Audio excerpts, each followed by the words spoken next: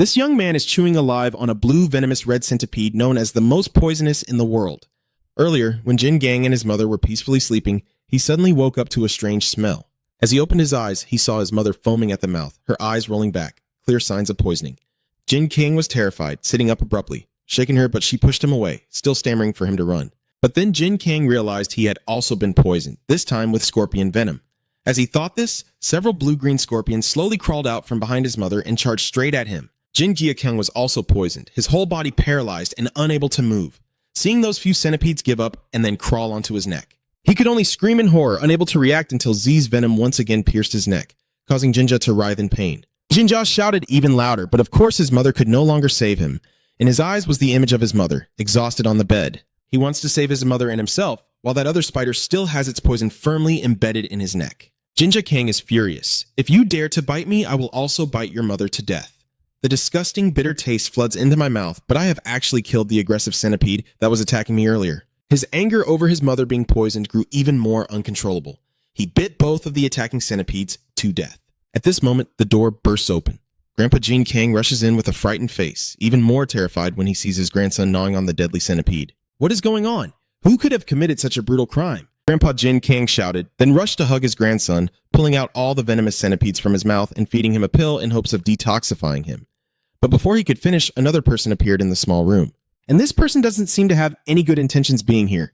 Tisk tisk, it's really a pity that the precious Hua Tindan Tam Huan was wasted on such a useless kid. If you had listened to me earlier, things wouldn't have gotten this bad. What do you plan to do now? Your stubbornness has led to tragedy for your innocent family. Bring Ru! Our Baihuatuat sect may be small, but it is also one of the top medicinal schools with a history of over 3,000 years. How can we possibly submit to a poison sect that uses poison to kill people indiscriminately like you? Why bother resisting this or that when we all have to go sell salt anyway? Old man Mang Ru chuckled loudly. Jin Gang's grandfather was so furious he kept scolding Mang Ru as a beast worse than an animal and reaffirmed that his Baihuatuat cock would never bow to Mang Ru's poison sect. But even after being insulted, that old man's face remained expressionless and shameless. You're really hot-tempered. Whether it's the medicine sect or the poison sect, they all come from the same root. Well, if you've made up your mind, then there's nothing more to say. And now you can't do anything either. Anyway, saving your granddaughter's life seems pretty difficult. Because I specifically brought the red centipede into your daughter's and grandson's room. Grandpa Jin Gang was even more terrified. Only then did he have time to observe carefully. It really is a red centipede. Then this is a serious matter. Because among all those centipedes in the world, the red centipede is the most poisonous. It seems his daughter has suffocated. Only the small grandson is left gasping in his hands. Even old Mang Ru doesn't intend to spare his own life. He demands that Jin Gang's grandfather quickly take his child away. If there's anything you still want to deny, say it now. And then the old man will send the entire Don family to the underworld. Jin Gang's grandfather was also driven to despair, carrying his grandson silently, taking step after step outside, ready to accept the judgment from that bastard Mang Ru. But just then, Jin Gang, feeling weak and coughing repeatedly, found Mang Ru amusing. Stepped forward 2 paces to observe him closely, then excitedly said, "Do you see this little brat? Even after being bitten and bleeding, he's still fighting." Jin Gang, barely able to move, left his grandfather's embrace and crawled to Mang Ru's feet, the old man still laughing loudly, enjoying watching the boy struggle in his final moments. But it was precisely because of the contempt for the opponent, who was just a child, that the old man made a disastrous mistake. While he was busy mocking, Jin Gang suddenly stabbed what was in his hand into Mang Ru's leg. The important thing is that it is the scales of the red killer. Mang Ru, furious, glares and immediately strikes to send Jin Gang to heaven to make Ha angry. But your grandfather managed to quickly embrace his grandson, using his back to shield him from the attack. As for Mang Ru, things just got serious.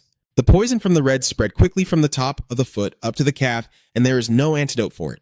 There was no other way, so he urged his subordinates to cut off his own leg with a sword to save his life. His subordinates also dared not disobey and immediately acted.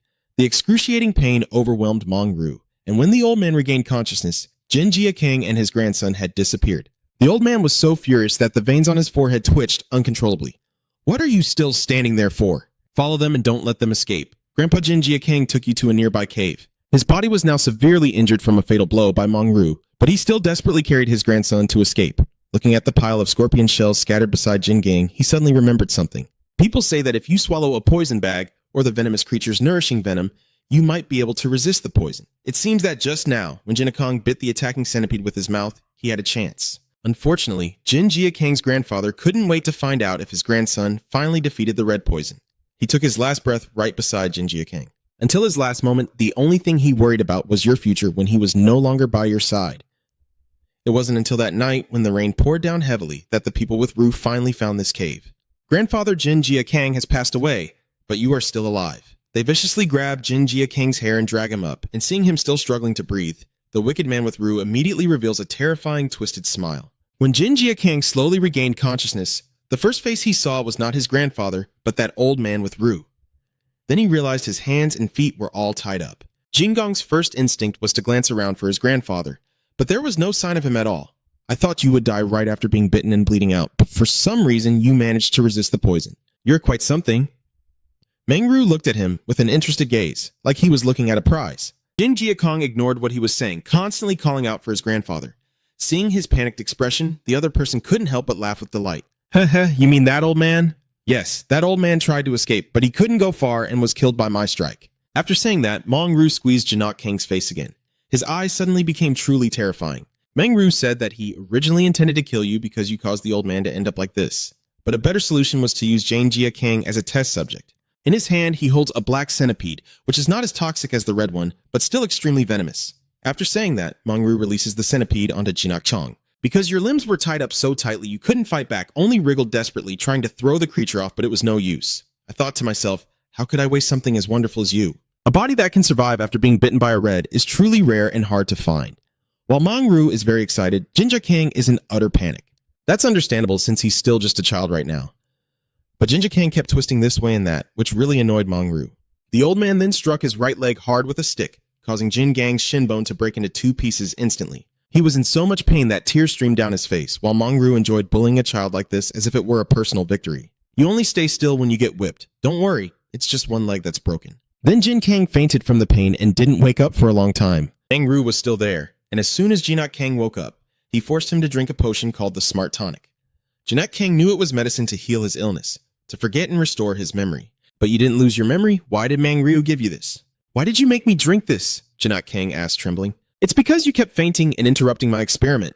Mangru smiled cunningly. You need to stay awake so I can record your reactions, right? I'll give you this regularly, so you'll remember better. But Jin still felt that the old man's intentions were more than just that. Could Mangru really be kind enough to give him such a potent dose of medicine? As expected, the body's reaction then served as an answer to that question. Jin suddenly coughed harshly, writhing in pain. At that point, Mangru revealed that he had also mixed pufferfish toxin into the potion. Moreover, he thought the normal dose wouldn't be enough, so he increased the amount to kill 10 adults. The scene of Jinja writhing in pain in the old man's eyes is an incredible experiment, and that suffering child has endured a long period, sometimes lasting several years, of inhumane experiments by Mangru. He kept forcing him to drink smart soup mixed with various poisons, from simple toxins to complex mixtures of multiple deadly substances. Every time such an experiment was conducted, Mangru carefully recorded his reactions. Thanks to that smart broth, Jin Gang never had a moment of falling asleep. It forces you to endure all the effects of the poison while remaining conscious. This makes Jin Gang feel as if he is in the deepest layer of hell, a bottomless abyss of horrors with endless layers of pain. After a long time, Mangru observed that Jin Gang could resist all kinds of toxins. But he doesn't know the exact reason, only guessing that it is the effect of the healing pill his grandfather once gave him to take. Whenever poison enters, Jin Gang's blood seems to harden in certain spots. It prevents the poison from spreading, and then somehow, the poison disappears. Even though he couldn't find the answer, Mangru had no intention of stopping his cruel experiments. Today, he brought a new creature, a female double spider, proudly claiming it's a product that the Sichuan Hall only manages to acquire 5 of each year. Like the poisonous worms, Mangru released it onto Jin Gang's chest, so he could experience the sensation of the many-legged creature crawling all over him before it bit into his neck. Jin Gang's scream echoed through the room as his vision blurred and difficulty breathing set in. In his panic, Jin Gang instinctively begged Mangru to save him, but it only enraged the old man further. Mangru roughly squeezed Jin Gang's neck and then cursed him loudly. If you keep begging for your life like that, you should have thought about what you did to make my leg like this. I am crippled and had to cut off one of my legs because of you. I, who dedicated my whole life to the expansion of the poison sect, end up like this because of you. Do you think that's fair? Jin Gang was no longer alert enough to hear what Mangru was saying. Only when his body went limp did Mangru regain consciousness and let go. Jin Gang lay motionless on the experiment table, showing no reaction. Mangru thought he was already dead, so he untied Jin Gang and then carried him down. The old man knew that someone like Jin Gang, who can resist the venom of the red centipede, wouldn't die from a moderate toxin from a female spider. Moreover, now his body is swollen and suffocating, probably because his nasal cavity or trachea is being compressed. This is so troublesome, but don't think you can leave peacefully, the old man muttered. I will save you, and you must live until you pay for everything you've done. Then the old man channeled his internal energy into Jin Kang's body to lessen the poison's effect, helping him breathe. The energy was transmitted through the Bai Hui acupoint via the Xiaojua acupoint and reached the little finger.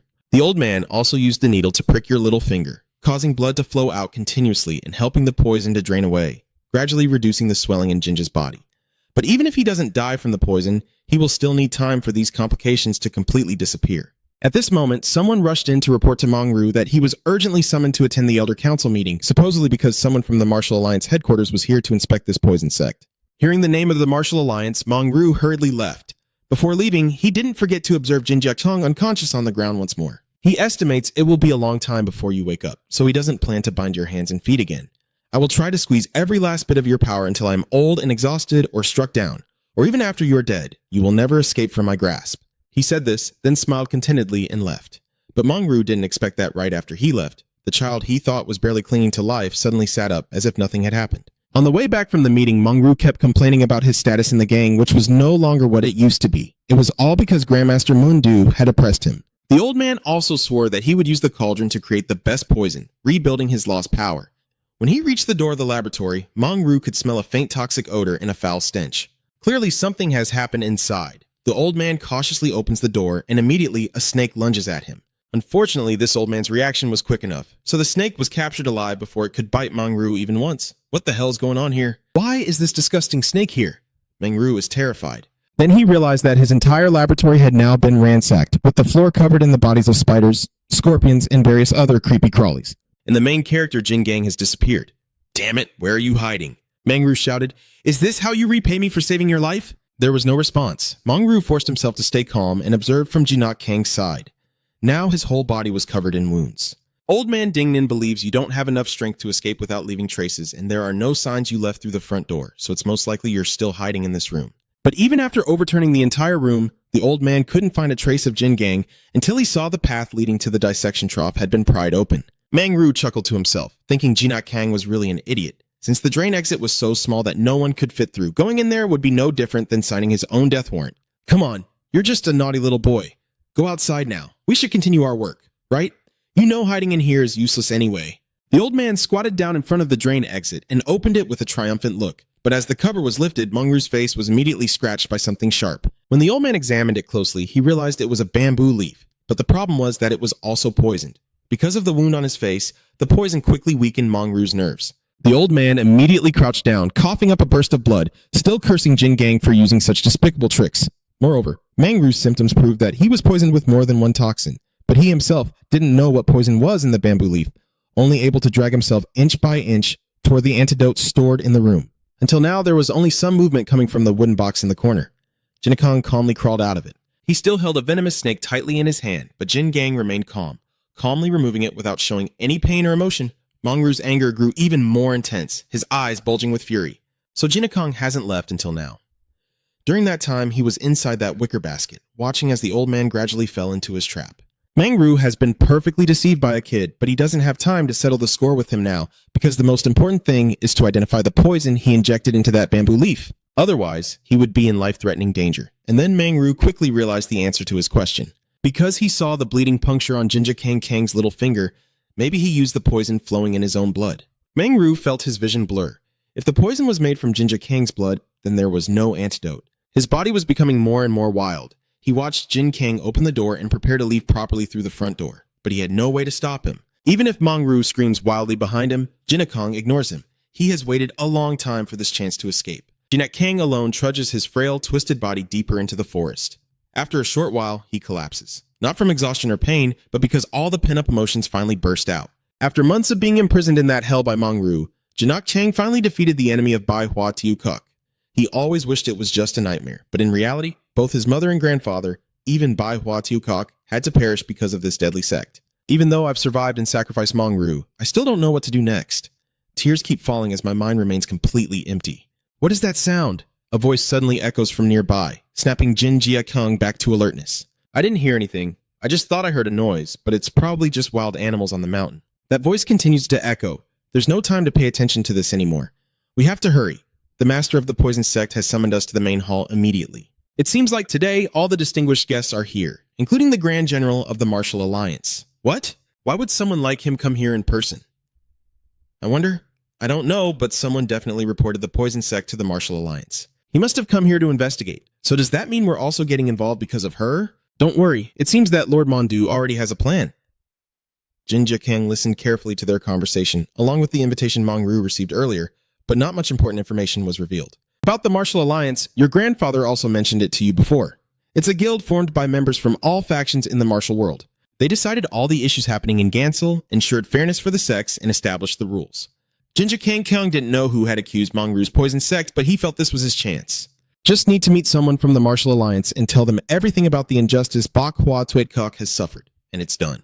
At this moment, all members of the poison sect have gathered in front of the main hall to greet Blade Dung politely. Jin Gang also secretly hid behind. This was the first time he saw Bung, but he had heard a lot about him. Everyone said he was a renowned and respected leader for his fairness and transparency since taking over Gan. Jin Gang feels hopeful, believing that if it is Dung, the cruelty of the poison sect and the injustice faced by Bai Hua Tuitkok will surely be exposed to the light.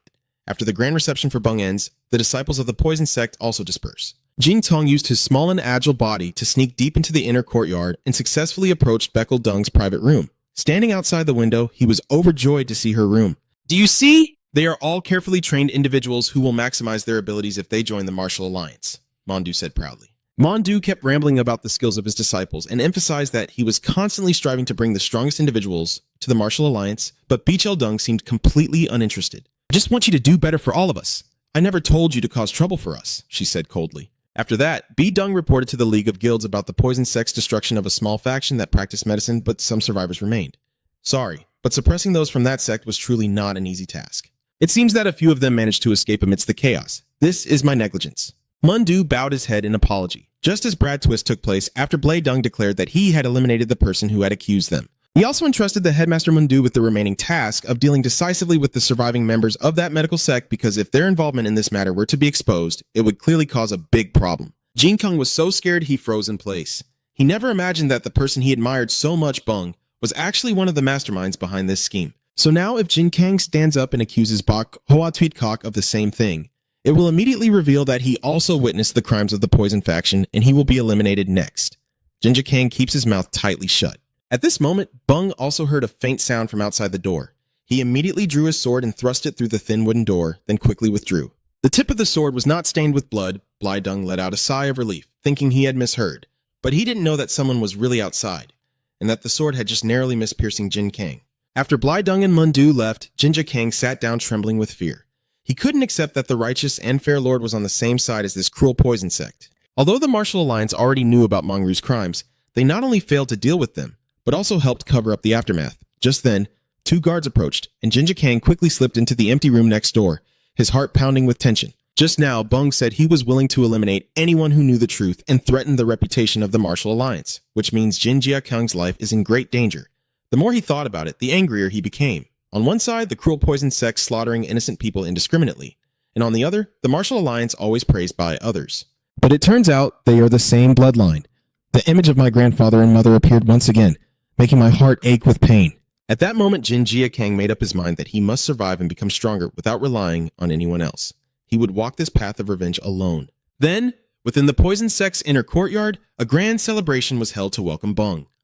While Mundu was enthusiastically giving a speech to greet Bel Dung, a subordinate suddenly approached and whispered something into his ear. Only Mundu's face suddenly changed, and he immediately asked to leave. Sure enough, the news his subordinate brought was that Elder Mangru had been poisoned with a complex, multi-type toxin. It's likely an accident during the experiment, and now someone is unconscious with their life in the balance. Mundu feels something is off. Mangru has been studying poisons for decades, so how could there be a mistake during the experiment? He immediately remembered the experimental object Mangru had been using for months. Did you see the kid that Mangru brought back from White Flower Absolute Peak to use in the experiment? The subordinates looked at each other, then shook their heads. Because when they arrived, besides Mangru, no one else was in the room. Mundu immediately felt a chill down his spine. If Jinak Kang had died during the experiment, his body should still be there, but the subordinates reported that it was completely empty. Moreover, Jinak Kang is the one who made Mangru's leg so deformed. If he were truly alive, he would definitely become a big trouble. Therefore, the poison sect urgently ordered their subordinates to find Mangru's experimental item, whether he was alive or not. After leaving the poison sect's inner courtyard, Jin Gang immediately encountered the unfortunate victims of the medical sect being escorted away. You remember what Mun Du and Blai Dung said earlier, that these people would be taken to the South Gate area where members of the poison sect are waiting, and of course, they will be eliminated. Jin Gang could see the leader of this small faction, an old man with white hair and beard, but he was not respected in the slightest. The coachman kept punching and kicking these people relentlessly, even using weapons to attack when they resisted. These coachmen were no gentle types either. If it weren't for the order to escort them away, they would have been ready to strike and kill these innocent people already. While the crowd was in chaos over the old man being bullied, Jin Gang took the opportunity to blend into the crowd. As the moon rises high, the carriage carrying prisoners from the Iceberry prison moves along the mountainside. Jin Gang sits obediently among the group, but it doesn't take long before someone notices he doesn't belong to their sect. It's that guy from earlier who stood up to protect the old man and got stabbed in the face. Looking closely, it seems you're not from that poison sect either. Who exactly are you? Jin Gang looked conflicted, then lowered his voice as much as possible. Li Ni revealed that he was from the Bai Hua sect. This group was stunned after hearing that. The White Flower sect? How could someone from the White Flower abode be here? Don't tell me your sect is also being oppressed by the poison sect. Jin Gang nodded silently. Your pitiful appearance only enrages the medical sect members further. The poison sect has become increasingly bold and inhumane after secretly gaining support from the Martial Alliance. The guy asked Jin Gang again how he got here, and he didn't hide the fact that Meng Ru had been using him as a test subject for months. Today, with the mansion bustling because of Blaze's arrival, you managed to escape. The other guy looked at you with a look full of compassion. Kid, it's good that you managed to escape here, but this cart isn't taking us out of this world. It's just dragging us down into another deep pit of hell. Jin Gang looked around and followed the convoy of prisoners, which was guarded by 5 soldiers. The guy then looked at him with the same gaze, immediately guessing what he was thinking and advising Jin Gang to give up. He doesn't know much about the others, but the guy with the sword in his hand definitely isn't joking around. It was also him who cut his face earlier. With D's fighting ability, even young and vigorous people could escape, let alone a group exhausted by the poison they are under. What if I have poison too? Jinja kept asking. Poison? It's true that having it is better than not, but poisons are not scarce. They can be easily neutralized. That really is a deadly poison that can take a life. Jinja Gang desperately tries to persuade him. What poison makes you so confident? Jinja Gang doesn't know what it's called because it has already seeped deep into his blood. You can only honestly say that the poison you possessed helped you escape from the poison sect after knocking out that bastard Meng Ru. As soon as they heard Meng Ru's name, everyone present gasped. Meng Ru, who's the leader of the poison sect, yet you managed to poison him? Everyone, please be quiet for a moment, Jin Gang reminds them. Where is that poison? The guy asked again. Jin Kong didn't answer immediately. Instead, she rolled up her sleeve and bit into her little finger. But what came out wasn't blood, but a clear liquid that looked like a pure toxin capable of killing a person. The victims of the medical sect were even more surprised. How could something like this be inside your body? Jin Gang didn't hide anything from them and continued to recount what he had experienced, including accidentally eating the red centipede that released Ru to survive. Afterwards, the poison centipede couldn't kill him. Knowing this, the old man took him as a test subject and over several months injected hundreds of different poisons into his body, eventually turning Jin Gang into a container of pure poison. That guy wants to check for himself, so he told Jin Gang to turn around. Then he channeled some internal energy into him and began to examine his body. It felt very strange because this man sensed that all of Jin Gang's meridians had been blocked. But your internal vessels, acupoints, and limb acupoints all seem to be connected by a single meridian, and that meridian is gathering within your internal vessels. It is very likely that it is poison. As a member of a medical sect, he couldn't explain why this strange phenomenon was happening to Jin Gang, while he was eager to use the poison inside his body to create a chance for everyone to escape. Wait, a woman sitting across suddenly spoke up. What if we fail? What will we do if your plan fails? What if everyone ends up losing their lives? Don't you think about that? Another man immediately supported this idea, because he believes that at the end of this carriage ride, they will probably end up in a place where they have to do hard labor, but at least they won't lose their lives.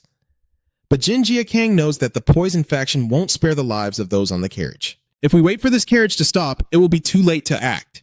The plan also received the young man's approval. Now, they still have a chance because their numbers are larger. Once this carriage stops and more people come to escort, it will be too late. You said your name is Jin Gang. If possible, please help us and let us help you too. Then the man realized he hadn't introduced himself yet and said his name was Zhang Myung, the deputy head of this medical sect. Zhang Myung is extremely grateful that Jin Gang suddenly appeared here to help them escape when he could have done it alone, and also to reveal the true evil nature of Bung and the Martial Arts Alliance. Don't thank us yet, we haven't escaped. To be honest, you're not 100% confident you can defeat all these escort soldiers. As Jin Gang finished speaking, suddenly the sound of pounding hooves echoed in. Don't just stand there. A writer urgently reported that the headmaster ordered you to return immediately. What's going on? That guy turned around anxiously and asked. The messenger reported that the elders at the nearby house are almost going crazy because Meng is unconscious and it's unclear if he can be saved. Meanwhile, the test subject held captive by him had escaped, and Mondu ordered them to find that person at all costs. D, upon hearing this, showed obvious disdain. Meng was beaten into unconsciousness? That old man is really too old. He's not what he used to be anymore. He even lost a leg, but that's not really important. The informant believes the experiment subject who escaped might be hiding in that prisoner transport vehicle. Jin Gang and Dong Mi-young exchanged tense glances, neither daring to breathe heavily. Luckily, since Jin Gang has been kept locked in a sealed laboratory since his capture, these subordinates have never seen his face. To be safe, he ordered D.O. to bring all the prisoners back. But now returning is not easy because the truck is on a mountain trail, which is so narrow that turning around is very difficult. Instead of bringing everyone back, the guy came up with a different way to check. How many people are we escorting today? He asked the person next to him. Yes, there are 11 people in total. If that's the case, a quick count should be enough to know, right? According to D's words, Jinja became even more tense, while the victims of the medical sect sitting on the carriage were just as nervous, bowing their heads down. D-do carefully counted each person. Then suddenly, a twisted smile appeared on his face when he realized there was one more person on the carriage. Jin Kang's mind only had time to flash 2 words, disaster, and he thought to himself, this is interesting. Even at this point, you still try to hide a criminal. Is this the compassion you always boast about? He said with a loud laugh, then drew his sword. Then you guys don't need to go any further because I have a perfect reason to deal with you right now. His bloodthirsty smile makes everyone shiver despite the heat. Jin Gang was extremely tense, realizing he possessed a deadly toxin capable of killing these bastards, but he didn't expect them to chase after him so quickly. Seeing him trembling uncontrollably, Dong Mi-young firmly patted Jin Gang on the shoulder and then gave him a look full of determination. And before Jinji could even calm down, suddenly a fake old man stood up and accused him, saying it was that guy who sneaked onto the car while we had no idea. We are willing to surrender him, so please leave us alone. Jin Gang flinched, but before he could react, the old man was cut in half by a sword. This horrifying scene left everyone there stunned and open-mouthed. After killing a person, he even nonchalantly stuck out his tongue to lick the blood on his sword. They said to inform the sect leader that these guys are trying to hide the escapees, so eliminate them all to end things smoothly. After all, killing prisoners like them isn't a big deal, right? That's right, that's how it is. But the messenger seemed troubled. His brutality had made the martial arts prisoners unbearable to endure. Then another girl stood up to resist. How can that demon treat human lives so cruelly, just like a tiny worm or ant? Then come and take my life if you dare, you wicked soldiers. This woman's actions ignited the flames of hatred in the remaining prisoners. They all stood up bravely in front of Dong Mi-young's sword, unafraid. Seizing the chaos, Dong Mi-young ordered a full-scale attack, and the young men and boys captured on the cart are charged together at the escorting soldiers. Although they are members of a medical sect, their skills are not bad at all. The first of the soldiers was quickly struck down by Dong Mi-young, but D remained standing still, watching with the eyes wide as if watching a good play, because he was confident that even if those people rebelled, they could not escape under his sword. But suddenly, the soldier who was hit collapsed to his knees, spewing a large amount of blood and starting to cough violently. He reached out to D for help, but before he could finish speaking, he collapsed and passed away. The messenger, seeing the situation, was so frightened he nearly fainted and immediately urged his horse to turn back. I'm leaving first. What's going on here? What are you hesitating for? Another guy shouted impatiently. At this moment, D furrowed his brows to show a hint of concern. He stared intently at the weapon Dong Mi-young just used to attack that guy, but it was only a broken piece of pottery, capable at most of causing minor injuries. So that guy was wounded with just one slash? As an underling of the poison sect, Dado quickly realized that the piece of ceramic contained a potent poison capable of killing someone. Come on, who's next? Even if you keep trembling, you'll just end up writhing in pain. The warriors of the medical school, including Dong Mi-young, are now full of fighting spirit, but D remains strangely calm. I'm not that stupid because I realized your weapons are poisoned. I just need to keep my distance. Are you stalling? Waiting for us to tire out? The man standing next to Dong Mi-young chuckles and asks, not necessarily. I just want to show you this. As he spoke, he decisively swung his sword down. Although the distance between them was quite far, the power generated by this strike was immense, enough to instantly split the two unfortunate men apart. The bunch of cowards turned pale with fear. I never expected that the troublemaker would know how to use sword techniques. It seems dealing with him will be much more difficult than they imagined. Now it's my turn to fight back. It's time to end everything here. As a habit after ending a life, he would put his sword to his mouth and lick it as if savoring delicacies. But it seems he was so lost in his victory that he completely failed to notice Jin Gang rushing from behind with a broken ceramic piece soaked in poison at his fastest speed. This is the plan that Jin Gang and the other prisoners from the medical sect had discussed earlier. They have a broken ceramic jar, which they poisoned with your blood, turning it into deadly weapons. However, his fighting ability is still a major concern because he's quite skilled. Dong Yang believes they need to set a trap to distract him, then have someone launch a surprise attack from behind. Only then is there a chance to hit him, and the plan is executed with great precision. Because he was completely absorbed in his sense of victory, he didn't notice Jin Gang approaching from behind. Using his slender but agile body, he successfully struck the piece of pottery across the back of his neck with all his strength. You thought you had succeeded, but in reality your flesh is as hard as reinforced concrete. Jin Kang's attack didn't even shake him, let alone poison him. "Is this your plan?" he asked coldly. "Too bad. With that weak grip you have no chance of cutting me." Then he immediately changed his target, turning his sword directly at Jin Kang and swung. Zombie Yan shouted your name in terror, but Jin Kang couldn't dodge in time. The smell of fresh blood filled the air. "A brat like you dares to fight back against me? Not bad for hitting my weak spot, but is that all you've got? Do you have anything else to show me?" Jin clenched his hand around the opponent's sword, but he couldn't stop it from sinking deeper. As fresh blood poured out, he felt his strength waning, but Jin Gang refused to give up. "If you die here, the suffering people of the medical sect will have no good ending, and the revenge of your grandfather, mother, and the White Flower sect will also go unfulfilled. If there's nothing else, let me send you off on your journey." And with a teasing tone, he then pulls his sword out of Jin Kang's stomach. Seeing how he treats a child like you, everyone present couldn't help but feel furious. Whether old or young, male or female, they all charge forward together, determined to tear this beast of a man to pieces. On the opposite side, that bastard not only shows no fear, but also grins with great satisfaction, as if he had been waiting for this moment for a long time. He swings his sword, and the carriage explodes with a loud bang, kicking up dust and debris. Dong Yang was the only one standing outside the attack range, when the smoke and dust cleared enough for him to open his eyes wide.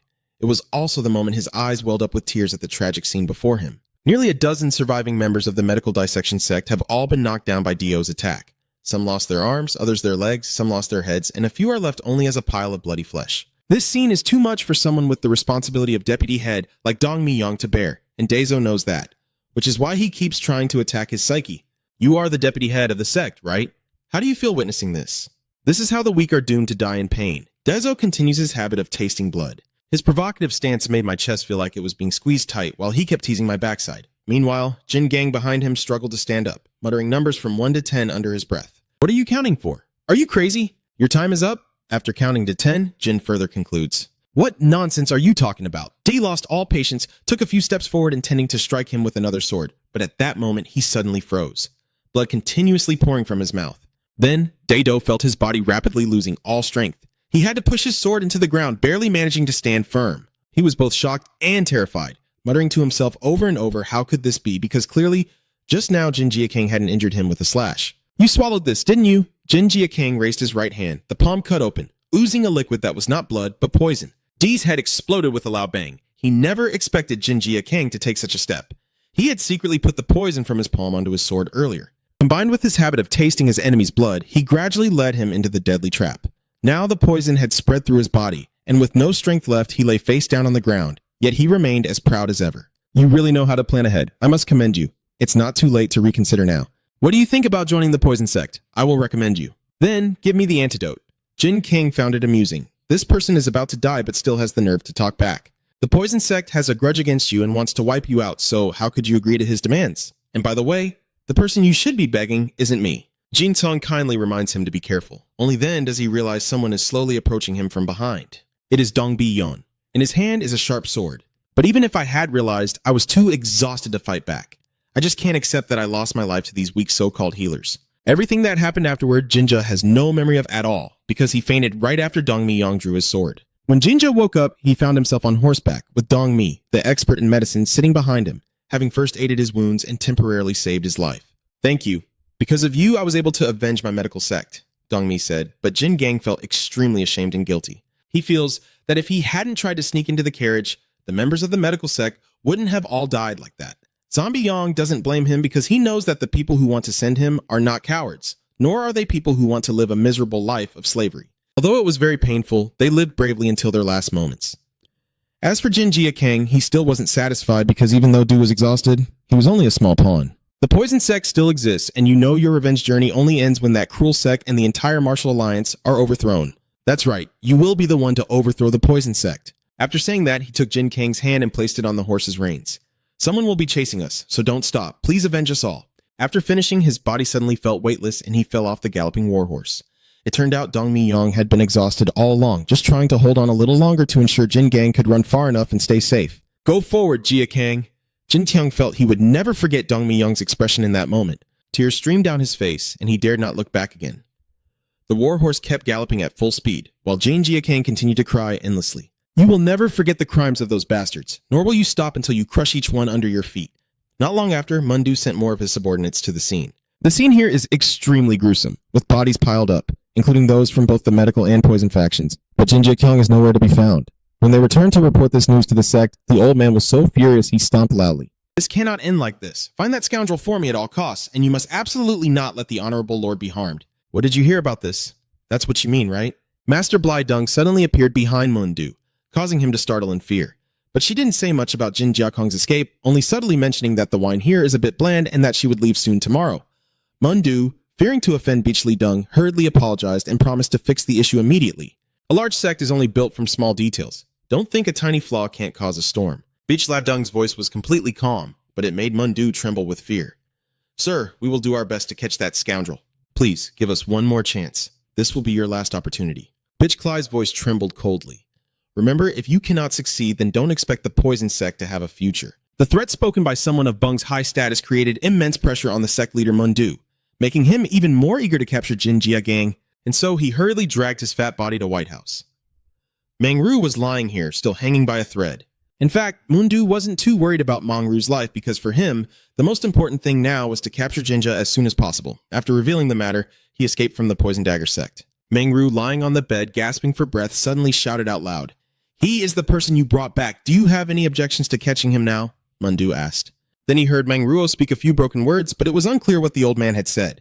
However, at that moment, Mundu had to lean very close to his ear to barely catch a few words. A week later, Jin Gang was still wandering deep in sleep. His health was now relatively stable. It's amazing that you didn't treat your wounds, yet they healed so quickly. Jin Ka-king wondered if it was the result of the cruel experiments conducted by Mangru. But no matter what, being able to live on in good health was enough. Currently, Jinja Kang is still struggling to escape from the members of the Poison Sect, but running away seems pointless. Jinet Kang feels he must keep going further, build his strength on his own, to be able to take revenge. He went to a village quite far away. Luckily, he didn't see anyone who seemed to be from the Poison Sect here. After wandering around the street for a while, Jin Ka-king decided to enter an inn to ask about the situation. May I ask if there are any trustworthy clans or sects nearby looking for servants? Thieves have destroyed my house and I have lost my entire family. Now I have nowhere to rely on, so I am looking for a job with a place to stay. Goodness, then it's best for you to find a wealthy family. Lord Yang is the ruler of this area, so you should seek him out to explain your situation. His family is one of the most powerful clans in this Yunnan region. Jin Kang interrupted the woman. You're asking about the Poison Sect. This time, it's the guest eating noodles in the shop who responds. He said that the Poison Sect is not a suitable place for children like Jinja Kang to join, especially since there has been a civil war within their sect recently. A civil war? For what reason? Jin Cha kept digging for information. He didn't know why they were attacked by 2 medical schools. I heard it's because they're trying to hinder their development. I've also heard that many people have lost their lives and been injured. But it was all for nothing because in the end, the Poison Sect still gained control. That man only recounted what he had heard from the streets. But Jin Jia Kang felt truly disgusted. That Poison Sect is just a bunch of thieves crying wolf. They are clearly the culprits, but try to pretend they are the victims. But from what the man said, Jin Kang also learned an important piece of information. One of the 2 medical sects oppressed by the Poison Sect is affiliated with the White Flower Absolute Sect. It is said that the surviving members of the White Flower Absolute Sect have been taken to a distant labor camp. Yinak Kang was stunned to hear the 4 words Ba Kwa Tuet Kok like a thunderbolt and hurriedly asked the man, "Do you know where they were taken to a labor camp?" I think they are in some mine in Manhwa, but there are quite a few mines there. But why are you asking about that? Jinak Kang didn't even have time to hear the full sentence before rushing out. After being taken back by Mangru, he always thought that the White Flower Sect had been wiped out. But if what the man just said is true, then besides him, there might still be survivors being taken to the mine to work as slaves. Jinak Kang's first thought was that he wanted to go find them. He hadn't gone far when Jin Kang suddenly stopped. It was very likely a trap set by the Poison Sect to catch him. But if everything is true, how could Jinak Kang stand by and watch his sect members be oppressed without stepping in to save them? But the truth has proven Jin Kang's suspicions to be correct, because right now, in an underground mine in Namhua, Mundu is waiting patiently for the right moment. Moreover, standing beside him is Mangri. The old man has recovered. After that deadly poisoning, he has lost an eye. Mangri's idea was to spread rumors to lure Jin Kang, but after several days, he still hasn't taken the bait, and Mundu is starting to lose patience. It will definitely appear. Just be a little more patient. Our sect's survival depends on whether it shows up or not. Yet you remain so calm. Mangru, Actually, Mongru isn't as calm as he appears. He's very excited at the thought of catching Jin Gang and tearing him apart into hundreds of pieces. The old man couldn't forget the feeling of agony after being poisoned by you, including the time he spent in bed, using all kinds of antidotes and almost going insane in delirium. During that suffering, the only thing Mongru clearly remembered was the name of the enemy, the one who he believed had taken everything from him. While it's clear that I was the one who originally caused the grudge against the White Flower sect, Jin Gang, I will definitely wait for you, so you must appear soon. Not long after, Jin Gang arrived in the South China region, and after wandering through a few mines, he indeed met someone he knew. With Lord Yun X and Mr. Gong present, Jin Gang became even more convinced that the rumors about the survivors of the White Flower sect were true. There are more guards here than I thought, so rushing in directly to rescue them is really a bad idea. What should I do now? Jin Gang thought to himself, his eyes darting around, and the answer came when he saw a wooden house a short distance from the mine entrance. Jin Gang then set the house on fire. Because it was a storage area, the guards quickly panicked and became chaotic after discovering it. Instead of guarding the prison, they started pouring water to put out the fire. Jin Gang took advantage of the chaos to blend in with the prisoners and had the chance to reunite with someone familiar. Seeing Jin Gang appear, they were all very surprised, because they had already heard news of your survival and your escape from the poison sect. And knowing that the survivors of the White Flower sect are being oppressed here, I couldn't just think about my own safety and run away alone. Jinji, I am so glad you are alive, and Bak Hua Tuyet Kok will not be lost here. If we lose you, how can we face the sect master in the afterlife? Don't worry, Mr. Gong, we will be fine. Jin Gang tries to reassure everyone, while the dry weather caused that wooden house to quickly burn down into a pile of ashes. Since there was no one inside and nothing valuable, the guards still felt somewhat lucky. They also reported to Mongru that the fire was caused by a nearby farm burning straw, with the sparks carried by the wind igniting this warehouse. But a cunning fox like Mongru wouldn't think so simply. You do know the consequences of neglecting surveillance, right? The old man spoke. The captain of the guards was so terrified that he fainted and quickly cast a spell. Sir, all the slaves are carefully monitored to ensure no one escapes. So what do you think if someone intentionally hides among the crowd instead of fleeing? That captain doesn't understand what Mangru means, and he doesn't have the strength to explain it to him. Mangru drags his crippled leg toward the prison door. The old man is certain that this fire was not just caused by a stray flame from the farm, but deliberately set. And the one who has the most reason to cause chaos here right now is none other than Jin Gang. The old man charged into the mine like a madman under the confused gaze of the guards. And with his hawk-like eyes, Mangru quickly recognized the familiar figure's back. Jin Gang is really here. This is truly a harvest worth making the old man smile. But Mangru doesn't want to stir up trouble yet, because he wants Jin Gang to have enough hope that he can free the prisoners here. That was the perfect moment for him to tear you apart and push you into the depths of despair. Mangru hurried back, not even bothering to announce himself, and burst into Master Mundu's room. My sect master was right, that bastard Jin Gang has come back on his own. I've already ordered guards to watch them, so Mangru's words suddenly caught in his throat, because he saw the appearance of another person in Mundu's room, Weijong Bach Huang.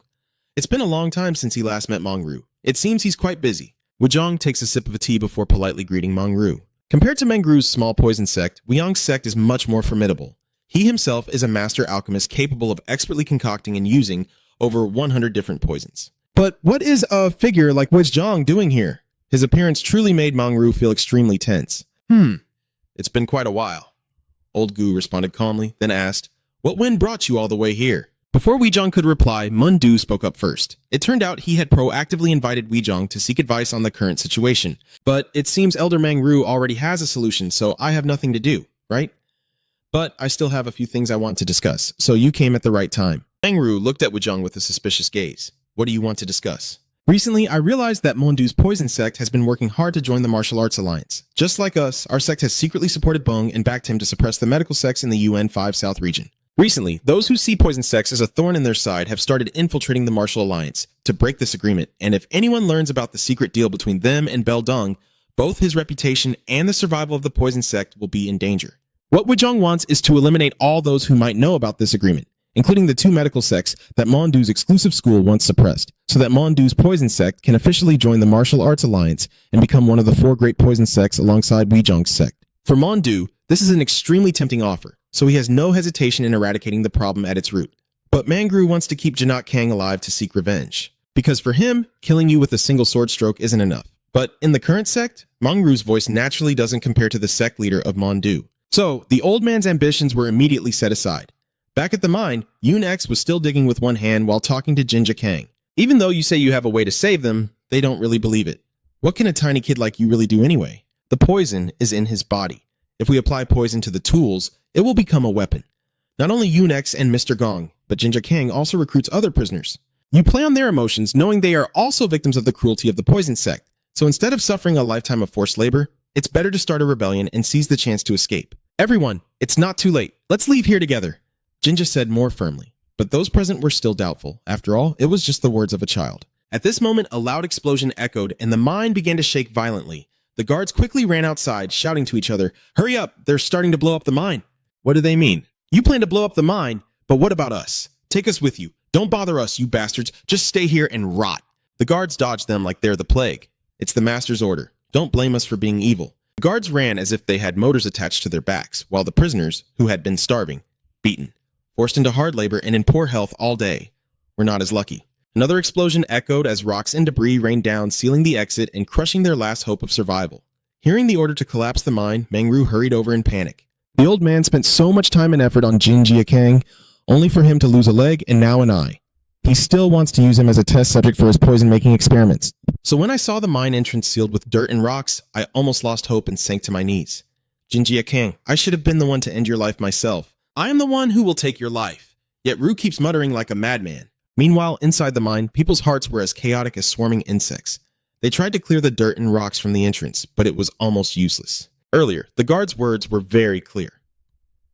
The head of the sect ordered to blow up the mine, which is no different from wanting to bury them alive here. A few calmer people realized how serious the situation was. This mine is managed collectively by all the poison sects, not just the Do sect. Therefore, collapsing the mine and burying all the sect's prisoners alive was something that all the poison sects had previously agreed upon. Jin Gang also began to feel panic. Is this a trap? But destroying an entire mine just to catch you is really hard to understand. Jin Gang was sure someone was behind this, and the first person that came to mind was Bladung. But the most important issue now was not finding the mastermind, but figuring out how to escape. People's hearts are in chaos right now, and Jin Gang, the only child among them, is also the calmest. If we only fear, we won't be able to do anything. I speak up, the entrance is blocked. But we still have energy and tools. If everyone works together, we will definitely find a way out. Jinjia's words sounded like a wake-up call, and the crowd that had been noisy and crying suddenly fell silent. Mr. Gong also took this opportunity, as the oldest person here, to speak and calm the crowd. Stay calm, everyone. Look at this. Even a kid isn't panicking. As adults, how long are we going to sit here and complain? Even though he's old, he will still do his best to help everyone. As long as we stay united, we can escape from here. With the words of an elder like Mr. Gong, his credibility only increases, and the crowd begins to calm down again. They felt that what Jin Gang just said was right. Trying their best, even if it meant risking their lives, was better than sitting and waiting for death to come. And so, they started digging a way out. But in reality, nothing was easy. With little food and faint light, carving a path to survival was extremely difficult, and people gradually began to tire. Although the tunnel digging had made good progress, at this rate everyone would probably give up before reaching the outside. Jin Gang carried the torch around to check the situation, and then he really found a gold mine. He found a small hole just wide enough for a dog, but with his thin body, Jin Gang could easily squeeze through it. On the other side of the hole was another mining area, where there was a large water pond. The moss and grass cover everything around. This amount of water and moss is enough for everyone here to catch their breath. Jin Gang was so happy he wanted to jump for joy. He knelt down, scooped up a handful of water, and put it in his mouth. But reality hit him hard when he discovered the water was poisoned, dashing his hope once again. If the water and moss are toxic, they can't be given to everyone to eat. Only Jin Gang is immune to the poison. He ate plenty of moss and drank enough water before returning to the others. After being full, Jin Gang tried to work beyond his limits. While the others split up to dig the tunnel, he kept working tirelessly without a break. Most of the others are adults, and seeing Jin Gang like this, they couldn't help but admire him. Even young men have to suffer from exhaustion. Jin Gang is just a child, probably already exhausted, but still trying not to give up. Everyone knew that Jin Gang could absorb poison and that he had found a pond full of algae. Then he gave all his food and water to everyone, surviving only on that water and algae, risking his life to find a way out. Jin Gang hopes to find a way to survive on his own, but reality once again hits him hard. Due to the lack of light, the wooden stakes they set up to support the earth were built incorrectly, and once again the tunnel collapsed, burying alive those who were still digging tirelessly. This happened right in front of Jin Gang, pushing you into extreme pain. The survivors in the mine are now extremely desperate because they are running out of food and water, and if they keep digging, it's like starting all over again. The crying continued mournfully and coldly. Everyone thought it was all over, but Jin Gang stubbornly refused to give up. You start digging with your hands to fill the tunnel and throw the dirt to the sides. If I dig alone, it would take me 10 years. An old man steps forward softly, reminding her that as long as she survives, how long doesn't matter. Jinjia firmly replied, "Don't you know what letting go means when it's necessary?" He muttered to himself and then continued.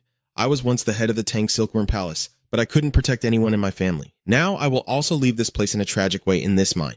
But even if my body dies, I want our secret techniques to continue in this world.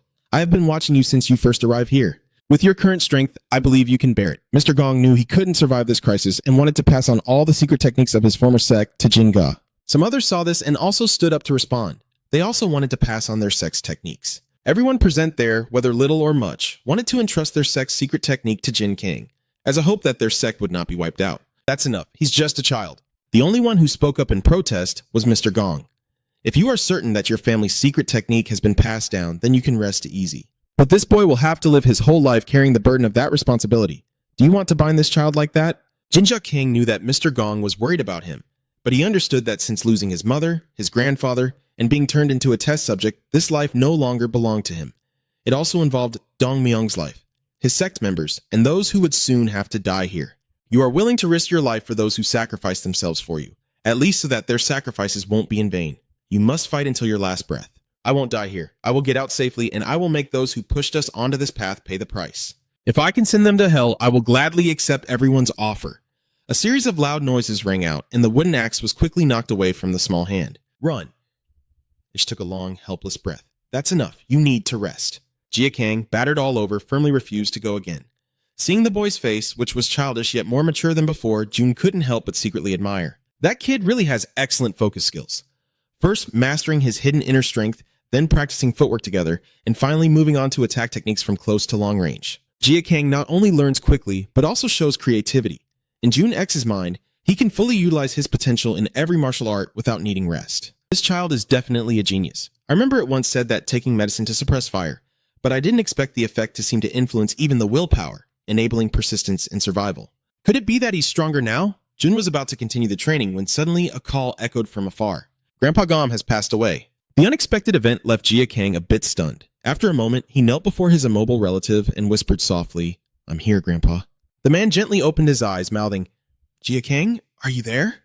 Trying to lift a hand, knowing he would never give up, but perhaps he was about to cause more pain, wondering how you would survive alone in this brutal ordeal. Gong slightly tilted his head. I'm sorry. In the end, I still couldn't protect or fight beside you. A deep regret suddenly filled his heart. I want to see that place one more time. A voice growing softer. A place where only white lotus flowers bloom. Grandpa Gong fulfilled his wish and slowly departed from this world. Everyone around was crying bitterly in deep sorrow. Only Jia Kang kept his head bowed from beginning to end. I will leave now to continue my training, no matter the protests behind me. Don't, it's best to stay now. Everyone knows we don't have any more time left. Under the golden canopy of flowers in the cool autumn weather, the sound of poetry echoes. Oh, the deep blue surrounds me. Manru, drunk and rambling in a corner, said, I reached the depths of my suffering and crossed the boundary just because of you. It's been weeks and he's still like this. It seems he's lost something very important. Why is he destroying himself like this? Manryu still wonders. Did you leave me behind while there are promises still unfulfilled? Why? He finally shouted, forcefully throwing the broken jar. If you leave like that, do you know what will happen to me? Damn it! The old man, exhausted and panting heavily, accidentally saw something flashing in the water created by Manryu, indicating some movement inside, and a few tremors signaled that there was still life within the mass. Manryu widened his eyes in shock. Why was it trembling? Impossible. I can hear the sound of wind whistling through every crack. Inside the faintly lit area, the sound of blades echoing, countless flames flickering to illuminate the cold space. Manryu desperately searches with his sense of smell. Are you still there? Suddenly, he let out a terrifying laugh. Hehe, Manryu screams wildly. Haha, I finally have to do that. The only way to find out if it's really you. The old man's face contorted into a grimace. He's still alive. It seems heaven has not abandoned me. All right, I don't care how long it takes or if I have to wait, as long as you still exist. In the darkest times of fate, there's only one person left. Everyone else close has already died. Memories flashed through Jia Kang's mind as his trembling sister said, I am truly very hungry. Images of their old father lying on the ground, finally reunited with everyone at the gate of heaven. Or, the mother with a desperate look, at all costs you must avenge the betrayal. The warning from her trembling voice. Don't forget what you have learned and witnessed here. Not long before Jia Kang was the last survivor, you dug through a series of rocky lands. Behind you lay the bodies of villagers. Even relatives of Jia Kang laid out in disarray. The boy's lips pressed tightly with anger as winter arrived, and everything around was covered in a blanket of white. Manryu stands before the great mountain, no longer looking drunken and disheveled, but rather quite respectable. Some mock him and call him crazy, but this small sign is enough to give me hope. Manryu's lips curl up slightly. It might take 5 years or more. I hope you finally escape and come to satisfy me. The old man slowly turns his back and walks away. Soon, we will face each other again. The small hand suddenly grabs some grass and put it in its mouth to chew. After filling his stomach with grass and poison water, Jin Gang took time to practice. He focuses on meditating, recalling and clarifying his thoughts, maintaining balance, opening the meridians, combining everything in the world, celestial bodies and his body, and continues to endure the torment. Even Jin Gang himself isn't sure if he can escape from this dark prison anymore. After a while, he is seen hugging his knees and crying. These hardships seem to have worn down Jin Gang's will, leaving him helpless. The 4 seasons, spring, summer, autumn, and winter, pass by like flowing water. Entering the 8th year, on a new moon night, the stone that had always been still suddenly developed a crack. Small fragments fell, awakening the creature inside. It only took a few seconds before a hand reached out. That child finally rose from the top. A pale, lifeless face from long without exposure to light. A gaunt but powerful pair of legs stepping forward. The bright moonlight gently shines across the sky. Jin Gang stood dazed, gazing for a long time before grinding his teeth and becoming a god. In the silent night, a shout of rage echoed with bitterness. At this moment, not far from Jin Gang, soldiers are looting, indiscriminately slaughtering everyone they encounter, with bodies in all positions, and most of the remaining parts of the village are either burned or destroyed. A few key characters are left hopeless, kneeling on the ground with enemies guarding closely around them. Amidst the chaos, a hoarse voice rings out. "You think I can't find you just because you're hiding far away? You're really brave, Headmaster." Red-haired girl clenched her lips in extreme fury. "You bastard. You still can't let go of your own ambitions." She roared, "Elder Du, aren't you afraid of divine punishment?" He laughed at her expression. "Everyone in the medical guild told me the same. These hands have slaughtered over 20 sects." The old man firmly squeezed the beautiful face of the red-haired girl. "Where do you think you are right now?" "Those two things only exist in prayers." "All right, where is the secret technique of the red chamber?" The red-haired girl refused to submit, spitting a mouthful of saliva onto the wrinkled skin. She fiercely retorted, "Do you think killing, stealing, and exploiting are something to be proud of? Is the standard of your pathetic alliance really that low?" Mundu wiped away the filth, listened in silence. Even the scum was accepted. Then he kicked the red-haired girl hard, causing her to vomit blood and pain. Under the stunned and frightened gazes of everyone around, the leader of the Red Gate fell back a few meters. Mundu, unable to hold back the anger from those words, blurted out curses, calling them filthy. He looked at the helpless red-haired girl. "How dare you say that when you don't know anything? Do you think I want to keep tormenting you, you bastard?" Suddenly, from afar, a subordinate approaches with a call, and the leader respectfully reports. "We found a few things that look quite similar to the secret manuals." Dusect was pleased to hear this. "Yeah, anyway, we'll find it soon enough, so why bother hiding it? I'll definitely make good use of them." The old man started to speak with contempt. "Be grateful. Even if your sect disappears, the secret techniques will always be passed down, and they will belong to Dusect." The obscene laughter continues to echo, along with whispers and murmurs. "What should we do with these prisoners? No evidence must be left here. Eliminate everything." Head of the Red Gate can only cry at all costs. Someone, please punish these bastards for the crimes they have committed. In the end, everything fades into the past, in the imperial city renowned for its luxury and splendor. In the large room, all you can hear are urgent voices. "Is anyone else there?" "Bring me more wine," the subordinate nervously reminds. "The headmaster has had enough for today. You must hold back." Mundu didn't care and shouted, "Shut up, stop rambling and bring the wine here." He still seems very bitter about what happened earlier. "Those bastards called me useless." A fleeting thought crossed Mundu's mind. "I just want to live like the great men, all very calm. I thought I would become like that after joining the Alliance, but all plans fell apart. Because that damn bastard Manru took everything away, I slammed my hand on the table and shouted a challenge." Dog Mondu stared blankly at the secret manual placed in front of him. The old man slowly picked it up.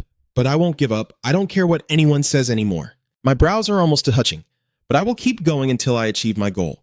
With unwavering determination, I will learn and turn all the secret techniques from other small sects into my own. If that's what it takes to catch up with you, I will go even to the ends of the earth." He kept rambling on without noticing. The area is gradually being invaded by a strange, dark aura. A pitch-black space with a hint of coldness envelops Mondu's body. The old man gradually woke up, wondering when he had fallen asleep, when suddenly a sharp pain from his arm shot straight to his brain. Mondu was horrified to realize his body was covered with continuously growing blisters of all sizes. "What is this? What is going on here?" Without hesitation, Mondu hurriedly looked for help. "Is anyone here? My body is in front of me," which shocked the old man to his core. All the soldiers were dead, their mouths still showing signs of poisoning. What is going on here? A few survivors are screaming loudly, "Something is definitely wrong, Headmaster." They all look like Mondu. When their consciousness awakens, their bodies are already like this. "What's happening, Headmaster?" The old man had to stay calm and assess the situation, noticing the pale face and red bumps. "I thought it was due to alcohol, but my senses are also fading. Could it be? How does the effect of Chusa poison, one of the most toxic substances in the world, made mainly of mercury, cause symptoms like shivering, loss of sensation, and death?" Du suddenly growled, "Do we have an antidote for Chusa?" The underlings panic and report that they've used up all the ore for mining, but there must still be some left. No way. The old man quickly signals, "Bring everything here, hurry up." He clenched his jaw and wondered if someone accidentally caused the cinnabar to become refined. This doesn't look like bone, and I don't feel any vapor inside. Suddenly, a loud explosion erupts. Mandu realizes the danger. The sect is under attack. He wondered who it was as he watched the smoke rise into the night, deep into the forest where the strongest aura of evil was emanating, and a young man was standing nearby. A few leaves fall, covering half of his face and revealing eyes filled with hatred. Jia Kang feels the cold night air piercing through his skin. He screams in anguish as the moon gradually fades. Everything is so different from before. Suddenly, a beam of light shines on the debris where Jia Kang appeared. He turns his head to observe, but some things remain unchanged. Jia Kang quietly whispered to himself that he must fulfill his vow. Then, trembling, he stepped forward onto the path. And now, facing the smoke, everything had been decided long ago. Jia Kang's expression remains emotionless behind the layers of ash as his subordinate raises a hand covered in boils. "This is all the remaining antidote," Mandu requested with a hint of satisfaction. "All right, everyone take one and follow me," the guy with the pierced head asked. "So, what about those soldiers?" The old man clenched his teeth, looking anxious and hurried, and said, "We will find out soon." The sects of Mandu quickly regained their advantage after detoxing, and all rushed towards the forest. The experienced old man with a keen sense of space quickly realized the problem and pointed ahead, where the burst of smoke was coming from. The footsteps slowed down and finally stopped. Mandu took the initiative to speak. "Who are you?" He stood with his hands behind his back, looking very serious, and emphasized, "Come out quickly." One hand was controlling the smoke, along with an exclamation. "It's you guys." Du Sect shows no hesitation in expressing anger, growling as it investigates. "Why are you attacking us?" The three words, "Why?" At the moment he responded, a gust of wind suddenly appeared, sweeping a cloud of poison smoke directly toward Mandu's sect. Jia Kang stepped forward confidently, his face calm, simply saying two words, "Revenge." The young man faced the elders and solemnly introduced himself. "I am Jia Kang, here to avenge the Y Duok sect." Mandu chuckled sarcastically after hearing this. "The Y medicine sect? That's surprising. This brother here is quite daring." "All right, where are the others?" Jia Kang remained silent for a long time, seemingly pondering something, then finally replied, "I came alone to make all the enemies panic, right?" "Ha ha ha, you're joking too much. How could you do all this alone?" "Do I look like I'm joking?" The subordinates look to the elder, awaiting orders. Mandu waves his hand, snorting coldly.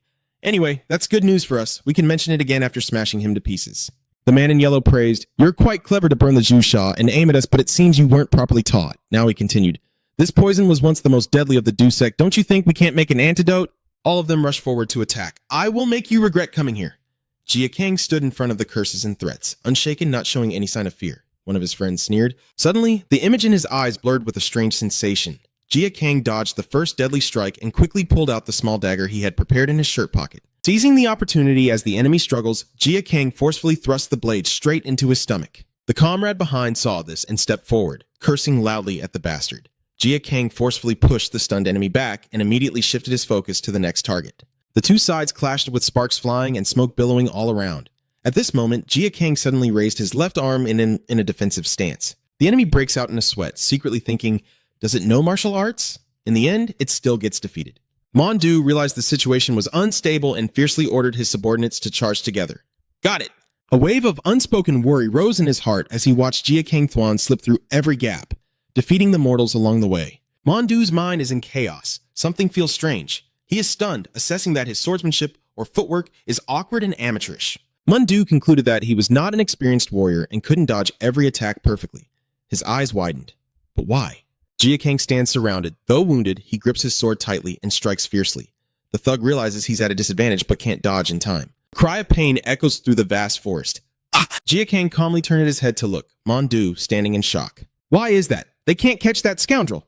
The old man shook his subordinates and roared in anger. "Come on, get up. How long do you plan to stay lying there?" Mandu shouted loudly, "Are you really warriors of the sect? Feel ashamed and look at this mess I've made." In the blink of an eye, the old man appeared right in front of him. Mandu was full of confidence. Even though it had been a long time since he last fought one-on-one, it wouldn't be a problem. Jia Kang's face remained calm as if playing around, stepping back to successfully avoid the deadly move.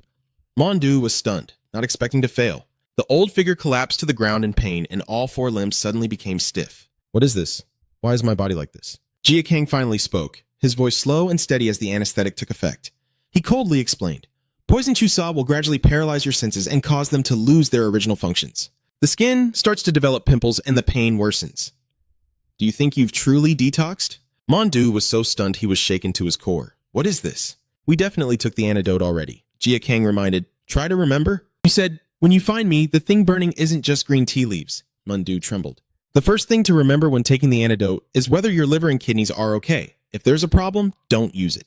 Second, do not combine the medicine with green tea leaves. Mixing these two will cause paralysis in the body. Jia Kang sighed.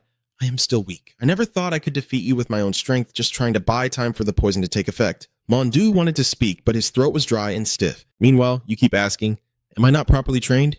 Jia Kang slightly kneels. I have waited 8 years just for today. My knowledge is already perfect. Are you going to be defeated here yourself? We only follow orders from our superiors. Wait, let's make a deal.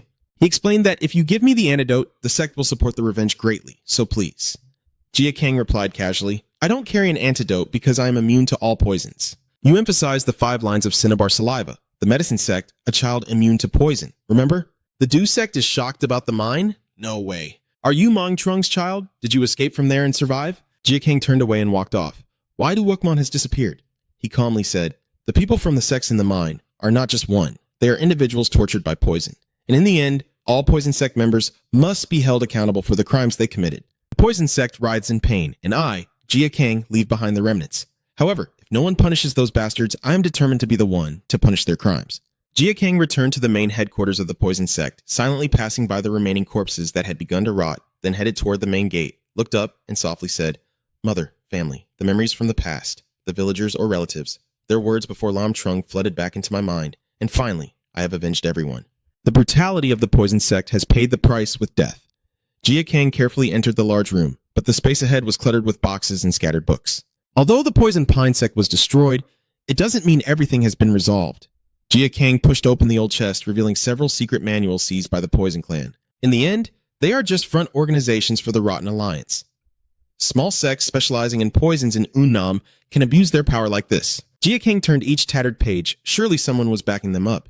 He kept reading intently. Time gradually passed from midday until the sky was tinged with sunset. Jia Kang had reached the 3rd secret technique book but showed no sign of stopping. When he reached the middle of the book, he suddenly froze, realizing that it was agreed upon by all poison sects, with the head of the sect ordering the destruction of all the mines. To ease Li Deng's worries, Jia Kang suddenly recognized a familiar figure, the head of the poison sect. He quietly concludes that all the alliances align with his expectations, involving the 3 largest poison sects in this matter, recalling Jun X's earlier words that the entire mine area is maintained by all the sects. Jia Kang clenched his teeth in fierce anger. Here, only the victims of other poison sects, and the violence in many places is not solely up to the Trungheim side to decide. In the end, Jia Kang set fire to almost the entire area. If I leave them be now, more people will suffer oppression. When I step out of the mine, I've already decided what to do. I firmly tell myself that blood debts must be paid with blood. I will root out them to the very core. And during that time, in a calmer place, teachings echoed. If the wind's strength is compared to a raging storm, then the storm would destroy everything in its path. Only the human heart can withstand such tempests. The man raised his hand to his chest in a serious gesture, but protecting the heart means guarding the liver, which always fights against external threats. He explains that when poisoned in the heart, the liver will be the first to be injured. The students below continue to praise him. Oh, as expected from the poison production advisor, they all panic. You are truly wise and insightful, with astonishing knowledge. Today's lecture was truly excellent. The man chuckled and replied, so you are praising this doomed man who is about to die. It is truly an honor if my limited knowledge can help these talented individuals. The students looked puzzled. What do you mean? No one can match your knowledge of poisons. Let us continue to learn from you, and no one else but Manryu. Next time we will discuss how to diagnose the type of poison affecting the liver. The students all bow their hands in salute. Greetings, advisor. Manryu watched their figures gradually disappear into the distance when suddenly a subordinate appeared beside him with a report. The advisor of the alliance summoned him. Manryu followed the order and headed towards Hogang Gang City. A few minutes later, the poison production advisor arrived, and Manryu stood by the glass, carefully questioning him. Did you send someone to find me? Grandmaster Lai Deng. Manryu hurriedly corrected what he said earlier. Oh, no, you have been promoted to the 6th Dragon Sword Sect. Then please allow me to call you Prime Minister Lai Deng. I looked annoyed and replied, you are late. Manryu Lao just smiled. Haha. The gods have tried their best to get here quickly with this crippled leg. So why do you say that? Is there something urgent? Li Deng replied casually. I think I found some quite interesting information. A letter from UNAM arrives. Manryu takes the item handed over, his eyes wide open as if about to pop out, looking very terrified. Your sect? Lai Deng exclaimed. It seems it has been destroyed. In just one day, he suddenly sighed and said, I didn't let this spread within the martial alliance, but I still feel uneasy and need to find out what happened. But the hoarse laughter from the person opposite quickly interrupted the mood of despair. Manryu looked up to the sky. uttering each word with great joy, momentarily causing Lai Deng to feel confused. What's so funny? Manru's face turned lewd as he roared, "'Tis your excellency, I think he's come back." He explained, "Jia Kang, I have been waiting for him for a very long time." Lai Deng asked, "Do you mean the child you mentioned last time?" "That's it." He was frantically waving his arms around. "The deity has thought about this for a long time, but couldn't wait until the right moment. If he escapes, the first place he would go is definitely the poison sect's greatest enemy, because they deserve it." Li Deng calmly said, "The secret techniques and spiritual medicines of the poison sect are dangerous, but since you secretly took everything, the poisons have weakened. Anyone can defeat them if they want to. I doubt it, but the one who did it by chance is the child buried alive in the mine 8 years ago. It's unreasonable." Manryu tried to explain, but other possibilities were also unlikely to happen. "Unless you're crazy, who would dare to attack the poison insect sect?" the old man argued. "Hasn't their medicine side been destroyed?" "No way. The reason I was determined to leave the poisonous insect sect from the very beginning was just to lure him here. If Jia Kang is the mastermind, he definitely won't stop there. Manru is determined that he will become insatiable and slaughter everyone. Maybe he's looking for his next prey to keep growing stronger from now on. And from now on, if anything happens, only Jia Kang will be responsible for destroying the poison sect." Li Deng suddenly fell into deep thought, not caring about what might happen next, while the old man suggested, "Let me investigate this matter. Other poison sects are also about to become as dangerous as the insects, so you can send someone knowledgeable." He silently listened, someone trustworthy, and finally agreed. "Fine." Lai Deng threw an item onto the ground. "This is a token that will grant you authority similar to an investigator from the Lianmin Vo Thuat city." Then he reminded him that the authority is quite high, so don't cause any trouble. Manru politely replied, "I will accept it." He chuckled and said, "You don't understand me now, but in a few days I will definitely bring a big gift here." The old man turned his back toward the door and said, "You will have to govern this world together with me." Suddenly, something strange appeared, injuring Manru's hand, and he immediately regained his composure no matter where he was. "Watch out for your foul mouth because Lai Deng is truly angry." Manru agreed, "I will remember." "Let's put that aside, aren't we on the same front?" Leaving the room, Manryu secretly rejoiced, finally able to harvest the fruits he had cultivated for a long time. A sense of excitement filled his heart, and people say that the longer you wait, the sweeter the fruit, and he was eager to see how much he could excite you. On clear moonlit nights, Manryu rides his horse through the forest. Hatred is one of the strongest motivations. The old man recalled, and more than that, if someone had struggled in a hellish place for nearly a decade, the image of the boy with bloodshot eyes appeared. It was no wonder he had become so strong. Manryu pondered silently. If one day you managed to escape from there, the poisonous insect sect would be nothing. The old man calmly pulls on the horse's reins, which is why the front yard is filled with scattered corpses and the faint smell of burning, leading me to decide to leave this place. Manryu whispers softly, just loud enough for himself to hear that kid. The old man carefully assessed the surroundings, burning everything to ashes. Manryu used his extensive medical skills to examine the nearest corpse, surely leaving some traces behind. Suddenly, from above, a small dagger flew at incredible speed, grazing Manryu's shoulder before piercing into the cold ground, leaving a streak on his clothing. Then, a deep voice sounded, breaking the silence. "I wonder which stranger is lurking in a place like this. Isn't he your leader?" "No, he's an advisor, right?" The old man smiled slightly and said, "You're lucky. If I hadn't recognized you in time, your throat would have been pierced." "Why is someone who has been promoted to the Martial Alliance here?" Manryu remained silent for a long time before finally sighing.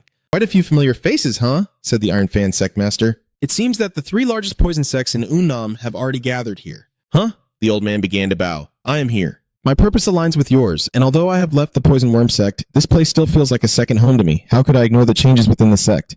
Furthermore, I was entrusted by the Alliance to investigate here and to apprehend the culprit as quickly as possible." Juno scoffs after hearing that. "A second home? Are you listening to those words from someone who's just taking money from the sect?" Manryu quickly defended himself, saying, "Oh, it seems this brother might be misunderstanding something. The Alliance has already testified to my innocence too," he replied calmly. "They only act when you become part of the system." Juno roared in anger, "If you don't do this, the poison insect sect will already be done for." Before he could finish speaking, Sanu interrupted. "Chief, please stop," he said seriously. "The counselor came here as an investigator, which means the Alliance is paying attention to this case. We could handle this more easily if we had support." While Run-No sighed in frustration, Manru looked much more relieved. "I am very grateful for the reconciliation from Grandmaster Black Abyss." Jizu then wondered, "So what does the Alliance think about this?" Manru's response: "They think that the main culprit is the sects opposing Prime Minister Lai Deng," which surprised the old man. Weren't they all already wiped out? Juno clenched her teeth in anger. If that's the case, they should attack the main city directly, right? "Why is it the poison sect?" Manru replied calmly. "Everything will be clear once I catch the culprit. Sangu suspects." "So, detective, have you found anything new yet?" He suddenly snorted coldly and then looked at the corpses. "Nothing but this corpse. Despite my thorough search, I found no signs of injury.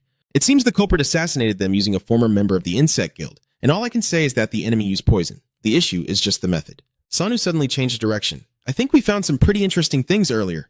The whole group moved deeper into the forest. We found this during our patrol earlier today. Sangu grumbled in frustration, barely able to recognize who it was anymore. Manru was immediately stunned. Master of the poison sect, isn't this a symptom of Chuxia toxin? Sangu shows clear concern, but to poison someone, prolonged contact is necessary. I can't imagine how the enemy did it. Manru accidentally notices the large jar placed behind him. The old man carefully examined the remaining debris before finally reaching a conclusion. It seems the answer is here. Manru slowly explains that it is a traditional medicinal method of burning the Chu X small part by controlling the dosage, which can treat a condition called Jingtao Qi Wu. However, if the dosage is increased too much, it becomes a deadly poison. He added that the culprit must have used this technique here, as there are still traces of cinnabar. Seeing this, the others were panicked. Manryu calmly said, "There is also green tea here," meaning the enemy has prepared a method to suppress detoxification. It's only natural that the enemy can't overcome the gate of reincarnation. Sangu stroked his chin and said, "This is definitely not something we should take lightly. We must act very carefully." Didu sighed, knowing clearly that force was not an option, so this was the only way. Expanding the search might even reveal their location. Sanu immediately dismissed it, saying, "We need to report the situation first," while secretly thinking of one more thing. This must definitely be the work of Manru's body, which suddenly started to tremble. That bastard Chua is the only one who can use such a difficult technique. Because his body has already absorbed hundreds of toxins, Manru continues to suspect maybe he wants everyone to know about him. If you massacre without letting anyone see your identity, that's not revenge. His hand gently clenched. The hurried and angry way it acts is really very powerful. People are also starting to notice Manru's strange behavior. "I really want to witness your revenge, you know?" The old man's face twitched, eager to see more with his own eyes. The voice interrupts your thoughts. "Are you all right, counselor?" Sanu reminds him that it's already too late. "We think we should investigate tomorrow. Do you think he will come then?" Manru quickly replied, I guess I prefer doing things alone." He walks confidently, "So we will meet here tomorrow." After they leave, Manru looks up at the moon. Tonight, the old man thought to himself, maybe it will be a quite enjoyable night. As the night deepened, near the scene of the incident, a group of people were busy making devices when the door suddenly opened and Daidu appeared. "It seems you found a pretty good place," the subordinate hurriedly asked. "Did anyone get hurt?" The old man simply replied, "Nothing much to see. I only joined for a chance to fight that guy, but they backed out." Shh! The subordinate slightly smiled. Probably they escaped before you arrived. Jae-do suddenly sensed something strange. "Who are these?" "Oh, the ones who refused to hand over the house." The old man looked annoyed. "Hurry up and clean up, or I'll have nightmares if these things are still here." The subordinate immediately obeyed. "Yes. Let's stop here for today. We'll continue tomorrow." Suddenly, from inside the forest, numerous large bags are thrown in. Didu is announcing that there will be quite a bit of work for us soon, so everyone should get ready. "What is this?" Daidu immediately roared, "What's going on?" "What's with this smoke? The scene is falling into chaos. Be careful. Just don't breathe it in." "Is it an enemy attack?" The old man retreats to a safer position. "Could it be? There are a few people collapsed in front. Did they wait here beforehand?" Footsteps from outside the main door can be heard. Didu tries to observe. Who could it be since we arrived here? Jin Gang looked at the chaos he had caused and the screams echoing around him. "Who are you?" A thick fog enveloped the entire area. Didu straightened himself, determined not to slack off. The old man looked around, his vision limited. That guy didn't run after killing the poison master, eventually concluding that he had planned to face us and was waiting for the right moment. Immortal coughs painfully, struggling to breathe. Suddenly, he realized a shadow approaching, as a scream echoed through the space, causing everyone else to fall into panic. A person so terrified that their limbs are uncontrollable, constantly screaming, "Where? Where is he?" There was a sound behind him that suddenly made him jump. He quickly pointed his umbrella forward and fought back fiercely. The young man thought he had succeeded and was about to curse like a brat, only to realize that the person he had just attacked was none other than his ally. His body stopped trembling and was barely clinging to life. The scene had overwhelmed his senses. I didn't mean to. I didn't realize I was about to be given a ticket to hell. The fresh blood then gushed out, splattering across the stone floor. Daiju calmly assessed the situation, moving easily through the deadly mist and seeming quite familiar with fighting alongside the darkness. "If we keep like this, we will be wiped out." Without wasting another second, the old man shouted orders, deploying the formation immediately, paying attention to teammates' positions and trapping the enemies in the middle. The henchmen signaled to each other with their eyes, carefully sneaking through the smoke, when suddenly one of them quickly spotted the problem. There was a shadowy figure ahead, and he was the one. Ju hesitated, then suddenly heard a notification sound. "He is here," the old man quickly and quietly ordered. "All right, don't let him escape. Get close and surround him." The guy next to him hesitated slightly, but maybe he's on our side. Daidu frowned slightly and replied, "I know, but I still insist on attacking in the end." A series of moves were concentrated in one place, and a loud sound echoed throughout the jungle. The subordinate shouted in panic, Master Du, you were just silenced instantly. Are you planning to let the enemy escape? If we fall into the trap so easily, it's no different from humiliating ourselves. But shut up, it's all over anyway. In the old man's mind, anyone pierced by poison darts would bleed and experience excruciating pain. If I hit him at least once, the battle will be over. Jin Gang is slumped against the wooden wall and it ends immediately. Du is stunned. Wasn't he just a kid? Did we have to go through so much just for this? The old man murmured softly. He's probably still hiding something. I need to find out before... At this moment, Jin Gang's eyes suddenly flashed. He swung the knife hidden in his sleeve towards Du. The old man immediately defended himself, but the pressure was strong. They separated. Du was stunned by what was happening. No way! The old man clenched his teeth.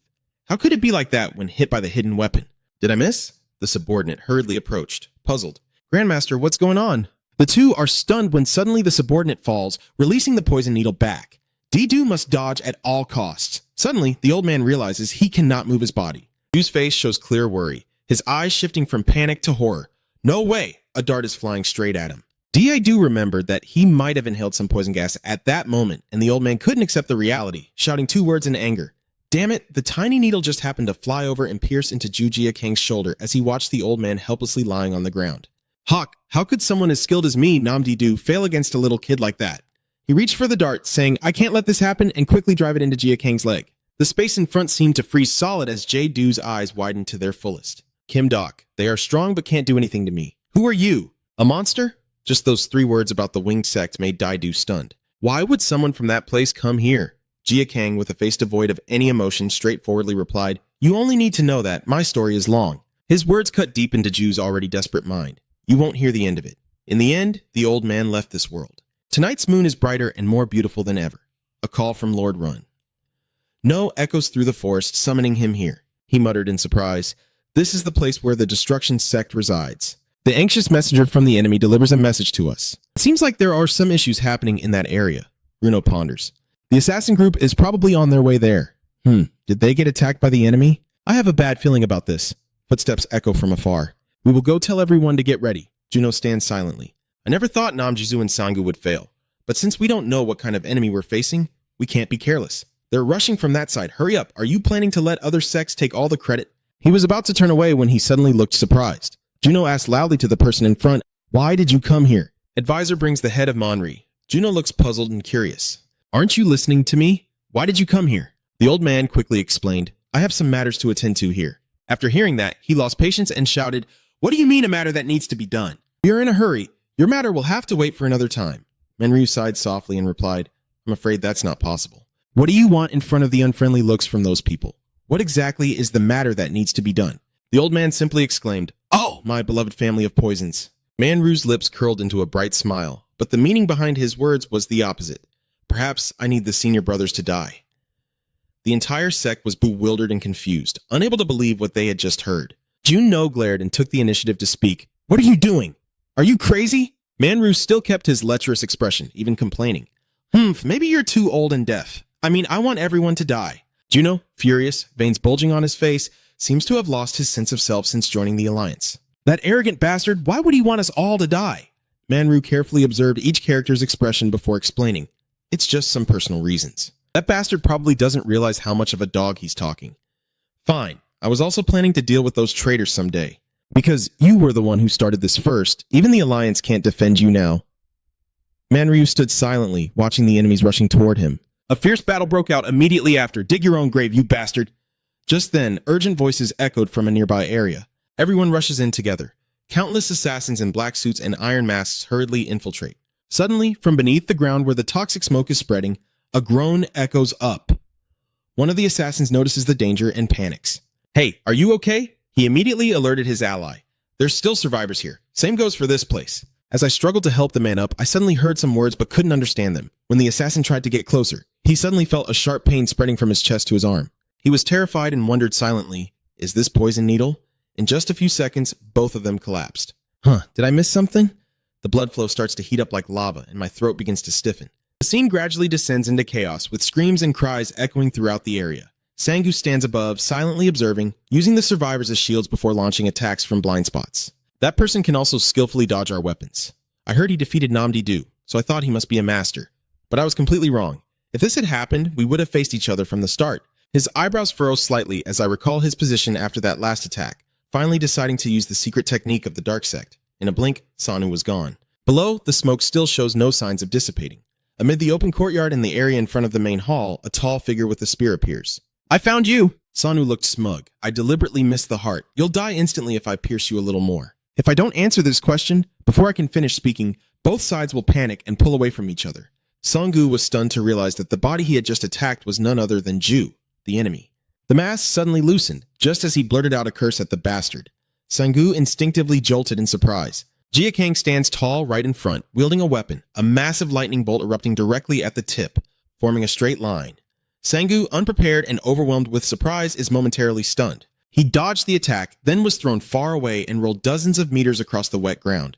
The surrounding smoke and tension gradually dissipated. Lam Louis strides forward confidently, the kid slightly stunned. Sanggu, who was just defeated, is nowhere to be seen. He appeared right behind with two blazing eyes.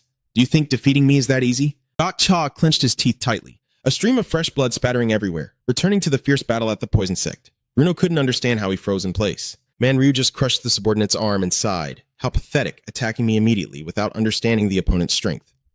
He tilted his head slightly. "Are you just frogs at the bottom of a well clinging to your poison family reputation? Maybe this is all there is, but still, it disappointed me too much."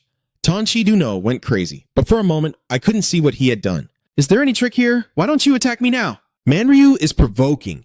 "I didn't think you guys would be afraid of an old man like me." Where's the initial aura? I see now. Offended their pride, a few brash ones charged forward. "You damn old man, die." Only Manryu remains standing still like a statue, with a calm expression, while the others are frozen in place, their faces showing terror and countless tears appearing. Everyone who just attacked was blown up and killed. "Isn't this just a trick?" He burst out laughing softly upon seeing it. "Yes, now do you understand?" Juno's body froze when she saw Manryu in her line of sight. "This is the difference between our skills. It seems everything has come to an end." He smoothly extends the distance between them, stroking his beard in praise, as expected from the top warrior of the Poison Master sect. "I was planning to kill you with a single move." Juno clutches his uncomfortable neck, groaning, "You bastard! Even now you're still hiding your true strength." Manryu nonchalantly explains, "I just haven't had the chance to show them yet, wanting to preserve my strength for this moment." So after hearing that, he straightforwardly asked, "Did you target the Poison Sect from the very beginning?"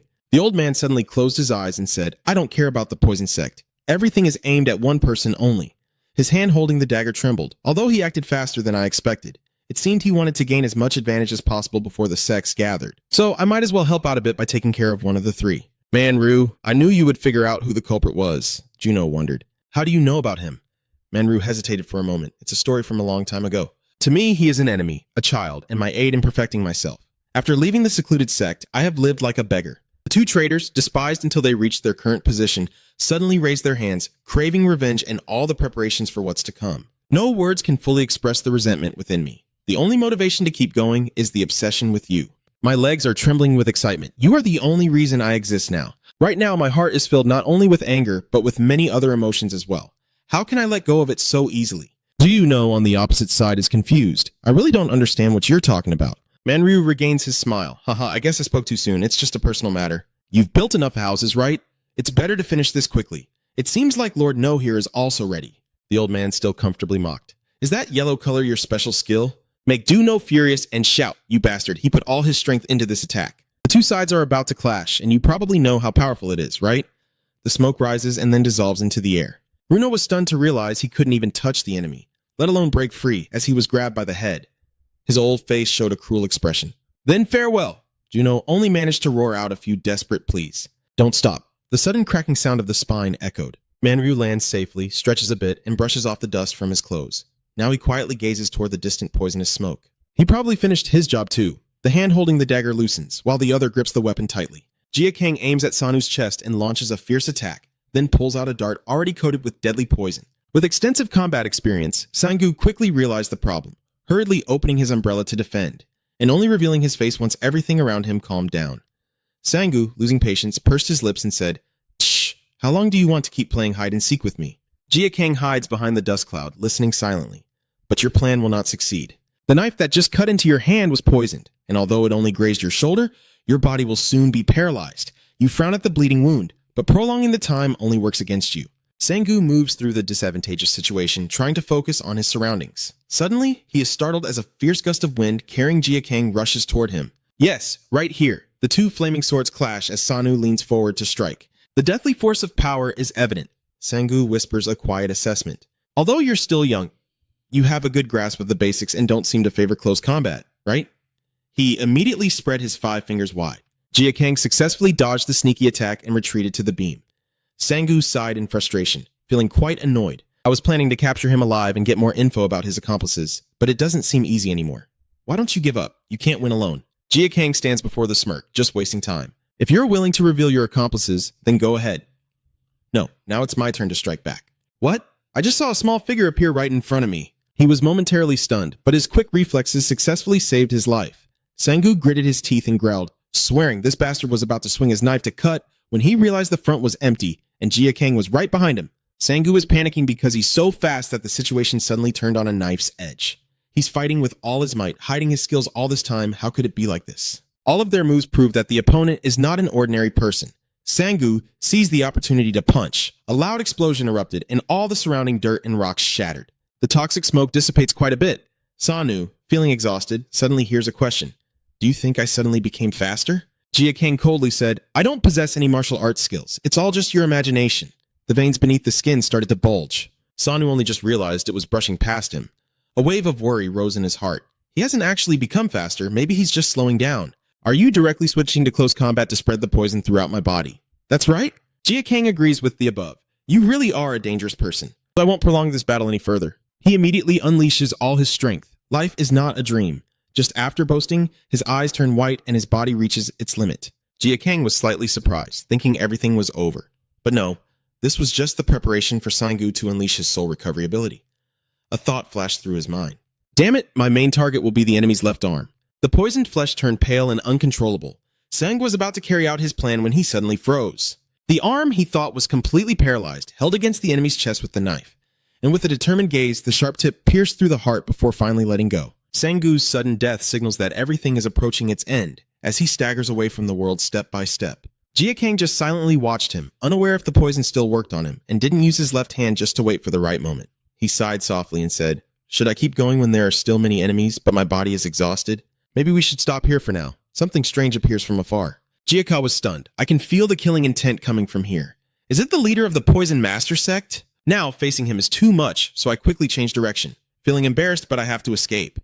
The forest returns to its peaceful appearance. Manryu exclaims, that's right. There's still a long road ahead. Today is enough. I'm glad I could see your growth.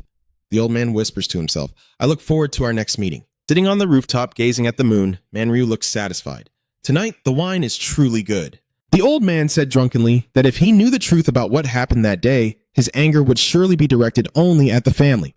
Judging by the way he attacked the leaders, the next target must be the poison insect. He pondered. The current allies are only the Iron Fan, Dark Abyss, and Poison Master factions. I wonder who he will choose first. First, the Iron Fan. Their skills mainly involve hiding arrow fragments for counterattacks. Nothing special. Looking at the weakest sect remaining, if he plans to attack, that probably won't be an option anymore. Manryu gently shook his aching head, but while he was attacking the weakest sect, if the other two elders focused on strengthening their forces and launching a combined attack, the situation would become very difficult. What if the next case is attacking the leading faction? If he succeeds in defeating the Poison Dagger clan, he could lower the morale of the other allies. Manryu took another sip of wine, although it was a waste in reality. But he wouldn't be surprised if he did so. In his mind, the fall of the Poison Dagger clan didn't mean the other disciples would also perish. If things really become hopeless, the Alliance will take control of Yunnan. Manryu gently pursed his lips. So, what if it's the Dark Sect? They specialize in martial arts and assassination. Anywhere, whether in crowded places or on the streets, they can attack, so don't let your guard down. The old man reached into his shirt pocket and fumbled. I understand now. If he wants to attack the poison insects, the issue won't be about the strength of the sect. Then I pull out the token. I'm sure he will go there first. Manryu pondered, knowing that with his current strength, he could kill him at any moment, but I want you to experience all my suffering and humiliation over the past time. Otherwise, how can you satisfy your desire for revenge? The old man's face twitched with excitement, but if you've chosen the path of the devil, your hands will be stained with blood for the rest of your life. After a long while, Manryu finally managed to stand up. Then why not let me help you take the piano there? The green carpeted road ahead is now soaked with fresh blood and lined with countless stiff bodies lying scattered. I'd be happy to lend you a hand. A few bodies are not intact. That crazy mentally ill guy Jia Kang has become a blind murderer driven by hatred. He even went berserk killing innocent people, regardless of whether they were young girls or boys. Manview sighed, but then a crooked smile appeared on his face. The sinister chuckle of the old man echoed through the cold space, among the small souls who had yet to experience the pleasures of the human world. Early the next morning, at an old abandoned house nestled in the middle of the dense forest, Jia Kang Soy splashed cold water from head to toe. He stood in front of the well, seemingly contemplating his next move. Over the past few days of relentless fighting, my body has suffered many injuries. From my subconscious, my familiar grandfather's voice echoes. Jia Kang, when you step out of here after training, your strength will obviously be greater than before, but remember that theory alone isn't enough.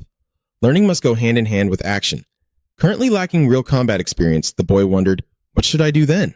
Grandpa Gong emphasized seriously, a picture worth 1,000 words. Stay calm, you must understand your strength and use it appropriately. Knowing your enemy and yourself, you will win 100 battles. Jia Kang clenched his fist tightly. They are right. Having trained alone for 8 years left him lacking real combat experience, taking unnecessary damage in the recent fight because he couldn't predict the enemy's next move. He is contemplating because his martial arts skills are limited until he awakens his ki. Learning to fight in any situation is all worth it.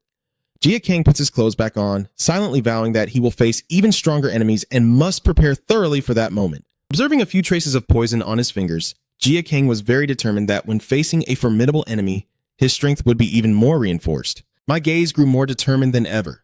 This is the strength you have given me, so I will personally repay this kindness. The wind blows past, making the branches sway and rustle. I have to hurry. 4 days later, outside the main hall of the Poison Master Clan in the Yunnan region, a loud announcement echoed through the lobby.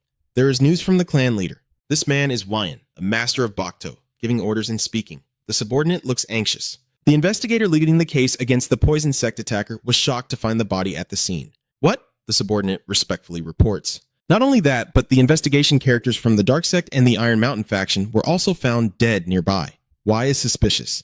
Are you sure what exactly happened? The warriors sent to the scene will find clues soon, but he remains extremely confused.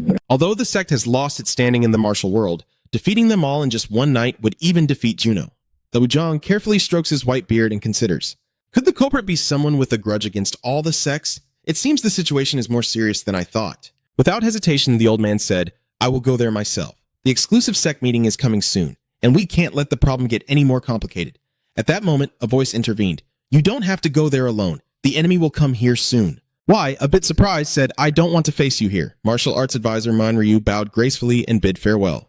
It's been a while. Headmaster Wyan shows his displeasure. Don't you know you're not welcome here? He replied calmly, Yes, you are the one who accused me of treason against the sect. Man Ryu added, But that was just a minor misunderstanding. Both you and Captain No have misunderstood me. A murderous aura begins to erupt from my body. How dare you! The subordinate, seeing this, quickly stepped back in fear. W. Zhang gritted his teeth, mentioning Rune No, as his uncontrollable power crushed everything around him, except for Menryu, who remained still as a statue. The old man smiled and said, Looks like the head of the sect still thinks I am the leader of the Tamha sect to oppress you. Manryu suddenly raised his neck and spat out a mouthful of saliva. The old man mentioned the words 100 toxins, and the sludge on the ground slowly turned blue, a title given to those who can use 100 different toxins. You are just like that too, Manryu glared warningly. But this is where it ends. The aura suddenly pushed away and quietly vanished into the space. Manryu sneered and emphasized, It has no effect on me. Wei Zhang was stunned. You're getting stronger, huh? Her pupils immediately flashed brightly. The pressure from the two men radiates indifferently, making the surrounding space turn cold. Liu Zhang shows a cruel expression. Since joining the alliance, your skills have improved a lot. But you said I only use one type of poison. Manryu suddenly looked surprised. Wait a moment, may I look into the types of poisons you have? Don't worry, I'm not here to start a fight. Just now I mentioned Juno because I was the one who reported his death. Why, looking suspicious, glances at his subordinate. Really? Yes, that's correct. He listened carefully and then quickly asked, How did you find out about this? But he carefully rummaged in his shirt pocket and finally pulled out the token. I'm just someone sent by the Alliance to investigate. But when I arrived, Wyan listened carefully. Everyone there had perished, and moreover, innocent civilians nearby were also slaughtered. It's terrifying. He inquired, Have you identified the culprit yet? Manryu speculates that it's probably the same person who destroyed the poison insect sect, and he's still not satisfied with his rage. Wait a moment, if the culprit is capable of doing these things, they must have formed some kind of organization. But this counselor seems to be talking about someone else. Manryu replied, very satisfied, You are sharp, I saw the enemy from afar. The way he slaughtered or immersed himself in fresh blood looked like a demon. Wang was confused and asked, Why didn't you chase after him? The old man immediately explained after hearing that, I was afraid of that power, And if I perish, who else will bear witness? So I think asking for cooperation at this point is the right choice, but an ominous premonition rises in my heart. Can you master poisons but still be afraid and run away? It seems he's not much different. So I guess you came here to bring useful information, right? Manryu slightly lowered his head, although I couldn't see him clearly. I think I can guess where the enemy is heading. He raised his arm confidently, indicating he's on his way to the headquarters of the destruction team. So, as investigators from the Alliance, we should use them to set a trap gathering the remaining sects and have Manryu and Bao strongly carry out the Heavenly Net and Earth Trap tactic. Weon feels apprehensive. Heavenly Abyss Net? That's a tactic that uses numbers to overwhelm and trap the enemy. Even the strongest experts have no way out. It will definitely be effective. But if the enemy attacks the weakest part of the formation, he fears it will cause heavy losses for our troops. W.W. Jong focused his thoughts. The Poison Master must have foreseen the damage. We can't use the Heaven and Earth Net until we know who the enemy is. Moreover, if we mobilize such a large force just to catch a murderer, outsiders will think poorly of our sect. He insisted and asked insistently, do you really think that using the Heavenly and Earth Nets would not severely damage the reputation of the Poison Dagger sect? Master, I came here just to witness that power. Do you understand? Wong gritted his teeth and said directly, exaggerating everything is useless and not my style, and I don't like outsiders interfering in the developments of the Poison Master. He firmly reminded, you can only go this far. The Poison Master will decide when to act. Manryu raised the item high. Grandmaster, you must have forgotten I am an investigator from the Martial Alliance, if I use the authority of this token. He hadn't finished speaking when he was struck with terror. He roared in anger, this is Unam, not a place for your alliance to run wild. The sound echoing through the mountains and forests almost shatters every sense. Manu remains silent for a long time, then withdraws the token, speaking in a calm tone. If that's what you want, I will withdraw from this matter. Suddenly, the old man remembered, oh, right, there's one more thing. The culprit looks like they walk with a limp, as if one leg is crippled. Be careful with people like that, sir. Manryu slowly descended the mountain, lost in thought. There's no way W would cooperate peacefully when I'm the one who weakened the Poison Master and diminished his influence. In that case, forcing himself to accept the offer, he must have felt quite insulted. The old man silently reasoned, but since he's angry, he definitely wouldn't doubt what he just said. Now, the Poison Master will probably focus all his attention on the Silverwing faction, with excitement replacing the darkness, and the plan will be quickly set in motion. Someone who prefers tactics over brute force like the little ones from the Dark faction can attack from anywhere, so they must be eliminated immediately. If I were him, I would always prioritize this and anticipate every possibility. Manryu remains completely relaxed. I guess that's enough for now. Now he needs to make effective use of these helpers. Show me what you can do. A lonely golden bird soars across the vast sky. The Poison Master has ordered all disciples under his command to select the 20 most elite warriors to hunt down the culprit heading towards Thiet Tan Mon and to keep watch around the area where the displaced are sent to the fields in UM. The local people are working hard in the fields awaiting the next harvest, with guards always present nearby. Jia Kang hides behind the bushes, assessing the situation. What looks like an ordinary farming village from the outside, but just observe how they move to know the truth. Not a single unnecessary move. Everyone is trained very professionally, just as the head of the Dark Sect expected. Jia Kang calmly counts. There are about 30 people here. Rushing in would be like walking into a trap. What should I do? His attention immediately fell on the large stacked sacks. He suddenly remembered hearing that phrase before. When they enter the battle, the farmers will use buckwheat to make rice cakes for everyone. So poisoning through them is the only way? Jia Kang continued to observe around him, having used almost all the toxic mercury in his body in the previous fight.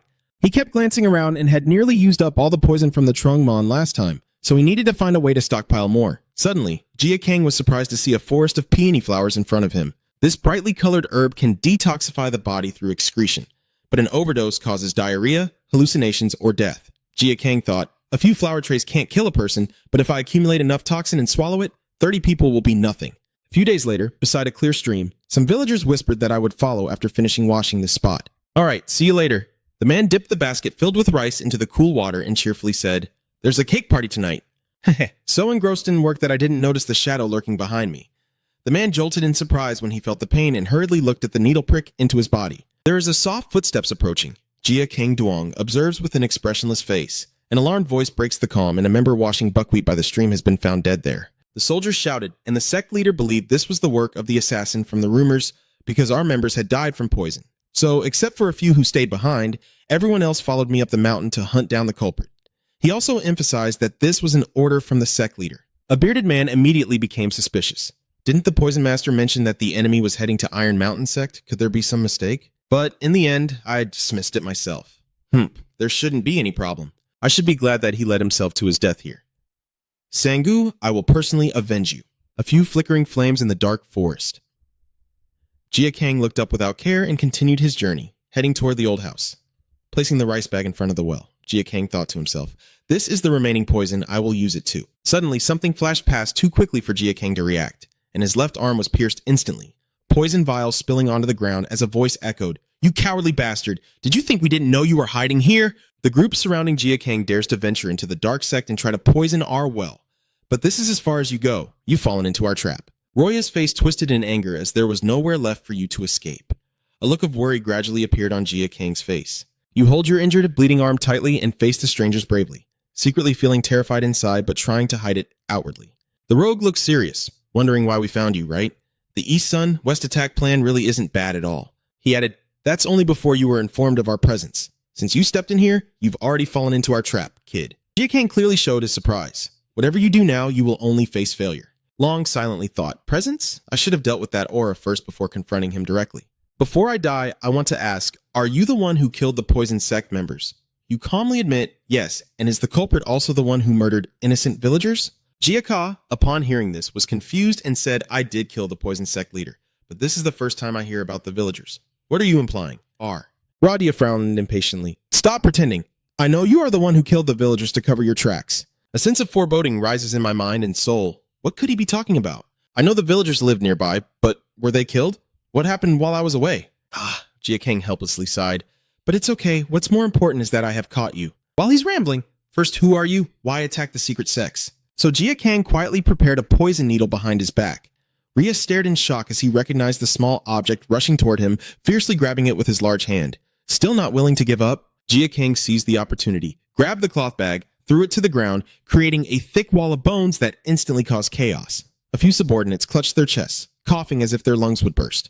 Jia Kang sneaks through the bone fog, intending a surprise attack. The enemy's sharp dagger ally this year detects the danger and rushes forward. This damn Jia Kang quickly uses the explosive move from the DIS faction. The two sides clash fiercely, the enemy is thrown back, just as the bearded man roars out an order. "Don't kill him, we need to capture him alive." Some people began to feel hesitant, but Sir Leader, given the situation, Jia Kang was gasping for breath, thinking he would be safe standing in the smoke. But no. Where did the battered body of that Rosia come from? Did he suddenly attack you? Jia Kang was knocked around, tumbling several times before crashing into the stone wall. He struggled to get up despite the pain, with Rosia approaching in front of him, just a kid like you. He boldly grabbed Jia Kang's head, but still managed to kill two of my subordinates. I can't believe it. Before he could explain anything, he received a blow to the chest. Jia Ka fainted. Rosadia also warned that he would be unable to move for a while. Hurry and imprison him. Tomorrow morning we will bring the prisoner to the family and conduct the interrogation. You will be taken to the dark dungeon. All the losses of this poison sect have been resolved. The door gradually closes and the space returns to its original state. Outside the main hall where the grand feast is happening, we can finally eat our fill. The rice cakes are even better than usual. Rhea was extremely satisfied. With this impressive feat, the Dark Gate can now assert its position in the martial world. The subordinate hurriedly responded, "You're right." "Ha ha." Jia Kang slowly wakes up, his whole body feeling weak and lacking energy. Suddenly, a voice asks nearby, "Oh, you're awake?" The guards look at you with pity. This is rice cake, and there's a tradition of making them during the annual harvest season. The leader told me to bring some when you wake up. Be grateful. But he suddenly kept reaching for the food plate, probably what you wanted to hear, huh? In the end, you forced me to put it in my mouth and bite. My brothers who are like family to me have been killed by you, so why bring the cake here now? Not worthy. The guard even went as far as to brutally abuse the family with insults. "You son of a bitch. It's all because of you that my brothers in arms are gone." Your face remains expressionless, just silently listening to the curses and death threats. The guard's ankle was suddenly grabbed, causing him to panic and lose his balance. "No way! How can you move like that?" Jia Kang calmly replied, "Pinching points won't work on someone like me who hasn't awakened yet. It's time, isn't it?" As the guard realizes fresh blood is pouring out from beneath his groin. He collapsed in pain and asked, "What is going on here?" Jia Kang picked up the mirror and said, "You may have lost your sworn brother, but I have nothing left." You look at their twisted, suffering faces and feel no guilt. Jia Kang raises his weapon and coldly says, "Because you're only paying for your own sins." His eyes suddenly widened in horror. The grand feast had just been a moment ago, now turned into a tragedy. Screams of despair echoed everywhere as a frothing man with wide eyes died, and someone begged, "Leader, save us!" He crushes the wine cup and shouts anxiously, "What's going on? What is this?" Suddenly the pain from my stomach hit, my intestines twisting. Poison? But when did I get defeated? Just then, Jia Kang spoke up. "Looks like I arrived just in time, huh?" Rhea Dia shows clear shock. "You bastard, there's no way. There are countless stiff corpses on the floor now." I slowly explained. I pretended to be captured by you so I could eat rice cakes without any suspicion. Ria was terrified. What are you talking about? I'm sure I didn't poison the water source. I even threw away the millet this morning. So how did it happen? Jin Gang pointed to the side. I've set up a shelf over there. You mock. It seems the wheat in there has already gone straight into your stomachs. The bearded guy was so shocked he was speechless. So he brought that bag not just for disguise. Only then did he realize that the rice cakes were made from millet and rice. After poisoning them, he carried them to blend into other sacks, creating a large illusion to deceive the enemy. Ria spat blood from his mouth. He lured us up the mountain, then pretended to be captured before poisoning the well to catch everyone off guard. Who are you? Jin Gang arrogantly replied, I am a disciple of the Poison Sect from the 100 Harmonies clan. Razdia, seeing this, roared in fury. I have never heard of it. So Jin Gang calmly lists the various deadly sects, Oang, Diseng, Sung, Huangtam, Daitam, Diadong, Doc Nu, and Van Hock, then asks, have you heard of them? Without receiving a response, he concludes, you've probably heard of it before, right? Jia thoughtfully considers, even though he was poisoned with the glory seed, your hearing surely isn't impaired. If you've heard of it before, you must also know why I want to kill them all. The guy sneered contemptuously, so they are disciples of those fallen sects. You think I'll die that easily? Turn around and walk away and we'll see what happens. Watching the small figure leave, Dia cursed angrily at the arrogant bastard. All right, I will force the glorious seed to emerge from the body with a spell. Suddenly, a loud shout from outside echoed, and the smell of burning began to fill the air. That kid already sets this house on fire.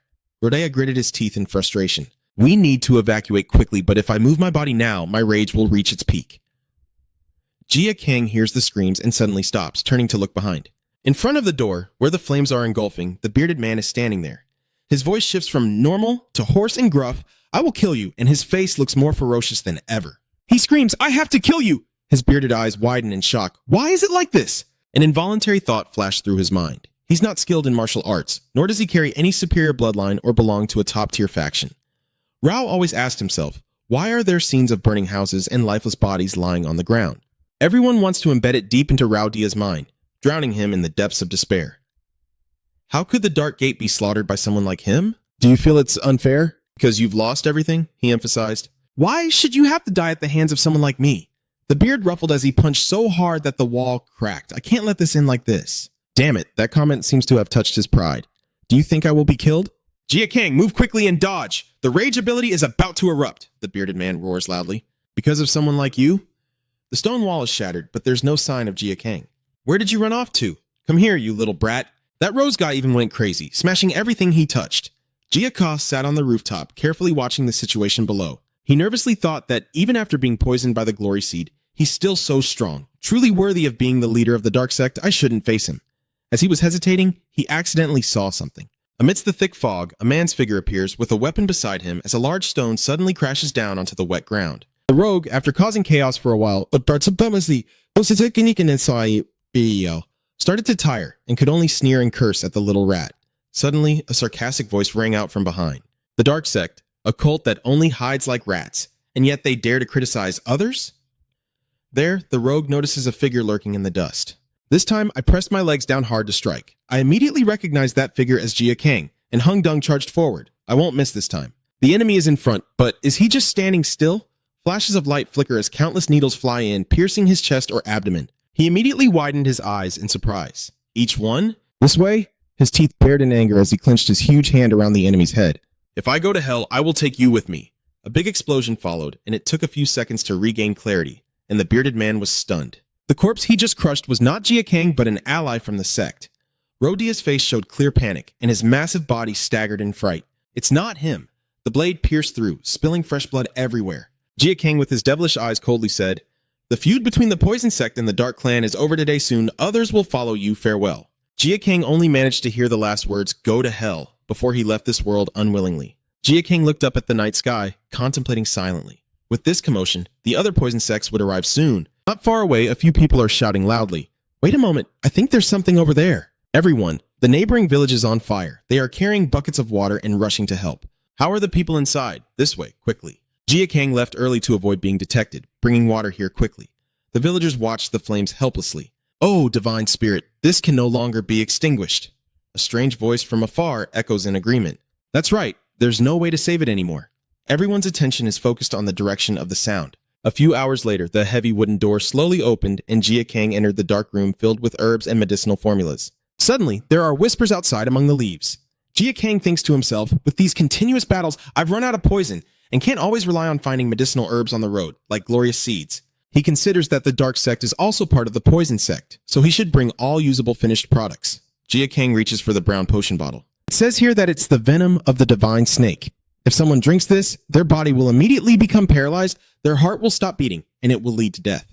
Jia Kang was stunned. It was one of the deadly poisons for which even experts have no antidote, and served as a foundation for creating the poison sect today. Without hesitation, he drank it all, and his body immediately reacted. Doc King writes as the pain spreads from his stomach to his heart, gradually reaching every cell. Once I gain immunity to this, it will become my secret weapon. A few minutes later, he seemed to fall into a state of near unconsciousness. His body gradually stabilized. Jia Kang slowly opened his eyes, looked at his arms, and then it was over. A few drops of deadly poison were dripping from his pinky finger as he quietly left the warehouse, his steps slowing down. Jia Kang realizes something has changed ahead, as the area where he just defeated the bearded man now has a few more bodies. What is going on? Ji suspected that just entering the warehouse for a short while was due to the residual power of the Dark Sect disciple, the strength. A line of memory suddenly flashed through his mind. It was only when the bearded man mentioned the villagers earlier that Jia Kang suddenly realized, along with strange sounds coming from the neighboring village, and he ran desperately, gasping for breath. His expression is determined. If they wanted to target him, they had countless chances to strike earlier, but only acted from behind. His eyebrows seemed to be clenched tightly together, so they are not aiming at him. Jia Kang wondered what he had missed and started to feel uneasy. I have been isolated for 8 years, so I don't understand much about what has happened during this time. I'm not here to find out the truth, but to take revenge. But the tragedy before us is truly horrifying. Jia Kang stands stunned, or perhaps the expression on his face can be called terror, because along that blood-stained path, all you see are dead bodies, calmly moving past a few dismembered corpses. Jia Kang moved deeper into what was now considered an abandoned village. His steps suddenly came to a halt. Jia Kang remained silent, his hands gently clenched, the stench of blood and decay lingering in the air. It seems he's contemplating something when suddenly a noise from afar startles Jia Kang. It's a dog barking loudly in fear. Jia Kang carefully observes the stiff form of the corpse in front of him. He looks around, Long Tam thinks, feeling no presence at all. But Jia Kang bent down to examine and quickly realized that these corpses were still warm. The murderer had just left. Only a master could possess such strength. Jia Kang gently touched the wound on the corpse, knowing he would come here to fight and wait until it was over.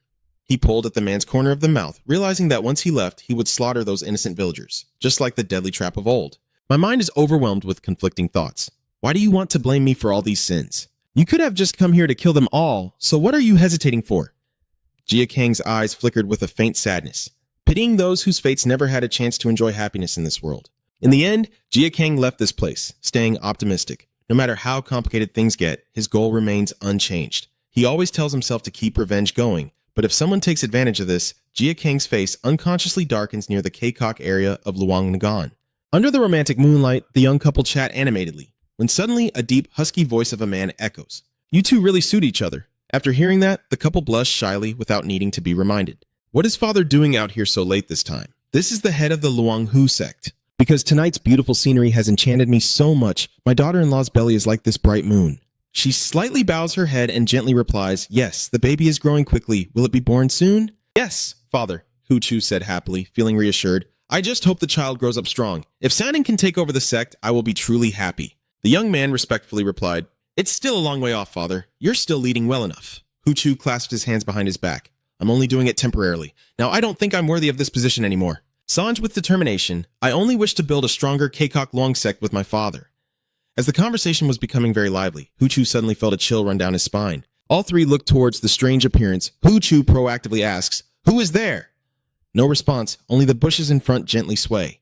Hu Chu immediately signaled the two to stay still. Should I call someone? No need. It's probably just a few small animals. And he gradually approaches the danger zone.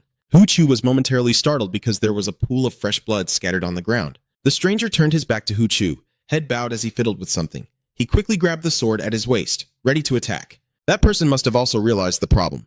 He immediately turned his head to reveal cloudy, sinister eyes. Hu Chu was startled by the sudden situation and instinctively took a few steps back. Menryu quickly waved his hand to explain, sorry for bothering you at this hour. Hu Chu sighed in relief, glad that no injuries had occurred. A few minutes later, as the two men sat talking in the large room, he asked, what exactly happened? Hu Chu worries, what's with the blood there? Are you hurt anywhere? Manryu wiped the dirt and calmly replied, I don't mind it, don't worry about it. But I want to discuss this with you. He immediately looked confused. What is it? The old man said frankly, I actually met the murderer of the Poison Master clan. Hu Chu was terrified. The murderer you mentioned before? Have you caught him yet? Manryu shook his head slightly. I still haven't caught him. Now even the dark sect has been destroyed. He looked genuinely surprised. Really? This will make everything more serious. That guy must be a top-tier expert. The old man frowned, his eyes determined. No, the culprit is a secret society. That kid only mentioned a minor player earlier. His other allies are moving very secretly. Hu Chu listened seriously. We still don't know who they are, but if we can catch that small fry, we should quickly gather more information.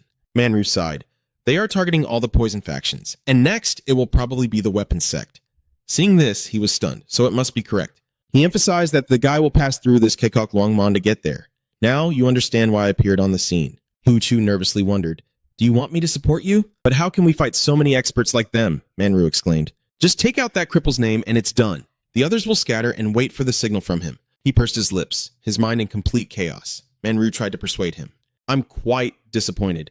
Who was the one who helped you restore Kekok Luang after the death of Master Ko? And even brought this place into the alliance? Hu Chu sighed. Everything is thanks to you. Of course, but I never thought this was a matter that the sect could interfere with. Yes, and I will take revenge. Manryu stepped closer. The two strongest sects in Unnam had fallen, their members all victims, but the wealth and business dealings still remained. Now think about who these things belong to. The hand grips Hu Chu's shoulder tightly. His face twisted with wicked cruelty. Surely this is to make the sect stop this chaos, right? I'm planning to report this to the Alliance. Such a once-in-a-lifetime opportunity, and you don't want it? My voice turns into a whisper. I won't force you, but remember the future of the Sun, or the Kekok Luangmon sect. In the end, Manryu made the final decision. Is the answer not clear yet? Early the next morning, as the dawn broke, the wife anxiously looked at her husband. You left too early. Was it because of last night? Sanjin quickly and gently reassured him. The elder brother of our father is very important to our sect. He smiled and said, he has helped establish the sect many times in the past. I can't tell her clearly, but this is definitely a great opportunity. The wife still seemed uneasy and restless. Sanjin finished packing and then reached out to hold his wife's delicate white hand. If successful, the influence of the Kekok Liang sect will become stronger than ever. Sanjin said, I truly believe father was right to accept that proposal. Tom always wanted to pass on to our firstborn the most powerful sect. If nothing bad happens, I will bring her a gift. The wife seems immersed in happiness. The group hurriedly left, and the wife waved goodbye to her beloved husband. Watching the figures of the young men grow farther away, Manryu remained silent, contemplating various schemes as the sun reached its zenith. The companion lazily complains. Is he really going to pass through here? Honored Vice Headmaster, Sanjin said casually. Not necessarily. This isn't the only way to cross this mountain. However, since my father has taken care of the other routes, he will probably be caught soon. That guy grins excitedly, so I hope the culprit won't take this route. What do you think? He explained that he's a murderer. Did he not kill the poison bug sect and the dark sect himself?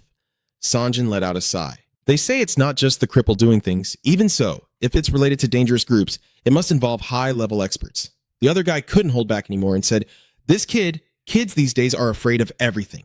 If you had trained hard, Sanjin wouldn't be laughing so hard. Haha, I understand how you must be feeling. It's quite tense, but don't worry too much. I just need to slow him down. The headmaster will help. If we succeed, the rewards will be countless. The two of them are eyes shining brightly. Really? How amazing is it? Hey, that's enough, kid. Sanjin helplessly looked at his companions, always telling himself inside. Yes, we need to catch him. Suddenly, the sound of footsteps crushing leaves shattered the peaceful atmosphere. Someone is infiltrating. Sanjin quietly calls out, Vice Headmaster. A shadowy figure approaches, none other than Jin Gang. The slow, deliberate footsteps grow closer, while the three others calmly move forward, their faces showing clear signs of fear, except for Sanjin, who appears somewhat confused as he didn't expect civilians to appear in this area. His face darkened further. Then he silently walked past the three guards. Seeing this, Dongmin quickly mustered all his strength and shouted loudly. The words "wait a moment" echoed, causing Jin Gang to unconsciously stop. The young man clasped his hands together and introduced himself. I am Sanjin Chu, deputy head of the Qiliang sect. I'm here to investigate something that happened. May I ask the senior about it? Jiaka asked in surprise. What is this? He emphasized seriously. Please tell me your name, sect, and reason for passing through here. I am Moang from this area, currently visiting relatives in a mine in Songchun. Sanjin checked and asked, Do you have your order of appointment? Receiving a refusal made him worried. Then could you please accompany us for a while? We just want to clarify things. Jin Gang immediately refused. I refuse. Why should I follow you when I don't even know what's really going on? The two allies also spoke up, saying, You already said we come from the Keilungmon. We are Martial Alliance members, so if you oppose us, it means you're facing off against bandits. Jin Gang calmly asked whether I knew if they truly came from Keilungmon, or if they were just like a bunch of bandits. They immediately grew angry and said, What do you mean? Stop dodging and come with us now. Sanjin stepped forward to intervene. You're right. I will call someone who can prove our background to come here. The allied messenger hurriedly runs to deliver the message to the deputy sect master. Jia Kang is gradually losing patience. Sorry, I'm quite busy right now, so goodbye. The group behind will have to explain. Please wait a moment. We are in a hurry too. Recently, a culprit has appeared who slaughtered 2 sects. Sanjin tries to persuade you. Please cooperate with us. The allied ally, seeing that things didn't go as expected, gritted his teeth in anger, pulled out a small dagger, and threw it like a dart straight at Jia Kang. You bastard! You're really suspicious for leaving while we're trying to cooperate. Stop. A cold aura runs down their spines, leaving them stunned and a little afraid. Jia Kang glared, his face turning more and more cruel as he emphasized, I am so angry! With a devilish look, he shouted loudly, I have no grudge against the Keiluang sect. Sanjin, overwhelmed by the deadly aura, is suddenly attacked from behind by soldiers, clearly the culprits of the rumors. We can't let you go. Don't resist. Jia Kang sighed and looked away in disappointment. Sanjin was caught off guard and couldn't react in time. Wait, we need to think carefully first. A small cloth sack is thrown out, moving inside, and finally erupts into a stream of purple toxic gas. The smoke covered part of the area, causing everyone to cough painfully. Jia Kang pursed his lips coldly. Quickly used the special technique to change the state of the gas flow. The group falls into chaos, compounded by their shock at realizing they attacked the wrong target. Bodies collapsed one after another. Sanjin was stunned by the horrifying scene that unfolded in an instant. Without hesitation, he charged forward. Isn't he just a scout after all? Sanjin drew his sword and used the secret sea wind technique. Throwing out his first strike. Jia Kang simply sidestepped to avoid it. Sanjin continues with his double strike but still fails to make any impact, not even causing Jia Kang a scratch. As he panics, Jia Kang steps forward and forcefully grabs his opponent's throat. You definitely want to bring Sanjin down immediately.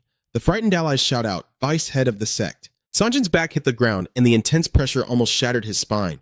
His eyes rolled back and his vitality was gradually drained. Doesn't it seem obvious to you? He raised his voice and said, all of you have been poisoned.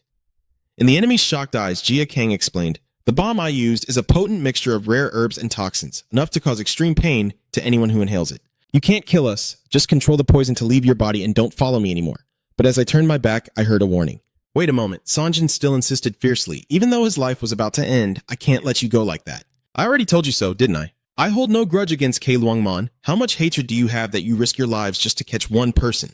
Sanjin said firmly. To a person who kills innocent civilians, you're no different from a wild beast. We only want to protect this area as part of the Martial Alliance. A few soldiers struggled to get up, and Jia Kang slightly tilted his head. Part of it? The words just spoken left Sanjin speechless. Are killing people one of the principles of the Alliance you bastard mentioned? Jia Kang said frankly. I only seek revenge against the sects that caused the alchemist's destruction. Nothing else. Not even killing innocent people is related to what the young man lying on the ground is stunned about. Are you seeking revenge? Jia Kang said sarcastically. I will carry out justice since your so-called martial alliance doesn't even exist. You should reconsider your organization before questioning others. Sanjin could only helplessly watch the figures back as they walked away. The sunset gradually takes over the sky as Sanjin is momentarily startled to realize someone is approaching. It's none other than Manryu. Sanjin quickly explained that we were defeated by him. I really want to help you, but I can't even face him now, so the elder reassured us. Check his condition first. Bring water here. Subordinates, follow quickly. He looks quite fierce, Your Highness. Manryu fumbled in his pocket and asked, so what does that guy look like? Sanjin's face was covered in sweat as he recalled that person. Was he really a cold-blooded killer? He recounted that although there was a strong murderous aura, he seemed unlikely to kill recklessly, and claimed he was avenging the Medicine Master faction, not the culprit who had harmed innocent people out there. Manryu asked, do you trust him? Sanjin replied weakly, not really, but I think I need to find out the truth, or else what will happen to my salary? The old man suddenly roared, no way! He pretended to be panicked. This poison is too terrible. There's no other way! Manryu pinched Sanjin's nose with his hand and then forced him to swallow some kind of potion. Manryu grinned lewdly and deliberately said loudly, oh, why do I have to die so young? How could I leave my wife and father pretending to be weak out there? The baby will be born without a father. I caused this chaos. Oh, it's my fault I shouldn't have involved the Keiluang Mon sect because of that foolish request I made. Manryu moved his face closer and asked, do you know the saying about the cat and the lion? It means pulling the tail of a cat to provoke a lion. The old man's eyes widened. You're the tail of the cat, and death will lead that lion to the south. Poison spreads through the body, flesh burning, foaming at the mouth, but Sanjin's eyes still gleam with defiance. I am very grateful. You have done your part very well. Take a rest. Before leaving this world, his mind only engraved familiar images. Father, Sanjin truly doesn't want to die, but how can she escape her destined fate? The sun is gradually setting behind the tall mountain. Manryu returned after hastily cleaning up the scene with Hu Chu and the eldest daughter-in-law waiting in front. Both of them looked extremely worried. Manryu was holding the limp body in her arms, her face covered with a white cloth. But everyone recognized that the body was the husband, the filial son, lying face down. Hu Chu was so shocked she couldn't stand, and the daughter-in-law behind her fainted. He kept shouting no at the top of his lungs as anguished cries echoed through the sorrowful space. The deeper we go into the dense forest, my steps suddenly slow down, and my subconscious thoughts intensify. Perhaps thanks to training with the poison sect. Using martial arts feels really comfortable. I remember the situation earlier with the emoji sect. They're not like the enemies I've faced before. Jin Gang quietly pondered, but the only thing that caught his attention was that the Luangmon faction mentioned the martial arts alliance. He felt confused, but the martial arts alliance couldn't possibly act so quickly. It's only been a day since the Black Shadow faction was destroyed. A sudden suspicion arose in his mind. If the alliance had truly taken action, those people wouldn't keep mentioning them so much. Jin Gang concluded that this incident was all decided by the Luangmon sect, and surely someone was pulling strings behind the scenes. His foot clenched angrily, and that person might also be the one who always exploits me. Jin Gang gently pressed his lips together, the one who uses me as a shield. Who are you? Manryu stands silently among the heartbreaking sobs. Hyuchu kneels before his son's body, his voice trembling with anger. Who is the one that caused my Sanin to end up like this? Manryu slowly spoke, revealing that not only Sanjin but everyone there had perished. He even emphasized that damn scoundrel's name, who used poisoning tactics to eliminate them all. Manryu told Hyuchu, who was lost in despair, that his junior brother also knew Sanin's character and must have confronted that treacherous trick. The glint in his eyes was clearly visible. Why does Hyuchu seem so helpless? How could this happen? The death of the young man made him feel a pain he had never experienced before, occupying his mind completely. Hyuchu then remembered a few things, all of which were caused by his senior brother. He always believed it was the senior brother who deceived me. Hyuchu was furious and wanted to question him. But seeing the two streams of tears running down Manryu's wrinkled skin, I still always saw Sanjin as my child. The old man's voice choked with emotion. If my heart is already shattered like this, how much more pain are you suffering? Hyuchu gradually calms down at those words, unable to imagine that pain himself. I'm sorry. His mouth trembles. In the end, he lowered his head in despair. It's not all your fault, brother. It's because of your greed. But Hyuchu heartbreakingly wondered why everything was happening now, as darkness covered the land soaked in mourning. Manryu walks away, looking extremely annoyed as the damn old man irritably scratches his itchy ear. Shouldn't it have killed everyone who stood in his way? How could it seek revenge without even being decisive? I will gently open one side, the right side remaining intact. If someone doesn't follow the right path, I will help. Manryu stroked his thin beard and looked up at the bright moon. Should I wait for the tiger to arrive now? In Banryeon area of Unnam, at the Poison Master's headquarters, Banchara was flipped onto the floor with chess pieces scattered around, and W. Jong looked furious. Manryu clearly said the culprit would attack the Theatan sect, but the family was betrayed and turned into darkness. What is really going on here? The old man clasped his hands behind his back and pondered. Perhaps Manryu had deceived us with false information, causing the dark forces to be destroyed before we were fully prepared. However, even if the culprit mobilized all their strength, the head of the Black Shadow sect would surely have been there. He's not someone who can be easily defeated, yet he still died. He regrets and blames himself. He should have listened to Manryu's suggestion to trap them with the Heavenly Abyss and Earthnet. Why continue to roll his eyes? This is an order. He angrily roared, gathering all the factions of our family in Unnam for an urgent meeting. The obedient subordinate complies. Yes, sir. Countless small notices were tied to the wings of the pigeons. A series of animals were released into the night sky. At dawn the next morning, as the dove was delivering a message, it was shot by a hunter, dying instantly, its body flailing before falling to the ground. A person quickly approaches, shouting urgent commands from above the carriage. Hurry up, he yells loudly. We need to be at Banryeon within half a day. At this pace, we'll be late. Why are you so slow? Rhea then turned back with a sigh. Well, just yesterday the family ordered us to catch the culprit, and now the meeting has been postponed by a whole month. The person across is clutching the notice tightly, unable to understand what the Poison Dagger sect's leader is thinking, which means he is the sect's head. Jin Gang calmly said, the situation is becoming much more tense. Although the letter doesn't specify, every word seems to tear apart the old man's heart. It seems the Black Shadow sect has fallen. What do you say, sir? Jin Gang crushes the paper. Otherwise, how could that crazy old man act so shamefully? Although the regular meetings are meant to strengthen ties among the poison sects, in reality, they are just a place for the masters to show off their power. He emphasized that we must hurry, but also be cautious. Jin Gang turned to look at the scene outside. The next target of the culprit could very well be us, the Iron Mountain sect. About an hour later, Rose politely reported, there are no villages nearby, so we will spend the night here. The main hall is ready to welcome and greet guests. The lively atmosphere made Rose a bit happier, so he asked for a few bowls of beef soup and arranged a room for 20 people. I will prepare it right away. Jin Gang quietly observed the surroundings, and the chef quickly brought out the dishes. This is our restaurant's specialty beef soup. Rosea was so hungry she drooled. This dish is famous. Just looking at it makes my mouth water. Finally, I turned to the headmaster and said, please enjoy your meal. But Gukong still sat there like a statue. What's going on? He pulls out a metal rod from inside his clothes. If anyone aims at us and forcefully dips it into the soup, we must be very careful. The scruffy guy looks a bit surprised. The chef remains stunned. Ju Kang Zu Tai Chung Vai Jay, and then he assessed that there didn't seem to be any poison. He put the iron rod down on the table. "Let's eat," the chef softly said. "You truly are a strange guest." Then he turned away, saying, "Just call me if you need anything." As they hesitated, a server hurriedly ran over from afar. "Sir." The chef, crossing his arms in frustration, asked, "What's going on? Didn't he have money to pay?" Yu Kang gradually paid attention to the argument. "How many times have you been to the restaurant?" "I'm sorry, I probably got pickpocketed since I clearly brought money with me before leaving." The chef sighed in frustration. This is really complicated. Meanwhile, the young man suggested I stay here for a few days to settle the payment. With a determined voice, "Please." Even though Jia Kang is begging, his focus is on the two behind him. "Please, forgive me."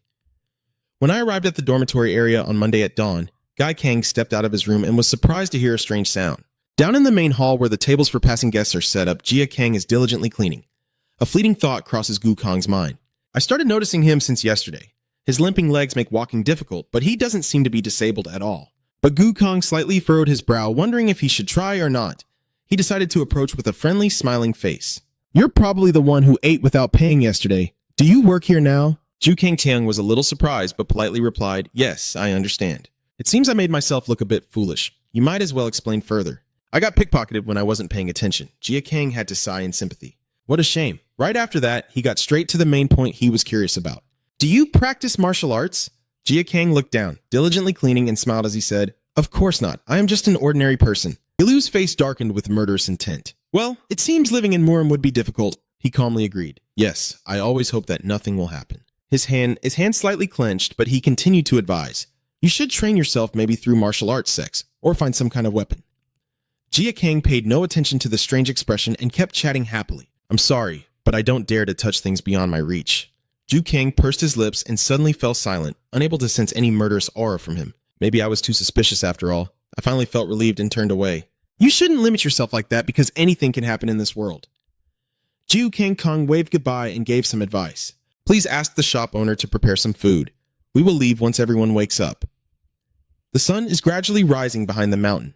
Just as he was bringing up the food to serve, it was corn and egg soup. The boy hesitated before explaining. "Since it's still early, this is all the ingredients we have left." Guang clearly shows his disappointment.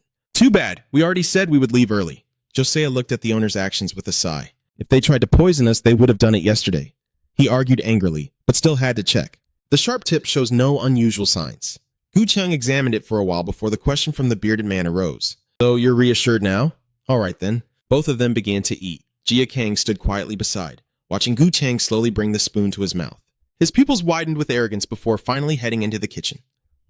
After about 15 minutes of feasting, the group left together. The innkeeper personally saw off the guests, thanking them for their visit. The sky, which was lightly sunny earlier, has now turned a dull gray. The sound of footsteps continued steadily without stopping as the carriage gradually crossed a large iron bridge. Ju King continued to lose himself in the scenery outside, where the bearded man on the opposite side was already asleep. After walking a bit further, suddenly one of the subordinates, clutching his stomach and grimacing, made the person next to him worryingly ask, "What's wrong?" He looked annoyed. Suddenly, I felt uneasy. The other person just laughed mockingly, knowing it would turn out like this anyway. "You ate too quickly earlier." He waved his hand to signal the guards. "Just go ahead, I'll stay with him. You two can talk, I'm sorry, but a short rest will do him good." That's why I only managed to go halfway. This is a bit too soon.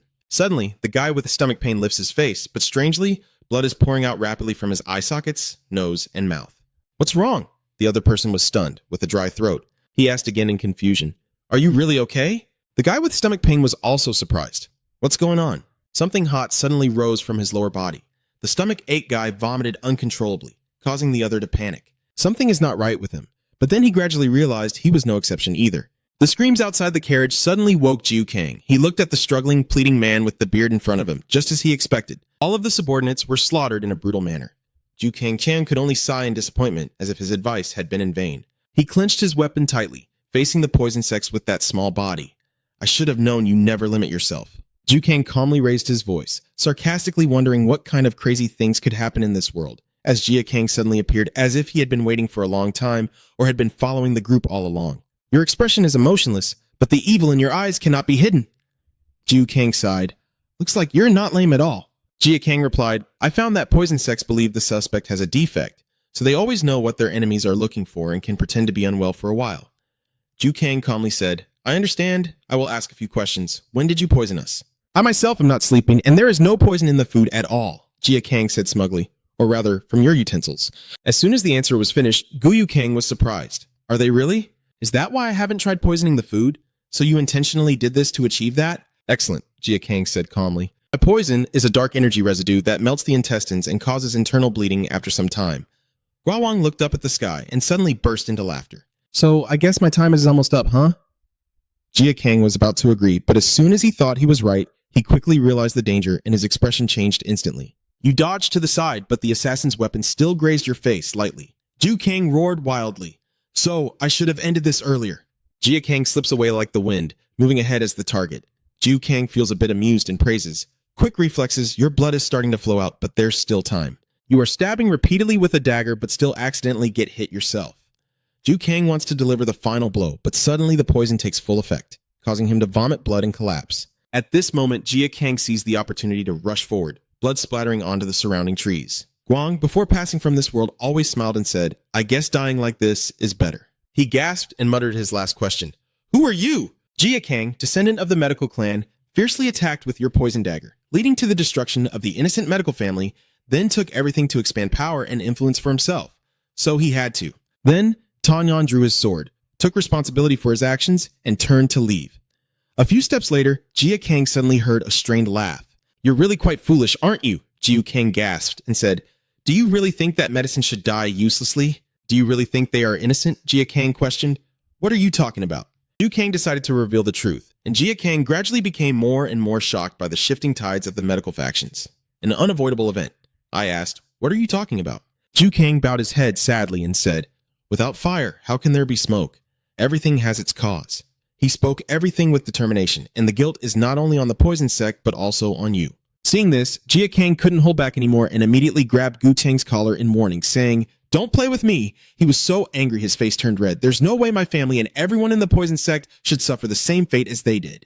You only know enough about the poison sect and medicine to seek revenge? He even emphasized, You will soon turn into an uncontrollable monster driven by rage. Jia Kang shouted urgently, Just say it all out. Jiu Kang, although about to die, still sneered mockingly, full of sarcasm. He hesitated as if to say his final words. Jia Kang helplessly watched the fragile body collapse in front of him, his eyes rolled back, showing he had already died. Only Jia Kang remains completely stunned. Min knows too little, losing control in his rage. He gently clenches his fist. No, the poison sect has slaughtered the medical school. Jia Kang, filled with rage, clutches his aching forehead and has always decided that when such things happen, he would become strong enough to avenge those who caused this to happen to us. His anger was not so fragile as to be shaken by those words. He forced himself to stand up, telling himself to trust what he had seen and experienced. Finally leaving the crime scene, Jia Kang, driven by madness and determination, pushes himself forward. At this moment, just a few hundred meters from the battlefield, the man who witnessed everything, none other than Manri, has returned to the palace, now shrouded in mourning. Sanjin's beautiful wife sits silently in the cold, empty room without her husband. She is too shocked. The wet nurse shows a very sad expression. I am very sorry to inform you. The baby in her womb is gone. Hu Chu, hearing those words, immediately drank the entire glass of wine. Just as Manru returned, thinking, will it always be like this, he responded in a tired voice. I still have no clue about that damn crippled bastard. My torment will never go away. He clearly showed concern and advised, stay calm. In front of his surprised younger brother, Manru emphasized, I have a feeling I know where he is and who he is. He calmly explained, 2 other sects have joined Diet Fong with the poison sect. It seems like the dangerous situation has suffered many losses. But in reality, that's not entirely the case. Manryu gently kicks the bottle and lies sprawled. Remember the trade deal between the poison sect and the dark sect that I wanted to hand over? I thought something was wrong, so I looked into it. Manryu guessed that the case had been transferred to the Poison Valley sect due to W's request to the head of the sect. At this point, he suddenly became serious. He had previously appeared before, refusing the offer to use the Heaven and Earth net and began to show a strong desire to catch the killer. Manryu remained silent, and as a result, after inheriting all the remaining assets, he was able to expand his sphere of influence. Moreover, the killer skillfully evaded pursuit as if he had Unnam's terrain in the palm of his hand. The culprit also possessed deadly fluid enough to kill Sanjin. And that ingredient does not belong to the dark sect or poisoners at all, Manryu finally concluded. What do you think about what I just said? Hu Chu trembled. Brother, the murderer received help, and that person might be the one who orchestrated everything. Manryu emphasized cruelly, the Poison Valley faction. He couldn't hold back anymore and broke down crying. How could it be like this? The old man replied frankly, Wian is a greedy man who will seize any opportunity to become the king of the south and increase his influence over the hidden Hongdu region. Manru was helpless, his eyes closed tightly. With the assets of the fallen sects, poison no longer needs to be kept as a minor family affair. He can fully use the crippled murderer as an opportunity too. How could the Poison Valley faction possibly do that? See it done, and they don't have any grudge against each other at all. Manru quietly observed his younger brother's expression and then spoke. He carried out that act with extreme caution, probably not wanting to see any witnesses. Gu trembled.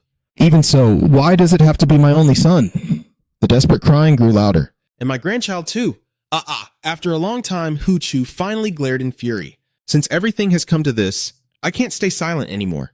I will uncover the truth about the Poison Valley sect. He roared, even if it meant using force to bring them to light. I cannot coexist with the one who killed my child. Manryu sighed, truly feeling sorry for Sanjin's suffering. But when he heard Hu Chu's reckless words, he quickly warned, I am not telling you everything to send you to your death. He was completely stunned, unable to do anything else. Manryu suggested, persuade the righteous side. What you need to do is gather the power of justice to defeat evil at U5 South. The old man gently poured a small cup of wine. After they finish the plan, they might come to kill the murderer and pretend they are not involved. So I need to act quickly and prove their incompetence. Defeating the Poison Valley faction that way. Hu Chu just listened silently. The only way to make Sanjin's death meaningful is to say that constantly chasing revenge for our son isn't the best thing to do. Manru's body trembles. This kid, the one who died, was our Sanjin. The cup of wine in my hand is boiling with rage. I will take responsibility for this. The anger caused the intact tea table to shatter into pieces. Hu Chu gasped in shock. Manru releases his heart. I vow to offer this cup of wine and the enemy's head. His eyes stare wide open as he calmly offers the spirit of Sanjin with his own hands. Hu Chu felt deeply moved inside and thanked his brother, then stepped forward to embrace him, expressing his gratitude. He probably never expected that the person he trusted the most would be a treacherous wolf ready to tear apart their own kind. In the main hall of the Poison Valley faction's headquarters, flickering candlelight illuminates the entire room. Wion is focused on practicing divine energy, surrounded by a hazy mist. A fleeting thought crosses his mind that among the 4 major sects under the Yunnan region, only the Poison Valley remains. My greatest threat now is a tiny disturbance, just one mistake that prevents us from acting wisely. He silently considers. However, the matter is unrelated to the valley killing the heir of Dugusi, as the minor clans in Unnam are being suppressed by the poison sects gathering under the Koktu Mountain to rise up. At this moment, Hu Chu had just finished giving orders to his subordinates. They exchanged secretive glances, pretending to talk about justice, but in reality they are disgusting scoundrels seeking profit while the poison sects are weakening. Wang slowly opened his eyes, but no matter how much you fight, the Poison Valley sect will not fall easily. Outside the corridor, a respectful voice echoed, Master, are you awake? Everyone has arrived, so why quickly prepared? The assets the Poison Valley sect received from the Martial Alliance. His eyebrows furrow slightly, and he will use them to revive the poison sects of Unnam. A moment later, a stern voice announced that the Poison Valley sect master was arriving. The door slowly opened, and in front of Hai stood hundreds of thousands of respectful followers. The alchemy factions of Unnam region greet you, Grandmaster. Suddenly, a thought crossed his mind. King of Namo. It seems things are not too bad after all. The meeting of the poison sects has begun. Nearby is the area for crafting and weapons. Are these idle personnel just hanging around? Many people came here early this morning, right? This seems to be the biggest meeting, with all the poison factions gathering here, said a grumbling thug. The 3 major poison factions have been wiped out, so the Valley Master is probably a bit anxious. He's speeding up the reconstruction to regain his honor. How do you know everything? Are you forgetting where you are right now? Watch your mouth. If you have time to gossip, eat quickly and get back to work. He stepped out of the tent and called out to someone. Zin, come out!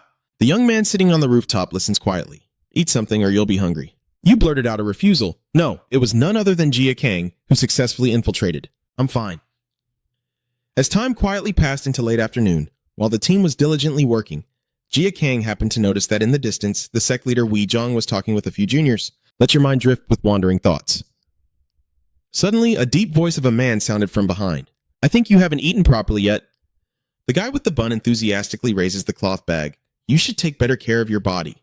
Inside, there was nothing but 3 bowls of hot rice and his urging voice, eat a little. Jin Gang politely thanked him and took it. The man with the tied-up hair gently smiles and advises you don't push yourself too hard. You've already done very well. He then explained that we let you do it because you looked quite pitiful. But initially we weren't sure about hiring someone. Didn't even know where you came from or if you were simply experienced. Yet in the end, we praised you without hesitation. Unlike those reckless kids out there, you are persistent and learn very quickly. Kong then gently advised, we're rushing a bit, but if we keep going like this, we should make it in time. Jin Gang was surprised and asked, why is that? Isn't there still some time before the main event?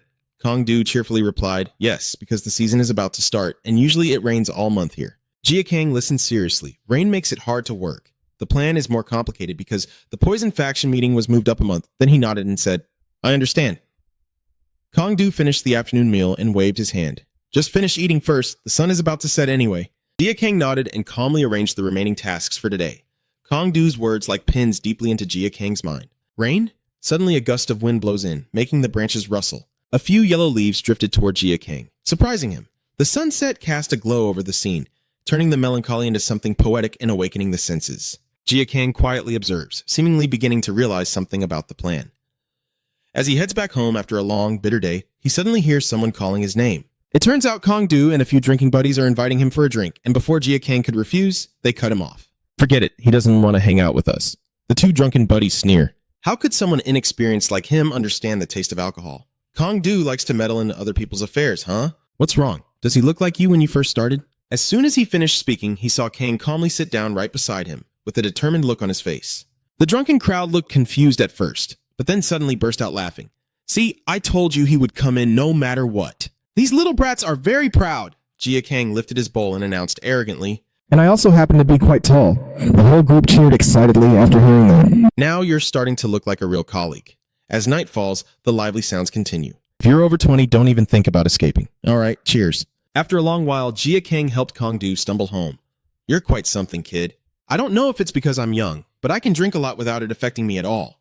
My body still handles it pretty well. The man with the tied-up hair suddenly grins. You remind me of the son who left home quite a while ago, so I hope he's doing well. Suddenly, a woman's panicked voice echoes from inside the house.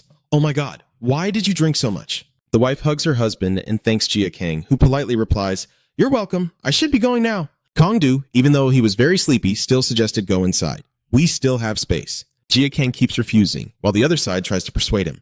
You don't have a place to rest, right? I know you often sleep on the streets. Yeah, go ahead and come in. It's late anyway.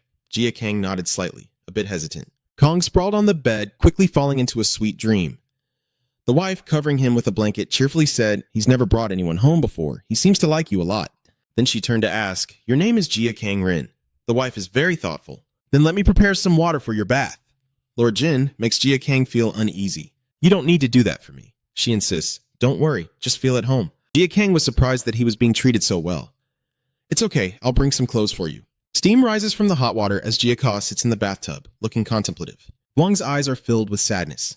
I don't know how long it's been since I almost forgot. But deep inside Jia Kang, the feeling was truly strange. The next morning, as sunlight seeped through the windows, Jia Kang appeared and said seriously, Thank you for letting me stay overnight. Kong-du Hao asked, Are you awake? Then examined you and marveled. Oh, look who it is. I didn't pay much attention before, because you're usually unkempt. But now you look like a noble. Even the wife was amazed. Oh my god, you're right. It's already morning, I plan to leave. Let's eat first and then go back. Look how obedient they are. My wife's cooking is really top-notch. She even prepared for you since early this morning, so Jia Kang had no choice but to agree. Then I guess I have no choice but to agree. I slowly picked up a piece of food and put it in my mouth. Kong-du giggles and asks, So what? Is it delicious? A rare smile of happiness gradually appeared on Da Kang's face. Yes, it's really delicious. Kong smiles. It's what my son likes. It kept talking about how it would make this dish famous in Morum. Jia became more curious. Didn't you say he should leave the house? Kong-du sadly explained. Actually, he died 5 years ago from an illness, he said. After my most talkative son in the family passed away, this place suddenly became unusually quiet. My wife and I are no longer as we used to be, and we can't bring everything back. Kong-du was a little happy, but it's been a long time since I saw her cook breakfast with such enthusiasm, as if her son had come back home. The man took a small sip of wine. I don't understand why you do this, but staying as long as you want is fine because everyone has their own story. Jia Kang just kept silent and continued eating, but in his mind the image of the woman with her gentle smile appeared. Your mother's small, tight skin chew slowly and swallow carefully. 2 images of Mr. Gong gently patting your head as you quickly grow up. A family that was once very happy gathered around the dining table.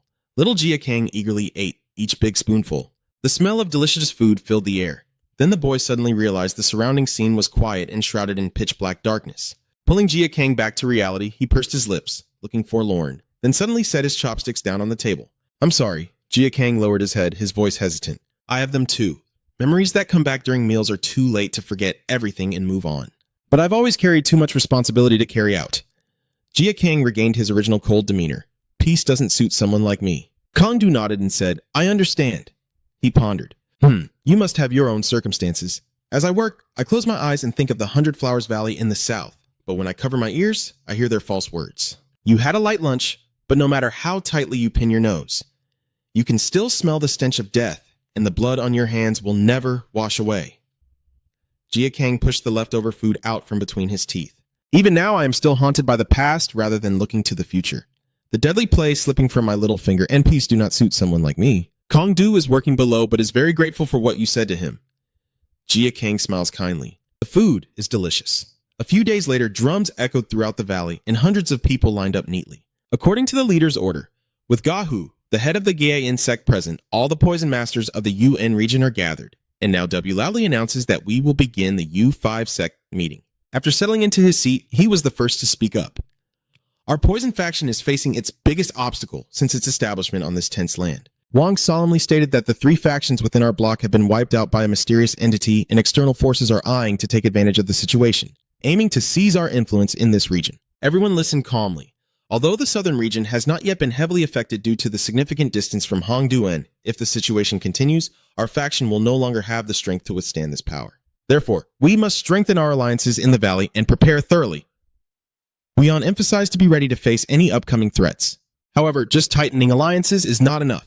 A few voices below say it was truly a wise decision. He demands true unity to ensure that such a disaster never happens again. And I am ready to leave everything behind to achieve that goal, even if it means abandoning my unique martial arts. Every word makes all the divine weapons tremble in fear or threaten the 3 great evil sects' business. Wei Zhang clenched his fist in fury. We are here to discuss the distribution of assets. So why are questions from you all suddenly being raised? Everyone looked at each other, waiting for someone to take the lead, when suddenly a man's voice shouted from below. Headmaster, do you think everything is gradually falling into chaos? He clasped his hands in a bow and introduced himself. I am Gahu, leader of the SA faction. I know I may be overstepping, but please allow me to speak on behalf of everyone. The group nodded in agreement. What we need to focus on now is exposing the killer responsible for the fall of the 3 poison sects.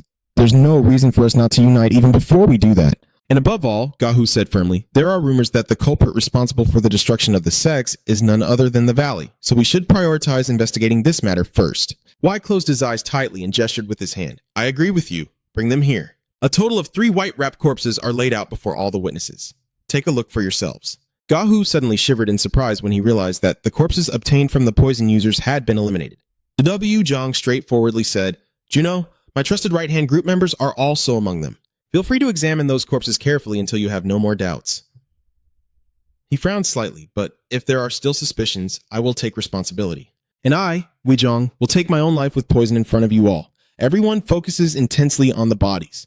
Even in poison, exists a sense of morality, and this is the reason for the prosperity of the medicinal block.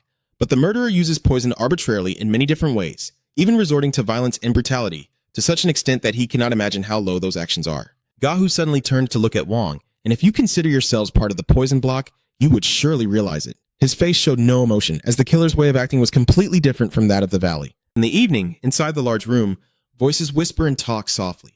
If everything continues under this tremendous pressure, the risk of violent thoughts increasing is quite high, so I must distract them by bringing in the corpses to reduce the chance of an all-out fight. Gahu politely replied, I understand. I greatly admire your wisdom, master. Hui calmly pours tea. By responding to the rumors, it seems like I have conceded to them, and because of that, they will find it harder to refuse the request. He also said, you have done your part well. So, as promised, I will transfer part of the Black Abyss's business to Sane. Thank you very much, sir. Gahu was delighted, but suddenly remembered that this question wasn't very relevant. Why didn't you leverage the strength of the martial arts alliance? Wei Zhang sipped his tea and calmly replied, Recently, there have been strange changes at the city hall, and to borrow the strength of the martial alliance now would be like putting your head in a wolf's mouth. Gahu asked, and what about the Sichuan region? They might want to form an alliance with U5 Nam. Wang sighed faintly, feeling resigned. It seems you still haven't realized. Doing so is no different than running from wolves and getting caught on a stake. Under the quiet night, a figure moves carefully. He scans the surroundings before jumping very high. Manryu lands safely on the roof, feeling that something is very strange. The old man shows clear suspicion. Aren't you waiting for this situation? Then why haven't you acted yet? Suddenly, his attention was caught by something. Manryu picked up an object, a glowing tile under the moonlight. Suddenly, the disgusting tongue flicked out and started licking. Quite suspicious, huh? A feeling of excitement instantly flooded his body. Manryu gradually realized this was the venom of the divine snake. He quickly reached a conclusion, suspecting he had infused the Black Shadow sect's poison into the roof tiles, while slowly wiping the blood flowing from his nose. Now I understand what you are trying to do. Manru raises both arms in fury. It's going to rain soon. He's trying to make the water blend with the venomous snake spirit. The old man finally left the roof, and the residual venom of the serpent will be enough to fill the weakness of the poison block. Anyway, this plan is a bit risky. He is very pleased, but everything will not go exactly as you wish. Manru calmly devises a plan. I will create an even more disastrous situation. Just thinking about your angry face makes my heart race. The valley will stay peaceful for a few more days. And so, the meeting ended with the unanimous agreement of all the families. W confidently affirmed his wisdom. At the same time, at the grave overgrown with grass, a man wielding a weapon with a look of hatred, everyone had their own plans. Manryu considered a new move and sent several assassin groups. He smirked confidently as everyone waited for the decisive moment, and finally Jia Kang looked up at the darkening sky. The time until the end of the single block meeting is 4 days. I'm confused. I'm not sure if there will be another chance like this in the future. I must act now while I still have a chance. The small figure slowly disappears behind the stone wall. In this heated debate at the conference, the mining operation will first belong to our Birim Valley faction. A few people immediately dismissed it after hearing, I don't know why he said first, so it's just aimed at the mine itself. Wayan sat calmly in the center listening intently, but also all the other deals. I cannot concede on this matter. His mind is in chaos now. In the end, they will all be branches of the Poison Valley. Fighting over them is pointless. Then, the subordinate suddenly approached with a strange piece of paper. Master, this was sent along with the carrier pigeon letter. Yu Jiang widened his eyes in shock. Is this the silver token belonging to Manryu, confirming his identity as an inspector from his martial arts alliance? A bad feeling rises in my heart and mind. I can't trust him. But when grabbing the piece of paper, no one could use this token for personal matters, so they immediately looked inside to see what was written, and if he sent the token along with the letter Jia Kang was returning, when suddenly he heard a call. Hey you, stay still. The fierce soldiers are asking, what are you doing here? All of them looked extremely arrogant, their faces darkening as they anticipated a fierce fight. On this side, Wai Trong was feeling terrified by the writing inside the paper, as a cripple had infiltrated the area. The impatient soldiers are shouting at you. Are you deaf? We're asking what you're doing here. I'm a construction worker here, thinking I lost something while working, so I came back to look for it. If it's not too much trouble, I ask my brothers to wait briefly, and I will come to you later. The soldier points toward the underworld as a warning. The head of the Poison Valley sect has ordered everyone to gather in the conference hall, and Jia Kang has no choice but to obediently comply. You gather all the workers in the area, everyone confused by the summons. The soldiers stand on the high stone platform but shout loudly for order. At first he spoke loudly, saying, thanks to you all, the event is proceeding smoothly. Then he explained that the sect master of the Poison Valley wanted to personally congratulate the achievement. The door opens, and Dong along with all his classmates gradually appear, followed by an item delivered through a cup of wine that he himself poured. Wai Trong smiled kindly and suggested, okay, everyone move forward together. Everyone looked confused. What is he planning? I've never done anything like this before. Why is it like this? The soldiers randomly picked one of them and urged him, go ahead, you first. The murderous intent from the high-ranking characters ahead makes the space feel dangerously cold. Wai Trong, seeing the hesitation of the personnel, gently reassures them that there's no need to be afraid. Feeling a surge of courage, he gradually stepped forward, took the cup of water from the head of the sect, and drank it all in one gulp, his eyes suddenly widening. The praise of it being very delicious echoed, seeming to lift everyone's heavy hearts and let out a sigh of relief. As for Jia Kang, he was extremely worried, sensing that this situation was strangely exaggerated and must hide a deeper reason behind the actions. Suddenly, an idea rose in his mind. Jia Kang deduces that to drink that cup of wine, he must go to Hui's place by making each person step about 20 times so they can tell the difference. Will he look down at his feet to see if that person has the same sign? The call sounds again echoing. Keep going. Jia Kang gently pursed his lips, feeling anxious. We've been caught in a trap. Do they know we're here? It's you. He gradually fell into a state of terror. Everyone will be watching the one who steps forward. Even when I try to act normal, I can't fool the many experts watching me. As Jia Kang wonders what to do now, a louder command suddenly sounds. And next, the soldiers are aiming straight at this kid. It's your turn now. Jia Kang is momentarily stunned. The boy looked up at the gray sky, the rain still not falling. The guard shouted loudly, hey, move your feet quickly. Did Jia Kang obey the order or not? Long suddenly stood firm, unable to run or delay any longer. Meanwhile, the soldiers, showing signs of annoyance, quickly drew their swords from their backs. I told you to come up here. Wai was momentarily startled when he saw the small figure approaching. Wait a moment. The expression shifts from shock to confusion. Jia Kang boldly approaches. For now, that's enough. Wai Dong stops the guard from fighting so he can leave. Everyone's attention is on the character in front. Jia Kang faces W with strength and no trace of worry. He glares and whispers, so, it's you, right? The one who has always been eyeing the poison block. Jia Kang said calmly, so it's you. The mastermind controlling the poison block in Unam all along. Wei Dong grits his teeth. Truly a shameless bastard, sneaking into the poison block like a rat, and now pretending to be noble. What do you want to do now? Jia Kang openly reveals his plan to kill everyone, including you. Wang Bang Huang burst into uncontrollable laughter after hearing those words, while his fellow disciples behind him froze in shock. Did everyone hear that? He said he's here to search everyone. While reveling in his arrogance, Jia Kang suddenly pulled out a prepared knife. Why not try it? Suddenly, something flashed past quickly, and Jia Kang was pushed over by a force, losing his balance and falling forward. The soldiers gathered, roaring in anger. Do you think we will let you disrespect the headmaster? Gahu also wanted to join this bastard, but was stopped by Hui. Wait a moment, he calmly asked to observe him first. Jia Kang faced the group of soldiers with a few curses. Die. He successfully dodged the first attack and seized the opportunity to counterattack with poison needles. The guards choose their attack moves, and as they fall to their knees, allies rush in. Jia Kang moves swiftly to escape, targeting weak points on the body and wildly slashing. The hot, fresh blood from the wound splattered everywhere, and the remaining guards watched in fear, instinctively retreating as Jia Kang advanced. Suddenly, a man voluntarily proposed to the headmaster, and I couldn't let his arrogance continue any longer. In his hand, he held a large round object. Given the situation, I, Mongu, will strike first. In a fit of rage, I hurl the treasure aside and channel all my strength into my arm, using the Nine Fist technique to counterattack, clearly causing Jia Kang to waver. His face was excited. Using the Nine Extremes Fist as a secret technique with black Thai sex acid, just a slight hit would cause you to gradually melt. Jia Kang glanced at the nearest corpse, quickly grabbing the clothes of the body, momentarily shocking Mungu. Jia Kang uses his body as a shield to withstand all damage, his eyes filled with hatred. Wu Fam discards the corpse and continues the attack. It's useless. Jia Kang was pushed down painfully, his body sliding across the stone floor. Mungu let out a breath of relief, then suddenly felt a sharp pain in his hand. Turns out he had been pierced by 2 poison needles. When did he arrive? Jia Kang struggled to stand up as some allies with weapons joined the fight.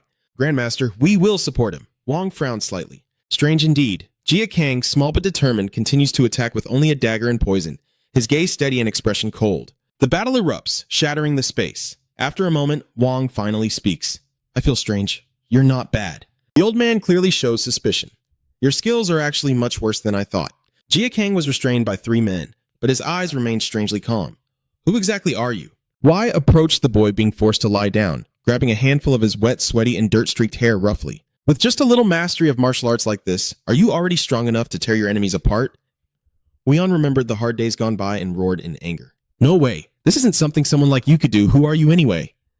Jia Kang stubbornly remained silent in response to the interrogation. So who is the real culprit behind all this? W. Zhang gradually lost patience and said in a hoarse voice, if you don't confess, the murderous aura from his body will erupt, causing the surrounding disciples to hold their mouths tightly to prevent any fearful sounds. Wai Trong gazed at the resentful look in the boy's eyes and threatened, today you will learn what it means to experience Bak Huang. The hatred inside Jia Kang reached its peak, and an ominous aura began to seep into every corner of the main hall. Jia Kang's hand suddenly clenched, showing the first signs of convulsions.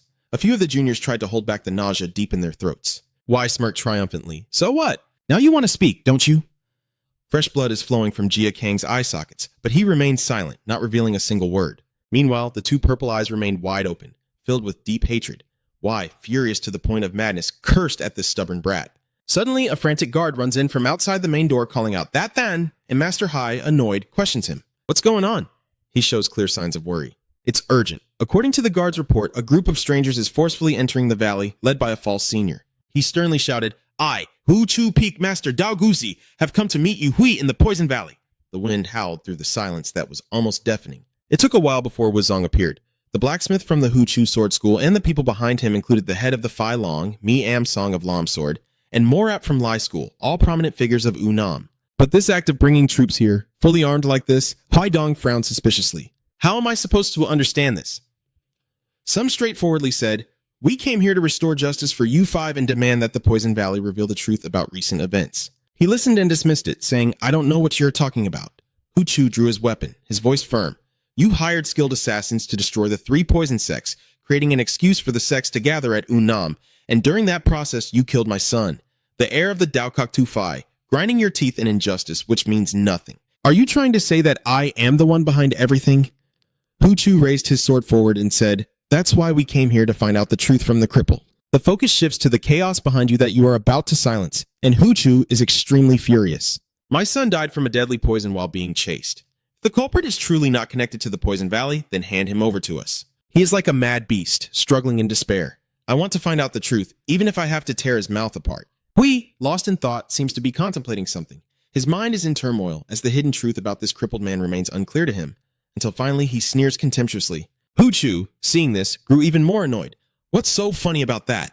Hui tilted his head back and gestured wildly with his arms. Haha, that's wonderful, a truly anticipated coincidence. Your steps are even faster than before, and I'm also curious about his identity, once again grabbing his hair even tighter. Wang lifts your face up looking for him. Look at you. Even if I go this far, you still refuse to speak. He even emphasized that it was a coincidence that Du Kok-tu appeared right when we were interrogating him about the relationship between the culprit and the Poison Valley. Wai struggled to break free, understanding now that he was determined to blame the one who always exploited this cripple, which must be the righteous sects. What did you just say? It's truly shameful. Blaming innocent people should be done with restraint. Who do you think you're messing with? Wai Zhang gripped Jia Kang's neck tightly. Maybe the ones behind him have always been you, for whatever reason. Now I know what to do. Hu Chu was momentarily stunned. Righteous faction, the fools trying to confront the Poison Valley. After today, you will no longer exist. Leon immediately showed a determined look. I will show you the true power of the Poison Valley. He has been in control of the Yunnan region for a long time, starting with him first.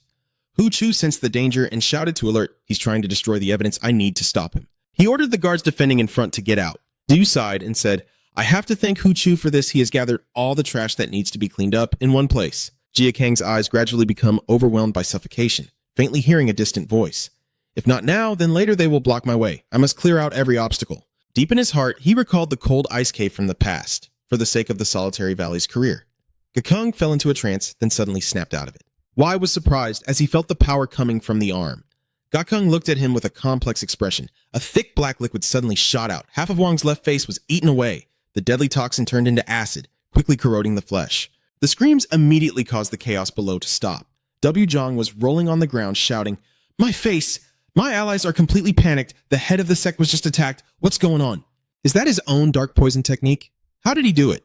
Suddenly, he remembered something. Just now, when the clan leader Jia Kang attacked, MU used force to push him away and was also infected with poison needles. Don't tell me he hid it in his mouth at that time. He was stunned, and the reason he refused to speak was because Jia Kang wiped away the fluid before finally speaking. I escaped from the mine shaft that you collapsed. He remembers the small hand covered in blood from holding the tool for too long and the two feelings of helplessness, not knowing if he can escape this dark hell. Do you want to know? The boy turned to look at the stone graves. What is behind me? His eyes, from pain, gradually turned to hatred as Buan hurriedly gave the order. We need to seize the opportunity to strike down the traitor. Both sides charge into a historic battle with shouts and screams as they attack to save the head of the sect and stop him. While Jia Kang continues, do you want to know who I am? The rain starts pouring down from the sky. I take a deep breath slowly to gather my courage, then reveal everything. I am Jia Kang Jin, descendant of the 100 Flowers Valley from the Sorrowful Heart sect. You clench your fists in anger, here to take revenge. Your mouth opens wide, representing the Bak Hua Valley from Sao Tam sect and other medical families of Unam. Wai Zhang was so stunned that he forgot the burning pain on his face. Hu Chu was just as shocked. A few fellow disciples froze, their bodies seeming to fall into an abyss. Jia Kang stared fiercely and declared that I will not let you live. Not even a single one will escape. The vast sky was covered in dark gray gloom, and above, a tall roof not far from the battle, a female voice echoed. Why don't you take action? She wondered. With such a small-scale battle, you could easily put an end to it. Andrew casually said, I've put a lot of effort into staging this play. It would be a waste not to watch. He even reassured the assassin, don't worry, everything will go according to plan. She hesitated for a moment before deciding to ask, so is that guy also part of your plan? Of course. Manru suddenly smiled cruelly. Everything is going according to plan as I calculated. The assassin whispers a few words. The Valley of 100 Flowers of the Sao Tam sect. Jia Kang and Hu Chu stands there in confusion. Ewok, he doesn't seem to have received the information he just heard. Isn't it the Poison Valley? A series of red veins have bulged around my eyes for days without sleep. So why is that? The murderous aura from his body erupts like a serious warning not to step on the stairs. He coldly emphasizes, they are my prey and you will die if you approach. Hu Chu's mind was in chaos, thinking this scent was truly deadly. Not something an ordinary person would possess. It seemed he was truly burning with revenge. As he sank into despair, Dong Sving's voice echoed from behind, calming him down, saying they had lost their leader and this was our chance. Hu Chu gradually awakens, his ambition surging through every nerve in his brain. If he can overcome them, Unnam will belong to our side. His face was unconsciously vacant as he looked up at the sky and the scattered corpses lying beneath. Gu wondered whether he came here for his son or for the desire for the vast sea. Above, all the characters from the Poison Valley showed clear signs of fear. Wang struggles to crawl forward, Jia Kang running wildly behind him. I don't know which of you is working with that medicine sect. I will kill everyone here one by one. If you're not involved, leave now. Gahu and the others immediately got angry and started cursing. Are you crazy? You thought we would retreat just because of that? For someone from the Y-Duok sect, you're pretty naive. A few beads of sweat trickled down Jia Kang's face. So that's it. Your whole body is burning hot, your anger reaching its peak. Now I will punish you all. The first to strike jumps high into the air, while the enemy calmly raises two truncheon-like weapons and curses at the foolish brat. He is none other than the leader of the Theatric sect. Know your place in this world. The overwhelming power crashes down. The main hall's stone floor cracks and shatters, but there is no sign of the enemy anywhere. A chilling cold runs down his spine as he feels an extremely terrifying presence approaching. Jia Kang clenches his head tightly, his other hand wrapping around his neck in a firm grip. The boy successfully crushed the enemy, causing his vertebrae to shatter. Next, the poisonous snake sect leader from Hang Run will attack. I will help you. A fellow disciple in Jia Kang loosens his grip, directly facing the old man and letting him go. He suddenly leans back onto the ground, using the strength of his feet to pull away while simultaneously throwing a dart. The cave troll, equipped with extremely tough wolf claws, initially managed to dodge, but the old man, noticing Jia Kang escaping, hurriedly followed. Where do you think you're running off to? The boy swiftly moves through the bookshelves, suddenly unleashing a deadly poison. Just as Hang Run lunged forward, this attack was impossible. When the words reached me, I couldn't help but cry out, and the old man cut through Jia Kang's hidden weapon. A shard of dart shot out, slicing into Hang Yon's wing and causing it to become numb quickly. The old man gradually collapsed, but of course, the situation was not over yet. Jia Kang detected a bright energy source behind him, quickly dodging the attack and simultaneously increasing his speed more skillfully. Numerous insect-like creatures with harder wings appeared in front of him, but their colors were noticeably lighter. The group witnessing everything so far is panicking. If we keep fighting his way, we will lose. They decided to form a team. I have to put aside my pride and deal with him at the same time. Yes, I understand. Master, are you okay? He holds his battered face, confused and worried. What has happened to him? Mungu calmly assesses the situation. He is struggling to resist, but Jia Kang just delivered a fatal blow to one enemy, and the strength of the Eastern Valley's forces is beyond expectation. Fighting so many alone is a bit too much. The enemy's surprise attack wounded Jia Kang, and it's only a matter of time before he collapses. Mungu sighed. Did he come here alone just to seek revenge? It would be better if you went with your sect, right? Jia Kang stands surrounded, losing because of his pride worth nothing. You're panting heavily. Fighting really takes a lot out of you. Wang suddenly hesitated and spoke, surprising Mungu. No way, Grandmaster. The eye infected with deadly poison has been completely destroyed. He grits his teeth in anger. What is he planning? Yu Zhang remembered that even when facing death, Jia Kang always remained calm, waiting for the decisive moment. He silently reasoned that there was no way he would perish just to seek revenge. If it's still moving, it means something is still plotting. Mungu is anxious. What could he be scheming? One of the henchmen suddenly foamed at the mouth, opened his mouth wide, threw his head back, displaying an expression that left W stunned. This was clearly caused by their deadly poison. He then realized it was the rainwater. Bai looked up at the dilapidated roof as rainwater poured in. A running shout echoed, and Jia Kang was thrown far away. Gahu arrogantly said, "Looks like it's over now?" "You little rat, that was a good move, but it's finished." He drew his sword and warned, "I will send your kid back to the medicine sect." As he hesitated, a familiar taunting voice echoed, "You fools." Wai is panicked. Everyone is keeping their distance from him. Gahu is surprised. "What the hell are you talking about again?" Suddenly, fresh blood slowly dripped from his nostrils. All the minions realize the seriousness of the situation and scream in panic. Jia Kang glances around and then fixes his gaze on the kneeling sect master W in front. The poison is absolute, killing spirits and releasing death. You watched helplessly as each person collapsed. I told you so. They were like fish out of water, struggling to breathe. Jia Kang emphasizes that if you stay, the anger will rise again and I will kill everyone. Once you choose the path of revenge, there's no turning back. Now only Jia Kang and the two elders from the valley remain, and Huidong suddenly remembers the deadly snake poison and the lethal herbs that the dark sect possesses. He suspects that he attacked the dark sect beforehand, and is not surprised that he has their poison, but how could he have mixed it into the water? Jia Kang gradually calmed and said, "I once heard that it rains a lot here around July. I explained that I had holes drilled in the roofs and poison applied to them so it could mix with the rainwater." Wu Jiang was stunned after hearing this, so he had prepared this trap in advance. "So that's why you always act so arrogantly. But the deadly snake poison only works if it enters the body, so we just need to be careful not to get hurt." W. Jiang was about to tell Mungu that luckily we haven't been injured, then suddenly saw that his skin was covered with boils. The two of you look at each other in confusion. "What's wrong, Grandmaster?" "My body is so itchy I can't stand it anymore. My face and skin are turning darker. That's why I prepared another poison besides the deadly snake. And if you come into contact with it, as you said, it will cause a terrible rash and itching." W. Jiang saw Mungu twisting and quickly stopped him. "Don't scratch right now." But the itch became so unbearable that he could no longer control himself. scratching wildly and causing blood to spurt from the numerous wounds. Jin Gang explains further that then the rainwater will seep into the nerves through the tear. That is the effect of the ginkgo bark. Yu Yang is extremely surprised. What do you mean? You can do this with just ordinary ginkgo? I answer honestly. Pride. That's exactly why you died at my hands. Jin Gang finally can reveal all the hidden feelings he has kept inside for years. It's over. W in the rainwater still flows down from the roof into the stream. He shows clear concern, realizing he shouldn't suppress the poison symptoms with internal energy anymore, and if he can escape from here, there's no way he can stop the Orthodox factions alone. Is it really ending like this? Killed by someone like him? The bodies of all the fellow disciples from the valley are scattered across the floor. This last breath, I wonder in despair. It's all meaningless, isn't it? The old man suddenly sighed. I must admit, I acknowledge you. You have completely wiped out the 4 major families and the entire poison block of the Yunnan region. Even though I saw it with my own eyes, I still find it hard to believe. His hands slightly clenched to summon energy, while the old figure bowed in a defensive stance as long as I am alive. The Poison Valley will last forever because I am its leader. Jin Gang clenched the poison blade tightly between his fingers. I also don't intend to let you escape. Wyon initiates the attack. You have no right to decide that. The kid focuses on observing the enemy's movement. The head of the sect hangs suspended in the main hall, resembling a spider, roaring loudly. I am W. Zhang, owner of the 100 Poisons. You are destined to become the king of Unam. And someone like you, a kid from the medicine sect, thinks you can beat me? He uses a unique and precise technique while also retracting the 4 limbs. Dream on in 100 years. With just a wave of his hand, thousands of sharp blades were unleashed directly at Jin Gang's position.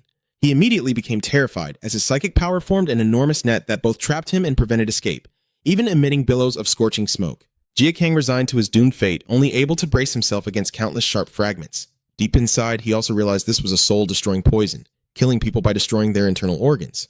Their flesh is continuously torn apart, and the deadly poison dissolves the target's lungs, ultimately liquefying their brain. Seeing Jin Gang coughing up blood, Guiyang quickly seized the opportunity. I will use all my poison in this attack. He is frantically cursing and insulting. Let your weak body melt away in my poison and enjoy the most painful death. He reaches his limit, his vitality drained, gradually collapsing. Jin Gang's eyes roll back as if he has lost all will to fight, and he safely lands on the ground, completely shedding the burden in his heart. I'm surprised you're still alive, but Bokdok will slowly take your last breath. A feeling of frustration overwhelmed my body as Jin Gang, struggling to speak, said, I will wait even in hell. Your eyes burned with hatred, and as those 3 words of vengeance echoed, my small body disintegrated. Jin Gang, unwilling to accept, fainted from Wyon's sarcastic words, the stubborn bastard. He clutched his aching stomach, knowing he had to leave quickly, hide for now, and wait for the right moment. But before that, seeing Jin Gang lying exhausted on the ground, Wyon raised his arm high and said, I don't think I will give you a chance to survive. Just as he believed he had successfully executed the criminal and taken away his last breath, suddenly from behind, a giant figure appeared. Through a blink, chaos unfolds outside as the main hall erupts into battle. Suddenly, the front door crashes down and a shadow bursts out from the main hall. Everyone looked on in shock as that body fell and rolled a few times in the pouring rain. A faint groan was heard, and everyone present knew that the defeated person was none other than Wei Trong. He angrily shouted at his father, Who the hell is that?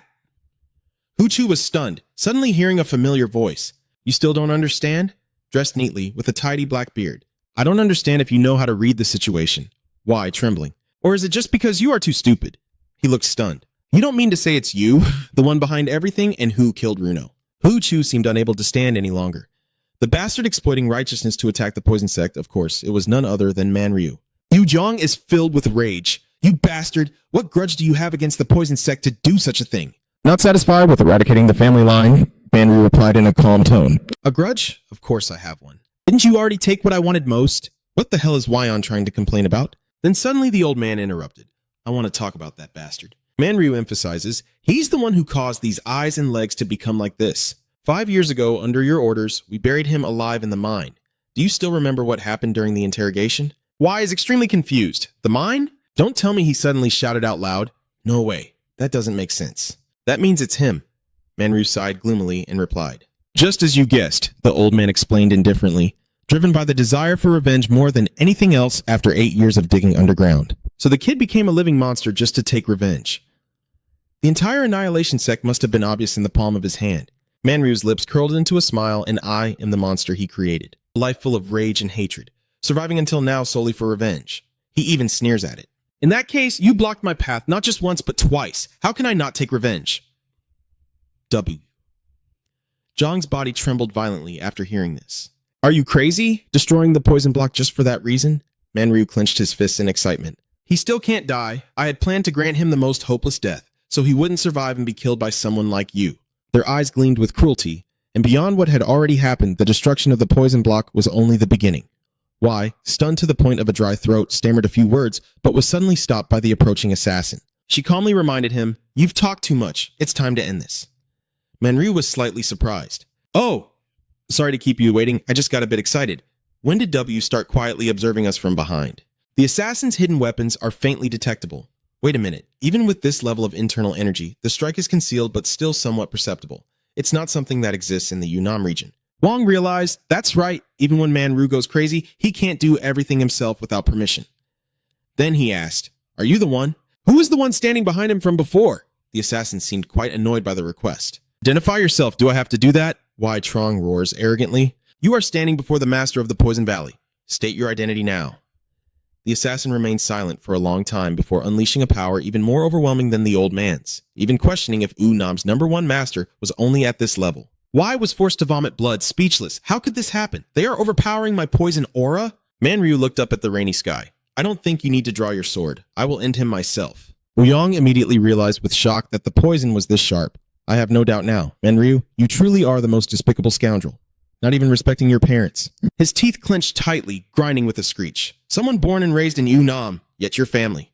He put his hand on the ground and cursed, betraying Unam to follow Xuan. Manryu turned to the assassin and said, "I recognize it because she used poison." Old Binthan waved his hand. "If I can get what I want, I won't care what happens to Unam. Then it's time for the dead to rest." Suddenly, a man approached from the side and blocked the way. Hu Chu looked sad, with eyes as if begging his brother to stop. He asked hesitantly, "Brother, what's going on?" Hu Chu had no idea about revenge or the Xuan region. The assassin carefully observed the two of them. While Hu Chu was confused, wasn't it the Poison Valley and the lame man who killed San Jin? Manryu quickly tried to appear reassuring. "I'm glad you're alive, brother," the old man whispered softly, as if to only hear himself and the other person. "There is something I still haven't told you." Manryu decided to reveal everything. The one who killed Sanjin has nothing to do with the Poison Valley, nor is he the sorcerer, so Hu Chu is losing patience. So who could it be? Those two words, "I am the one," shattered all false hopes and broke trust in an instant. Manryu finally remained silent, while Hu Chu was clearly in a panic. His eyes widened at the final statement. "I was the one who personally killed Sanjin."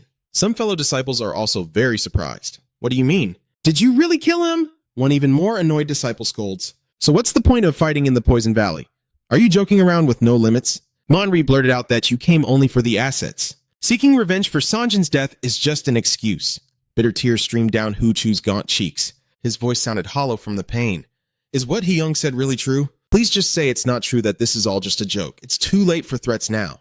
Otherwise, I wouldn't know what to do with you," Manryu sighed. "I truly understand how hard it is for you to stay calm when someone you hate is right in front of you. But revealing everything about Sanjin's death out of pity for her would be unfair if you end up dying without knowing the truth, right?" Hu Chu trembled as he grasped his sword. "For the right to revenge, I will not stand in the way." "Why did you do that?"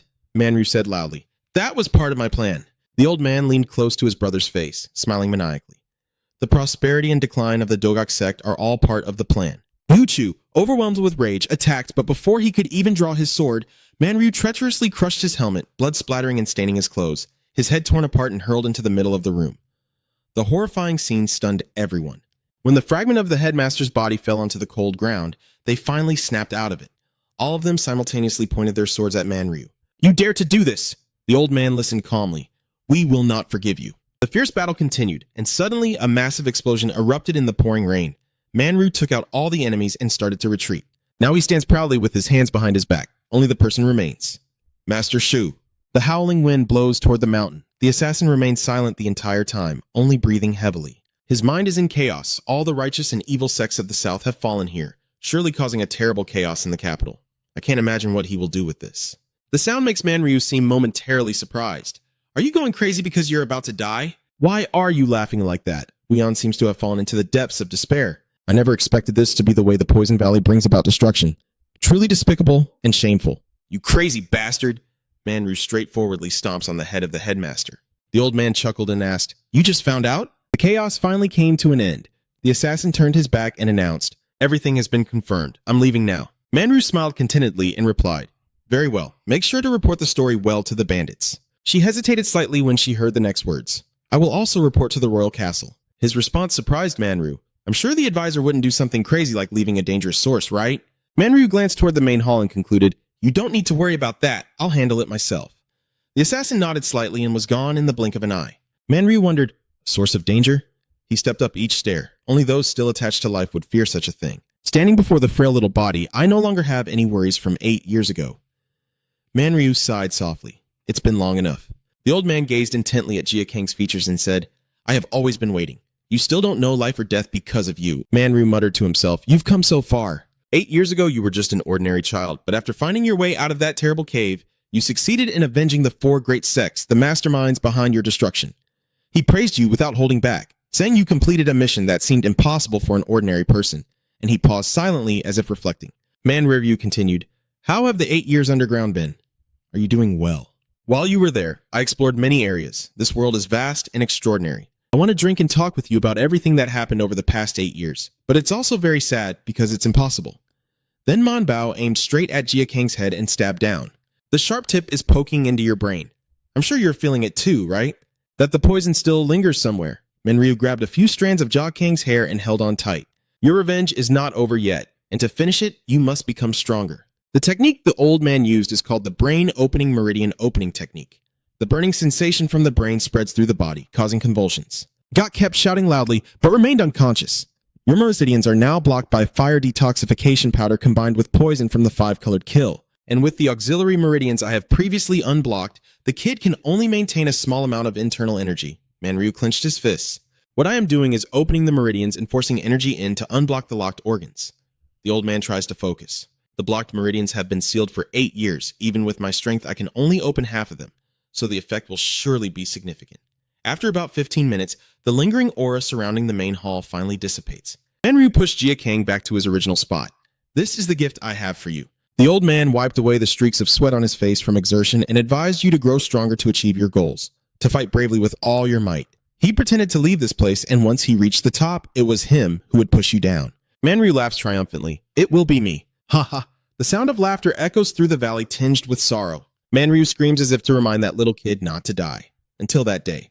Since the chaos ended, no one at the Independent Faction Conference survived the death of Wang, the #1 master of U South, and many other disciples from the valley, along with martial arts from various orthodox factions, caused a commotion in Kangho, and the person responsible for this chaos spread the news everywhere. As soon as I returned to the manor, the supervisor growled, "I trusted you with this task because you come from U5.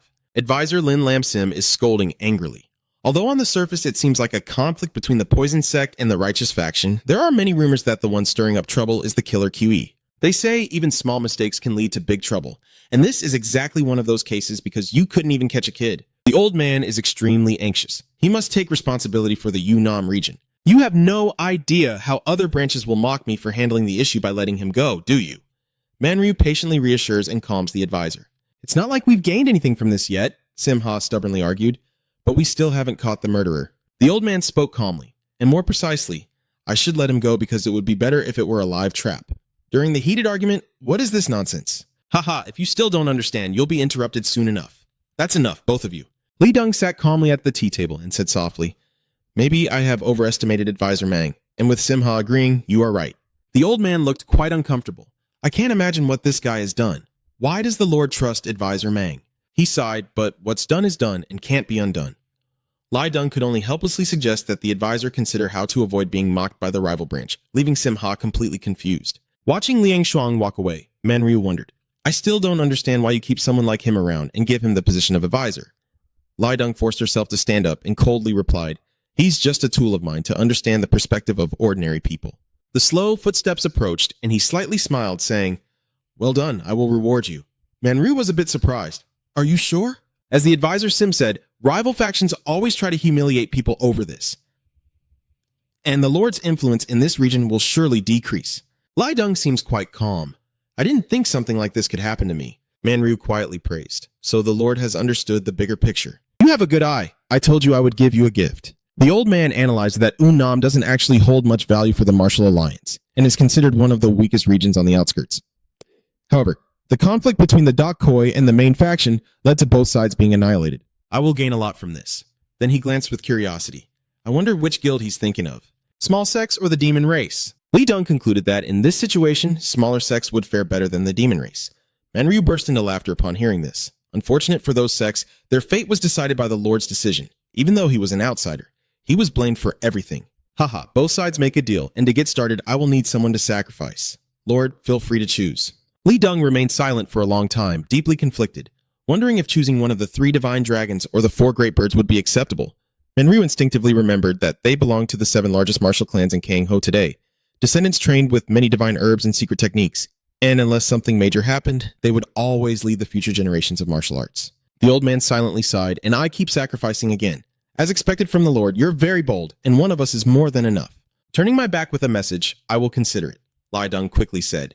But he emphasized that I noticed unusual activity in Sichuan and was quite interested in the Yunnan incident. Manryu quietly listened to the insinuation. I suppose you won't interfere in what I'm thinking about, right? The old man took a deep breath and then looked surprised. Is that possible? I don't know. In the valley, the rain is like a gentle shower. Jin Gang watches the water flow down, lost in thought and wondering, what am I even here for? You have been awake for a long time, completely exhausted and struggling to breathe. I came here to take revenge. But Jin Gang has been defeated and is about to die. Deep inside, he only wants to send his apologies to everyone in the family. And the blurry figure of the man before truly losing consciousness made Jin Gang wonder, who are you? His face paled before the illusion, and suddenly Jin Gang felt an unbearable discomfort. His left body was possessed by a dark aura, and the terrible pain made Jin Gang reel. He woke up from his unconsciousness and realized he was lying on a warm bed with all his wounds carefully bandaged. Jin Gang was confused. Is this a dream? You suddenly felt surprised. Zhao Zhak looked around. Where is this place? At this moment, a familiar voice called out from outside the door. Are you awake? Kongdu carrying a basin of warm water, looking concerned and relieved. The kid has been sleeping for 4 days. I thought you were dead. Jin Gang weakly asked, why am I here? He hurriedly replied, I heard about the terrible accident at the Poison Sect conference. Things seemed unstable, so I planned to leave for a while, seeing my wife off first. But suddenly, I remembered you. Kongdu began to tell, I came to the independent faction conference to see if you were there. The scene before my eyes is truly tragic. No one survived. Of course, except for Ji. Kongdu gently placed the basin down. Since you're barely hanging on, I brought you back. What are you still asking about what happened there? A storm of chaos rises in Ganger's heart. I wonder, I'm pretty sure I was defeated by him. You should have died. That's what should have happened. You are extremely confused. But I not only survived, but also the entire poison sect was wiped out, and everyone there was killed? That man with the faint face, who could he be? Seeing Jin Gang lost in thought, Kongdu gently reassured him, no need to force yourself to tell me if you don't want to. I've been thinking myself, maybe it's related to the consequences you mentioned before. Then I pretend to leave and advise, I'll find a doctor in the neighboring village to treat you, but I can't guarantee it will cure the cold. Jin Gang saw this and intervened. Don't, I shouldn't trouble you any further. But Kongdu still insisted strongly, saying it's fine. He smiled kindly to reassure, don't try to carry everything alone. Lean on others during times like this. You're still young. Jin Gang slightly lowers his head, deeply touched by what was just said. Kongdu's figure is slowly walking away. Take a rest. Suddenly, he collapsed onto the floor in front of Jin Gang's astonished eyes. He immediately jumped off the warm bed and ran to the man. Jin Gang carefully helped Kongdu. I will help. He held himself with utter frustration. That's so embarrassing. I tried to look cool, but I guess I'm exhausted and need to rest for a bit. The boy accidentally noticed something strange on the man's skin. A dark gray patch was clearly visible beneath the clothing. Not from exhaustion, but the poison symptoms caused the skin to turn purple, a deadly infection. Gokcheng remembered it was a symptom of a poison from dead horses' blood or their waste. It will cause terrifying skin infections that eventually invade the individual's organs and kill them. He looked clearly disturbed. Why does he have the toxin on his body? Kongdu started showing signs of labored breathing. You're the patient, but I'm the one being helped. Never mind, just rest for now. Piecing everything together, Jin Gang finally realized, don't tell me it's in the sunlit room. Kongdu closes his eyes on the bed, his face gradually contorting from the relentless pain, while Jia sits vigil beside him, memories flashing through his mind of how he was brought here. I think I am probably covered in poisons from Wang's attacks. The remaining toxins on my body have transferred to his body. My teeth unconsciously clenched. Does someone have to die because of me? Jin Gang didn't want to hesitate for another second. He stands up with great determination. I will save him at any cost. Don't let the pain from past mistakes resurface. Now I am different from the helpless person I was before. A large cloud of smoke rises and burns in the forest. Jin Gang, equipped with tools, has burned everything in the house that could be contaminated. The only thing to do now is to find a way to decode. He examined the gathered ingredients, realizing he needed to collect various herbs, and luckily, most of what I need can be found easily on the nearby mountain. Tam Tam is still a bit worried. The most important thing to find is the death gold medicine. I can't cure the poison without it, but first I need to get high-quality pills from a proper pharmacy. Walking a bit further, Jin Gang realized the mansion ahead looked quite similar to the place he needed to reach. Suddenly, a cold shiver ran down his spine. Because Jia Kang sensed that this place was filled with dark, murderous aura, his steps slowed down as the murderous energy took many forms and types. Ahead, the bustling crowd passes by, but this deadly aura is shrouding the entire village like fog. On the day of the single-party conference, if so many people were to die. While deep in thought, Jia Kang probably realized that the attention of the entire martial arts alliance was focused on Yunam. He quietly observed each character like shadows before him. Are they from the martial arts alliance here to investigate? But anyway, finding the death gold medicine is more important. Jia Kang clenched his fists, risking confrontation with them. Suddenly, a pain shot up from the nerve to his brain. All the guards quickly turn their attention to where Jia Kang is collapsing. Why does your face look so grim? It feels like there are thorns stabbing through most of my body. Countless veins are bulging. A few guards hurried over from afar to ask about the situation. Are you okay? Jia Kang didn't reply, only trying to walk unsteadily. Although they felt hesitant, they didn't dare to investigate. Sweat beads on Jia Kang's face. Has something within my body changed since the battle with the special envoy? His inner strength surged uncontrollably, and he could no longer control himself. The sword lightly touched his neck, and Jia Kang was momentarily surprised. The two guards have noticed you're in trouble. What's wrong with your leg? While he's questioning, it's suspicious. You need to come with us. So Jia Kang tried to move his arm, but it seemed unwilling to obey and became completely stiff, even his energy spreading to other parts. The two soldiers grew impatient, and Jia Kang's disobedience only made them angrier. You bastard, are you challenging us? If you don't respond, you'll be cut down. The bright sunlight reaches overhead as a folding fan suddenly blocks the ruthless sword, and Duhua appears with a gentle smile on her face. She looks extremely calm. I was just wondering where you guys are, or what you're doing. A slight smile appeared at the corner of his mouth. I didn't expect to find you here. Jia Kang turned around in surprise, not sure if you all understand. But Duhua, with his gentle demeanor, reminded them that keeping their superior waiting would be rude. The two guards were stunned and stepped back a few paces. Duhua then suggested, I have a little matter with this young man, and playfully propped the fan against his chin. What about you guys? The guards immediately retorted, Step back, we are questioning about the recent incident in the poison sect, don't block the way. Duhua looked bored and said, The recent incident in the poison sect? I'm quite interested in that, so I have no other choice. In just a blink of an eye, amidst the thick fog, the two guards were stunned. Duhua glanced flirtatiously, smiling with a hint of meaning, Why don't you take a break for a bit? Jia Kang watched everything unfold, her eyes wide with surprise as the soldiers seemed drained of all vitality, their heads thrown back, foaming at the mouth, eventually collapsing unconscious to the ground. Duhua cheerfully said, They will wake up in 2 hours. Facing Jia Kang, she remained still and stunned, unable to follow the movement with her eyes. She is a master. Excitedly, she fanned herself with the folding fan. Duhua asked casually, Do you want to come with me, young man? Tianqi Gyakong fell into chaos. Probably couldn't escape from her, so the only option was to follow her for now. But who is this person? The tavern is located in the busy trading center, often crowded with passersby. No wonder Duhua chose this place to talk, probably partly because she enjoys the lively atmosphere. The hot tea vapor rises gently from the cup, placed neatly on the table. Drink up. Jia Kang was about to raise her cup, but with just a simple action, Duhua immediately understood the problem. Her meridians were frozen, her joints spasming, and poor blood circulation causing a feeling of stagnation. Duhua frowned slightly. You can't control your internal energy just because of a faint aura of mine? I didn't expect someone like you to kill YN and even eliminate everyone present at that poison meeting that day. Jia Kang immediately wondered, Are you here to avenge us? She suddenly chuckled and replied, Not at all. Trong is damnable. I hurried to explain more, but I'm quite interested in that matter. So you're saying you're not the one who did it? Exactly. Duhua sat upright, quickly getting to the main point. Well, whatever you say. So have you ever heard of the person nicknamed Hung Wang Dak? She whispered that he was the one believed to have caused all the trouble in Yunnan and was gradually attracting more attention from the surrounding area lately. It seems they gave the culprit that nickname because of his brutal use of poison. Duhua smiled, probably talking about you, the boy, and many people rumor that you're a killer raised by small sects because they think only they can come up with such schemes to seize you 5. Jia Kang shook his head vigorously in denial. I have nothing to do with the small sects. I know. Duhua's words surprised him because I don't remember raising you. She must come from the smaller sects. So, a look of disappointment gradually appears in the eyes of the sect leader, but people still believe what they want to believe. Wouldn't it be unfair to blame the minor sects for what happened to you? Duhua lowered her tone, presenting 2 options. Either we accept the murderer to turn rumors into reality, or ensure we are no longer blamed for any incident. Second, eliminate the source of the problem. Jia Kang remained silent all along. The unease in my heart grew stronger. I then honestly replied, What you just said is not right. Jia Kang believes that people will ignore things that are truly unbelievable. Do you think they will just go along with the rumors because of what the small sects have done? Duhua raised his curiosity and asked, What grudge do you have against these sects? Suddenly, he looked serious.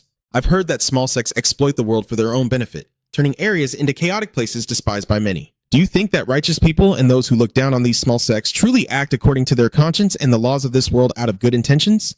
Jia Kang immediately went speechless. She continued explaining. The Shaolin Temple is often called the Pillar of Kong Ho and is managed by a group of demons. If you judge the world only based on hearsay and bias instead of experiencing and concluding for yourself, you'll never see the truth. Du Hua like a teacher facing a young student. I will tell you a story. Long ago, there was a man famous throughout the region for his heroic spirit and his frequent help to the people. So many admired him. No one doubted a person like him. A young naive girl who didn't know much about the world believed in his feelings and thought he would make her happy. But he didn't love her at all. It was all just because of the secret manual her family possessed. After obtaining it, the man not only abandoned the young girl, but also told others that her family was part of the demon sect which led to their slaughter. Yet he is still considered upright because he could abandon his wife for his chivalrous spirit. Du Hua gently sets down her teacup. What do you think about this story? Jia Kang didn't hesitate and immediately said, I need to kill that guy. The headmaster was momentarily stunned, then she suddenly burst out laughing. That's an interesting answer. You're quite stubborn. As expected from someone who faced the poison sect alone as the heir of Y medicine, quietly assessing her knowledge, then introducing himself. I am Jia Kang Jin from Bak Hua Valley, Sao Tam Jiamon, still in the process of avenging those slaughtered and exterminated by the Trong Him because of the curse. Du Hua chuckled and asked, So now the poison sect has been wiped out and the revenge is complete? I haven't yet, until I take down everyone involved behind it. That seems more difficult than anything you've done so far. You probably also realize that the masterminds planning to use you are only doing it for their own benefit. She also emphasized that if it wasn't you who caused everything, then that person must have done everything during the secret meeting. Jia Kang replied with determination, I guarantee I will make him pay. Du Hua happily praises, Good, I like your determination, and I want to turn the rumors into reality through cooperation. Jia Kang wondered why he should accept her offer. Because I have the power you need. I am called Jian Du Hua, living in the 10th zone, or you can call me the righteous justice servant. Jia Kang just heard those words and couldn't help but be amazed. You remember you've heard that name before. In a small area in the eastern region, there is a lord with invincible power. Even the Bak Hua Valley in Sao Tam sect, at the outskirts of Kong Ho, is famous for her, the great female general and the godmother of the smaller sects. The righteous engineer servant Du Hua cheerfully said, I will teach you martial arts and provide the necessary resources. That way you can take revenge and I will achieve what I desire. Jia Kang was a little worried, not only a regular member of the smaller sects, but also the sect leader. Long was confused. The closer he got, the more he would have to face stronger enemies. But it would also be very foolish to refuse such an offer. However, in the end, Jia Kang chose not to accept it. So what? Don't you realize the situation you're in? Revenge is my personal matter, and I don't need others' help if their support is just setting me up as bait. Du Hua is extremely upset because her wishes are not being fulfilled. She slams her hand down on the table and says, Remember, there are only 2 ways to resolve this. If you refuse, I will choose the other option. Jia Kang tried to remind herself that she couldn't let herself be used. She approaches, pretending not to understand, but actually knowing everything. You grind your teeth. She even mentions the presence of those who take advantage, but her real goal is to use me as bait to lure out the one behind the scenes. Jia Kang starts to breathe heavily, and there's no guarantee she will provide the source of power needed. Moreover, if she agrees, it will add another relationship with the minor sects. My arm gently lifts. I only seek revenge for those who lost their lives unjustly. So you won't give me what I want. The little finger, cut by the hidden needle in the pocket, has made the choice for her. The dark ability immediately erupts and a smoke explosion surrounds Du Hua. She covers her nose and also realizes this is strong poison. Jia Kang turns around using the warmth from within his body. The 12th Prince's spear hasn't been launched yet. Du Hua was a bit surprised but managed to suppress it, muttering in admiration. Impressive. Du Hua regains his calm expression. I can understand why you survived. She broke the poison needle and that was all. Jia Kang felt restless and uneasy. Are you done joking around before Du Hua's questioning? A dissatisfied voice echoes in the gloomy sky. I don't understand. Du Hua, why did you refuse an opportunity that was right in front of you? Jia Kang gradually loses strength. Thieu Tao responds. At least I know how to tell if an opportunity is good or not. As soon as I finished speaking, I felt Du Hua's hand resting on my face. Jia Kang was pushed down, his head hitting the ground, and the tension grew. Du Hua clearly showed his triumph. His arrogance is what led to this situation. Jia Kang refused to back down and even tried to surprise attack with a dagger, but it was all in vain. Du Hua, with the ruthless demeanor of a sect leader, before that weapon could reach my throat, his head exploded. Jia Kang straightforwardly said, Now you've really attracted everyone's attention. You will see many factions gathering here, and she wondered what would happen if they realized the head of the minor sects was present. The passers-by are watching the two closely, and Du Hua utters an intriguing remark. So this is your plan. She immediately roared out orders to everyone around. Everyone can leave. The bustling scene suddenly falls silent. Jia Kang is in utter shock, along with the others who are here. Meanwhile, Du Hua raises an eyebrow in satisfaction. Do you really think I came here without careful consideration? The toxic smoke gradually disappears. You've just blown away your only flicker of hope. What will you do now? Du Hua speaks arrogantly, so even if cooperating with the minor sects is just a trap to be used, it doesn't cost you anything, right? We can work together to eliminate our common enemy and even gain more strength, focusing on convincing them. Aren't you willing to do anything to get revenge? Jia Kang suddenly shifted the conversation to the heroic man and that young woman. Who are they to each other? You're glaring. From what I see, she looks more like that chivalrous man. Du Hua listened silently. If threatening others to get what you want is the style of these small sects, then I will still refuse the offer. Deep down, she seemed to be quite moved by what was just said. Du Hua wondered to herself if threatening others to get what she wanted was the right way. She sighed deeply and finally decided to let go. Even now, you still aren't afraid. She slowly turned her back and walked away. Good. I won't harm you or use you as bait.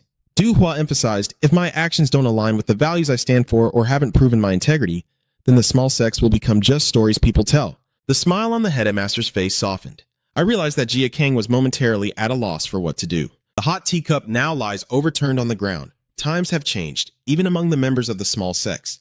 Du Hua remained silent, as those who grew up under oppression are gradually losing patience, and some even want to ignite further suppression. Her eyes flickered with a hint of sadness. It seems I was too worried about trying to fix this worsening situation. That was a really stupid move. The teacup was placed back on the table, no longer intact. You don't need to cooperate with us. Instead, make an agreement with equal standing as two parties. Du Hua said seriously. Today, I will owe you 3 favors because of it. In return, you have to promise me one thing. Jia Kang is suspicious. You are the one holding the power to decide my life, so why do you need to make a contract? The head of the sect looked disappointed. It seems you already hate me, but listen, because all 3 of us will be very important. Jia Kang looked like he was hit in the heart.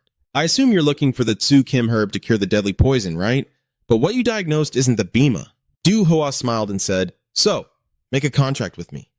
Jia Kangok paused for a moment and then agreed.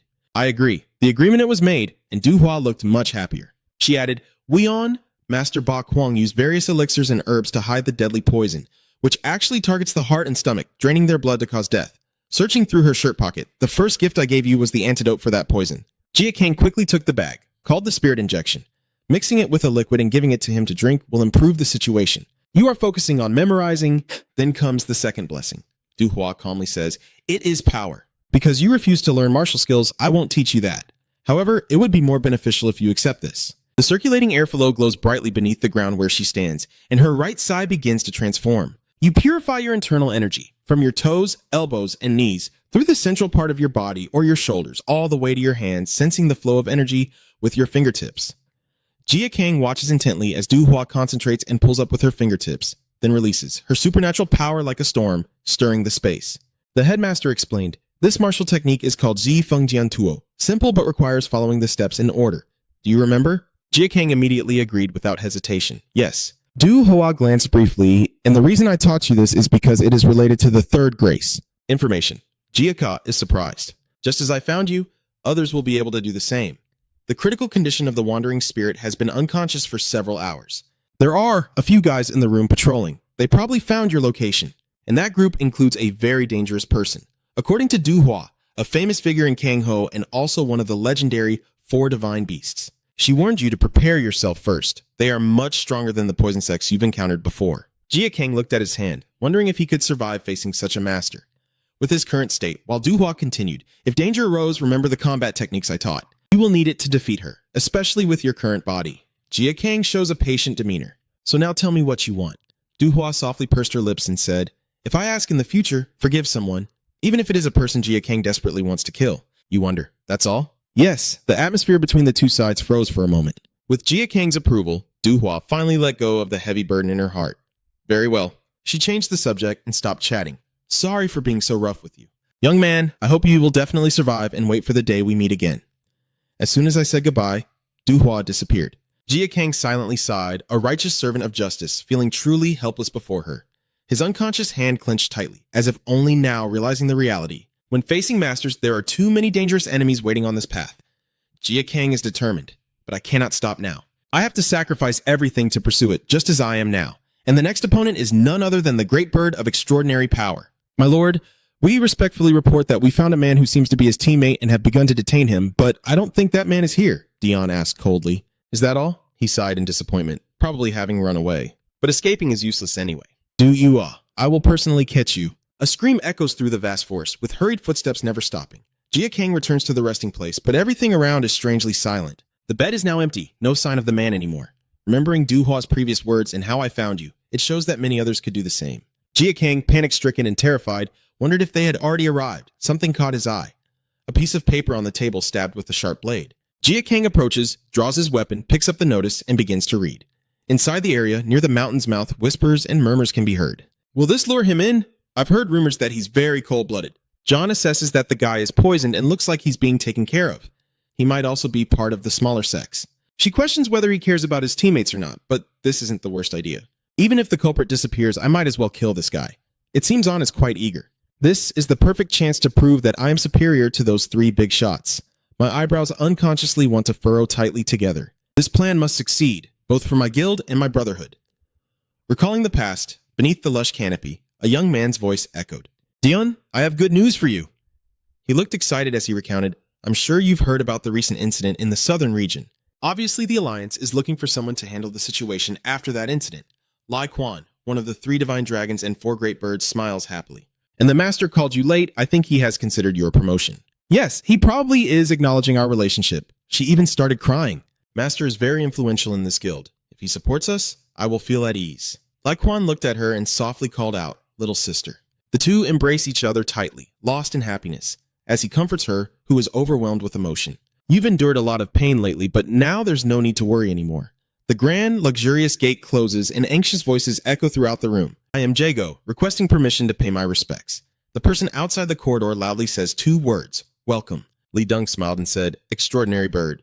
Dion immediately knelt in salute. Greetings to Minister of Justice Lam Longbang. Li Deng adopts a dignified stance. You must have heard the details from my disciple, right? She replied respectfully. Yes, I am aware of the cripple using poison who is acting arrogantly, and I will personally ensure this matter does not disappoint you. Rest assured, I will handle it. He nodded in satisfaction and praised.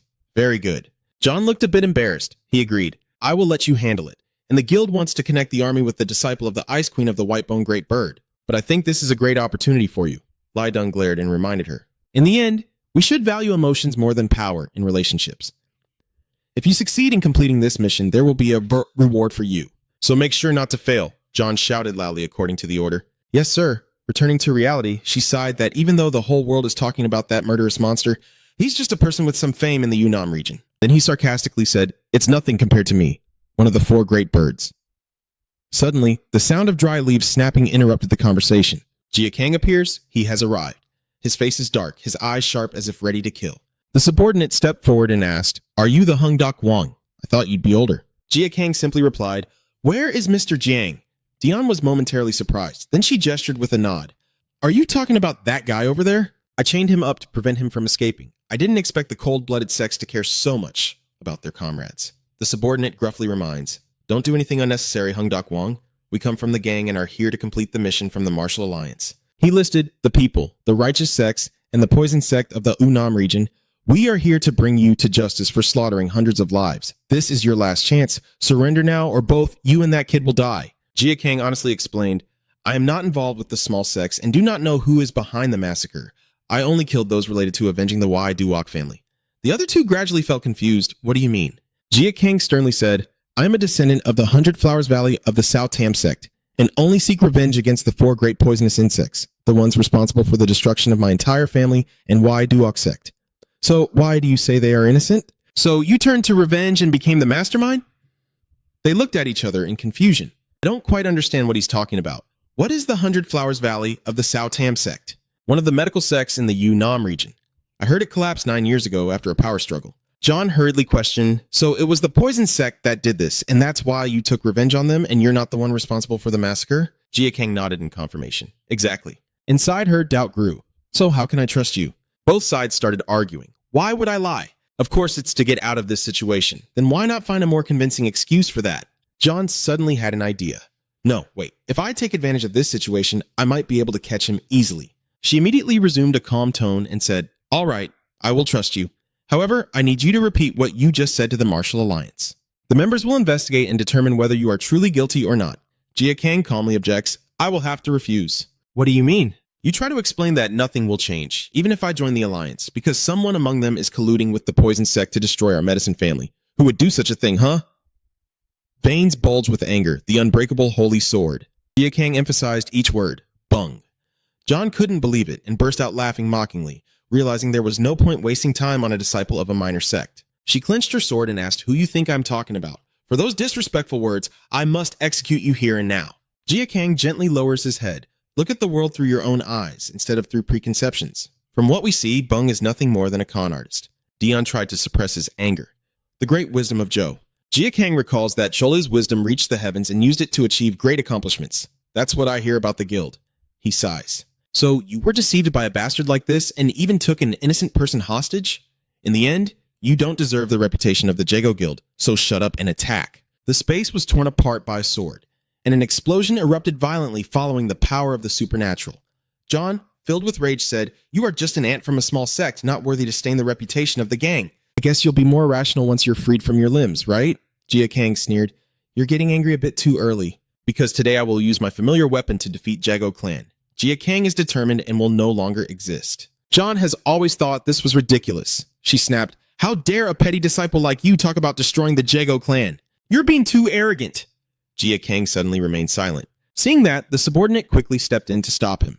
"Please stay calm, Your Excellency. There's no need to get involved." Jian hesitated and asked, "What do you want to do?" Yan warned her, "Don't overstep. Are you trying to hinder me?" "Of course not. I just want to make use of what I have in front of me." "Hung Dak Wong, I told you not to do unnecessary things. Have you forgotten that these people are holding hostages? His life entirely depends on Joel Bang. If you want to save him, suddenly cut off with a threat to put down your sword. Your eyes are changing with blood vessels clearly visible. If you don't stop, I will cut off your hand." The psychic ability begins to erupt with incredible power, leaving everyone witnessing it stunned. Yan clearly shows his confusion. This is the ability to observe aura. There are many types of deadly gases in the world. If you can see them, it's because the murderous desire of a character is expressed as a form of gas. Even ordinary people who do not use special abilities can reveal this kind of power when they are driven by overwhelming anger. And the supernatural ability Jia Kang unleashed is a deadly aura perception, a skill only murderers can use. Those who emit such a deadly aura often kill without hesitation, which is why they are so terrifying. Yongsin looked extremely terrified, but he never expected him to emit such intense observation aura, chilling to the bone, never feeling this much from anyone before. What kind of life had he lived? From behind, some guards suddenly went berserk and charged forward, completely ignoring Yongxin's desperate screams. "Wait a moment, just a little longer." Jia Kang clenched the small knife in his hand, using dangerous internal energy, especially when uncontrolled. He braced himself to defend, but "I can't give up now no matter what." Using the air blast technique, as the raging blades clashed, all the guards were pushed back. Yongxin watched everything in horror. The three words couldn't be spoken just like that. Jia Kang clenched his fists, aimed at the target, and then it would be your turn. Yongxin was momentarily terrified, struggling to find a way out when suddenly John spoke up. "Get out of the way!" Jia Kang realized something was rushing straight at him, but the speed was so incredible he couldn't react in time and was immediately struck in the stomach. John withdrew his weapon and said coldly, "I knew I shouldn't have let you brats worry yourselves. Get out of the way!" John sheathed his weapon and announced, "Now I will be your opponent." Jia Kang knelt on the ground, clutching his injured body, and even without a hostage, a disciple from a small sect cannot compare to me. John arrogantly swings his well-equipped iron staff. "I will enlighten you with swordsmanship. First, the secret sword technique and the true meaning of the flying energy lie in the difference in skill. The sharp fragments on the weapon quickly split apart, extending like a cobra. Jia Kang watches as it rushes toward him, moving too fast. He sidesteps his small body to the side, successfully avoiding the first deadly strike. But the battle, of course, is not over yet, as the blade appears right in front of his eyes. Jia Ka throws his head back to avoid the force. Blood continues to seep from his wound. Her attack range is very wide, giving her an overwhelming advantage over me in terms of distance. John sees the opportunity, constantly provoking. "What's wrong? Where's your confidence gone?" The intricate spear moves. Jia Kang tries to focus on judging between the two strikes with the force gap. If I aim for that, the aura of energy bursts out, creating a blinding flash. John is slightly surprised because he didn't expect to fail. Jia Kang clenched his teeth, thinking to himself that it's not over yet, just a little more.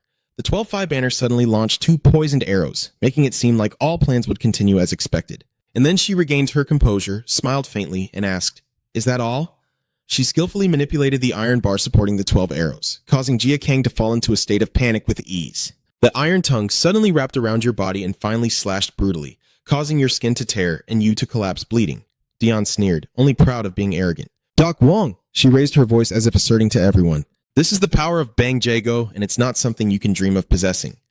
Yan, just stand aside and think it over. That's for the best." Hung is deadly when facing enemies with wide area attacks, but it takes time to close the distance. Then he turns back. However, the skill he possesses is the flying sword technique, one of the techniques that allows the user to move freely without revealing any openings, and she earned the title of Extraordinary Great Bird after mastering the art of that sword technique. Jin Gang is struggling to resist just as he said, "You won't stand a chance against her like this now."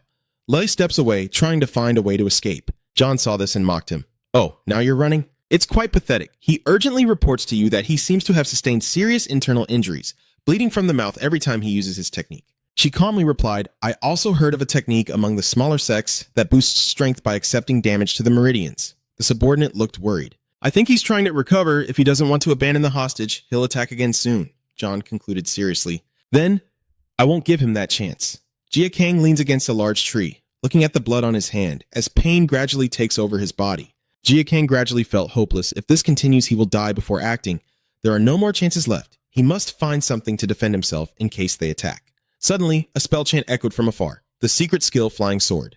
Dion caused a huge explosion, and the smoke spread directly toward where Jin Gang was hiding, his fragile body gradually fading away. It was only after the mist began to dissipate that he finally spoke. "So you were hiding this all along?" All the large trees were split in half, no place left to hide.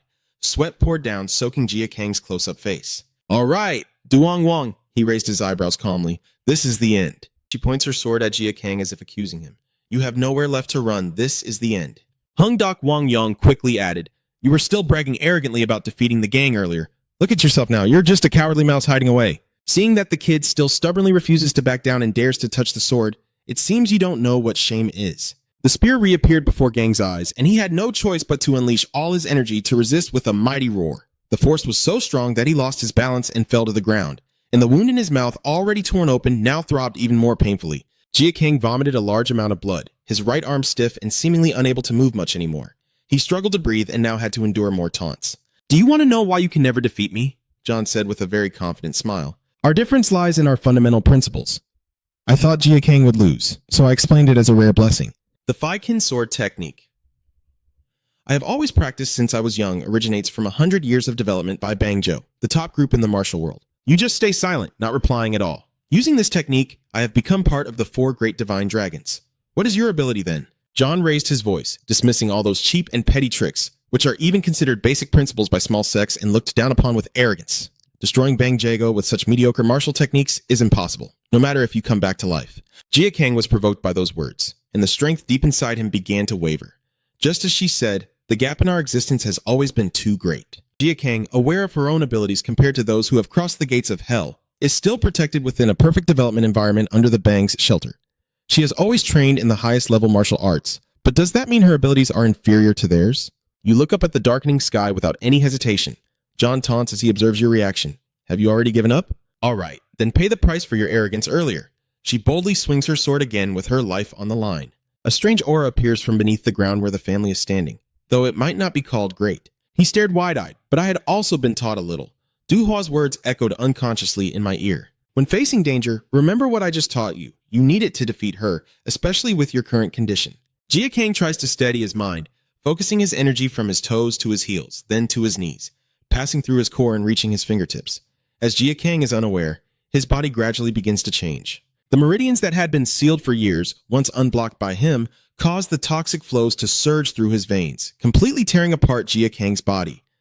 The technique that Du Hua taught him is the complete wind finger, created by manipulating internal energy in the long-sealed toxins within Jin Gang's body, flowing evenly with his internal force and converging at a point on his hand. In other words, an upgraded version of Quan Fang Qi that pierces through. John's sword cannot stop the surprise and ferocious attack. She was stunned, her body froze, and although she knew she should dodge, she couldn't control herself anymore.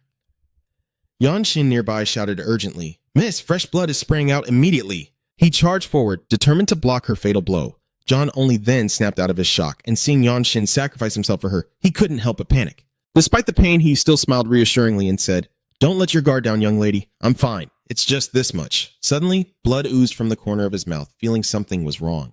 Yan Xin quickly realized the danger. The princess's sword is poisoned. Take a dose of the antidote now. Jin Gang on the other side is struggling to stand up before he launches his next attack. Dion clenches his teeth in worry. "You hidden this ace up your sleeve to catch us off guard and poison us, didn't you? That's really trashy. Dion warns that this is your last chance to counterattack. I just reconstructed an antidote from the Alliance. Now the poison won't do anything anymore. She slightly smirked. How sad. If Yang hadn't taken that blow for me, you might have had a little more chance. But as soon as the word defeat left your mouth, your voice suddenly faltered. Did they reinforce it? It looks just like before. The assassin explained softly. We changed some ingredients to produce a larger quantity and strengthen its poison, making it more effective for cultivation. He emphasized that it would severely damage all 5 internal organs. Manhwa was relieved to hear that. The old man suddenly crushed the pill. The old version was quite difficult to combine. Below, the carp, thinking it was food, eagerly snapped at it. So what should I name this poison? Feit Gudon is what the seniors usually call them. Manhwa's face lit up with pleasure as he said excitedly, the poison breaker pill has a disgusting taste. But I didn't expect him to disguise such evilness as an antidote. The cold-blooded assassin replied, that's the core. The antidote mixed with poison makes it even more potent. The old man calmly said that after sparking hope because someone was taking the antidote, they were pushed into an even more tragic abyss. Which is why he called them disgusting. Manhwa's eyes widened. But I shouldn't say that. After all, I was the one who handed them over to that alliance. Before the savage laughter, the carp swimming happily in the pond are now belly up and dying in agony. And this will make the situation even more intense. Yon looked confusedly at the owner and the family, who were also curious.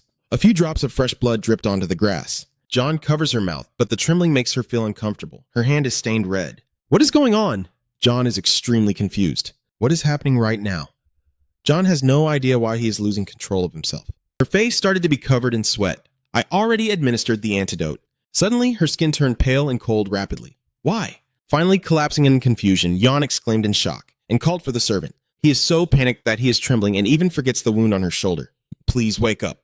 The young lady received no response. Only then did Yanshin suddenly realize and come to his senses. Is this a symptom of death poison?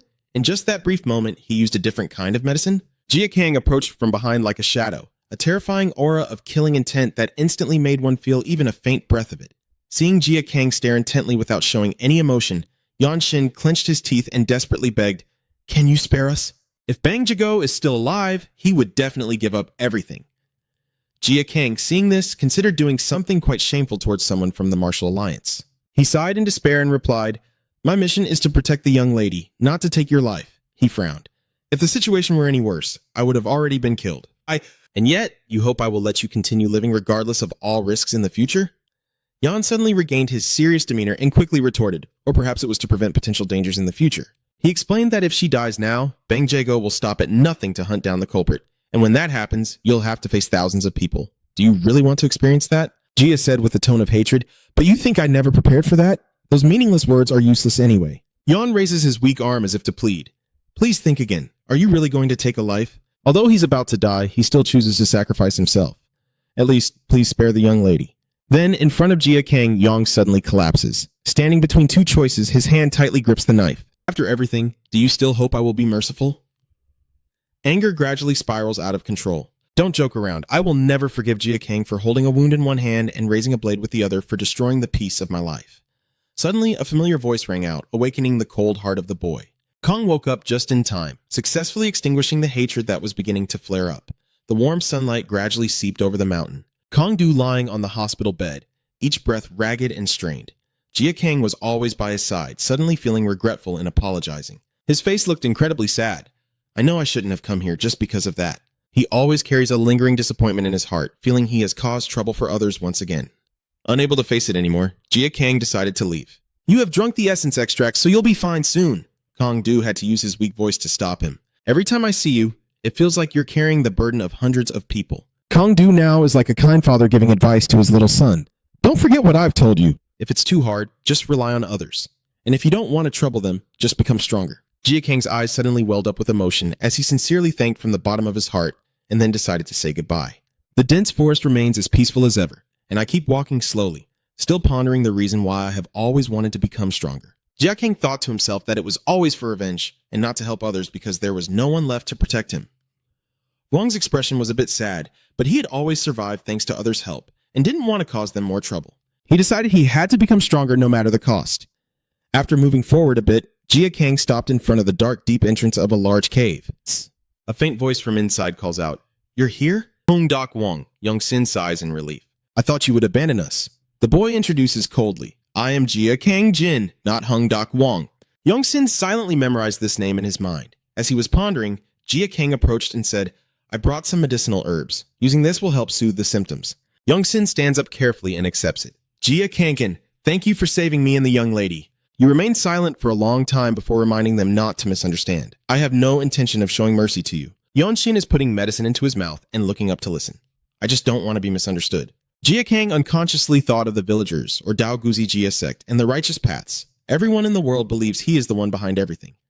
Jia Kang calmly emphasized, but I never killed the heir of Dao Guzi sect, yet the righteous paths still come to seek revenge for him. You can only helplessly watch as they are slaughtered over something so foolish, a war with the poison sects. Of course, everything is still believed to be my doing and is considered part of the minor sects. Young-sin was surprised. So you're saying that the recent events have nothing to do with me at all? Jia Kang calmly said, I told you everything I do is just to avenge the destruction of the Y Duok sect. You even blame me, but you still come after me and almost lose your life over something you don't even know about. Yan-shin tried to protest but was cut off. I put everything I could into the full gale and decided that if it didn't work, I would accept defeat. And in the end, Jia Kang was not the one who poisoned the young lady. Yon is overwhelmed with panic. I can't believe it. Then who was the one who poisoned her? Suddenly, a faint memory flashed through my mind. Young-sin becomes terrified. Please tell me that antidote potion is impossible. He holds his forehead as the pain begins. She accepts them because of the alliance. Why would they try to harm the young lady? Faced with Young-shin's loss of control, Jia Kang calmly said, the alliance would never do such a thing. There was also a moment when I thought that way, I explained. But after meeting Beachlai Dung, the head inspector of the Martial Arts Alliance, who sided with the poison sects, I gave up my hopes for them. Desperately lowering his arm, he said, no matter if it's to push me to the brink or because they hold a grudge against her, one thing is certain. Jia Kang firmly concluded that someone in the Martial Arts Alliance wanted to kill the young lady. Yang asked for silence, still unable to accept the new information. Jia Kang turned away and said, I'm leaving now. Whether you live or die depends on yourselves. I only leave you with this chance to survive because I don't want any more misunderstandings. But it would be foolish to abandon your own path to save those who seek to take your life. I think that's enough already. Yan quickly argued, wait, you can't just abandon us like this. If you hand us over to Bang Jago and them, they will surely repay you. Jia Kang refused simply because he couldn't trust you. He glared, my life is what Bung's is all about. If Bang Jago is part of the alliance, one day he will become an enemy too. Not killing that bastard here is already the greatest mercy. Pretend to leave the cave, so just survive no matter the calls from Young-shin behind you. Wait a moment. Seeing that he couldn't stop Jia Kang, he truly felt helpless, never expecting it would happen like this. Young-shin turned to the young lady, but she still showed no signs of waking up. He was deeply saddened, whispering reassuringly, don't worry, I will definitely protect you. The night quietly fell outside the dense forest. Faint moaning sounds echoed softly. Young-shin's name being called suddenly woke him from his dozing. He startled and quickly turned to check. Miss, you're awake? Thank heaven. Oh, what a relief. But ignoring his worry, I wonder about the shadow and the sword standing tall behind. Who is that guy? Young-shin immediately turned around and swung his sword to successfully block the assassin's first strike. The two sides are engaged in a fierce battle. At this moment, Young-shin angrily asks, who are you? Through the faint moonlight, the assassin's smile is barely visible behind the mask. Are you just Jago's pawns? Then you are my target, huh? Young-shin noticed clear symbols hidden on the wrist part of the assassin's armor, which made him immediately recognize him. The enemy from the dark faction didn't hesitate any longer, and Young-shin charged forward fiercely, warning, don't touch the young lady. The assassin leapt back quickly, able to avoid it entirely. Young-shin's mind was gradually descending into chaos. His body was too weak, and he wasn't sure he could take down that guy in this condition. He tried to steady himself, but if I fall here, the young lady will be in danger.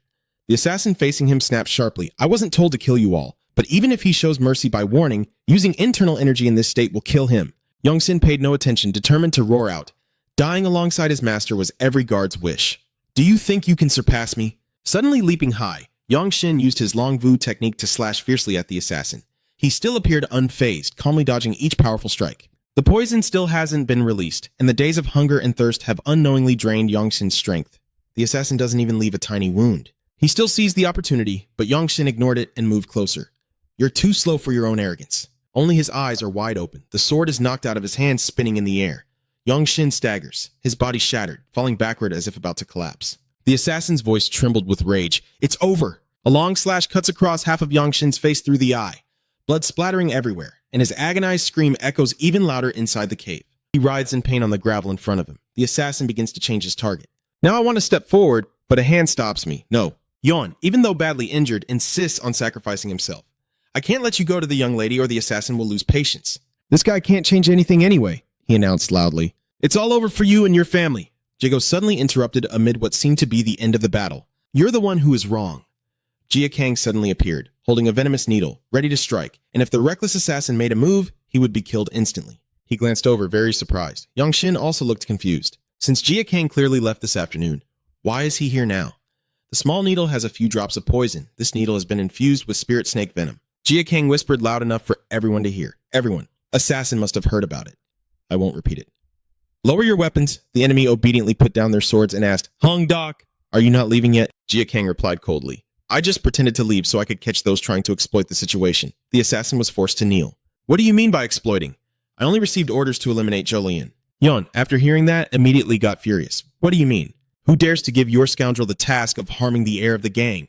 He pursed his lips and refused to confess. Jia Kang suddenly tightened his grip. You will either threaten him with a fierce glare or die. The assassin lowered his head in worry and said, I don't understand. Maybe Jago was assigned to track down the deadly poison. He adjusted his hat and asked curiously, Aren't you enemies? Why would I stop you from eliminating your enemy? Before Yang could respond, Jia Kang spoke first. I don't think your goal is just to help. The assassin frowned. In the martial world, pure intentions don't exist. Everything changes depending on how you see or talk about it.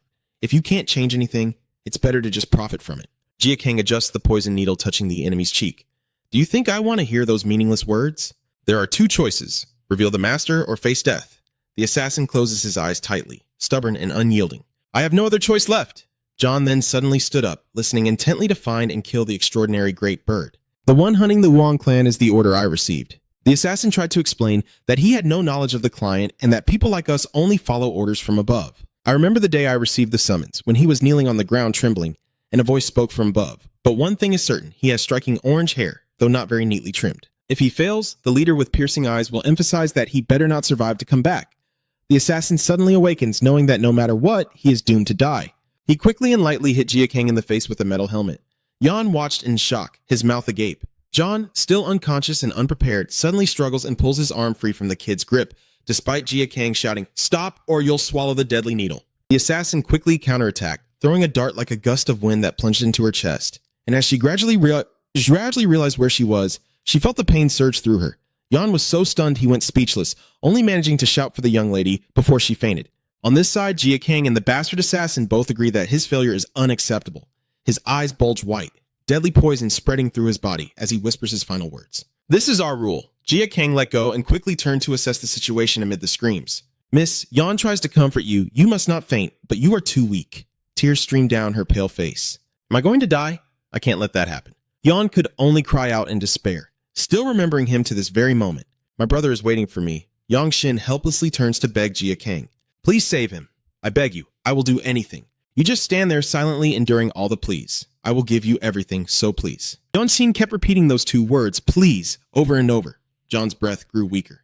If it ends like this, I thought that he and I would lose our voices from the shock. Miss, has it finally been acknowledged? I thought it was over, but it finally fell silent. Yan Shin is in utter shock. He cannot accept the heartbreaking reality that the person he lost today in his arms is actually his master. The shouts, loud and soft, echoed throughout the dark cave and then blended into the dense forest. The next morning, only Yangshin's voice could be heard explaining. I have protected the young lady since she was 4 years old like a servant of the bangle, always seeing it as my duty. Her stiff body was neatly laid on the ground. But over time, I grew attached to everything that belonged to him. Do you know what that feeling is like? Your attitude? Habits? Daily life? Jia Kang shook his head, and he keeps going. I gradually became more familiar with others than with myself, having a goal to protect and viewing them as more precious than my own life. Yan gently pulls the cloth across his face. That person is the one I lost today. Just one is like the whole world to me. Jia Kang, not good at comforting others, decided to just listen, and Yan suddenly changed the subject. Do you think this sinister plot is connected to the one trying to manipulate you? I immediately replied. That's possible, because they have inside information about the Alliance, and maintain close ties with that place. Then he lifted the body and warned, I won't testify to any information that could help prove your innocence when I return, nor will I mention the assassin who ended the young lady's life. Yongshin's heart was filled with anger. Now we will understand why those who plotted to kill her chose to do so. Jiaka nodded seriously. I want that too. Yangshin gently reminded her, the princess of Bongjigo is dead. The price to pay might be harsher than you think. Jia Kang fully agrees. That is my burden. Yongshin remained silent for a long time before finally voicing his question. How long do you plan to keep trying? Jia Kang is straightforward. Until I do. Yang pursed his lips slightly, staring directly into his eyes. To defeat this opponent. Both sides establish a pact. If by chance you encounter a bangle and find yourself in a dire situation, remember the cycle of the fish. Yan explains that the Manson Gate exists inside the Death Gate, and the Death Gate exists inside the Black Gate. When the time comes, you will understand on your own. Jia Kang nodded in agreement. I will definitely remember. Step out of the dark cave. Then, good luck. Gatang, I hope each person finds their own different path. Live well as a plea from the ambitious. Survive and expose the scum before the whole world at all costs. 6 days later, at the Imperial Palace, Lai Quan was diligently training while someone quietly watched from afar. Lai Quan, just resting, suddenly looked surprised. Seeing Lai Deng, he respectfully called out, Master, then quickly bowed and asked, What do you need to instruct me on? The hostage has already reached the threshold of the Heavenly Sword, though not yet proficient. But before the words could be spoken fully, Lai Quan's shoulder was clenched tightly. Lai Deng looked at him sadly, as if offering a heartfelt condolence. Lai Quan looked confused, completely unaware of what was happening. The body was neatly wrapped in a cloth, and the surrounding area was filled with cries and screams. Please kill me! I failed to protect the young lady! Yan begs on the ground for mercy. Execute me. There are a few relatives nearby at that moment, and one of them rushes over. How could this happen? My poor John. Lai Quan pushes through the crowd, but all he sees now is a cold, lifeless body. Her shocked black pupils gradually widened, her trembling hand driven by excitement, her voice distorted as she called Dian Moi's name. Lai Quan grabbed the cloth and finally pulled it away quickly. Beneath the pale face, signs of decay began to appear, revealing her grayish but still beautiful skin. Lai Quan immediately burst into tears. How could this happen to you, little sister? The feeling of pain consuming the whole body, draining all strength as you collapse. The mournful voice even reaches where Manryu is hiding. What a pity that is. The old man sighed in lament, truly a heartbreaking scene. In just one morning, he lost his beloved sister, and this pain will be quite troublesome. Wen Hui's voice echoes throughout the house, and if it causes him to lose control of his aura, Manryu considers whether he needs to slam the door shut just to avoid hearing him cry. Lai Deng angrily pointed out that nothing is more foolish than a grown man's tears. I just hope this makes him stronger. Manryu sneered. That's too cold. You know she's definitely heading towards her doom. Maybe you should choose someone else besides Jagoon. Do you think it has to be like that? The old man wants to oppose. Master Lai, is that you? Suddenly, a panicked person burst in from outside the door. It seems the old man wants to announce something, but another stranger steps forward from behind. Is Master Lai Deng here? He immediately looked pleased. You're here. No need to stand up. This person is Vice Headmaster Jago Mi, reporting that everything is ready.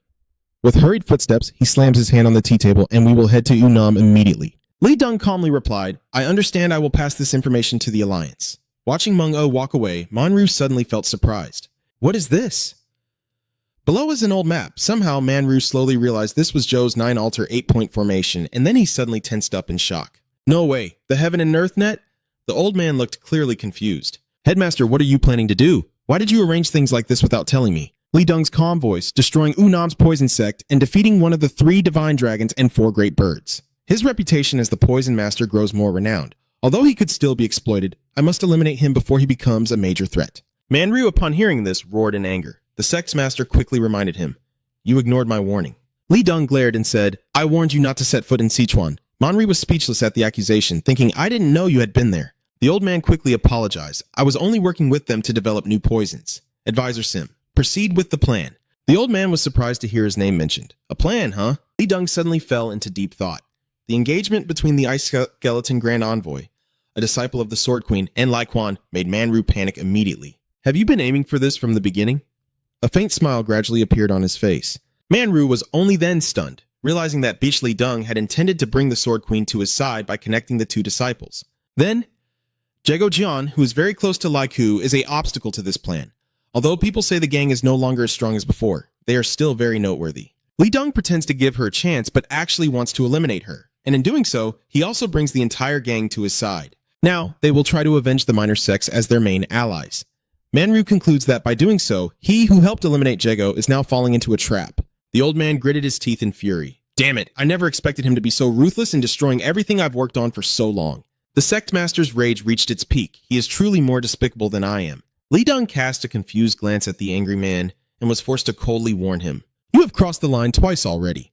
The lustful aura quickly erupts from Lai Deng's body, causing the surrounding scene to freeze. I told you to watch your mouth at all times. Shimha immediately covered her mouth tightly to prevent any sound from escaping, out of fear. Then he hurriedly turned to call the maid. Simha grabbed Manryu's collar and shouted wildly. Are you crazy? What kind of words are you uttering in front of everyone? What are you doing in the face of these accusations? Just apologize already. He's still stubborn as ever. Lai Deng's eyebrows seemed to knit tightly together, but he suddenly regained his composure. Forget him. Today, I will forgive you. Manru harshly pushes the advisor aside. It seems I still have some use to you. Li Deng raised her teacup with a smile and said, even if it's good or bad, as long as it's still on the board, it still has an effect. Manru could only lower his head, his mind in chaos, and wonder if someone who could manipulate the entire gang thought the lives of advisors like us were worth anything. If he said that, he's trying to use me. After a long moment of self-reflection, Manru finally asked, are you planning to cause chaos in Sean?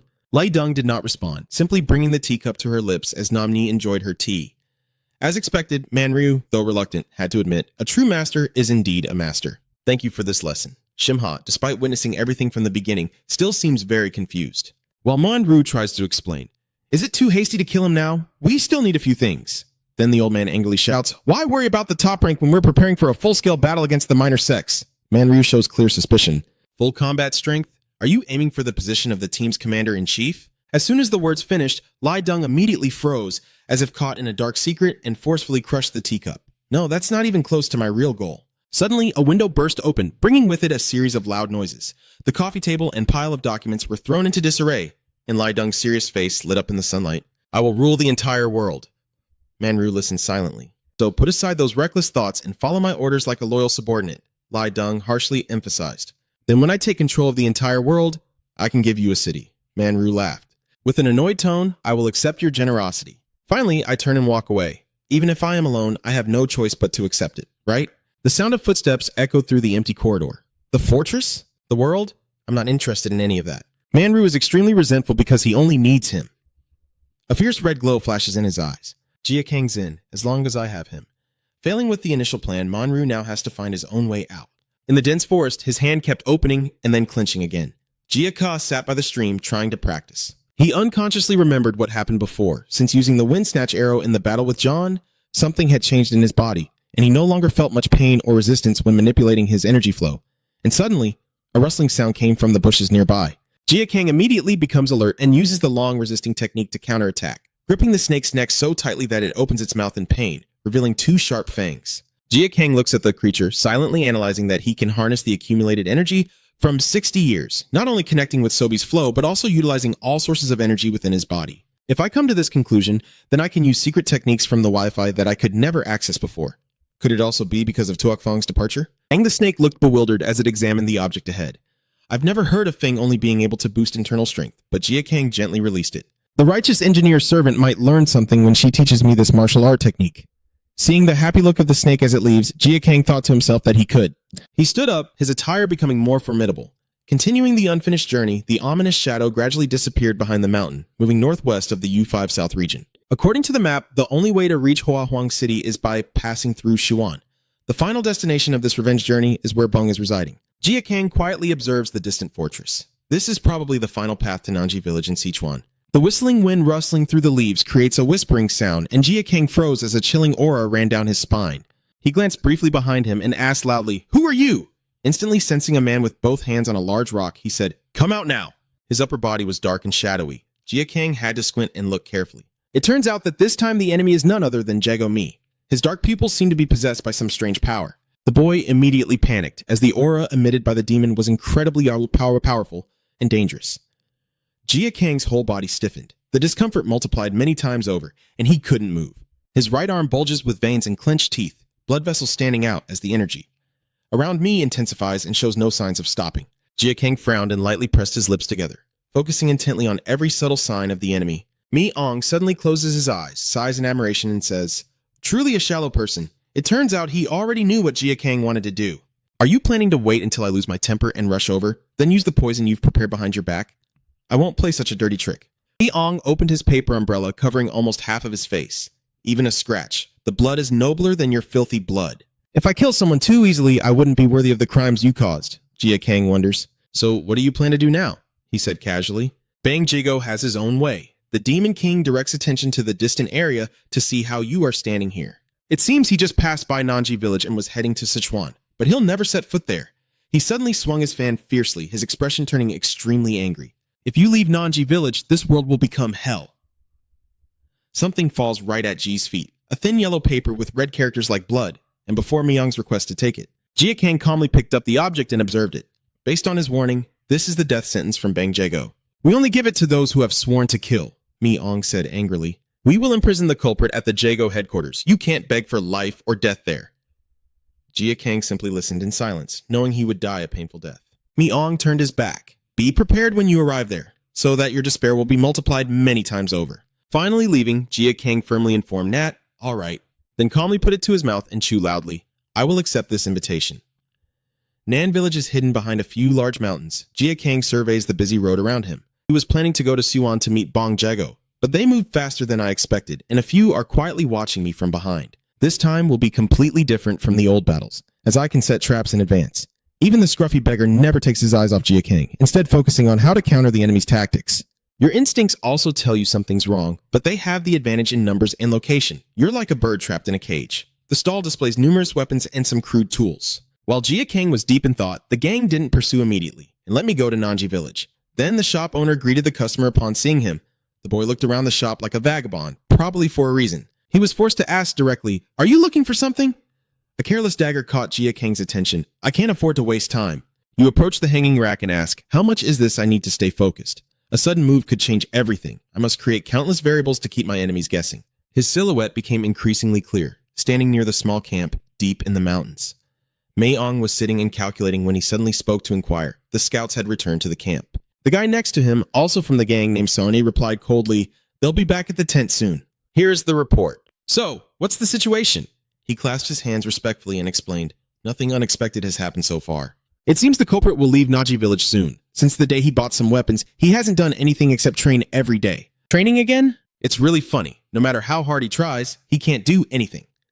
The subordinate quickly questioned, do you think he has gone mad like others who received the death sentence from the gang? Mi-ong said seriously, I can't underestimate that guy. Did you forget that he was the one who killed him? He remembered that Theon had learned the Lim and Chi Yun-ji, so her martial arts skills were not to be underestimated. The girl also received the antidote from the Alliance. A flash of anger crossed her eyes. To kill the girl, Hung-Dok Wang must have another trump card. Mi-ong recounted that when they faced each other before, he showed no fear but instead made me feel serious and immediately look for an opportunity. Sanj at that moment was a little worried. People say the culprit is very cunning, always using any means necessary when facing the poison block of U5 South. He has relied more on his wits than strength to fight them. It's best to assume he's up to something again. Why are you giving the poison more time to work? If that could cause harm, I will attack Nanji village immediately. Now, my patience is running out, and I slam the stone table in frustration. Jago's strategy is unbeatable. Seeing his master lose control, Sanj quickly masks his expression. If he wants to use his intelligence, he will show him what he's capable of.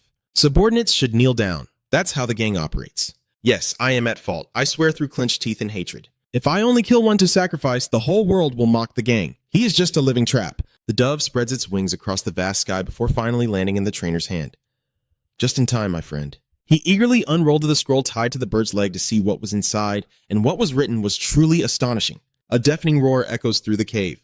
Lord, the supervisor hurriedly reports that we received this from Unam's messenger and adds that the Jago gang is currently surrounding Nanji village. Ordinary people may not notice, but rumors are spreading throughout the martial world. The supervisor hesitated. Maybe it was Duhua who received the report about the poisonous Wang. That boy is truly unlucky. I knew this would happen once it killed Zahn, but even when an entire gang is after it, you suddenly change the subject. Are you saying this started 2 weeks ago? The supervisor explained that the Hongdu Wang gang still hasn't left Nanji village since receiving Bang Zhou's death sentence. He looked genuinely confused. He pretended to pack his things, then laid them out again to make Bang Jago tired, because they all received information whenever the culprit tried to escape. This makes Duhua laugh with amusement. Truly a stubborn child. The supervisor said that's why they are spending quite a lot of food. So Bang Jago requested assistance from the Martial Arts Alliance. His facial expression gradually turned to fear, and after capturing the deadly poison, they promised to attack together with the Martial Alliance. Isn't now the right time to attack Bang Jago, since the last day was rushed to make a proposal? Suddenly, the words not bad slipped from Duhua's mouth, making the supervisor mistakenly think his master was praising him, blushing with embarrassment. I am not calling you. I am talking about Bang Jago. Duhua judges that the Jago gang is choosing a path without having the proper supply line. They have deep expertise in military strength and would never forget the most important part of tactics, the logistics of supplies. She suddenly looked mysterious. They are planning something. If we step in to save Hung-Dok Wang, who is considered part of the minor sects, the supervisors will be confused. Then I should go, right? Duhua calmly replied. No, let's prepare to head towards UN5 South. If I ignore it, Bang Jago and those who painstakingly set this trap will be very disappointed. She conjures a flame in her palm. Giving such an exaggerated name like heroic poison to a child like her must have been your idea. The person behind this gang. Duhua smiles quietly, murmuring to herself. There are still fools caught up in their dirty schemes and tactics, and one day they will turn back and target you. So let's play a part with them. At the Huichu Martial Arts Alliance, a knife with a piece of paper attached swiftly flies by, deliberately passing by Lai Quan, who was drinking wine. He was stunned for a few seconds before turning to look at the note pinned tightly on the wall. After a while, the door suddenly swung open. The subordinate was surprised to see Lai Quan stride out boldly. "Young master, what are you doing?" "I have to go. What should I do now?" in response to his concern. He snapped angrily, saying just any reason to the master, his teeth clenched with a faint grinding sound. Lai Jun is filled with hatred, fierce and murderous. Stay there and wash away your waiting. The notice is neatly placed on the table. Inside it says Nanji Village. Unnam. He is very determined. I will comfort the soul of my sister at the Chi Sui. The moonlight shines brightly in the sky. Below, the Luang army is moving forward steadily. Since it was already midnight, the sudden wave of sleepiness was not surprising. Suddenly, a barrage of hidden weapons flew out from the bushes and struck the carriage. The guards immediately turned to investigate and saw a series of eyes staring intently at the convoy. "Stop panicking and report quickly." A hand then intervened to calm them down. Sunj appears from the crowd and coldly remarks, "That's not worthy of a Jago gang member." After a while, the assassin is finally defeated. The arrogant guard told Sun that he didn't think these people were from small sects. None of them used internal energy. They didn't even know who they were attacking, and he emphasized that they were probably just ordinary bandits.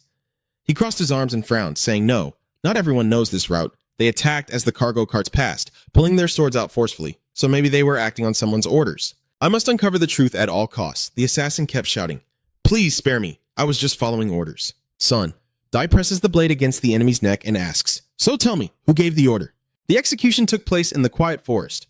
By early morning, the streets were already bustling with people. The summer breeze blows the leaves into the air, but then they are cut into pieces by something sharp. It turns out Jia Kang is diligently studying, the branch in his hand moving swiftly and gracefully. His face was covered in sweat. "It's been 3 weeks since I arrived here." During training, Liam Ki learned about the mine. Bang Jago has been watching over it, but it seems they still haven't taken action. Jia Kang always wondered, even though this gave him time to prepare, what exactly are they waiting for?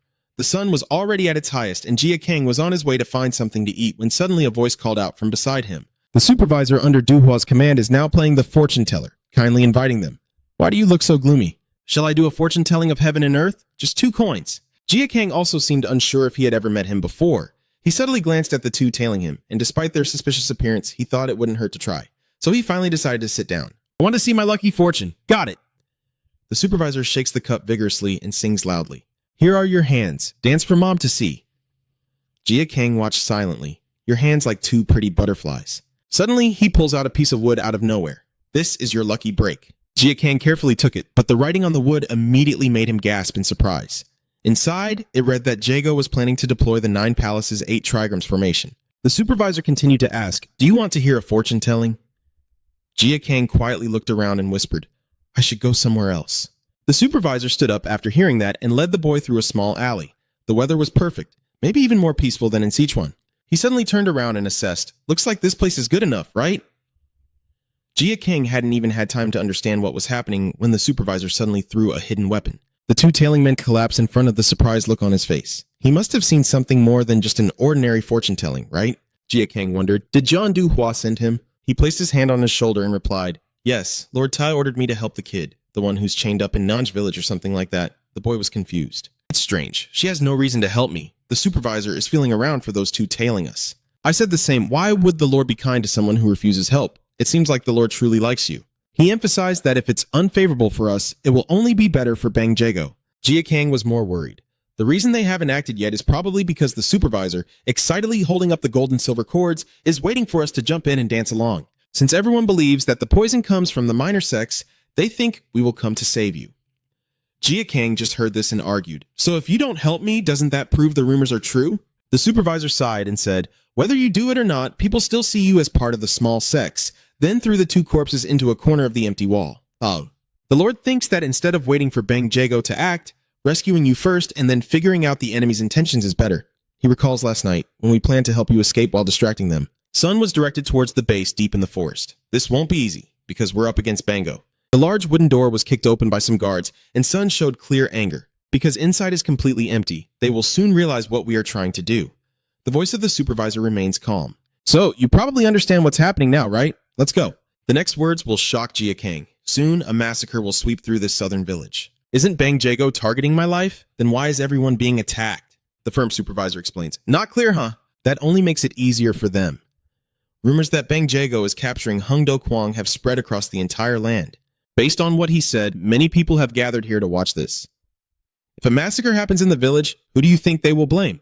Wouldn't they suspect the kids or the smaller sects holding the villagers hostage, using that as a pretext to attack us? Unconsciously, I recall past events. I've seen a lot, and I bet you have too. Jia is increasingly worried, but it's hard to believe that a reputable guild would do this to ordinary villagers. The supervisor shows a look of disappointment. I don't think you truly understand what you're facing right now. The tension isn't based on justice and righteousness, but on gain and loss. The leaders only care about what's on the scale, the supervisor hurriedly points. I don't have much time, so I'll keep it brief. Currently, even though we have sincerely cooperated with the Jago Guild and expressed condolences for Lady John's death, we haven't heard any news from Mo in months, so it's understandable that the hostility towards the Jago Guild among Alliance members is increasing. The supervisor is worried that Bango's reputation will suffer greatly if what they do in this situation, aside from revenge, is just to take Hung Dak Wang's life. So, to prevent that from happening, he wants to suggest they use an appropriate method. Sonj bowed his head in apology. I think the smaller sects, the ones gathering for the ambush, judging by how they hired a band of robbers instead of doing it themselves, I suspect they don't have enough strength to rescue Wang Wang on their own. John Duhua, I guess you're not the type to be caught easily, right? Sonj asked curiously, how do you plan to do that? No matter what they want, the reputation of the Jago gang is on the brink. I must not become a joke to the world. Then give the order to prepare for departure. I must head to the southern village. Mi-ong glared fiercely, and I will slaughter the villagers along with the ruthless villain Uong. Returning to the village road, the supervisor reminisces about a time when people always followed the spirit of martial virtue and justice in the capital. He solemnly explains that self-sacrifice to fight evil was once a common virtue. But a few decades ago, after the martial world was established, someone was crowned as the leader, and everything gradually changed. The current martial world leader, Hainan, chose to manipulate the ideals and integrity that the sects always maintained to unify the martial world, rather than exclude different thoughts or schools. He seems to be talking about something greater, but in reality, it makes the new world absorb the idea of loss and gain, who is a friend and who is an enemy, leading the martial world to prioritize that reasoning and gradually follow the path Higunjinin desires. Justice becomes something people are willing to sacrifice for greater benefits. The strict supervision reveals that the so-called righteous warriors and major sects become distorted and start to follow that ideology. The world you know no longer exists. It only lives on in ancient stories. Jia Kang was stunned. So, Jia Cat Bang is right. Their recent actions are seen as normal in the Kang Ho area. If that benefits them, I suddenly wonder why the martial world leader would let the world become like this. Supervisor Jang spreads his arms wide. How could I know for sure? I can only guess that he benefits from doing so. And upon further reflection, the person the kid wants to take revenge on is probably just like that. Jia Kang fell into deep thought. Lately, I keep thinking I am fighting against Bung and the evil forces he has created. His mind spun rapidly, but if those words were true, then they only did it for their own pleasure. Besides, Jia Kang held his forehead, beginning to feel a headache. What I need to fight against is the rules of the world, the excuse for all evil actions. The supervisor hurried over to remind me, come on, if you understand, then let's go. I told you, sooner or later Naji village will be nothing. Jia Kang bitterly clenched his lips. Those who must sacrifice for that great law are always the powerless. He then declared decisively, I am not going anywhere to surprise the supervisor. What about the flag? Jia Kang firmly declared that if someone here is in danger, he has no intention of running away, especially since he's still standing here and must take responsibility. The supervisor exclaimed in surprise, what do you mean by that? Take responsibility? I will stay here and fight them. The small figure is clearly visible under the sunlight.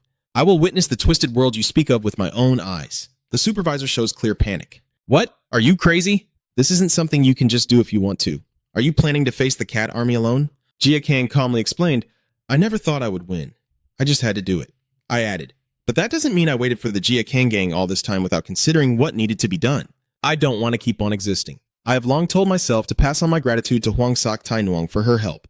The supervisor, unwilling, reproached, I went through everything for you. Sorry. He irritably brushed a few strands of his thin hair. No, I'm starting to understand why he cares for you so much. If you really want to, there's not much I can do. I can only pray that you don't lose your life here. Then I turn away, saying goodbye and good luck. A young man longs inside, Jia Kang watching as the figure gradually disappears behind the bushes, defying the entire world. The road through Nanji village is always bustling and lively, with rows of identical flags hanging up as a kind-hearted woman advises her husband. Safe travels on the road, my lord. The man waving to his wife suddenly bumped into a group of strangers, the leader of whom had a sinister look on his face and a smile that stretched all the way to his ears. His name is Duke Du, the god of Jia Kak Bang, threatening in front of the frightened man. What is going on? You are far from the village near the mountain. Sun observes Thang Kai hanging at the front and back doors. The old man speaks to the person behind him, but the Nanji village's style seems smooth. Yeah, I see it here too. The old man irritably slams the paper fan down onto his palm. Let's see if we can start the fight now, shall we? The drum sounds echo throughout the village like a signal. Duke Du immediately realized this was a signal. Before the man could finish speaking, he drew his sword and cut across his body. Everyone present witnessed everything from start to finish. They shouted loudly as someone was killed. Jang Tak appears. Joke Du, with a contemptuous tone, says, "Don't compare us to those weaklings. I am part of a mighty army. Keep commanding your allies. Listen up. It's better to kill the wrong person than to miss one." Fresh blood sprays out, splattering across the small village. The entire city suddenly descended into chaos as the villagers pushed and shoved, desperately trying to find a way out. Everyone run, the strange bandits are cutting down anyone they see. Quickly head to the back door. But in front, the soldiers are also holding their positions. Duke Du calmly said, "This place is completely surrounded. There's no way out." A few angry men shouted, "Why are you doing this to us?" There must be some misunderstanding here. He nonchalantly replied that for greater benefit, you will be reported as part of the evil faction. Duke Du was about to warn them not to bother him anymore when suddenly a loud explosion erupted from afar, accompanied by a thick cloud of smoke. He was extremely surprised. What is this? The flames burst out from the alley and spread to where they were, making Truk Du terrified. What is this? At the Sundi mountain peak, he was also confused. No way. How could there be an explosion? How does Nandi village hide the medicine? Mo Ong grits his teeth in fury. Isn't it obvious? The hatred burning in his eyes, the only person capable of creating that scene. The sound of determined footsteps. He roars in madness amidst the chaos, trying to fight against the Jiat Bang army. Why are the Truk Du group so frightened and panicked? Boy Thon looked up, following the direction of the pointing finger, sweat beginning to pour down his face, and through the smoke on the large roof. A small figure was visible, with half of her upper body obscured, but the shining blade was still clearly visible.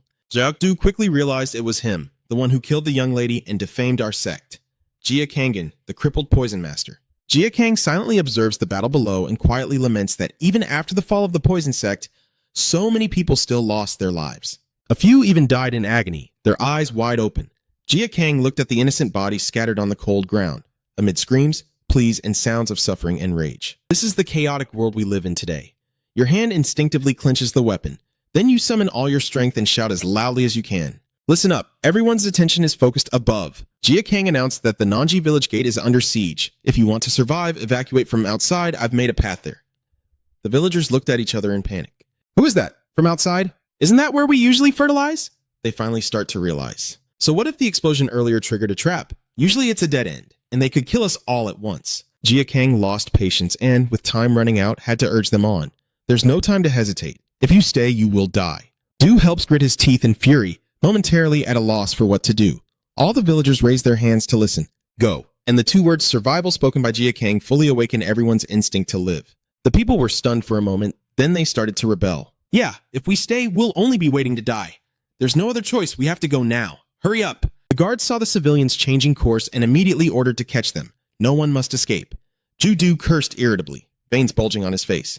It's just a small evil sect. Some of the villagers suddenly cheered loudly in relief. Look, the wall ahead is completely torn open. That guy was right. It's already collapsed outside. Lost in our joy of surviving, we suddenly realize enemies are rushing from afar. Don't let them escape. Most of the people were overwhelmed with panic, and the guards swung their swords, ready to fight. Suddenly, a small dagger appeared and flew quickly, causing the guards to choke on the blade and fall to the ground. It turns out the gang of the supervisor was already waiting. This way, everyone, quickly now. A sudden smile appeared at the corner of his mouth.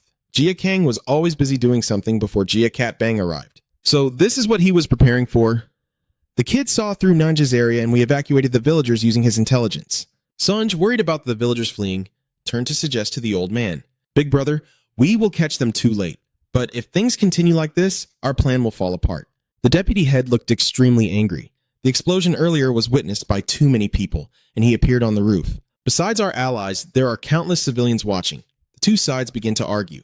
We don't need to care about the lowly villagers talking nonsense, but who knows if someone is watching? So if we chase after them instead of the crippled poison sect, we might be the ones suspected. When Jiat Bang's actions are exposed to the world, the damage outweighs the benefit, and his mind is in chaos. You crippled the poison sect many times, yet you keep pretending you're not the one who brutally murdered others. Has that awakened some new sense of conscience? Lost in thought, he clasped his hands behind his back, full of determination, and said, "I don't know why I have to do this, but I won't let you escape." Without hesitation, he signaled for the attack to begin, unleashing a thick cloud of black smoke that covered the entire mountain. Did you hear that noise behind Jia Kang? Helping. Dudu grit his teeth. Jia Cat Bang will no longer pursue the villagers. But that means the army is coming for you and only you. If you stand still, you might keep your life a little longer.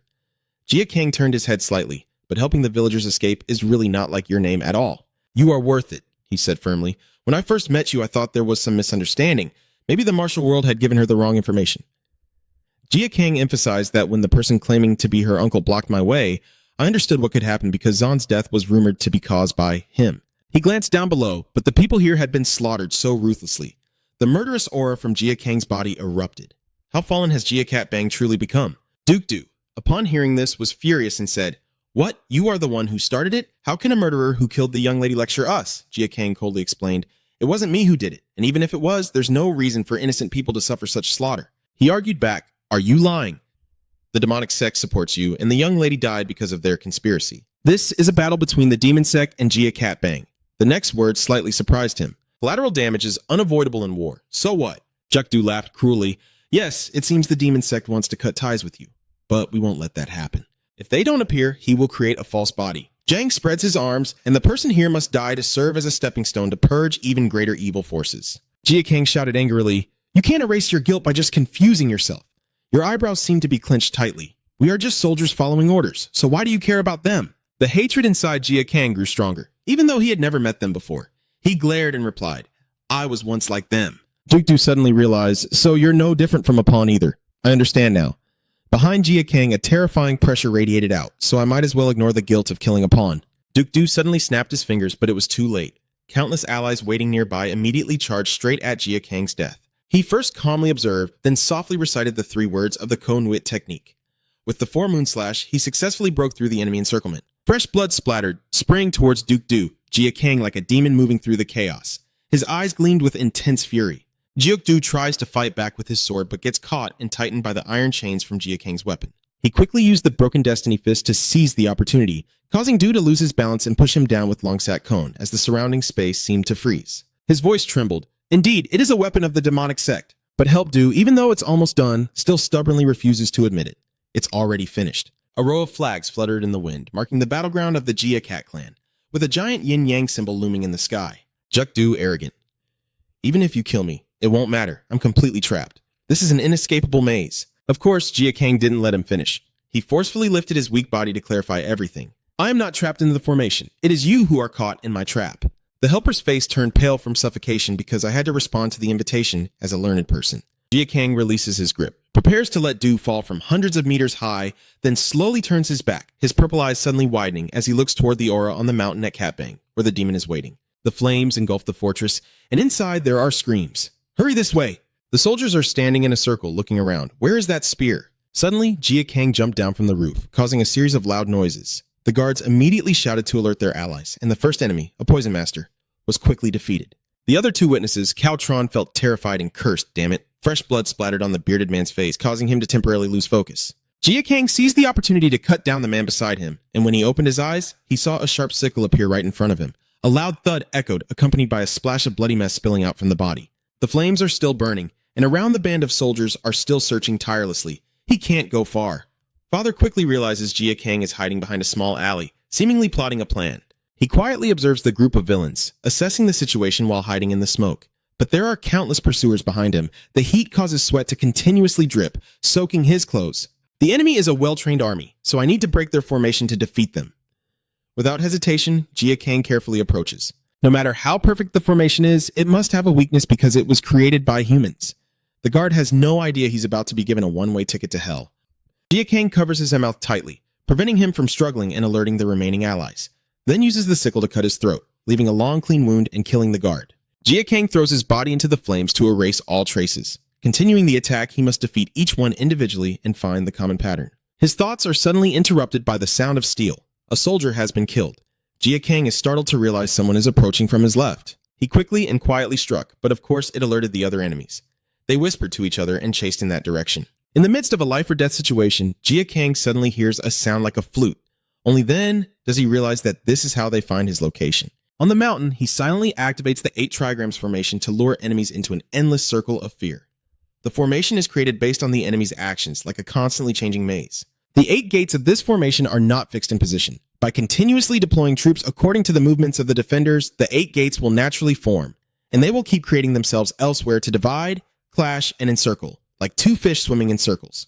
The complex gears of the formation make it easy to detect issues if a part stops functioning. Jin Gang struggles to escape, as the user of the formation can hide enemy traces this way. In front of you, a large door slowly opens and pushes the enemies into the territory of Jin Gang's strongest forces. The Death Gate completely crushes them. Mi-ong raises his paper fan. No matter which direction he goes, it only leads to death.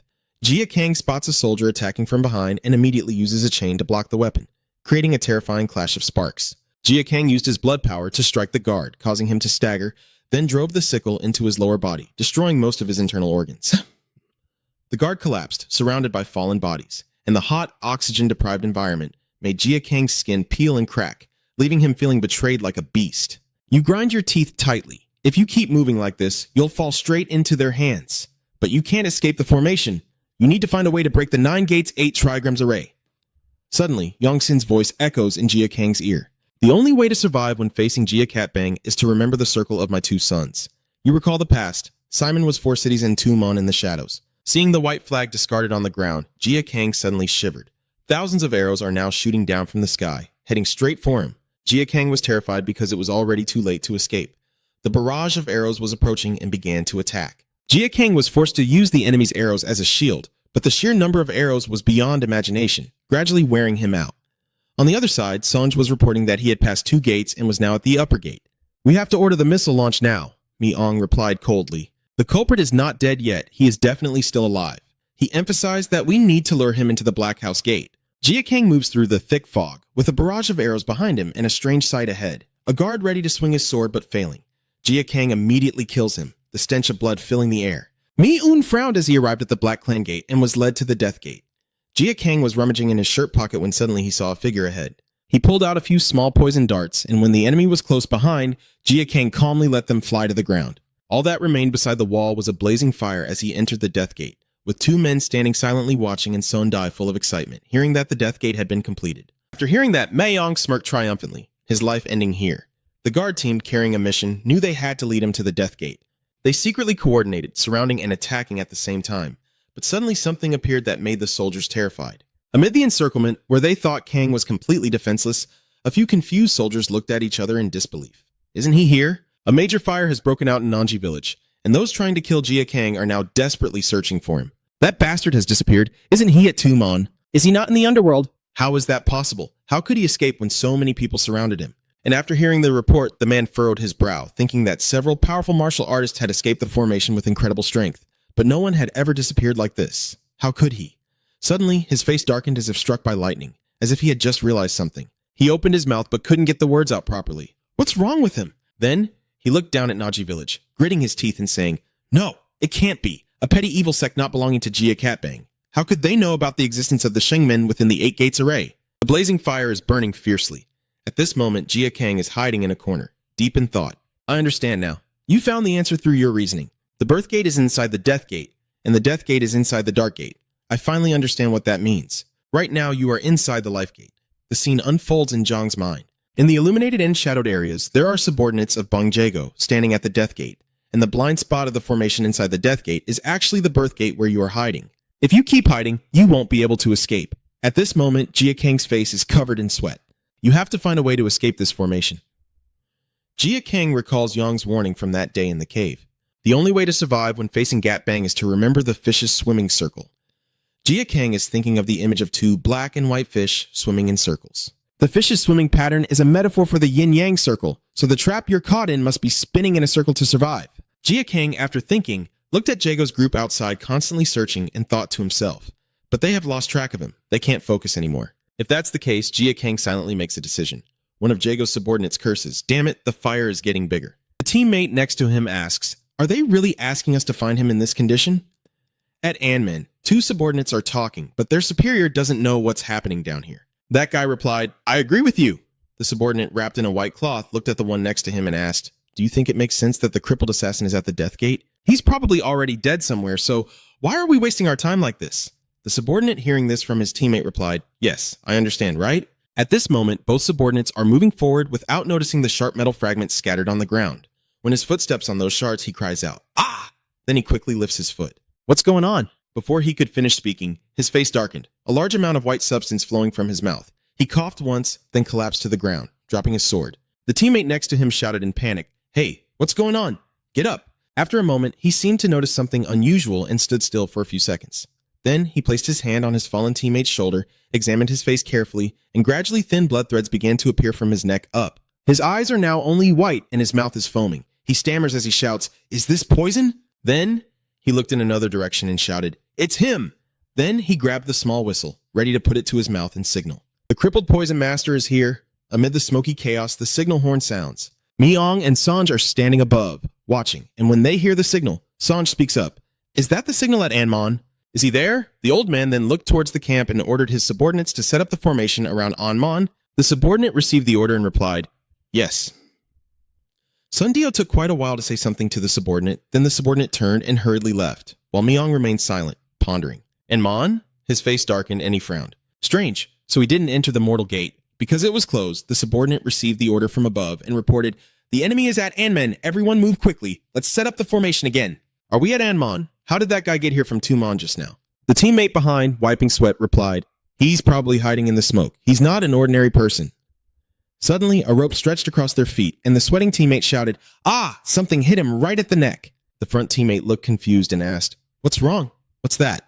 The teammate behind reached to his neck and asked, "What's poking my neck?" Then he coughed. Suddenly, his eyes widened, and he spat out a large mouthful of blood. "Hey, hey!" Boom! He immediately collapsed. The teammate in front, looking around, shouted, "What the hell? Where did he come from? Aren't they saying he's at Engate?"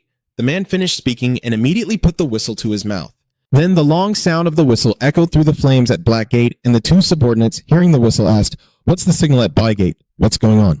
There's no way he could have moved from Anmon to Bimon. At this moment, Jia Kang arrives from behind with a weapon and ties up the hair of the subordinate at Hakmon. He immediately sensed it and looked behind him. Then a slash struck down in front of him. The siren blared loudly. Seeing this, Sun stayed put. Jo Myung's face darkened instantly, filled with anger. The original Nanji village was burning fiercely. Black smoke billowing through the village, and sirens blaring non-stop. From place to place, Sun Dai defended that this was Anmon. At this point, his subordinates are just soulless corpses. The B-Gate is the same. All the bodies lie scattered in the Hakmon and Thwangmon, with no signs of life left. After observing for a while, Sandi's face darkened as he shouted, "Can he control a clone or something? How can he be everywhere at once?" Mi-ong was so angry that veins appeared on his face. "They are traps." He set traps everywhere while escaping. When the old man heard that, he remained silent, sweating profusely. Mi-ong said he can still think clearly, even when being chased, but struggling is useless. Less than 20 out of 100 soldiers have died. He then ordered them not to hesitate and to set up the formation again. Those small traps won't help him escape the 8 gates formation. On this side, Jia Kang is hiding, sweat already covering his face, but he remains silent and observant. Jia Kang caught a glimpse of the enemy behind him. Jia Kang is hiding behind some followers. At this moment, Jia Kang sneaks behind a gang subordinate, causing him to be poisoned, and he immediately spits out a mouthful of blood. "Huh!" Jia Kang looked at him, meaning that avoiding the flow of the formation, causing chaos with the trap I set, and using time reversal to erase your traces in the reincarnation was the right choice. Jia Kang turned in a certain direction, thinking if he moved this way, then lunged forward, he could escape the formation. Amidst the billowing flames, a voice shouted, "The one-legged poison master is here!" Jia Kang, wielding a sharp weapon, charged forward and slashed fiercely into the back of Bang Jago's subordinate, then threw him forcefully to the back. "Huh! Then you rush forward and cut down the one in front." "Ah!" Through the thick smoke, sweat pouring down, Jia Kang keeps fighting without stopping. "Cough!" Another subordinate has been beaten to spitting blood. Then he looked at you and shouted, "You didn't let him finish his sentence," and the chain whip struck out, hitting his neck and head, causing him to cry out in pain. "Ah!" After a fight, Jia Kang gradually grew tired. He took a deep breath, then suddenly his pupils contracted as a large crack in the wall revealed the mountains outside. Jia Kang saw outside, and although his face didn't truly smile, a look of relief and joy appeared in his eyes. He thought, if I could get there. But within seconds, his face darkened as a figure appeared and said, "So, you have escaped the trap." Jia Kang tightly grips his weapon as the shadow in the backlight continues to say, "I saved you the trouble of searching. I can't see his face clearly, so I wonder who this guy is." Then he took a breath, straightened up, and asked, "Who are you?" The man pursed his lips, looking very angry, with a fierce expression. "Bak Li Ting Long." He looked at Jia Kang and said, "I came to take revenge for that crippled villain." At the martial arts fortress, the Jiangxi headquarters, an old hand kept repeating the herbal preparation process. A sound echoes throughout the room. "I am Lai Deng. I have entered." Outside the door, Lai Deng was entering the room when a person in a red cloak, sitting at the table with long white hair flowing, was focused on something without turning or reacting to his presence. Li Deng asked, "What are you doing?" and he replied coldly without turning around. I am preparing the Tusak Tiandan. Hearing that, she asked with some disbelief, Is it the purple-red heavenly pill? That's a medicinal pill of martial pills. Is it true that you openly produce that kind of pill known for boosting vitality without any concern? He replied, I heard that the Crimson Sky pill isn't special at all. You just need to refine and prepare it. There's nothing to worry about. Then he suddenly remembered something and said, I heard you're doing something quite interesting. Are you sending the cat bang to Nanyuan just to eliminate a single demon sect member? Lai Deng replied, I didn't give the order. Because he killed the daughter of the Jia Cat Bang leader, they just want to act in accordance with heaven's will. He then asked, but why do they have to wait a whole month? Lai Deng picked up his teacup and replied, that demon sect, that evil sorcerer, we have intelligence that he is a key member of the demon sect. It seems that Jia Cat Bang wants to use him as bait to lure the demon sect. Hearing this, he immediately asked, did you spread that rumor to them? Li Deng heard that, and a faint smile naturally appeared on his lips, as if he was laughing without saying a word. His tone then grew slightly angry as he told the young man, how could Jia Bang do that alone? You set the trap, it seems Jia Cat Bang will suffer unnecessary pain, and the demon sect won't fall into the trap. Lai Deng, sipping his tea, replied, how can we know for sure? Given Du Hua's unpredictable nature, I thought they would come to rescue him, so I thought this was worth a try. The old man replied, so you understand your position clearly, right? Li Deng listened and then fell silent before saying, but it seems things are not going as planned. I forced them out of Cat Sect. I can't keep them there forever. Because they went too far to save face this time, they will come up with another excuse to attack the Demon Sect. I'm not worried about that. The more reasons I have to attack the Demon Sect, the better. But he suddenly fell silent for a few seconds and said, you must distinguish clearly between personal and official matters. I can see your personal feelings influencing your actions toward the demonic sect. She immediately dismissed it as nonsense.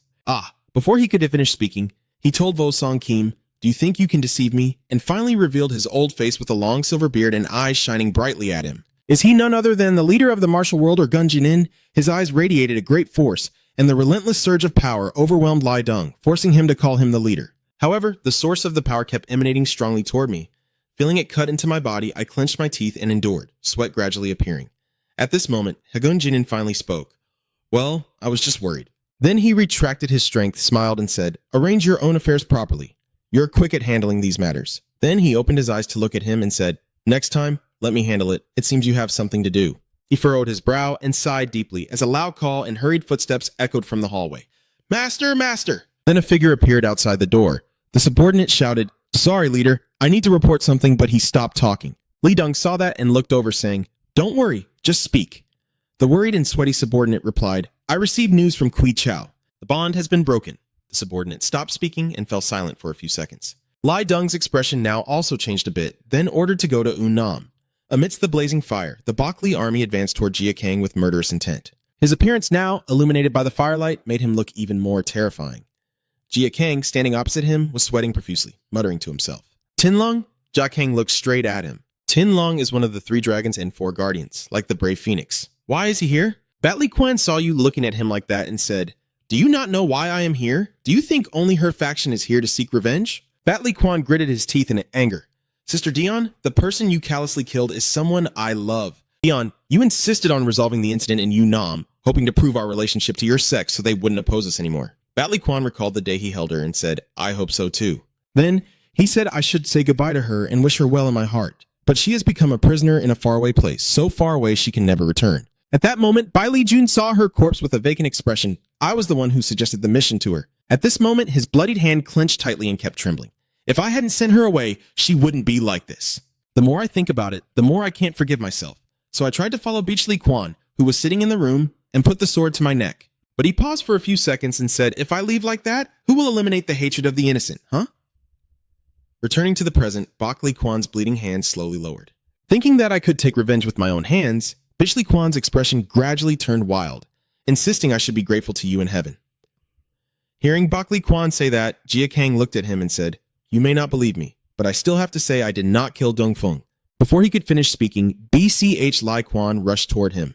At this moment, Jia Kang reacted, shock in his eyes as a thick cloud of smoke rose up, swirling with flashes of fire and drops of blood falling to the ground, forming a small pool of blood. Jia Kang, now pushed back and struggling to resist, looks at Beach Li Quan, who is moving too fast. Beach Li Quan's vengeful gaze is clearly visible as he stares at him. Don't play with me. Isn't your death still not satisfying your evil desire? His eyes flickered with blood threads as he emphasized each word. If you think you can soothe my anger with those petty words, you're wrong. He supports himself to stand up. This guy can't be reasoned with anymore. In front of him, Bichli Quan is walking step by step forward. He thought Cat Bang would soon realize I had escaped the trap. The longer I stayed here, the worse it would get. I endure the pain. Grinding my teeth, I have to deal with this as quickly as possible. It seems there's no other way. Jia Kang brandished his weapon, 2 long silver blades appearing from his fingertips, shouting the 12 Palaces formation. At the same time, Bichli Quan was rushing toward him at high speed. Jia Kang raised his hand to block the attack to his face as Bichli Quan's hand began to glow and gradually strike toward him. Boom! The Diamond Soul Piercer releases a powerful beam of light. Jia Kang was violently thrown back onto the beam. Boom! Amidst the smoke and flames, his body slammed hard into the wall opposite Bichli Quan, causing a large spiderweb crack to appear on the wall. Jia Kang's body is now severely battered after that blow. He slowly struggles to stand up. Yes, Bichli's voice echoes loudly. I just started to stand up. Jia Kang gasped for breath, eyes fixed on him. Bichli Quan is now filled with fiery anger, shouting at you. The pain John endures. Bloodshot eyes, Bichli Quan looks at Jia Kang. I will make you endure everything step by step. Are you okay? How can that be? Even if we consider you getting lost in the formation, your abilities can't be just like this. If that's all you've got, how could you possibly lose? So that's why I told you I didn't kill Jo Zhan. You say she's your lover. Don't you want to know what really happened to her death? Bichli Quan, furious, shouted, You dare? Then he charged at Jia Kang and yelled, Fine, I will crush your filthy mouth first. As Bichli Quan arrived, Jia Kang tightly gripped his weapon and fought back, a slash of his blade cutting across Bichli Quan's face and slicing through his hair. Are you provoking me over this? Bichli Quan's pupils shrank in surprise. Just one more step and you could lure me further. Then Bichli Quan shallowly struck Jia Kang in the stomach. Once again, he was knocked back hundreds of meters into the blazing fire. Thick dust billows into the air. Bichli Quan looks toward Jia Kang. Those despicable tricks must have killed Zhan. Only now does he realize that his right arm has been tightly bound by the chain on Jia Kang's weapon for some time. The chain suddenly tightened. Seeing that, Bichli Quan looked towards the chain, Then he took a deep breath and told Bichli Quan, Go ahead, show me what you've got. Hearing that, Jia Kang quickly grabbed his own string, his expression changing.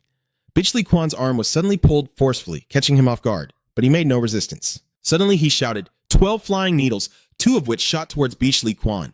At this moment, the needles were only about 10 meters away from him. Jia Kang whispered a prayer, hoping this time would be different, as the sword at Bichli Quan's waist suddenly gleamed with a flash of light. Jia Kang was so stunned that his pupils contracted as the heavenly sword of slaughter shot out with blazing fire and 100 streaks of flying. A fiery sword was drawn by Bichli Quan and swung down smoothly and powerfully. The metal needles also shattered, and the chain wrapped around Bichli Quan was cut apart and fell to the ground. I will break your tricks one by one. Jia Kang listens with some fear. Bichli Quan shows you what true power really is. Bichli Quan's appearance now becomes extremely terrifying. Saying that, Bichli Quan jumps and swings his sword down from above onto Jia Kang. He was always alert and sensing the danger around him, he quickly looked behind and raised his weapon, as Bichli Quan's sword clashed with his, creating a surge of friction and power. His arm was trembling uncontrollably, as if about to fall apart, even though he had blocked the attack. At this moment, Bichli Quan looked extremely formidable in Jia Kang's eyes. Just as you thought, he was on a different level, and suddenly the area in front became empty. Jia Kang withdrew his weapon and stepped back. Jia Kang is thinking, I have no chance to move forward. I must find a way out. Suddenly, Bichli Quan appears behind him and asks, Where are you going? Jia Kang was surprised when he heard behind him, then swung his weapon backward, but Bichli Quan used his sword to knock it out of his hand. The weapon flew far behind Bichli Quan, whose face now looked extremely grim. Jia Kang continued to stare fixedly at Bichli Quan. Then Bichli Quan launched an attack on him. It's over. Jia Kang knows his chance has come. Now Fang Qi attacks Bichli Quan's face and shouts Lai Tian. Bichli Quan quickly dodged the surprise attack but still got hit in the shoulder. Jia Kang was slashed from the shoulder down to the stomach, blood splattering everywhere. A few drops of blood splattered onto the ground. He was panting heavily, completely exhausted, still looking in the direction of the attack to confirm, aiming precisely. Even Tin Lung would be hurt. The whole person tilts back and forth and can't stand steadily. Suddenly, Bichli's loud voice makes Jia Kang fear. So you've been hiding your skills all along? Bichli's shoulder was torn open by a large wound from the attack, exposing the burnt area. He said that at the moment you used that move, I sensed a sudden surge of energy. Jia Kang looked at Bichli Quan with suspicion, asking, I didn't cause any injuries, did I? Suddenly, Jia Kang's whole body ached.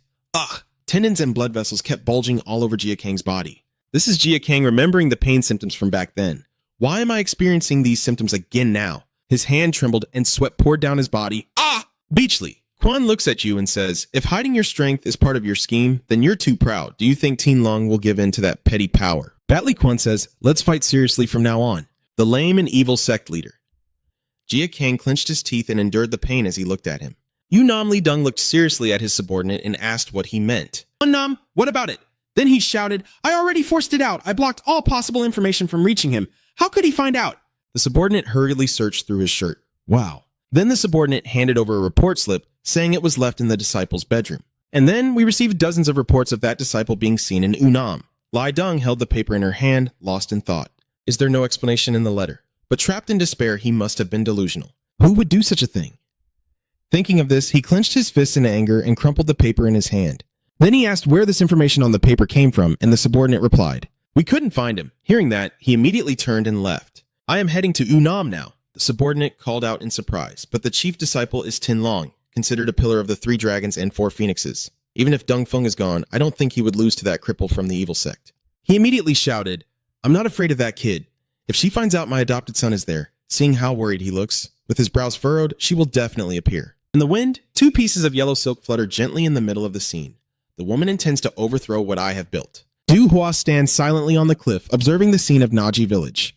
Her gaze remains calm and untroubled, as if she's merely watching something. Suddenly, a voice rang out behind her. Luckily, I wasn't too late. "Are you here to see someone?" She simply looked silently and then asked, "Who are you?" Oh, no need to be cautious. From now on, he will smile strangely, and just consider me as the one called Bak Li Quan here. Du Hua turned to look at Man Ryu and asked, "So you called Blai Quan here? What do you mean?" Hearing that, he immediately said, "As I just said, I am the one who ordered him to kill the brave man in Naji village. Instead of using a small bait like the lame, poisonous sect disciple Huang Sak Tai Nuang, don't you have a more appealing bait you prefer?" She stared intently at him, but did not reply. Then she angrily shouted, "Say your name, I don't like talking to those who hide it." He immediately replied, "My name is Manru, and I am currently serving as an advisor in the martial world." "So what if I am? I've never heard of it." The old man calmly replied, "Of course, if you know my name, it means I have made a mistake. That position was only for punishment. Then he told me I was a servant by staining my hands for the head of the 6 Dragon Sword Sect. General Blay." She looked at him in shock. Then Du Hua angrily shouted, "So I really shouldn't trust you. You dare to mention that name in front of me. You dare to insult me. Stop!" Let me finish first. Just because I serve under him doesn't mean I support him. My goal is different from the head of BY to prove that I caused his adopted son to run to Najima village. See, when she heard that, she replied that he was someone willing to betray his brothers to succeed. The adopted son means nothing to him. Manryu told Du Hua that Leli Kwang, carrying General Blay's legacy, had achieved the 6th star in the Heavenly Sword Kill technique. People say he devoted himself to raising this great disciple. Now, in a forest, a shadow is moving, leaving only a fleeting trace. If he sacrifices someone like that, he will come here and absolutely not let glory fall into the Gakbang's hands. The entire scene in the forest disappears, but the sect master is currently in Jiangxi province, and the intelligence of the demonic sect must have already known. Du Hua looked at him and said it didn't matter. When someone lives a long life wandering and struggling, they start to doubt small things like why leaves fall from trees. I don't know who you are. I don't trust you. So you want to fail before him? Is this perfect opportunity not what you want? She listened and replied calmly, "Maybe." Manryu then pretended to react. "Oh my, I will lose my head if there's gossip about this." Du Hua looked at him silently for a few seconds, then asked, "So I ask you, what do you gain by betraying Beach Clydung like that? What's the benefit?" "What I gain?" He thought for a few seconds, then assumed a mysterious look. He replied with a strange expression, "Gang Jane." She looked at the old man with increasing confusion. The surrounding atmosphere suddenly turned gloomy. "All right, let me tell you, even if it takes time, this is how I live my life." At Naji village, the flames kept growing higher as a sword and a sickle clashed together. Boom!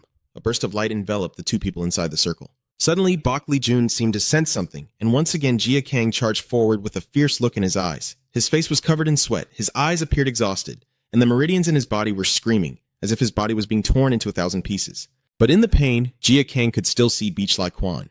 Keeping up with this person, his eyes filled with bloodshot veins. The current scene is gradually pushed back. Bat Li Quan now realizes he is being forced to retreat by the person in front of him. Seeing that, he quickly swung his sword at Jia Kang, forcing him to retreat. The two created just enough distance. Jia Kang looked at Lai Quan, who was now exhausted. Lai Quan, also drained of energy, gasped and said, "I understand now. I understand what you're doing." Forbidden technique to increase energy. I can witness the blood rage technique here. Hysterical blood magic? What is he saying? BL Quan paid no attention to the confusion on his face and continued speaking. "For the sake of your interests, even if it means using any means necessary and risking your life, can you go far in this fight?" He stands amidst the blazing fire, looking terrifyingly indifferent and unyielding towards Jia Kang. "I understand why I lost to you now. I don't want to lose like that because this is a battle I dedicate to my family. And hearing that, I won't be weaker. I also have many reasons why I cannot lose." Both of them now stand facing each other. then suddenly vanish without a trace on the ground. Bitch Lai Quan shouts, "Heavenly Sword's deadly pursuit," while Jia Kang also calls out, releasing a powerful roar. They charged at each other, their forces rubbing against each other, creating a surge of power that sent rocks and dirt flying everywhere. Boom! Both were thrown back by their own power. Bitch Li Quan's sword was knocked away, and Jia Kang's sickle was also sent flying. However, as both are thrown back, Jia Kang gathers strength from his little finger, and both of them once again unleash their internal power to attack. Jia Kang uses his internal strength to attack with the skill Lai Tian, while BCH Lai Quan attacks with the Vajra soul-crushing spear. Then he rushes toward Bitch Li Quan, who also charges at him shouting, "I will kill you." Amidst the blazing fire, a deafening explosion echoes through heaven and earth. Boom! Jia Kang's entire body was knocked back and slammed into the stone wall behind him. He spat blood from the impact, then suddenly noticed something and looked over. Jia Kang realized his arm was twisted so tightly it was glowing red as his scream echoed around him. Lai Quan still stands firm amidst the smoke and fire as if unharmed. His eyes flash brightly. The Diamond Vajra Soul Resurrecting Technique is one of the 3 ultimate skills of the Beach Lai sect. With its immense power, it can uproot a giant tree. To match that power, I praise you. Lai Kuo recognizes the treasure, but you can't do anything with that hand. It's over, you crippled evil sect. Go to hell and repent. Before he could finish speaking, he suddenly felt a sharp pain and could only utter one word. You, Jia Kang, are gasping for breath, grinding your teeth and enduring the pain. Then you say, "Do you think I want to match your strength? I fight like this because I need to touch you." Jia Kang looks at him and says, "I've tried many types of poison here. It's from a pumpkin. It disrupts the nervous system, causes nausea, and weakens the respiratory system. I've poisoned those blades. Soon you won't be able to stand up." Li Quan, feeling uncomfortable and struggling to breathe, spoke. "Yes, you really are a poison master. Just like that poison is truly your weapon." He struggles to say, "So you're plotting again? Don't you have any shame?" Jia Kang struggles to stand up. "I can't lose this fight. If I lose, I will die here. To survive, I must do my best to survive this battle." Bat Li Quan heard this and thought, "I see his strength doesn't come from his abilities. I agree with you. I don't want to rely on this, but you leave me no choice. I can't lose." He reached inside his shirt and took out an orange pill. Jia Kang was slightly shocked upon seeing it. "Do you remember that thing is what Jolie John drank before? Is the martial world aiming to eliminate not only Dong Feng, but also Tin Long?" With that, he put it into his mouth and said, "Your poison is useless against me," then charged like lightning towards Jia Kang through the blazing fire. "All right, with these hands I will avenge him as a beam of light gathers." Seeing this, I silently cursed inside. Damn it, there's no way out now, my strength. Li Quan's powerful hand was only a few meters away from Jia Kang. He clenched his teeth, helplessly thinking, "I can't dodge." Suddenly, a golden object shot towards him, hitting Bak Lai Quan hard on the back of the head. Beach Lai Quan's eyes quickly looked in the direction of the attack, then Lai Quan's whole body was knocked into the fire. Jia Kang looked in that direction in surprise, then greeted. Only then did he realize the voice of the person coming to help him. Du Hua immediately told him, "Step back, knight. Let me handle him." Jia Kang struggled to breathe, staring in shock at Du Hua calling out to her. "What kind of woman is Huang Sak Tai Nuong?" Li Quan's voice echoes through the smoke. "There you are. Du Hua from the Eastern Mountain." Hearing that, Jia Kang looked over, clutching his wound at the waist and staring intently at Du Hua, saying, "I know you're the one behind the Poison King, which means you're also Dian Moi's lifelong enemy." Du Hua chuckled and said, "Doesn't your adopted father teach you how to behave? Even though I look young, my age is on par with your mother, so watch your mouth." Lai Quan snapped angrily and shouted, "Why should I respect my enemy?" Hearing that, she closed her eyes and sighed helplessly, saying, "You're truly uncultured. It seems you only know how to attack others without considering your own position." Then Du Hua opened her eyes and calmly said, "If that's the case," after that sentence, she rushed swiftly toward Li Quan, and as she approached, she said, "I have only one way to teach you a lesson." Suddenly, she appeared nearby, startling him. Lai Quan glanced to the side, and his sword, lying on the ground, suddenly moved slightly. Then, the sword returned to Lai Quan's hand. After grabbing the sword, he immediately invoked the Heavenly Sword Kill technique. At this moment, the sword was wrapped tightly with a piece of yellow cloth and then pulled strongly by Du Hua, leaving Li Quan slightly surprised. The sword she was holding tightly in her hand could no longer move. After wrapping the sword with her cloth, she disdainfully asked, "Do you want to use the Heavenly Sword Kill technique to fight me? You're truly weak." Hearing that, he was startled, and the sword was pulled tightly. A ringing sound echoed. The sword was pulled out of Lai Quan's hand and swung high just with her cloth. Seeing this, he angrily shouted, "You're not strong either. Don't be so self-satisfied." Then, Lai Quan rushes toward Du Hua to activate her second technique. Hearing the move, she remains expressionless, then gently and calmly extends her hand forward. Boom! The two sources of power clash, creating a circle. He couldn't understand how Du Hua could block his attack. How was that possible? Could I be countered back? Lai Quan's eyes now flickered with blood and her power radiated intensely. Boom! He has been completely pushed back. Jia Kang, standing outside the battle, watched in amazement as she defeated Tin Long so easily. At this moment, Lai Quan was beaten to the point of bleeding and collapsing on the rocks. Truly, the difference in strength is like heaven and earth. Is this the power of Huang Sak Tai Nuang? After that move, Du Hua said, "Do you see me as an enemy you can't coexist with? To me, you and the entire Baklai sect are sworn enemies of mine." He was now supporting himself as he stood up. "Yeah." Li Quan looked at Du Hua and said sharply, "I won't let it end like this. If it ends here," then suddenly Lai Quan spat out a mouthful of blood. "I cannot take revenge." Then she collapsed and only managed to say the remaining words. "Dion, you'd be surprised to see this." Jia Kang immediately told him there were signs of poisoning. Was the outcome of the fight predetermined from the start? Du Hua disdainfully turned away but still glanced at Bao and said, "I gave him a chance, yet he kept trying. I didn't think Tin Long would lose like this. And you?" She looked at Jia Kang and was a bit surprised to see him lying on the ground. Du Hua saw that Jia Kang was unconscious and not moving, so she remained silent and called softly, "Poison King." Suddenly she sensed a strange aura behind her. That aura attacked her. Du Hua quickly moved to dodge the attack and looked toward the opposite roof, asking, "Have you reached the realm of aura slaughter? Does that live up to your reputation? Jego Mong, huh? It seems everything we've done wasn't in vain because you finally appeared." Du Hua jumped over the broken wall and said, "I put so much effort into setting the trap, so how could I miss it?" He then asked, "Are you here to save the Poison King?" She calmly smiled and replied, "No, I came here because I need someone from the bloodline of the Bishli sect." Zhou Mi was confused and looked over. He looked confused at Lai Quan lying sprawled on the ground. "Why is Tin Long here? Is he here to take revenge on his lover, or what?" Du Huan Yu warned him, "Don't bother trying to save Tin Long, because you can't fight me." As she spoke, powerful cold air streams appeared around her, making Jago Myung furious and pale, saying, "You really don't respect anyone." Du Hua then quickly charged forward, swinging the fan in his hand at her. The force of the attack caused the surrounding stones to crack apart. However, she still easily dodged that attack. Then Du Hua used his fabric to strike at Jago Myung.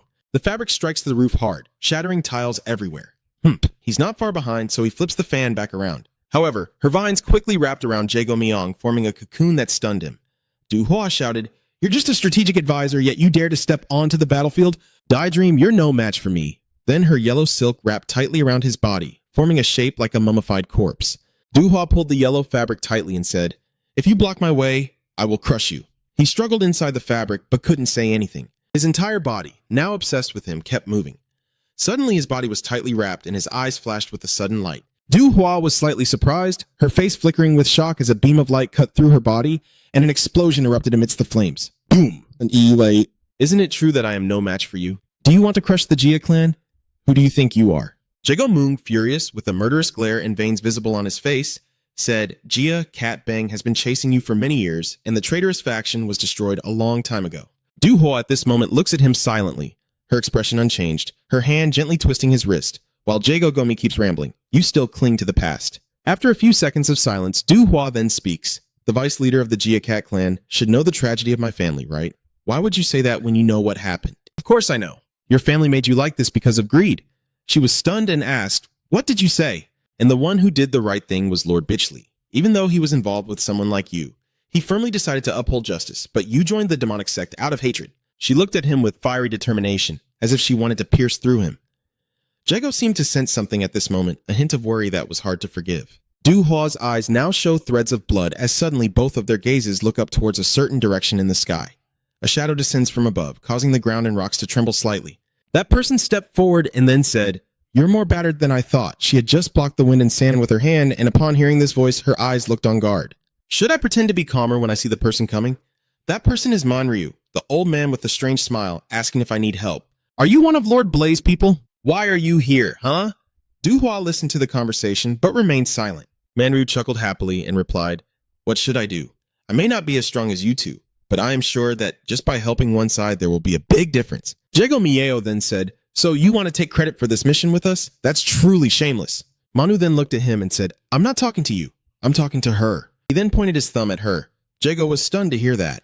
"What do you mean?" Du Hua, hearing that, said, "I don't need someone like you to help." The old man then said, "Then deal with him quickly. If this continues, the Jia Cat clan will return to the formation." "Don't you realize he's just stalling for time with you?" Then the old man made a suggestion. "I have a really good idea." Jolie Mi, hearing that, grits his teeth and curses. "How dare you collude with the demonic sect and betray the martial world?"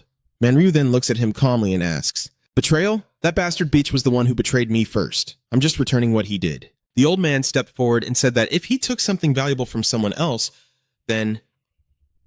Manryu sat down, pulled Lai Quan's head up forcefully, and grinned eerily.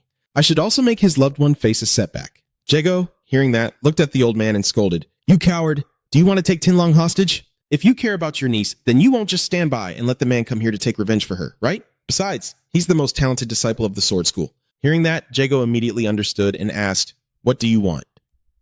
The old man laughed loudly and said, "First, bring back the Sand General, and after you finish that, I will tell you the rest." Manryu grabbed the glass and pulled him up, saying, "The head of Tinlong is in my hands. You'd better not do anything unnecessary." Then he ordered him to be silent. Duhua saw that and looked towards Manryu. Jomi also looked at him with confusion. Manryu was silent for a few seconds before speaking. "You really always surprise me." Under the old man's feet, Jia Kang was pressing a metal rod against his leg. "But have you forgotten? I lost a leg a long time ago." Hearing that, he was stunned and thought, "What?" At this moment, Jia Kang had not fully regained consciousness. A few seconds later, his pupils returned. "No way." Jia Kang looked up with weak eyes and replied, "You can't, you." Manryu's backlit image becomes incredibly terrifying as he turns around, smiling as he says, "It's been a long time, Jia Kang." "You are extremely shocked," Jia Kang's pale face revealing his terror towards you. Jia Kang's voice trembles. "Why are you? How are you still alive?" Then he shouted, "I am sure you are." Manryu sinisterly asked Jia Kang, "Why haven't I died yet?" Without waiting for his answer, he then said, "Yeah, maybe it would have been better if I had died back then." Ma isa isano. After that, I spent a lot of time removing the poison and nearly died. I went through those intense battles that exhausted both my body and mind, but I never gave up because I couldn't let you win. You stole everything from me and escaped. Only when I could fully understand you did the urge to kill you push me to keep living. So I waited and was glad to hear that you disguised yourself and sneaked into the mine, and that you even fought with the poison sect.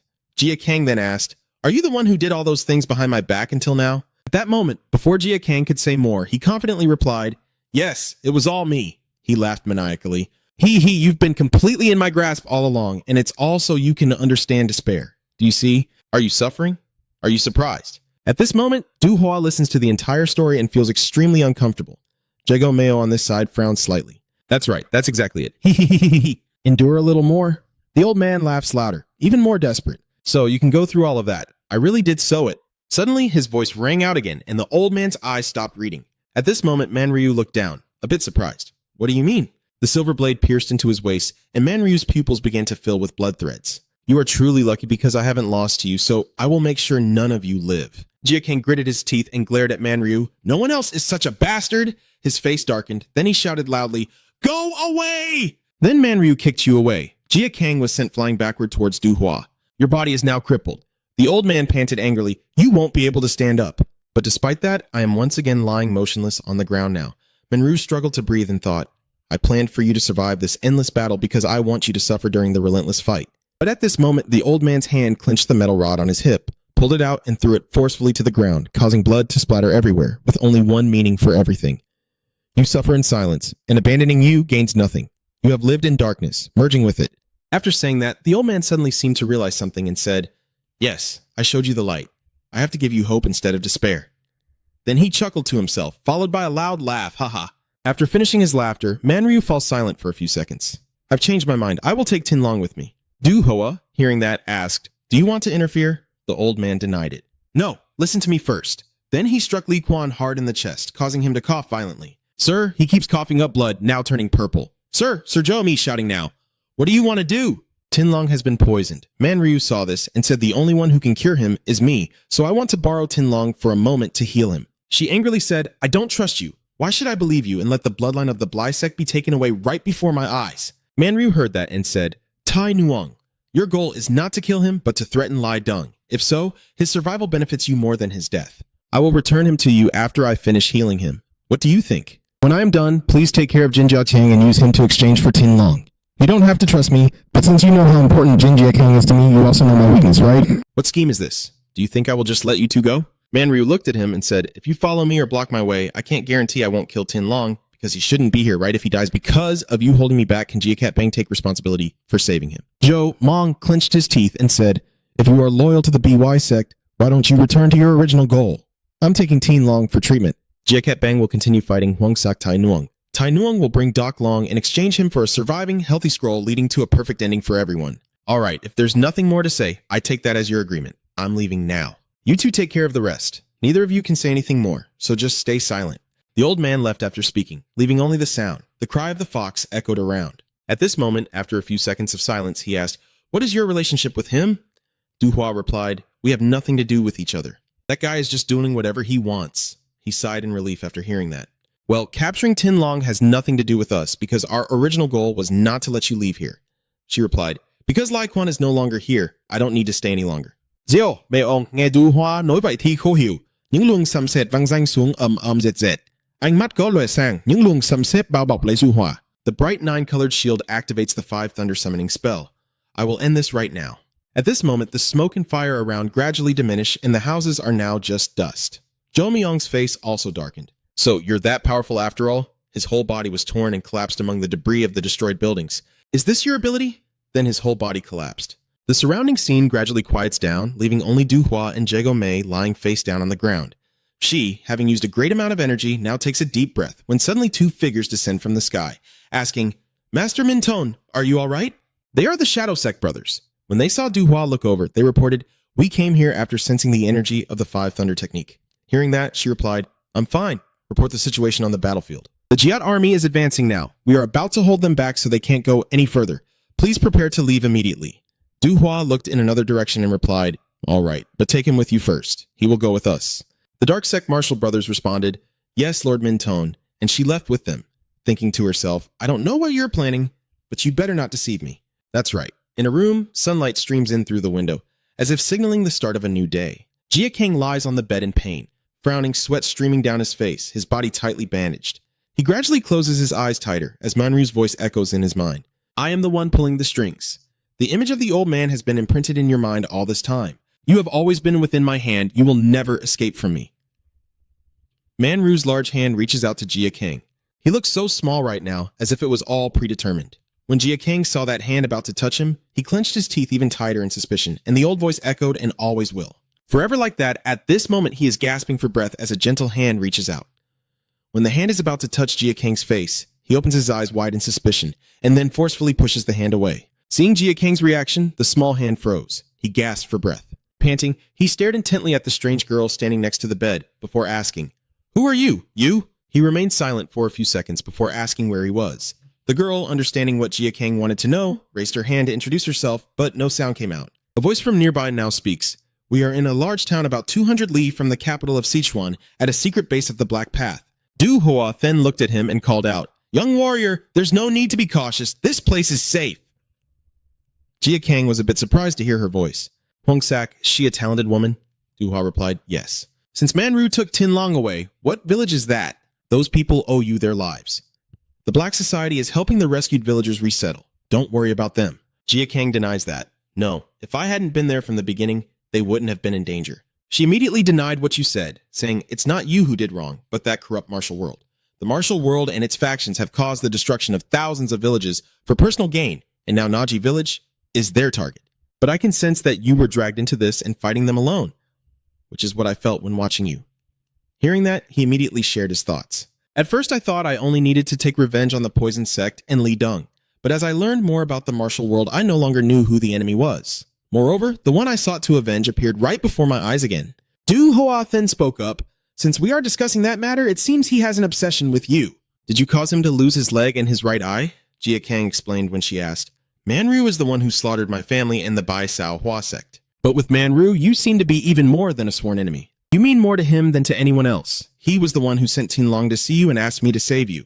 Hearing this, your pupils froze in shock. He took advantage of my conflict with the Baichi sect and insisted on curing you. He is the one who used the Heavenly Blood Rage technique on you. Jia Kang looked up at his bulging, blood-veined arm and muttered. The Divine Blood Fury technique? Young warrior, your body is different from others. I'm not sure what has happened to you. But the energy and blood in your body have become concentrated. So you possess an extremely strong detoxification ability that is also why you can use poison by accumulating it in your dantian and recover at an impressive speed. In exchange, this makes it harder for you to use your inner strength easily. Manru wants you to become stronger, and the Heavenly Blood Rage is the way he found. The technique used will split your main bloodline, which is a dark art secret skill. It forces your energy flow to expand outward. I don't know how he learned that secret technique. You must have used it before I met you. At that moment, Du Huanyu noticed something unusual about you. A flash of lightning crossed her head. At that time, your internal energy was unstable and moving everywhere. Jia Kang's arm was extremely painful then, with blood vessels standing out, but not too clearly. So I taught you the Lai Tian to help you regulate and stabilize your energy flow, but that was only a temporary solution. Heavenly Blood Rage is a deadly technique that can completely ruin a person's body. If we do nothing, soon your body won't be able to withstand it and you will die. While Manru helps you with your revenge without you knowing, he also keeps pushing you into crises. I don't know what he's trying to achieve, but his obsession with you will hinder your revenge. On top of that, with no time left and enemies whose motives are unclear, that's the worst part. That the Poison King has broken through the 8 gates formation of the Gat Cat Bang, that you defeated Dung Feng and fought Tin Long, now the world calls you Doc Long. You, who were once only known in the remote and isolated areas of Yunnan where you lived, now you are at the center of the martial world. And compared to what you've experienced so far, things will become more complicated and you will face more enemies. The problem is that you're not strong enough to fight them, and you also lack connections. Hearing her say this, he remained silent. Du Hua looked at Jia Kang and asked, "Do you understand why I'm telling you these things? Young warrior, you still don't want to join the underworld?" In another scene, a shadow appears, its dark robes fluttering in the wind. Lai Dong stands amidst the ruins of Naji village. In the sky, a bird flies by, the letter that Jia Cat Bang sent to Lai Dong. The letter confirms that the 9-city 8-gate formation set to kill the Poison King has been broken and his son Tin Long entered Naji village uninvited. Tin Long fought Du Hua from Eastern Mountain but was defeated. Jia Cat Bang tried to stop the evil sect from kidnapping Tin Long, but their efforts were thwarted when Manru intervened, and now Manru is holding Tin Long and fleeing with him. While Du Hua and the Demon King have escaped to the Eastern Mountains, a series of events occurred that were not the fault of the Gat Bang, but they still feel responsible. At this moment, a few strangers are watching from above behind Lai Dong. That person is the undefeated Heavenly Sword. "Li Dong, why is he here?" The mysterious man with moss-green hair replied after he became the head of the sect.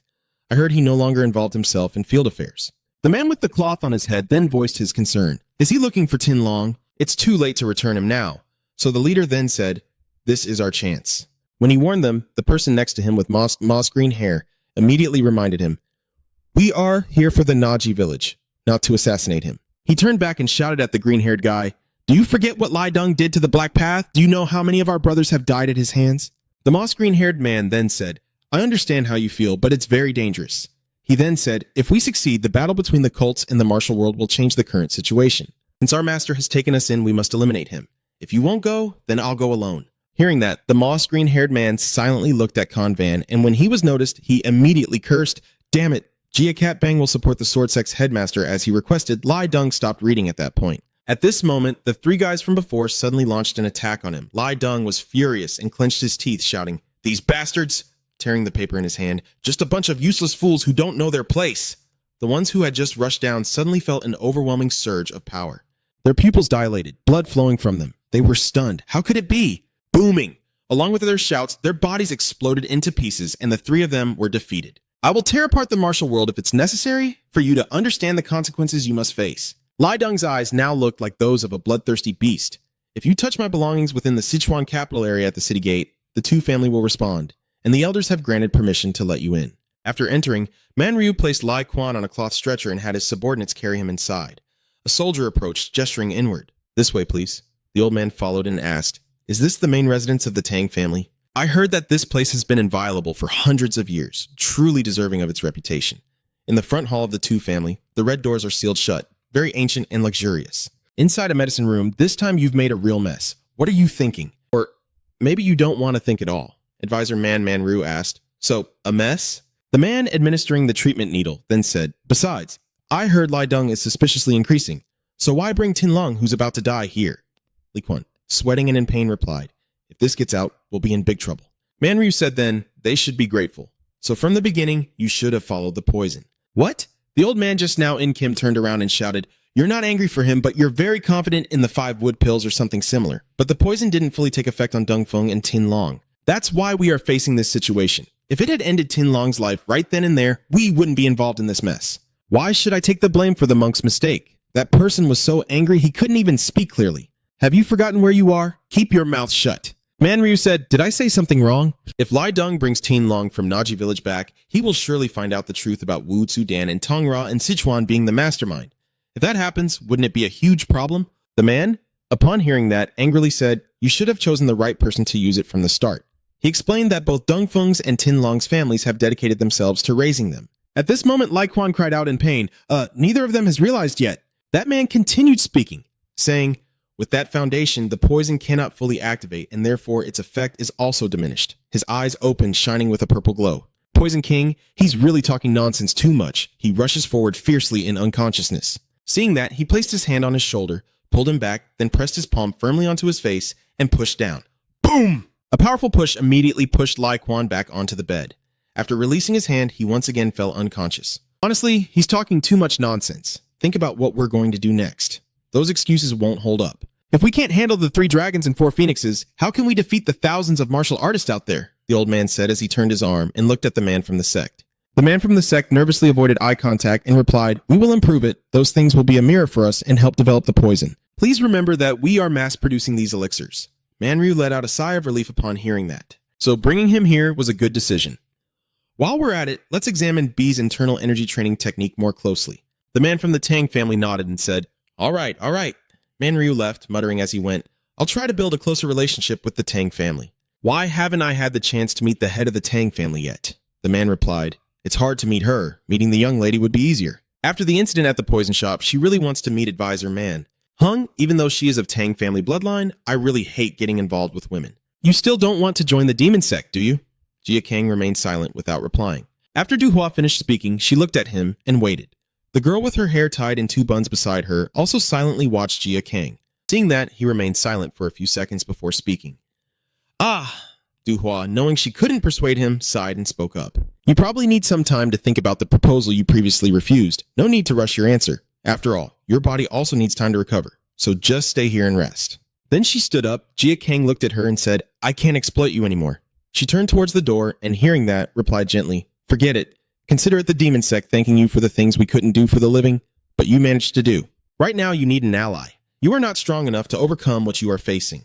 The martial world is harsh and chaotic." She said that and stepped outside, and the sound of the door closing echoed. Creak! "I'm sorry for making you feel embarrassed and awkward. I didn't realize I scared you because I was busy fighting." But the girl shook her head quickly at that, then calmly wrapped the bandage around his arm, and he said nothing more. The sun gradually set, and the sunlight in the yard dimmed. Jia Kang struggles to hold himself up, breathing heavily, thinking, "I pushed myself too hard in this fight. The intense fight makes me think surviving itself is a miracle. I need time to recover, like Huang Saktai Nuang said, but I can't rest properly. I feel restless. In Naji Village, I have seen firsthand what the martial world is like. It's not the same as I knew when I was young. It's no longer a place where justice and fairness exist. Now it is a filthy, polluted place. If 1 or 2 fish dirty the water, I just need to catch them. But if the water is the real problem, then what should we do because it contains the martial arts leader Seiho Hagun, the one who has turned the world upside down? Should I seek revenge on the martial arts leader responsible for this? My enemy is stronger than I thought, and there's still a haunting foe I need to pay attention to. Is it really impossible for me to take revenge myself?" a voice asked. "Why are you here?" Jia Kang looked over and was a bit surprised. "You're a man carrying a deer on your shoulder. You said we've met before, right?" "I am P, your father." "Huh, just call me P," Jia Kang asked him. "Did you escape safely from Naji Village?" He heard that and laughed in response. "Of course I look this ragged, but running away is my specialty. Just look who's talking." You survived everything that happened in Naji Village. Well, judging by how you look now, I can't be sure you escaped safely. You stay silent after he teases you, and Bon Bok laughs, saying he's just glad to see you again. "I heard the boss invited you to join the demon sect as well? Don't be proud, just join our gang." He smoked a cigar and told you that Jia Kang looked suspicious. "A gang?" I heard that and replied, "Well, we help each other survive, so I think calling it a gang is also fine. It's not a big deal. It's better to just call it something simple like a sect or something." Then he looked at you with disdain and said, "But I don't want you to join. I hear everyone calls you the poison dragon. I think I would go crazy if you joined. How do I know you might poison my food or water if I scold you?" Jia Ka looked at him blankly after hearing that. Bon Bok saw the expression on your face and laughed loudly, saying I was just joking. "This is the first time I've seen our leader care so much about someone. At first I didn't understand, but my perspective changed after meeting you in Naji Village. If you want to join, I will welcome you warmly. Just consider this a gift for what happened in Naji Village." He pointed to the deer and said, "Anyway, it will recover faster. Even though I caught it, the sect master ordered me to do so." Jia Kang heard that and responded with a gloomy look. "Thank you." But I didn't breathe in yet, so I quickly said no. "This isn't some condition forcing you to join the demon sect. Just eat." Then he looked ahead and shouted loudly. On the opposite side, the girl with 2 buns on her head was standing in front of the door, listening, then looked over. Bon Bok saw this and told someone to come here. "There's meat tonight." The girl nodded silently to show she understood, while Jia Kang watched quietly as Kualai spoke up again. "A girl like that is actually at the demon sect's base? Is this really the Imperial Palace?" He then said that it's hard to consider the girl an ordinary child, because she is the daughter of the head of the medicine sect. You hear that and look a bit surprised, asking, "So why didn't I know because I haven't talked much with her?" Bon Bok then says, "It's not that you didn't talk to her, but that you couldn't talk to her." "She can't speak?" Jia Kang was a bit surprised to hear that. He said, "It's been 8 years since the girl came here, right? She was sold as a servant to a noble family, but I found her and brought her here. It looks happy now, but it used to be very gloomy. The girl has opened up more after some time has passed." You look at Pyeonbok and ask if she was born like that. He immediately denies it. No, you see, the girl had her tongue cut off. He stuck out his tongue and pointed at it. The price of the girl's life was her tongue being cut off. Everyone says the girl is lucky to have survived, but she did nothing wrong. Hearing that, Jia Kang immediately asked who else. He immediately understood what you were asking and replied that the poison sect was responsible for causing trouble in the Central Plains. So you think the poison sect is responsible? Jia Kang then asks if the poison sect also did those things to the innocent medicine sect. Bonbok looked at you in surprise and asked, "Is the medicine sect innocent? I think you misunderstood something." He looked at him in confusion and was startled. Bonbok then explained that although the girl was unfortunate, the poison sect did not attack them without reason. Jia Kang found it even more confusing after hearing this. He explained, "The person wearing the battle armor in the Central Plains is from the medicine faction, not the poison faction. At this moment, you seem to have heard something earth-shattering, and you look at Ponbok in disbelief." Repeating medicine faction. Jia Kang felt it was hard to believe, so he asked, "Do they really attack the poison sect? What does that mean? You look grim as if you've received information different from what you initially believed." Jia Kang wonders, "Is it the poison sect? You remember that the man wasn't the only one responsible back then? You all shared the blame too." Jia Kang's face grew pale and his eyes froze. Could this be related to what he once said? At that moment, you rushed forward and grabbed his collar and he said, "If I don't know the truth but still want revenge, I am nothing but a beast imprisoned by hatred." So Jia Kang then looked at him and asked for details about that story. Bonbi, smoking a cigarette, replied, "I don't know the truth either. I only know what the world knows." You listen and say, "It doesn't matter. Just tell me what happened." He falls silent for a few seconds and then replies, "All right." Bonbok said that about 10 years ago, banners with the symbols of a sect appeared, and the medicine sect launched a large-scale attack on the poison sect. Because the attack was so sudden, the poison sect couldn't defend themselves. The image of the village engulfed in a sea of red flames, painfully vivid in his description. Then Ponbok said that if it weren't for the turning point, the poison sect would already be the medicine sect now. The situation changed thanks to Tong Jia from Sichuan joining the battle, revealing an image of a huge man with a terrifying beard and mustache. Tang Jia used their secret poison techniques and flexible strategic vision to help the poison sect, which was on the verge of defeat, launch a counterattack against the medicine sect. The involvement of Tang Jia created a significant difference between the two sides. The balance has shifted in favor of the poison sect. The medicine sect is gradually collapsing, either being assassinated or forced to depend on the poison sect. The poison sect joined the martial world, but no one supported them because they didn't want to offend the Murim alliance. The surviving members of the medicine sect couldn't get help and were pushed to the brink. In the end, everyone only knows the possible reasons for the conflict between the poison sect and the medicine sect. No one knows what really happened. Jia Kang then asked, "What is the plausible reason?" Bonbok looked at him, then exhaled a puff of smoke and replied, "The reason for the medicine sect is that the poison sect produces a large amount of forbidden poisons, and the reason for the poison sect is that the medicine sect attacked them first. Both sides have always disliked each other. So many believe that what truly happened was an explosion of long-standing tensions." Jia Kang heard that and lowered his head, unable to believe what he had previously thought to be true. "I always thought the medicine sect was the victim, so I never hesitated to take revenge on them. But seeing your reaction, he placed a hand on your shoulder to comfort you. This is not your fault. This happened in the Central Plains, and it's completely different from what happened in your hometown, Ban Nam." Jia Kang clasped his hands tightly together, remained silent for a few seconds, and then replied, "But there are too many secrets in the world that I do not know. Is there anything out there that I don't know about?" Bonbok sighed, unsure how to respond. Then he looked at those carrying the deer, and so, saying that the world is not a place where we can clearly distinguish right from wrong. The poison sect has their own side stories, and the medicine sect as well. The important thing is that you try to set the right standards and assess the situation accordingly, right? After hearing that, he looked up as if lost in thought. A proper standard? At night, the moonlight illuminates a wooden room. Jia Kang rests her arm on her forehead, pondering. The poison sect attacked first, so the counterattack by the poison clan was the right move. So, is it right for me to seek revenge against the poison sect? He stared at the ceiling, lost in his thoughts. Until now, I only live to take revenge, but if I keep moving forward without knowing anything, I will make even bigger mistakes. After a while, the bandage was removed, and he looked at So, who was wrapping his wound. Miss So listened silently as Jia Kang called her, then looked at him confused. Jia Kang, not noticing her feelings, told her she didn't need to come anymore and to change the bandages for him from tomorrow on. "Just bring the bandages here, and I will do it myself. You keep talking without giving her a chance to understand what's happening. Just leave my food outside the door, and I will get it myself." Jia Kang's eyes are full of avoidance. It's nothing to do with the young lady. It's because you didn't continue talking and remained silent, recalling what Ponbok said earlier that afternoon. The one who started the conflict in the Central Plains was the medicine sect, not the poison sect. Jia Kang closed her eyes and said with difficulty, "I feel a bit uncomfortable." She looked at him in shock, then there was a moment of silence. Jia Kang said nothing more. Hearing that, her face looked sad. Click, now he is alone in the room. The next morning, Jia Kang sits meditating beside an ancient tree. At this moment, powerful energies are surging through his body, and blood vessels are also visible on Jia Kang's arms. You struggle to endure the pain to the point of sweating. Suddenly, a hand placed on Jia Kang's shoulder to help him relax. Du Hoa approached and told him to breathe slowly and let your internal energy stabilize like waves crashing on the shore. After a moment, he sighed in relief, and she praised him, saying it was very good. It seems you've recovered after more than a week. I didn't expect you to be able to circulate your energy again. Your physical ability is truly remarkable. Truly, although she praised him, she still reminded him, but the heavenly blood rage erupted in the midst of the energy transfer circle. So Du Hoa fell silent for a moment and then asked, "What is distracting you?" Jia Kang listened to her question and then fell into deep thought. The whispering wind sounded, and the branches of the trees clashed against each other in the quiet space. Is that what you've always been worried about? Yes.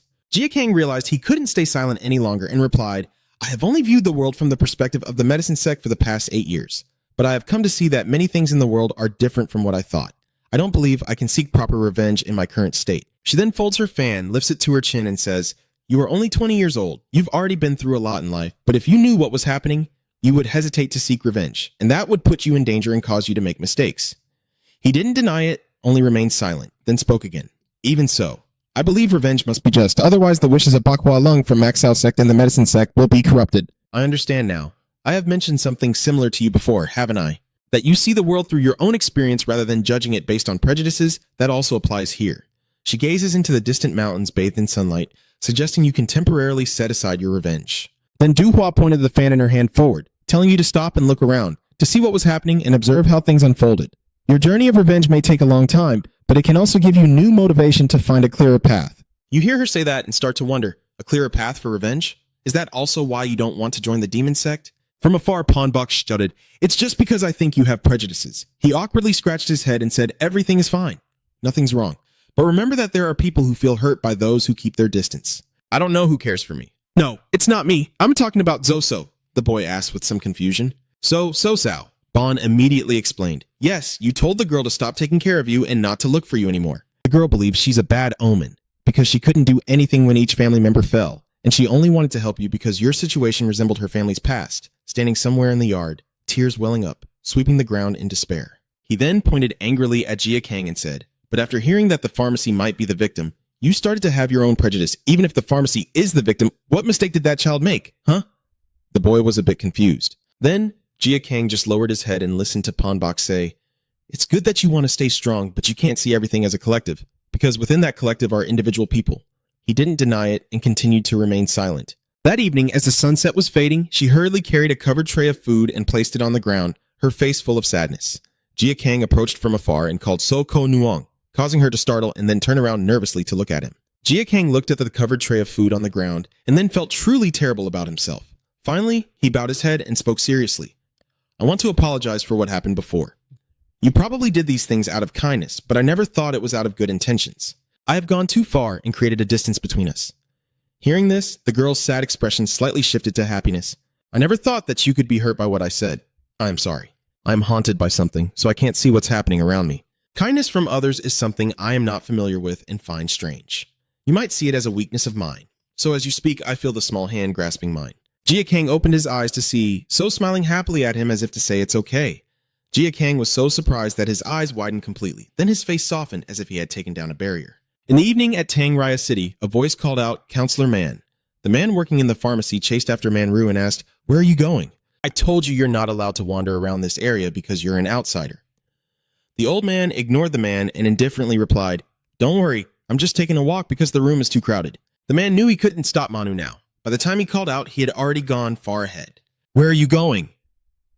Manryu walks calmly, then looks up at the sky and calls out, "The moon is so beautiful tonight, I wonder what you're doing."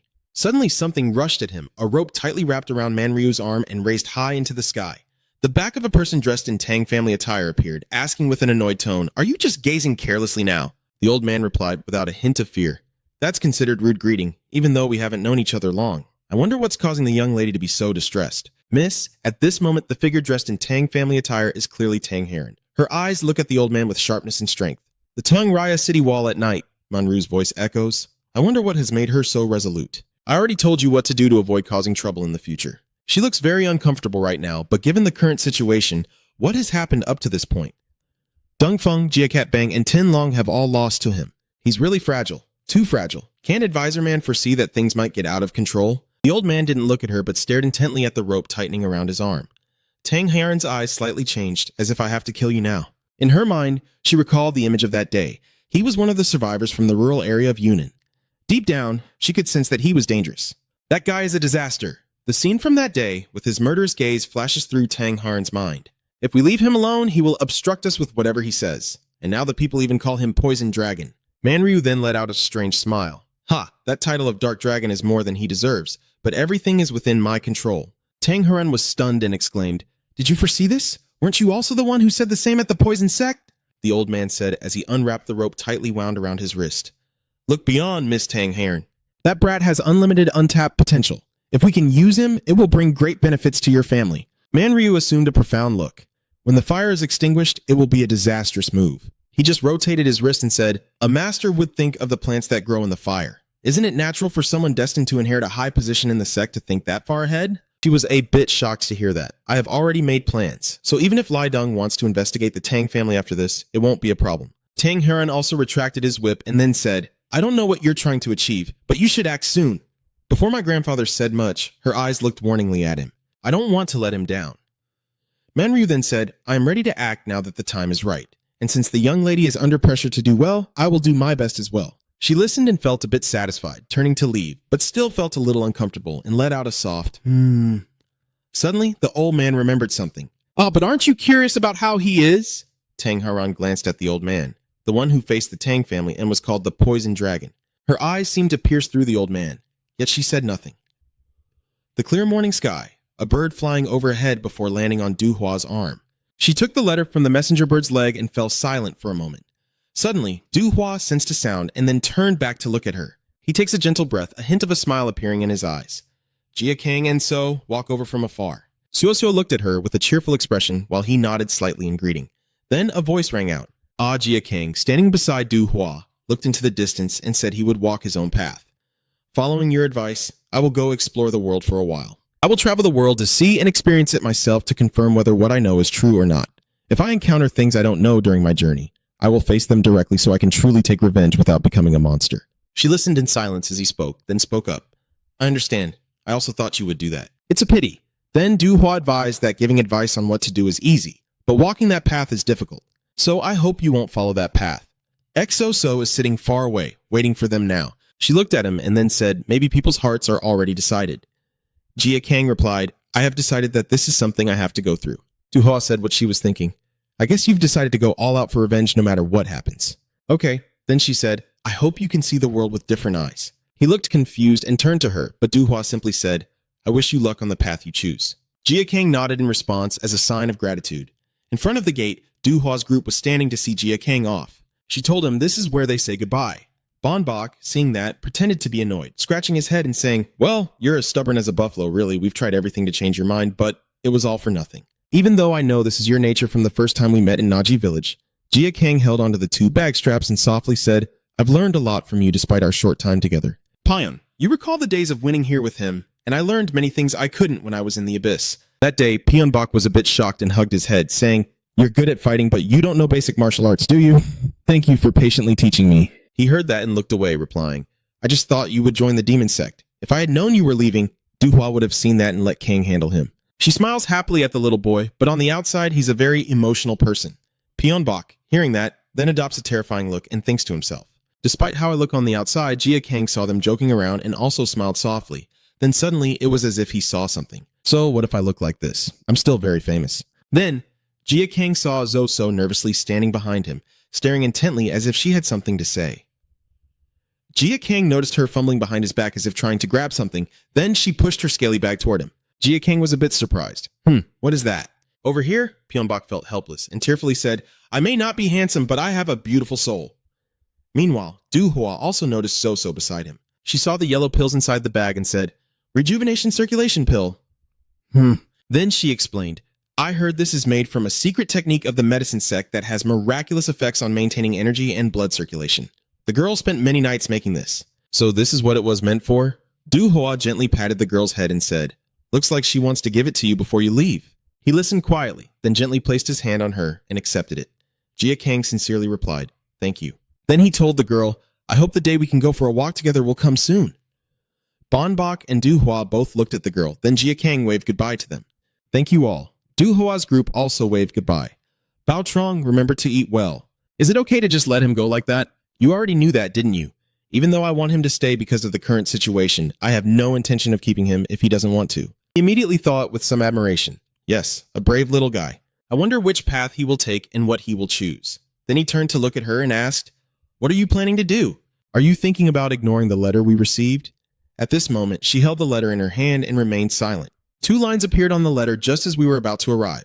The location is at the old mountain monastery in Guangxi. I will bring Tinlong along. You should also bring the person you need to take. Du Hua read the letter and immediately responded to Pombo Bu's question. No, I can't ignore this after going this far. When he heard her answer, he exclaimed, what? That's too dangerous. If he's setting a trap, then no, I am sure this is a trap. Please reconsider. This is no different from what happened in Naji village. This opportunity might never come again. Du Hua's eyes suddenly darkened. And Bok was a bit surprised to see her expression like that, if it was because of taking something from that person. Du Hua clenched the piece of paper in her hand, her eyes filled with hatred. No matter how dangerous it is, I can handle it. That evening, in a distant forest, a flickering fire and a shadowy figure could be seen. Go ahead and speak. The man sitting by the fire with the piece of paper in his hand muttered, I've set all the traps I need. What I want is to catch the big fish. That man is Manru. He looks pleased. Everything is going very well. Suddenly, another voice spoke behind his neck. You don't need to worry about anything. Li Deng suddenly appears behind him, whispering in a deep voice that everything will change from now on, causing Manru to startle. His hand strikes Manru's face forcefully, knocking him away. Boom! That strike echoed through the forest, startling the sleeping birds into flight. After that blow, Li Deng looked at the fallen trees and shouted, Come out! I know you're not someone easily defeated by that hit. From the dust cloud, Manru's figure struggled to sit up and replied, I understand what you're thinking, but I shake the dust and broken stones off myself and said, You shouldn't attack me without thinking and without listening to my story. Old Man Ben calmly said, You really lack patience. Then he charged forward like a demon. With a loud bang, a cloud of white smoke rises. Within the smoke, a figure soars upward. Manryu unleashing his power and shouting, If you do that, I will have to fight back, right?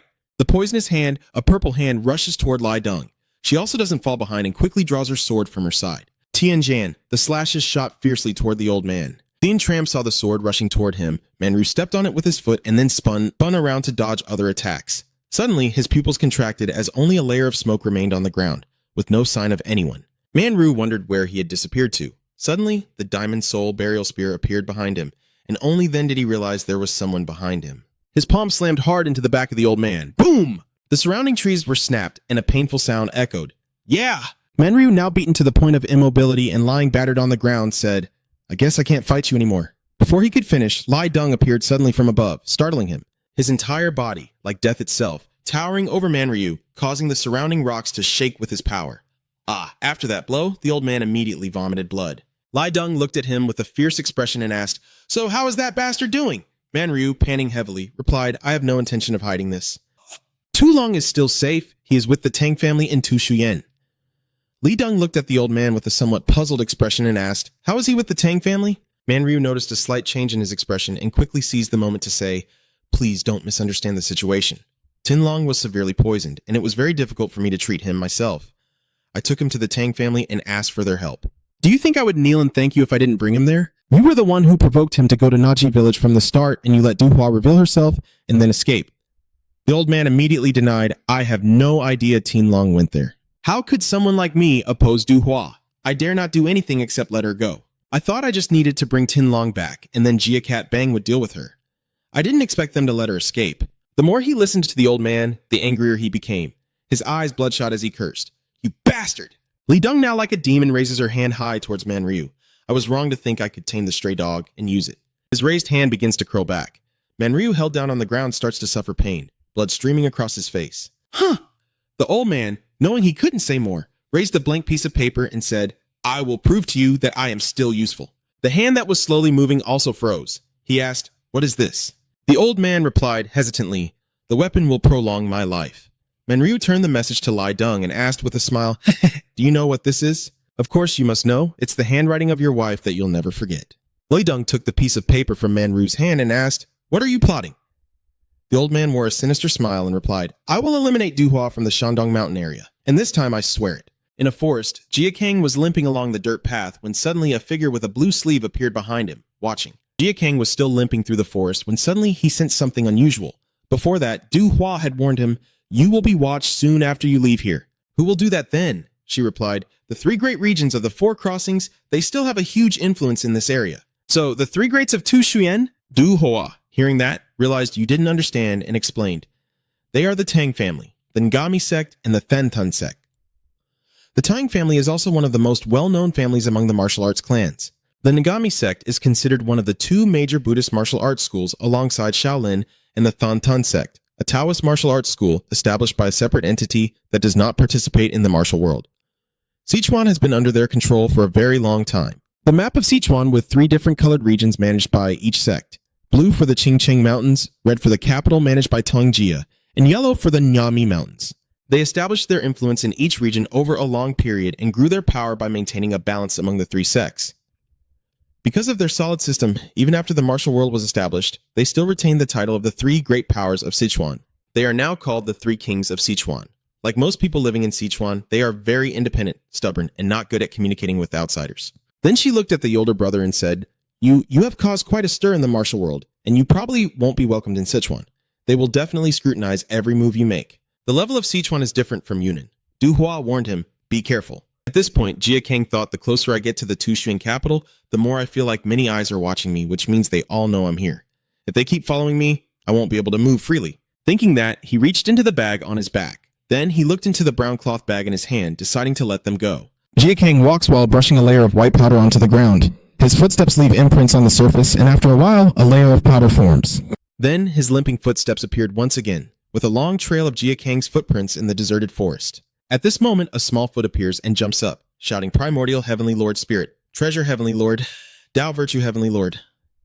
Finally, the foot lands in a gap before the white powder, annoyed as it scolds. How dare he detoxify on the way? He's truly a cunning bastard. Then, the hand raced to gather the powder back into its palm. No, this was my fault for negligence, and for letting him discover that I was secretly following him. Anyway, I have no choice but to deal with him so he won't harm others. During that process, the antidote on the road was gradually collected and now rests neatly in that small hand. A young man dressed in a blue outfit with bright features mutters, I must report back to the Than sect.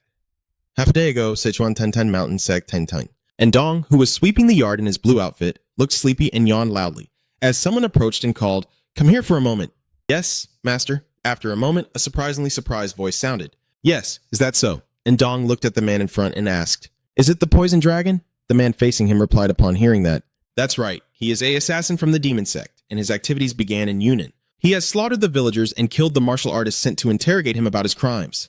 And Dong listened carefully as the man in front of him recounted. He is the common enemy who has caused a lot of chaos in the martial world recently. I hear he is hiding somewhere. It seems he's hiding in a secret place with one of the evil sects in the big city. The man with a beard, wearing a hat and short hair. That serious look belongs to Master Bashan, the head of the Than sect. Today, he left that place. I want you to watch him while he's in Sichuan. Huh? Are you telling me to watch over someone as dangerous as that? Seeing how scared Andong looked, he then tapped him on the head, making Andong cry tears of pain. Ugh! He angrily scolded. How can a disciple of the Than sect be afraid of him? Am I teaching you to become a cowardly kid at all? He said, holding his head and crying out, then stammered, No, master, I didn't say you should fight or catch him. He tapped the wooden stick on his head with a thud and sighed, saying, I just want you to monitor if he does anything unnecessary. And Dong, holding his head and looking up at him with tears still in his eyes, asked, But he's a villain, so why don't we arrest him before he commits more crimes? Why are we only watching him? Chan replied, If we are involved, then the Tang family and the Ngami sect will also get involved. If that happens, the chaos will only get worse. Furthermore, his suspicious behavior makes it better to observe rather than interfere and cause trouble. He then started to threaten and change the subject. Well, you've learned quite a lot during your time here. This mission probably isn't much for you. If you can't handle something as simple as that, then you'll have to train again for another year facing the wall. Hearing this, Andion was a bit scared and replied, Yes, currently Andion is collecting the powder while muttering to himself. If the task is that simple, go do it yourself. Then he sighed and resigned himself. Suddenly, Andong regained his composure and quickly slipped the powder into the cloth bag in his hand. My master trusting me with this task means he recognizes my abilities. I quickly regained my composure and clenched my fists. All right, I will definitely complete the mission and let you trust me to venture into the martial world. Suddenly, at this moment, Andong realized, the distance between us has grown even further. Then he put the powder bag back on his waist. Is he trying to cut me off? And Dong confidently places his hands on his hips. No matter how he tries, because Dulong is a cheat, his left leg strength will be different. Thinking that, he immediately crawled on the ground to observe the footprints. As long as I follow the distinctive tracks, I won't lose him. After a while, the footprints disappeared. And Dong stared in shock at the broken trail. He shouted, I lost track of him. Oh no. What now? Where did he go hiding in the bushes? I haven't heard of the poison dragon using that kind of stealth technique. Andong looked up at the branches, and after a series of searches, he began to worry, his face turning pale. Tears welling up as he shouted, I can't stand training against the walls for another year. Then he immediately used lightness skill to fly away. The forest grew silent, then a rustling sound came from the bushes, and Jin Gang emerged from behind a tree, surveying the surroundings before finally breathing a sigh of relief. Phew! In the afternoon in Sichuan City, I sat lost in thought at a restaurant, even though I had said I would travel the world without any plans. The waiter then brought a plate of food, but I didn't know where to start. Should I wait and see what's been happening lately? At this moment, the two customers leave the shop together, discussing recent events in the martial world. I heard that Dong Feng and Tin Long of the Three Dragons and Four Phoenixes were defeated. I heard that Tin Long and Doc Long were both seriously injured in their confrontation, so is he on the same level as Tin Long? Since they fought each other after Doc Long destroyed the Nine Cities' 8 Gates formation, he might be stronger than Tin Long. Anyway, another major figure has appeared. Jin Gang felt uncomfortable and remained silent. Even though they spoke about me like that, I couldn't say anything to them. Suddenly, a childish voice rang out. Brother A, you're here! I searched everywhere for you. How did you manage to escape from me? I searched all the villages in this area to find him. Hearing that, he fell silent and then thought, it would take an entire day to check all these villages. Has this kid already looked through everything? He's swaying back and forth, staggering around while complaining about Jin Gang. Can I sit here? He heard that and happily replied, then I won't be polite. After sitting across from you, Andong lay on the table and said, at first, I thought you used a stealth technique to escape because your traces were gone. Turns out you were on the other side. You're really good at fooling people, just like you are a demon. As they spoke, he caught a whiff of a scent that made his mouth water and turned to look. A shining bowl of food that makes anyone who sees it crave it. And Dong looked at the food in front of Tadu and shouted, so delicious. Jin Gang saw that and gestured towards Tudu's food as an invitation, saying, if you like it, go ahead and eat. When he heard that, his eyes immediately sparkled as he looked at him, drooling and asking if he could join. And Dong quickly clasped his hands together in a greeting. Sorry for the rudeness, let me introduce myself. I am the ascetic monk Andong, currently cultivating on Thantan Mountain. I heard you are in Sichuan, and I have been assigned to monitor you. Jin Gang listened and looked at him with suspicion, then thought to himself, a disciple of the Thantan sect? He shyly explained, I was secretly following you at first, but since you kept trying to shake me off, I guess I have to go with you now. Is that okay? If you refuse, I will follow you anyway. Haha. He looked towards Andong and thought, he revealed his identity, and his goal to someone he doesn't even know is his friend or foe. Is the Thantan sect in Sichuan that confident? After the introduction, Andong looked extremely happy and told me to eat. As if there was something he wanted to say, Jin Gang spoke up. By the way, the food is poisoned. He was eating when he heard that, then turned pale, spat out everything he had in his mouth, and stammered, What? Are you enough, huh? He calmly replied, I thought you knew. And Dong looked upset and said, how would I know? Jin Gang explained that the sun duok rock on the rice was just like the toe bow changing color, wasn't it? He looked in the direction of your hand, pointing at the rice with a few grains left on his mouth. And without paying attention to what you said, he replied, you're right. I didn't know what it was, and thought it was a special dish. Then he ate hurriedly and looked at Kang and shouted, wait, why did you give me poisoned food? He heard that and replied, I'm not the one poisoning the food. He then asked, are you okay? Then who is this? You should stay silent and look towards the two people wearing red cloaks and hats, asking the others. The man holding the cup glanced at them and laughed loudly. Ha ha, well, I didn't expect a little brat from the Ta sect to notice the poison. Then he stood up and said, I guess you are familiar with poison. And Dong Yu recognized something and spoke. Wait, that outfit? You are the man with red eyebrows. He looked at him with a frown and greeted. Hello, ascetic Tang on Dong? I am Tangrism of the Tang family.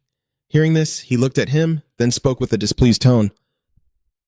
I'm glad I met you even if I was poisoned while eating, but now I know you are from the Tang family. I'm not sure if I should say that. Hearing that, his eyes flickered slightly. Tangris asked confusedly, what do you mean? And Dee saw that he didn't understand and replied, according to what I know, this area is under the jurisdiction of the Thantan sect, Tang family, and Naga sect. How dare you use poison here? So you think you're looking down on the Thantan sect? The other person now cast a sharp glance from under their hat towards him. Tangris ngeve tibao. I was just testing the skills of the Ta sect. How could that be considered looking down on the Thun sect? If I knew you were eating, I wouldn't have poisoned the food. Huh, is that so? He saw him like that, and his face darkened.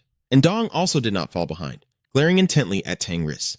Both of them stared into each other's eyes, the tension rising steadily.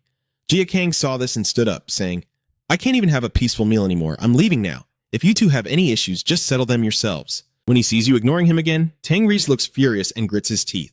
The brat shouts out, then reaches behind to grab a chopstick from the jar. You think you can get out of here after humiliating me? Tangris throws a chopstick fiercely towards Jia Kang. Suddenly, another pair of chopsticks pinched the one rushing toward him, and Tangrism was momentarily stunned and angry. And Dong, holding a pair of chopsticks pinching Tangrism's smoking chopstick, says calmly, You dare attack someone while talking to me. This time, your gaze and aura are no less than his. Is he looking down on a bow and ignoring me? In the quiet restaurant, An Dong's voice rang out steadily.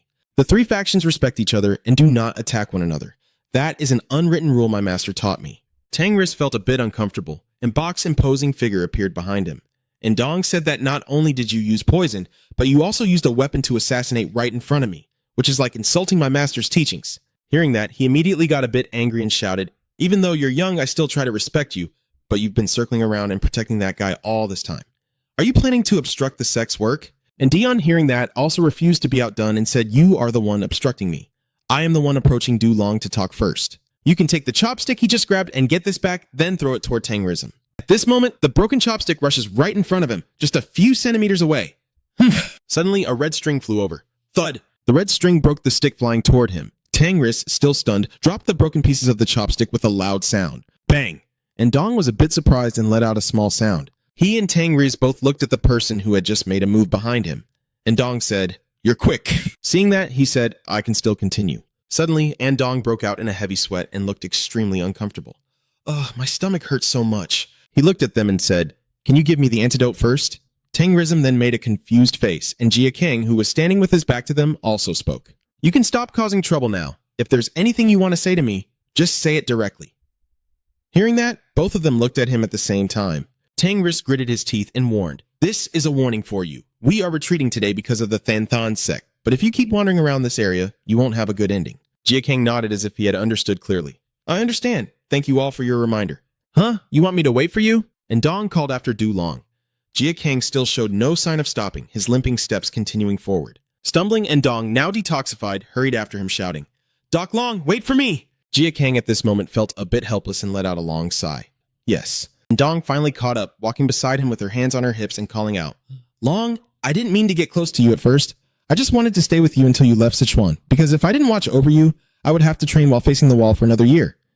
Jia Kang casually replied, Fine. So you want me to go with you? Jia Kang helplessly replied, I don't want you to follow me, but you still will.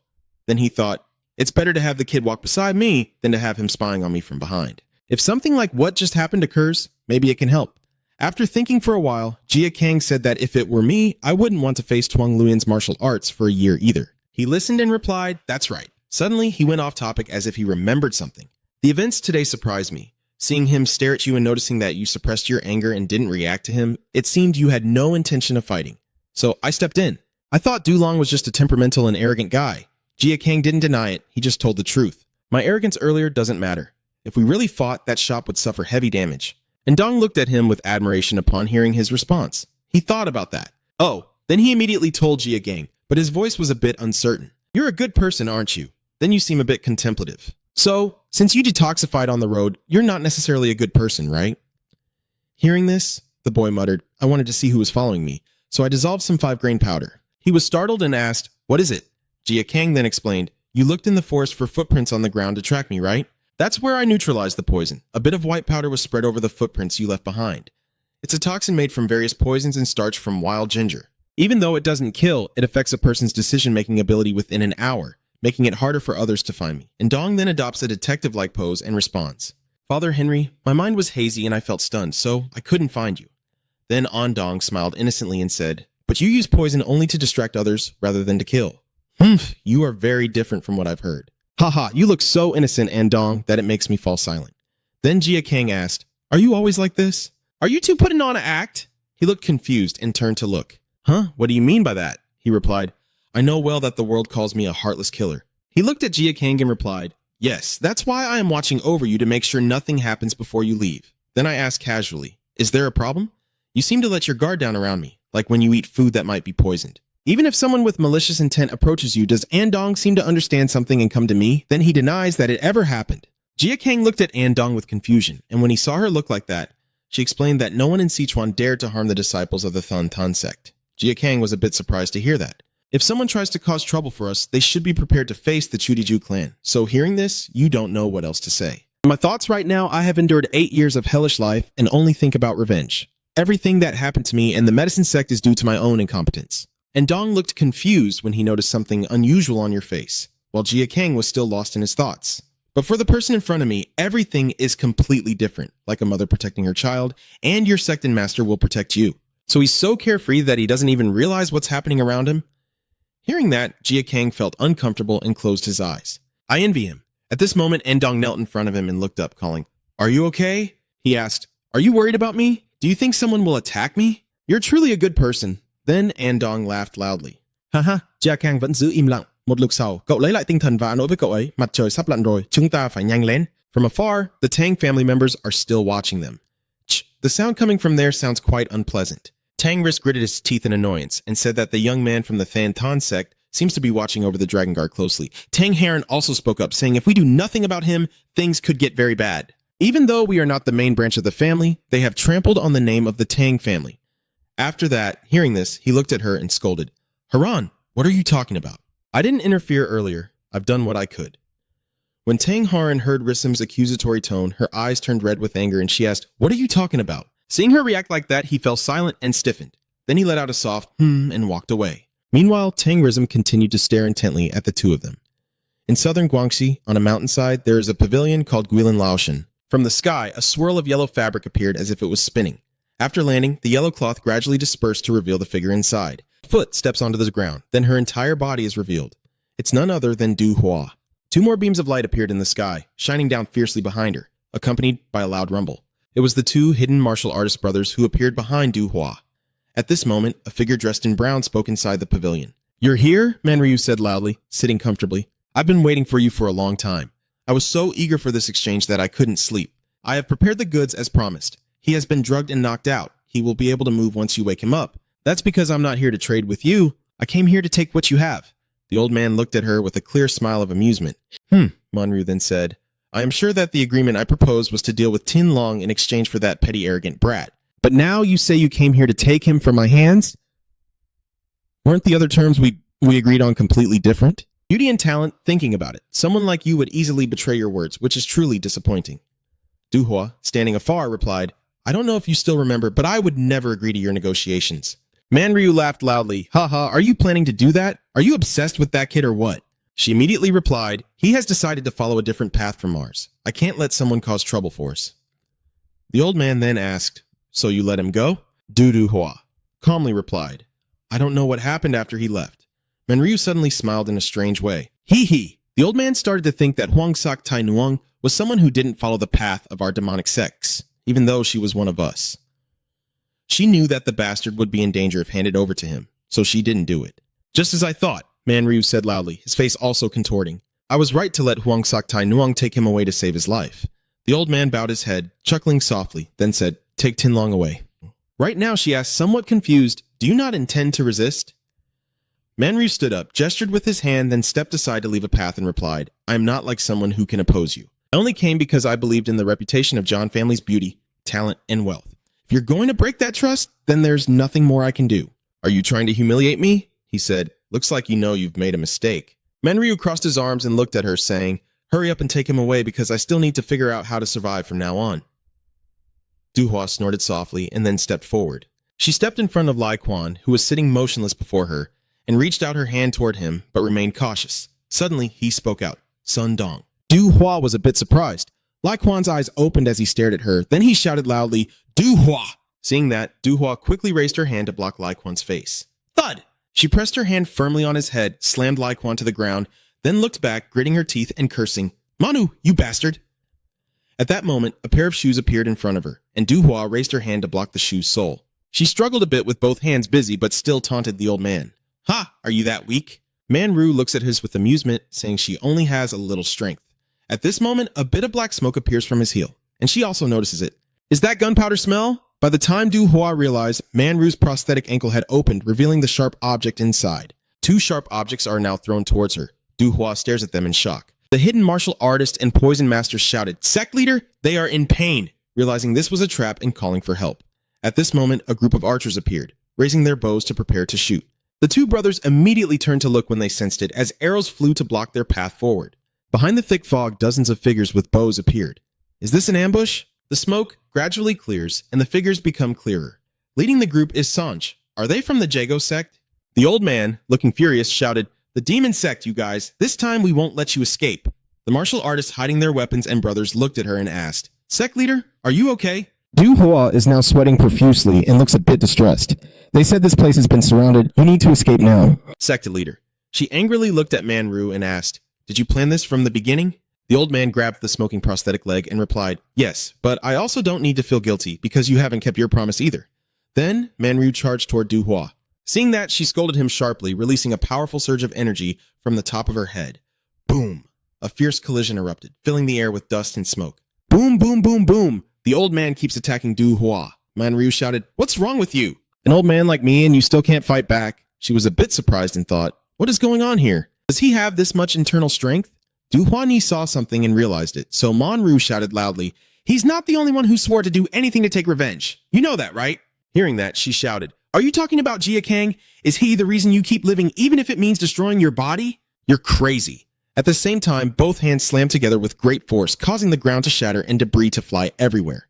Both of them were pushed back because of this. Manru was thrown away and struggled to get up. The old man laughed loudly, then said, "I haven't had reason for a long time. I don't know why I've become like this anymore. At first I just wanted revenge, but it seems I didn't get what I wanted. Are you disappointed? Everything I started doing was because that bastard began to grow up, and even everything else kept getting bigger and turning into a vast ocean. Isn't that what everyone experiences? The thing they want to possess, the thing they want to taste, the thing they always dream of." His whole body moved. Then he told that young man that I am like that. Although these eyes can no longer see, I always long to see it. Manru raised his hand to one side, his eyes already blind. "Do you want to see this? Is something shining from my eyes?" The old man releases his hand and laughs with amusement.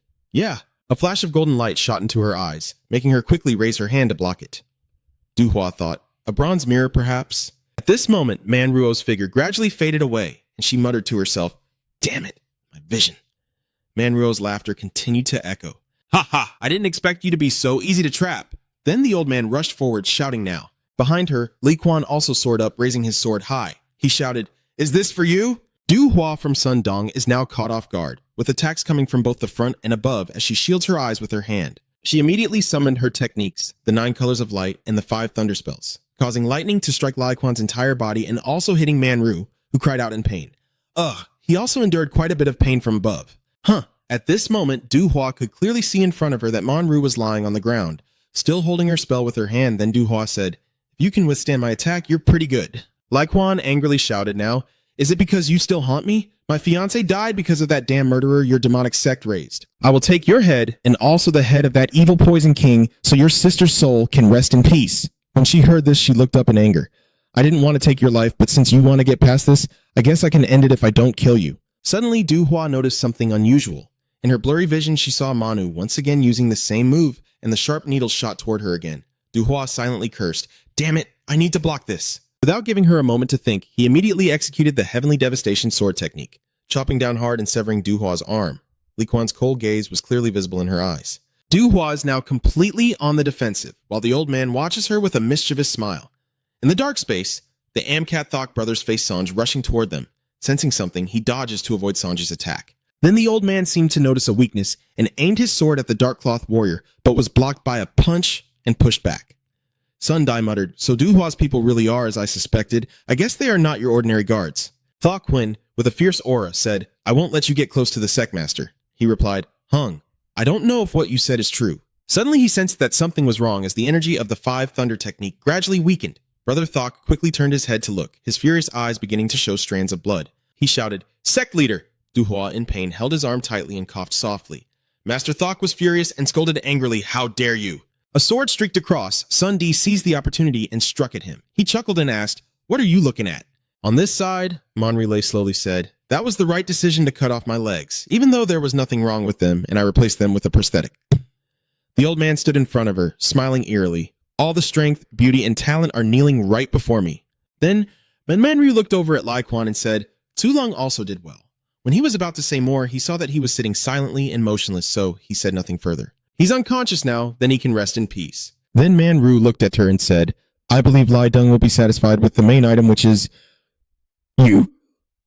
Duhua remained silent without replying and grabbed the dagger stuck in her stomach, pulling it out forcefully. Ignoring what the old man is saying, he will probably just overlook the fact that I disobeyed his order to go to Naji village. She threw the metal shard down forcefully, blood splattering everywhere, and cursed Manryu for being a bastard. Duhua angrily unleashes her power again. How dare you? Do you think I was defeated just because you cut off one of my arms? The old man looked at her, appearing as a kind person, and said, I advise you not to use too much internal strength now. Before she could understand, blood kept flowing from the corner of her eye, nose, and mouth, shocking her. My prosthetic leg and the needle inside are made by Tang Sect. You understand what I mean, right? Poison, is it? Manryu replied with a smile. Yes. The poison was specially formulated by the Tang Sect to capture you in your current state. If you use the same move again, I'm afraid it will be hard to keep your life. So you should stay as you are. Maybe he will forgive the past between him and you and let you live. She replied with difficulty, I would rather die than see that scene. Duhua shouted. Lightning appeared around her. You acted just as I expected, so the old master prepared to fight, and he didn't say he would capture you alive. At this moment, from the sky, the younger brother of the Shadow Sect warrior rushed in shouting for the sect leader. Both of them looked up instinctively. The younger brother held onto Duhua tightly, and when she was suddenly grasped firmly, she was confused. Then he quickly embraced her and took off. Manryu shouted, What the hell is going on? Duhua also angrily looked at his brother carrying her away and yelled, What are you doing? He shouted as he charged forward, holding her tightly and replying, Sect leader, you can't die here. You have to think of those who trust and follow you. This entire area has been surrounded by the Guy Cat Gang. Hearing that, Duhua, who was resisting, calmed down a bit. My younger brother gritted his teeth and said, This is the only way I can protect you, your excellency. Wait a minute, what about your brother? Thok brother is fighting alone against the others from Jia Cat Bang over there. He looked at them and smiled peacefully. Only then did Duhua realize she had done something wrong, while her brother holding her back couldn't hold back tears streaming down her face. Duhua shouted, No, we can't leave him behind. He replied firmly, You will get hurt. Please forgive me. No. The two of them just plunged into the water. Manryu stood on the cliff looking down at the water with regret. Tish, what a bother, huh? Then he angrily turned around. What are you doing? We just lost the eastern Duhua mountain because you couldn't handle those two guys. At this moment, Brother Thok has fainted and is being held tightly by them. Hearing the old man say that, he remains silent without replying. Then, Manryu slowly approaches and orders the troops to send to the side branch and thoroughly search the entire area. She was poisoned, so they can't go far, Sun replied clearly. He looked annoyed at Manryu, thinking he was treating him like a subordinate.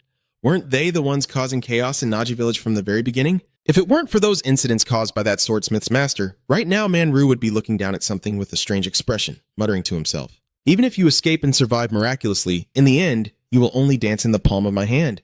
Her arm is lying in a pool of blood. He laughed loudly, cackling. Hehe, in the land of Sichuan, Andong's call echoes. Dulong, Dulong. Andong looked at Jia Tong and asked, Why have you killed so many people? You're not like those people who do that kind of thing either. Hearing that, he remained silent without replying. The two of them stopped at a small eatery after walking for a while, and Dong kept asking, Why is your leg like that? Are you born with that condition? Walking through the forest, Dong still kept asking, What kind of martial arts do you use? I've never seen you practice martial arts before. Suddenly realizing he asked too many questions, he said, These kinds of questions seem a bit careless. Jia Kang continued to remain silent. Whoa!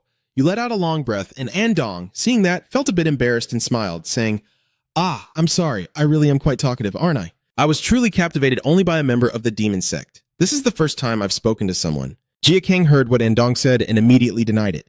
I do not belong to the demon sect. Andong replied, So that's it, but I heard you came out of the demon sect's main hall, right? Jia Kang immediately asked back, Was there a disciple from Thantan who left the sect? Andong suddenly realized something. That's something only you would tell me to notice. In times like these, you need to see it with your own eyes to verify the truth, just as I was in the same situation as you. Has someone also given you that kind of advice? And Dong looked at him and asked, Who told you that kind of thing? Jia Kang looked up and said, If you go to the gang I left, you can meet that person. And Dong was silent for a few seconds, then let out a sigh and with a somber face said, That's a pity. Jia Kang looked a bit confused and asked, What did you just say? And Dong realized he had spoken too much and quickly covered his mouth, then hurriedly waved his hand and replied, Nothing really. Then he let out a long sigh. Seeing Andong's expression, Jia Kang became suspicious. Seeing that, Andong immediately voiced what he was thinking. I don't know if I should tell you about this. My master won't tell me whether it's okay or not. Jia Kang then told me to tell him. Andong immediately replied, I can't. I don't have the right. Seeing that, Jia Kang pushed himself up, looking confused. Andong saw Jia Kang draw a long line with a brush and asked, What are you doing? He replied, I am drawing my territory. Then he asked what territory it was, and Jia Kang replied, The climate here and in this area is quite wonderful, so I plan to live here for 3 years. What do you mean? However, I have been ordered to supervise you until you leave this area. If you've been here for 3 years, what am I supposed to do, huh? Your hand keeps drawing the line. If Jia Kang says so, then tell me about it. You look at Andong and tell him to reveal what he's hiding. Andong, seeing this, looks embarrassed and worried as he glances at Jia Kang. Actually, the place you just stepped out from. The sound of leaves rustling together echoes with whispers, and in the wind there's a hint of sorrow. And D says he will end his existence soon. At the stream in Lao San's Kwe Lam region, the brother of the dark arts martial brother and Du Hua lies scattered on the ground. At this moment, she was soaked in sweat, leaning against a tree and panting heavily, painfully reaching up to her other arm's wound. Du Hua clenched her teeth tightly, sweat mixed with tears streaming down her face, and one arm was bleeding non-stop from the pain. Du Hua unleashes her power, the Samadhi divine fire, a fierce blaze rising up. She endures the pain. The younger sibling, now awake, anxiously calls out to Du Hua. Master! Master! It's okay. This amount of damage won't hurt me at all. It can't compare to the pain of losing your brother. I'm sorry. Your brother sacrificed himself for me because I let my guard down. The mistake made today. The revenge for today. I will never forget. He lay face down on the ground, clenched his fists, then his younger sibling helped him up and said, They will catch up soon. Where should we go now? She paused for a few seconds and then said, We will return to Sichuan. We need to start over from there. In the forest in Sichuan, Jia Kang suddenly shouted out, What did you just say? The gang I just left is about to disappear? Oh, I heard they are about to attack because it's a hideout for important members of the demonic sect. Are you talking about the famous trio from Sichuan or the Martial Alliance and their accomplices? But I guess they can't ignore the famous trio of Sichuan, so the Ngami sect will represent the 3 sects as the overseers of the attack. And Dong asked Jia Kang, This news must be quite upsetting for you, right? But since you said you're not part of the demonic sect, you probably don't care, right? Jia Kang's hand involuntarily clenched, the veins showing his anger as he replied, I am not part of the demonic sect, but many people cared for me when I was on the brink of death. Can I just ignore my benefactors who are in danger? Then Jia Kang turned and walked away. You said you would go back there. And Dong replied, Well, I knew you'd say that. That's why I didn't want to tell you. Please don't go back to the base. And Dong looked at Jia Kang and advised him, I have to make sure you don't do anything reckless. But if you insist on going, we have no choice but to fight. He paused and said, No, I will not fight you. And Dong chuckled softly, I knew you would. Before he could finish speaking, a cloth bag suddenly flew towards him. At this moment, Andong sensed the danger and opened his eyes, just in time to see a bag flying toward him only a few centimeters away. He sliced it open with a chop, and it burst with a loud bang. A purple smoke billowed out, and Dong was a bit surprised. Poison! And Dong muttered to himself. Damn it! I inhaled reflexively. And Dong's voice echoed through the smoke. How could you do such a thing? Jia Kang replied. It's just like what I used before. It contains various toxins. Even inhaling a small amount will have an immediate effect. Please go back and brew some tea with onions and pork fat, then drink it. And Dong shouted, You can't go. His scream echoed throughout the forest. Du Long, you limped away from that place. Jia Kang was walking and thinking, to return to the base from here. Even if I go quickly, it will take 3 days. I need to go without stopping. Hopefully, I won't be delayed. I have no other choice now. Amidst the thick smoke, Dong pulled out a small bell and began to shake it. The sound of the bell rang out, spreading everywhere, commanding the undead cavalry to kneel before the emperor. The whole body of Jia Kang was affected by the sound of the bell and froze, then slumped down. Spitting blood, he kept shaking the bell and said that if I rang this bell, it would bring the demon to its knees and kill it. The bell that controls demons is one of the sound techniques. It subdues enemies so they cannot resist, especially effective against those who use poison techniques like you. Grandpa, that's why my master sent me. At this moment, you ignore what Andong says and start to think. My head feels like it's splitting apart, and my ears seem about to explode. Is this sound magic or what? And Andong kept saying that if I let you go, many people would have to die, so I can't let you leave. Please say that you will give up on returning to the sect. If you do, I will stop ringing the bell. Jiaka gritted his teeth and asked through clenched words, So you're saying it's okay if the people of the demon sect die? Andong immediately denied. It's not like that, but everyone in the demon sect is evil, right? It's better for them too. A minority dying instead of the majority. Hearing that, his face was full of resentment. The images of the bustling crowd, Bonbix, and Du Hua appeared. Those people are more important to me than the whole world. Jia Kang's arm begins to show terrifying blood vessels. At this moment, Andong seems to have discovered something. He cried out in pain, it hurts so much. It hurts so much. When you said you are not part of the demonic sect, it was like you turned to their path when you were in despair. At this moment, Jia Kang sensed something unusual in his body. Is the flow of internal energy rising again? You immediately brace your body once more. Master Andong immediately explained that Taoism is like water. The water flows steadily and only around obstacles, so it keeps flowing without stopping. The bell controlling the demon is similar. Please, clear your mind. Let go of anger, murderous intent, and rebellious thoughts. The azure dragon of the east avoids the sins of the eyes. The white tiger of the west avoids violence. The phoenix of the south avoids harsh words, and the black tortoise of the north avoids sickness. The kingdom of the people, the messenger, the moon messenger, the sun messenger, the sun monarch, and the moon monarch. At this moment, Jia Kang's eyes gradually weaken. My body is losing strength. I am slowly losing consciousness, and your eyes are gradually closing. Is this really the end for me? Is this truly the end? Not only can I not take revenge, but Jia Kang's eyes are slowly opening. I can't even protect the people who have treated me well. I don't want it to end like this. You blink your eyes. I don't want to lose anything or anyone else. I have to rise again! Jia Kang continued to struggle, refusing to let his eyes close. If I don't get up, I won't be able to do anything. I won't be able to change anything. The snake slithers up to his face. Jia Kang immediately opens his eyes wide, his pupils dilating constantly. It was as if he saw something hopeful. Jia Kang opened his mouth, then with a snap, blood splattered everywhere as he bit through the snake. At this moment, Andong also stopped and let out a sigh of relief. Phew, from now on, the poison dragon should understand that a hole has appeared in the bell. The bell keeps billowing smoke, and Andong looks confusedly at the attack. Hey, what's going on? Jia Kang's hand is now continuously emanating power. How could he do that? Did you use snake poison to break the sound magic? Indeed, it's an astonishing approach. You truly deserve the title of Poison Dragon, but now that it has come to this, I have no choice but to resort to a more brutal method. At this moment, a red whip swung over and struck fiercely between the two of them. Andong and Jia Kang looked toward the attacker, and when they recognized the person, he said, "This is us intervening because we saw someone kidnapping others." Tangris held onto his hat and said, "You are the Tutu of the Than sect, right?" Andong looked at them clearly and felt a bit annoyed. "Are you guys from the Tang family who just stayed at the inn?" Tangrism replied, "We can't go through this area because the bell is too noisy. Let's fight again. It seems like you're causing trouble once more, and my words are like water spilling on lotus leaves." Jia Kang, holding this bitten snake and looking at them defensively, was then pointed at by Tangris, who said, "That one, that thing." He asked, "Did you eat what's inside you?" As he bit into the snake, he asked, "Does this belong to these people?" Tangris, seeing Jia Kang like that, could only scold that crazy guy, while Tang Haria covered her mouth, almost laughing out loud. KK. Then she laughed loudly and said, "Ha ha ha ha ha ha ha." Hold on to your hat and said, "I thought people exaggerated when mentioning the Poison King, but now I've seen with my own eyes that you truly deserve the name of the Poison Dragon. Poison Dragon, do you know the name of the snake you just ate?" Tang Haran pointed at the snake and said, "Pure bloodline bloodstream release. It's almost like a mythical creature enhanced to possess such power. Even martial artists would die from their blood boiling inside after being bitten. But for those who are masters of poison arts, it's the best medicine. Seeing that you're unharmed, I guess you're the second one, huh?" Jia Kang looked at them and asked, "Do you not think that it might actually be a divine medicine for me?" "Yes, it's a test to see if you are worthy of the Poison Dragon's name." Tang Heron tilted her head and didn't answer. He seemed to understand, and his expression grew more ferocious. "So, if you die at my hands, I can only humiliate her. Someone who doesn't know their place and still dares to challenge me, huh? The poison user from Sichuan detected by the Tang family. You should consider yourself lucky. You can't even handle that low-level sound technique, how arrogant you are." At this moment, Andong reached out to intervene. Hey, he's blocking them and saying that if you leave Tang, you shouldn't interfere in Than's affairs. Have you forgotten? I hope you introduce yourselves and leave this place. If you continue to interfere, I will have no choice but to complain to the Tang family. Tang Haran then held onto her hat and agreed. All right, I will introduce myself to you. I am Tang Heron. From the main Tang family, I removed my hat and looked towards the Dragon Eater. He was a bit shy at this moment, then he let out a small sound and clasped his hands in greeting. "It's a pleasure to meet you, Miss Tang Haran."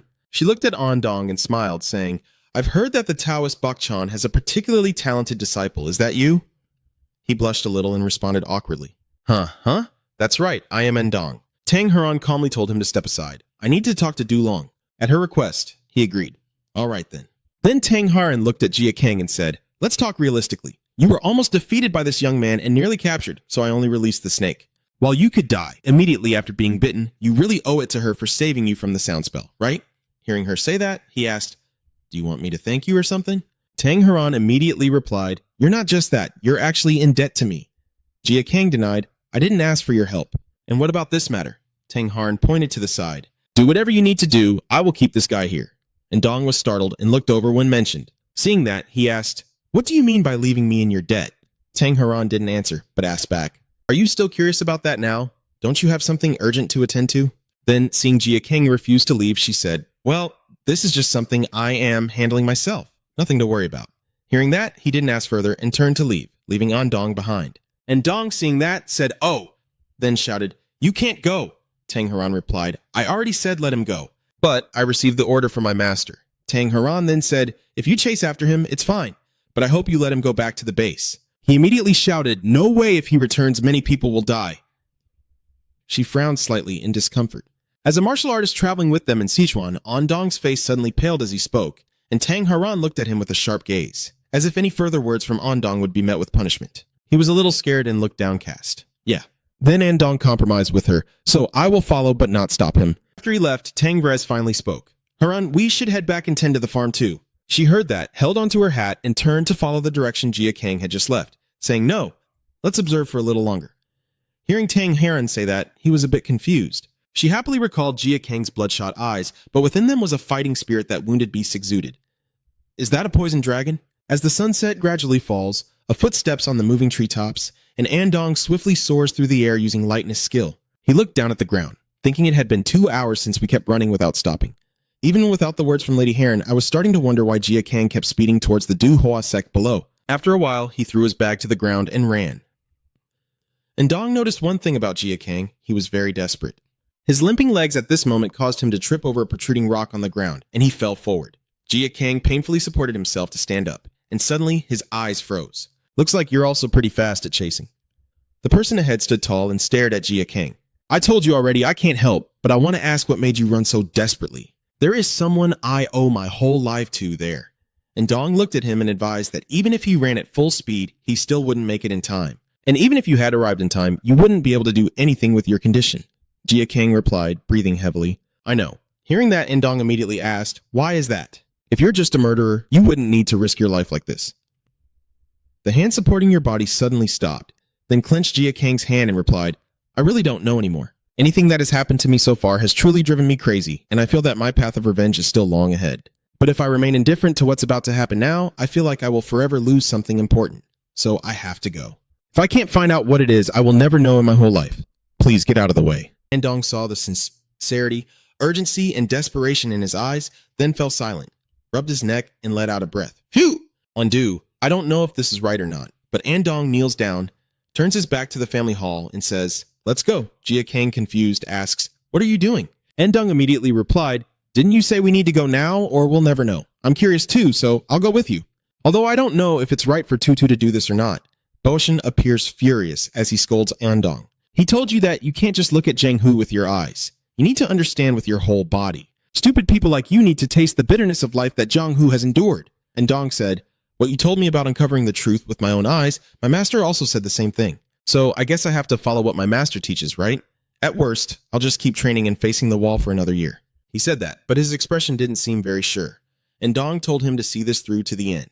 At a private residence, So holds a bottle in her hands, looks around as she opens the door. Then her face shows extreme panic. So drops the bottle on the ground, shattering it. The girl knelt down, clutching her mouth with both hands when she saw Du Hua and the martial artist's siblings lying unconscious on the ground. It seemed they had no intention of handing over Tin Long from the start. Jia Cat Bang was lying in ambush, and Tin Long also teamed up with Manru. So's eyes welled up with tears. The others also looked sad and full of grief. I thought they were definitely capable of doing something like this. But Manru is stronger than I thought. At this moment, Du Hua, now dressed in new clothes, is sitting on the bed recounting everything to her people. She said, "I am at fault for not foreseeing this happening. The martial artist's younger brother and the assassin brothers are now unconscious, wrapped in bandages all over their bodies." After hearing this, the surrounding soldiers expressed their anger, cursing fiercely. "I knew they would do this. We can't let this go unpunished. We will gather all the secret society's forces and launch a counterattack." Bon Bok then turned and said, "Stop! Don't act rashly. Now the Jia Cat clan is also involved, which means the martial alliance is as well." Then he looked at Du Hua and said, "Commander, I apologize for saying this, but there are reports of suspicious movements from various places, and I've heard that the sects in Sichuan have allied with the martial alliance and gathered at a certain location. Not for a feast or anything like that. Leader, what's suspicious is that this is happening at the same time as your current situation." At this moment, she was completely weakened and replied, "I don't know if their plan includes me coming back here." Bon Bok looked at Du Huan and asked for a solution. "What should we do now?" She replied, "Clean the room quickly. I need to recover my strength." Du Hua's gaze darkened. "Go quickly and get out of here." Everyone looked at her in shock and asked, "What are you talking about?" Then they all hurriedly spoke up, saying, "We can't leave." Du Hua explained to them, The fact is, they have gone this far means they are determined to wipe this place out completely. But if I distract them here, you will be able to escape from Sichuan. Then Duhua looked at them calmly and said, "Don't worry, I will defeat them and chase after you." One of them then spoke up. "Leader, have you forgotten?" From this day on, I will dedicate my life to serving you. I will not let you face this alone. Someone spoke up and the others followed suit. We will too. If necessary, we will fight alongside you. The sect leader's brow twitched into a faint smile as he saw them like that. Then he spoke. No coward here in the secret society would abandon those they care about and run away. Seeing that, she was stunned and looked at them, leaning against the bed rail with tears in her eyes, finally softly saying, "I truly am a sinner. I have caused many deaths just to survive, and how many more lives must be sacrificed because of me?"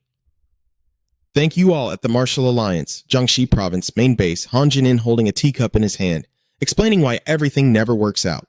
Your arm is placed in a box with dry grass underneath. You said you would bring back a cart, but now I only see this fish fin. Li Deng Ngeve leaned up. I'm sorry. It seems I trusted each dog too much. The old man said, that's because you can't do it yourself and have to wait for a dog. I already know about it, but to let it survive, even though I used many tricks on you, I guess it's a clever dog. I heard we have been asked about the next steps. Yes, all factions allied with the Martial Arts Alliance in Sichuan have begun to move as long as the three from Sichuan do not refuse our request. Together with them, defeating Shandong Duhua would be difficult even if she only had one arm. Lai Deng remained silent for a few seconds before saying that the Numi sect would just watch from the sidelines because they had sent Masabun, indicating they intended to follow our plan. He listened, stroked his beard, chuckled, and said, I see. You're just observing how interesting since the Nagami faction joined the Martial Alliance. It's clear what their political stance is. Are you saying he came up with these ideas? Then he asked, his name is Man Ryu, right? Yes, in that case I should meet him sometime. He made a strange face and told Lai Deng Bao not to kill him. Hearing that, the cup in his hand suddenly tightened. It seems you already have a plan for everything. I will be satisfied with that for now. Next time I hope to see your whole body, not just that arm. Yes. In Duhua's Grand Hall, noise echoes everywhere as everyone rushes back and forth. Some carry items, others shield them as if preparing for a great battle. Suo places the swords into a box, raises an arm, and the messenger bird flies away. He silently prays that everyone arrives on time. Sensing something unusual, he startles, then turns back, grinding his teeth, saying, It can't be, they've already come here, haven't they? A group of people dressed like monks is approaching their hideout. The people in the courtyard immediately shout out to signal. They're here, the enemies are here, our enemies are here. Hearing that, those who couldn't fight quickly looked for a safe place to hide. Everyone prepared to fight. Duhua, alone in her recovery room, hears the noise and feels uneasy, sweat pouring down her face. She looks very distressed. A cloth shoe appears, followed by a fierce-looking group of monks showing up. Bonbok's face darkens with a black streak. Hung is just a bunch of kids. He loudly asked, Are you here to fight us or what? If you're here to fight, then fight us, you son of a bitch. The group of heroes, provoked but silent, just stared at them intently. Bonbok, seeing this, added, Well, looks like a bunch of silent folks have arrived. I guess today will be quite tough. Although he said that, he knew in reality they weren't speaking carelessly, meaning someone here had authority and was restraining their actions so they wouldn't act on their own, right? Suddenly, a deep, hoarse voice rang out. The Demon Sect and Sun Dong Duhua, you have no way out. You are surrounded, so surrender quietly and accept the judgment of the Martial Alliance. Bonbok, hearing that, retorted, It seems you don't have enough authority to say those words, huh? He gritted his teeth and asked fiercely, What did you say? Know your place, you lowly scum of the demonic sect. Then he loudly announced his name, saying, I am the leader of the Crossfire Gang, and it seems your words just now were disrespectful to us, the martial heroes of Sichuan and the Martial Alliance. Bonbok then shouted loudly, Don't waste your breath. We have no intention of surrendering. If you want us to kneel, then come at us, he said with a grin showing his white teeth. We don't need you to kneel because we will kill each one of you as we see fit. Suddenly his eyes widened sharply. Duhua appeared in front of him with difficulty, but his aura was not at all inferior. What if there are guests? How can I rest? Seeing her appear, they shouted with worried voices. Master, the master! Duhua looked at him before speaking. I see a hand covered with orange-red cloth clutching a piece of yellow fabric rushing towards Wang, who is held tightly, while a female nun with a sinister smile looks at her. Duhua immediately calls out Masabun. She smiled in a twisted way as she looked at them. She is a nun from the Ngami sect, wearing a yellow hat called Masabun Myogon. Duhua reluctantly told Masabun of the Ngami sect that if they sent you here, the one who practices Buddhism by sword dancing while beheading enemies, then this time the Martial Alliance must have made a firm decision. It's natural that the dogs are terrified. Myogon muttered something. Amidabun then said that what you mentioned long ago is already in the past. Now I know your Dharma name. It's Myogon. I would be grateful if you called me by that name. Then she let go of her fabric. After putting away her weapon, Duhua said that for a person, being a Arhat is considered to transcend worldly things and be hung up like a name. It's really a joke. Isn't the reason you're here even after taking the Dharma Name because you still want to cut everyone down? Manga then clasped his hands together, closed his eyes, and replied, The goal of Buddhism is to eliminate evil and bring justice to others. We only have the right to remove those who have been destroyed by evil and are harming others. She heard that and immediately guessed, so she said, Looks like you've decided to break the alliance between the 4 provinces and bring bloodshed. He replied, Unfortunately, today I am the only one here to watch. If you hadn't used a lethal move against the Sichuan gang leader, I wouldn't have stepped in. Du Hua, hearing that, clenched her teeth in anger and said, But you still did it. You can no longer say that you are just observing now. I hope you can understand my decision because I have no choice but to join Buddhism. The old Myogan sorcerer from Ngami is up to his dirty tricks again, huh? She grits her teeth with murderous intent and says, Don't mess with me. Oh, I find that somewhat amusing and say, It seems you are indeed as the rumors say. She smiled sinisterly at her and said, I doubt you can understand what I am trying to teach you. Then she ordered, Bangju Bang Nam Xuyen, do what you need to do. I'm sure that Du Hua girl over there cannot continue the fight. John Wang stammered, Thank you, Noon Myogan. Are you going to attack us cowardly? You should feel ashamed of yourself. Then he ordered, All the evil deeds committed by the demonic sect so far, we will make you pay for your sins right now. Fine, you bastards. He shouted loudly with great determination, destroying any demon sect. The soldiers, upon receiving the order, immediately charged forward. The father also shouted fiercely, refusing to back down and protecting the sect leader. So the 2 sides clashed. Both sides fought fiercely, swords clashing and blood splattering everywhere. Even as person B fell to the ground, they kept attacking others. At this moment, Myogan pulls out a sword made of iron from his hand. Do you recognize this? I haven't used it since I started practicing austerity. Oh, I looked at the sword with some nostalgia and said it hasn't been used for a long time, so it's become dull. Now this sword can't even cut a piece of tofu. Myogan raised the sword with a strange expression and said, It can only cut things when I possess sharp energy. Ironically, its name is the Unkilling Sword. My faith is reflected in my sword. If you are not involved in their battle, this Batsat sword will not be used. Then she shed a few tears and said, But if you want to force me to get involved, then go ahead and kill everyone if you wish. Use the deadly move you want and betray them.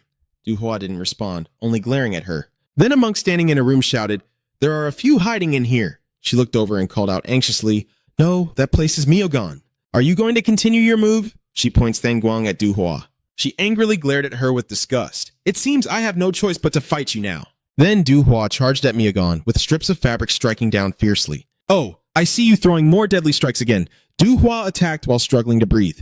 Then the threads started to wrap around Myogan, and she laughed, saying, This isn't enough to defeat me. Then she cut through the ropes about to wrap around her body with her chaotic wind sword technique. Myogan launched a surprise attack towards her. Daisuo quickly used a cloth to shield herself and attacked forward, struggling to resist, when suddenly she charged at Du Hua and struck her hard. At this moment, Guan was bleeding slightly and a foul aura kept emanating. Myogan shouted, Oh my, that's pretty fast. At this moment, Du Hua had moved up to the roof of a room. She looked at her bleeding wound and then said, What kind of evil swordsmanship is this? Suddenly, a voice rang out. Let him go. A girl hiding in the room saw the monk capturing the unconscious younger brother of the martial artist Poison Master and said, Are you planning to harm someone who is still unconscious? The priest immediately yelled, Shut up! We will not only kill him, but all of you too. You have no right to care for him. Zoso nearby, annoyed by that, looked on. Then the girl rushed forward, grabbing the priest's leg tightly. He looked annoyed and said, Don't bother me, and then raised his sword and shouted, Get out of here. He swung his sword forcefully at Zoso's back. Seeing that, the other girls quickly grabbed his arm, telling him to stop, you bastard. The other girl quickly pulled the girl away from the attack, and the others cursed at him, the girl in yellow holding his arm tightly and asking, How dare you do such a thing? Splat. Blood splatters everywhere. A moment later, the girl collapsed into a pool of blood beside the door. The other monks rushed in shouting, Too slow! Just kill them all! Du Hua at this moment was blaming herself and helplessly cursing, damn it. Then she transmitted a voice message calling Pombo BX inside, save the people inside. Oh, just on my side, save thee. When BX received the signal, he looked over. Could this be the voice transmission from the sect leader? Then he looked into the room surrounded by monks inside. Damn it, then Ponbok shouted. Follow me. Everyone's still alive. We have to help them. Then someone came over and asked, Where are you planning to go? Wang drew his sword and stepped in front of him. Ponbok, seeing that, immediately cursed. Damn it, don't get in my way. Du Hua, despite the pain throughout his body, helplessly looked over. Myogan then spoke. It seems you're not focusing on me. When did she get up to the roof? The sword in her hand keeps emanating killing intent. Myogan looked at her and said, If you're not focusing on the fight while your body is in that state, that's considered arrogance. Only when they all die will you realize. Du Hua, hearing that, silently looked over and then replied, I understand now. If what you want is for me to do everything, I will grant your wish. Then Du Hua immediately unleashed her 9 colors of brightness and the 5 thunder technique. She let out a loud cry and said, "So you're finally ready to fight properly?" She looked at Myogun with a cold gaze and said, "I will make you pay 100 times, 1,000 times over for the bloodshed of my family and brothers." Suddenly, Duhua spat out a mouthful of blood. Seeing that, she seemed to realize something. She clings to her body and curses silently, dead. The poison from the Tang family still remains. Myogun walks over to Hung and then asks about his concern. "It seems you have another issue that you can't see from the outside, right? We might have known how everything would unfold if your body had been intact, but thinking about it, I have to end you while you're in this miserable state. It's truly shameful."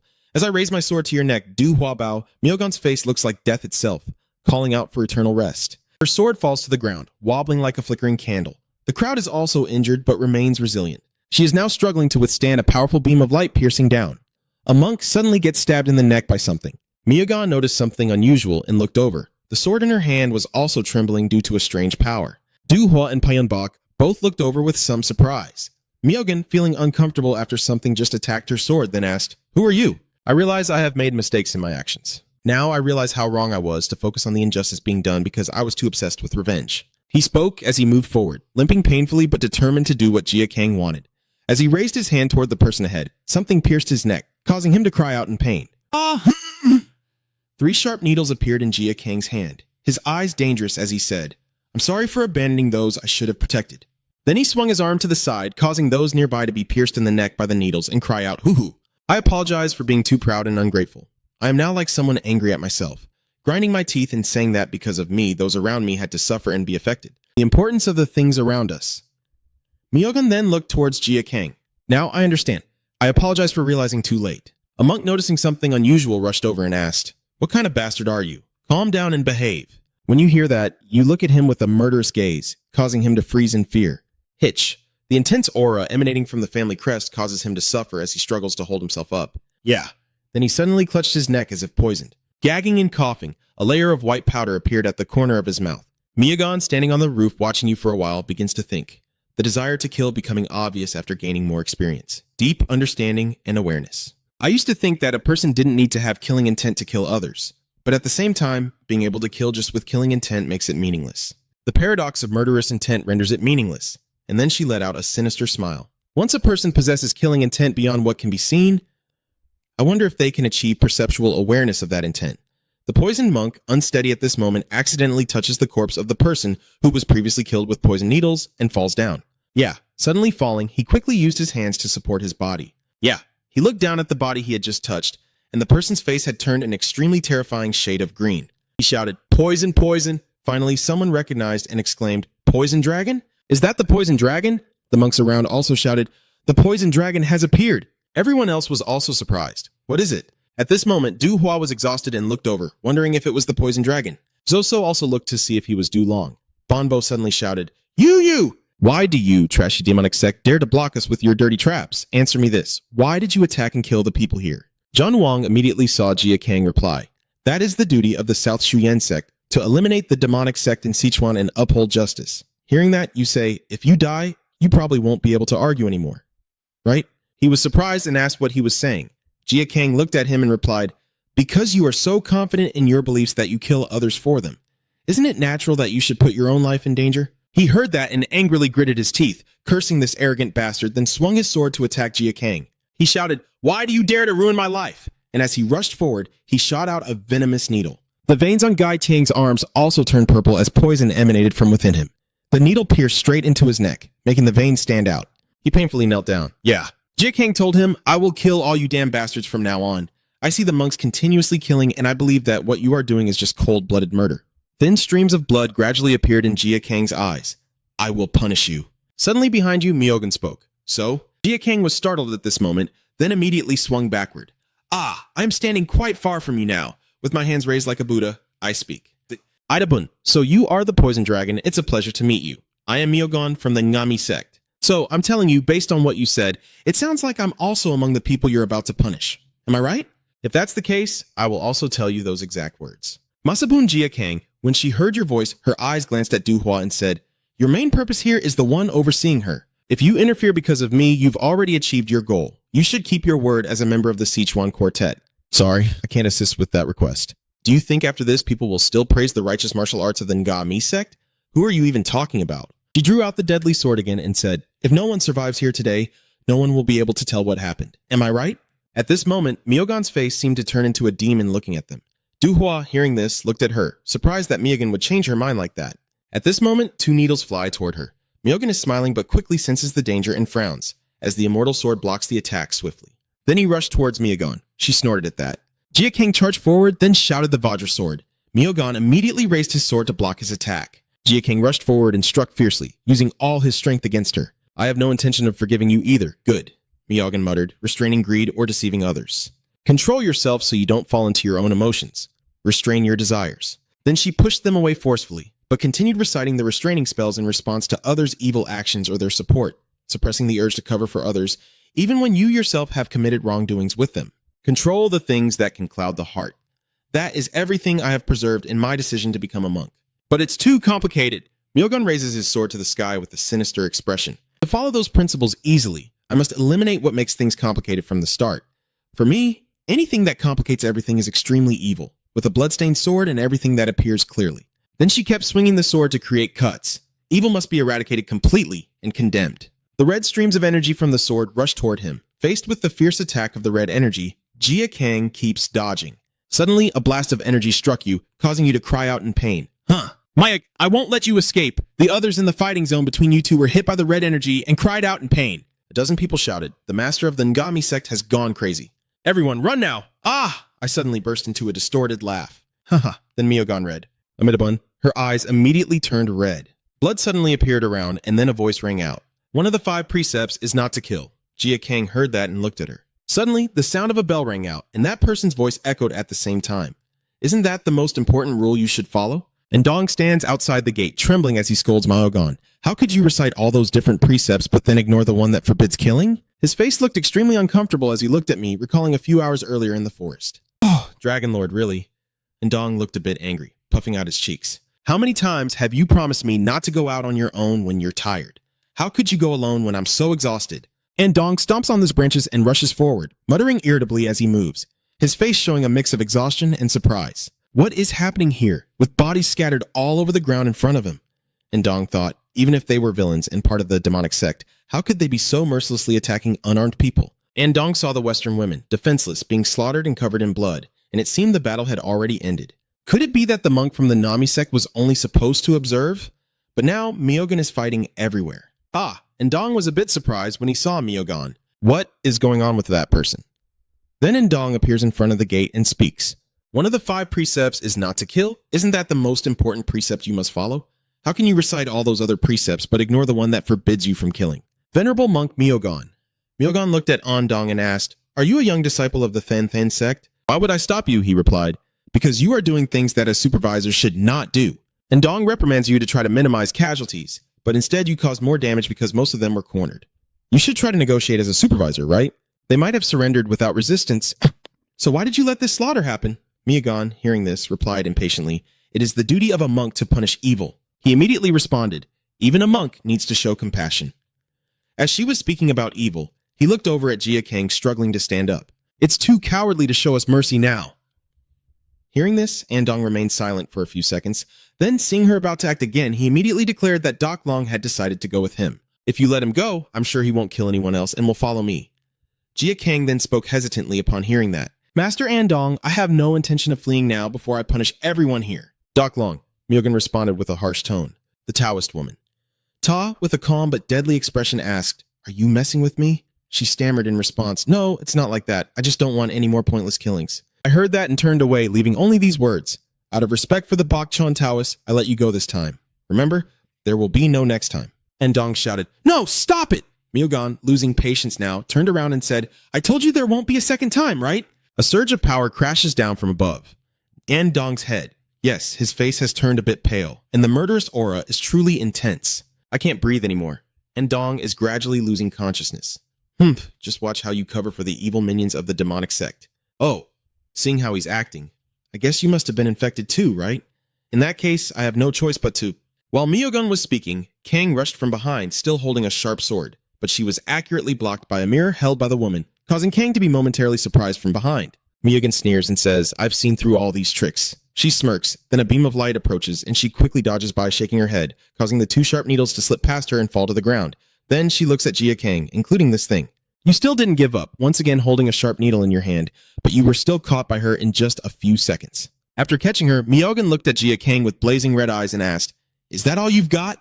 Then she delivered a kick towards you, moving with a ghostly grace. Ugh! From that kick, Jia Kang also spat out a mouthful of blood, and his whole body was slammed into the wall, creating a thick cloud of dust. She then said, "I was expecting an exciting fight from you because you possess quite a bit of killing intent, but this is truly disappointing." Myogan rushes forward with blazing red eyes, then swings down at Jia Kang. He quickly blocks my mirror with his weapon. Myogan saw Jia Kang react like that and laughed loudly.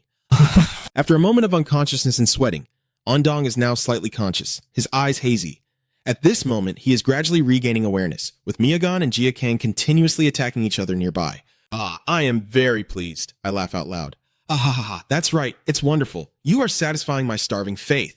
He watched the relentless attacks and increasing power heading toward him, realizing he had used all his maximum blood rage techniques, but could only do this against his opponent's assaults, as endless sources of power cut into Jia Kang's flesh. He thought he couldn't even block his attack, and Myogan seized the opening and laughed loudly as he soared into the sky. Ha! Jia Kang felt a bit helpless and couldn't move forward to fight. Thinking of something, he reached inside his shirt, needing to use poison powder to slow him down. Then, Jia Kang threw the cloth bag toward her mirror, but it was not torn and was knocked away by her mirror.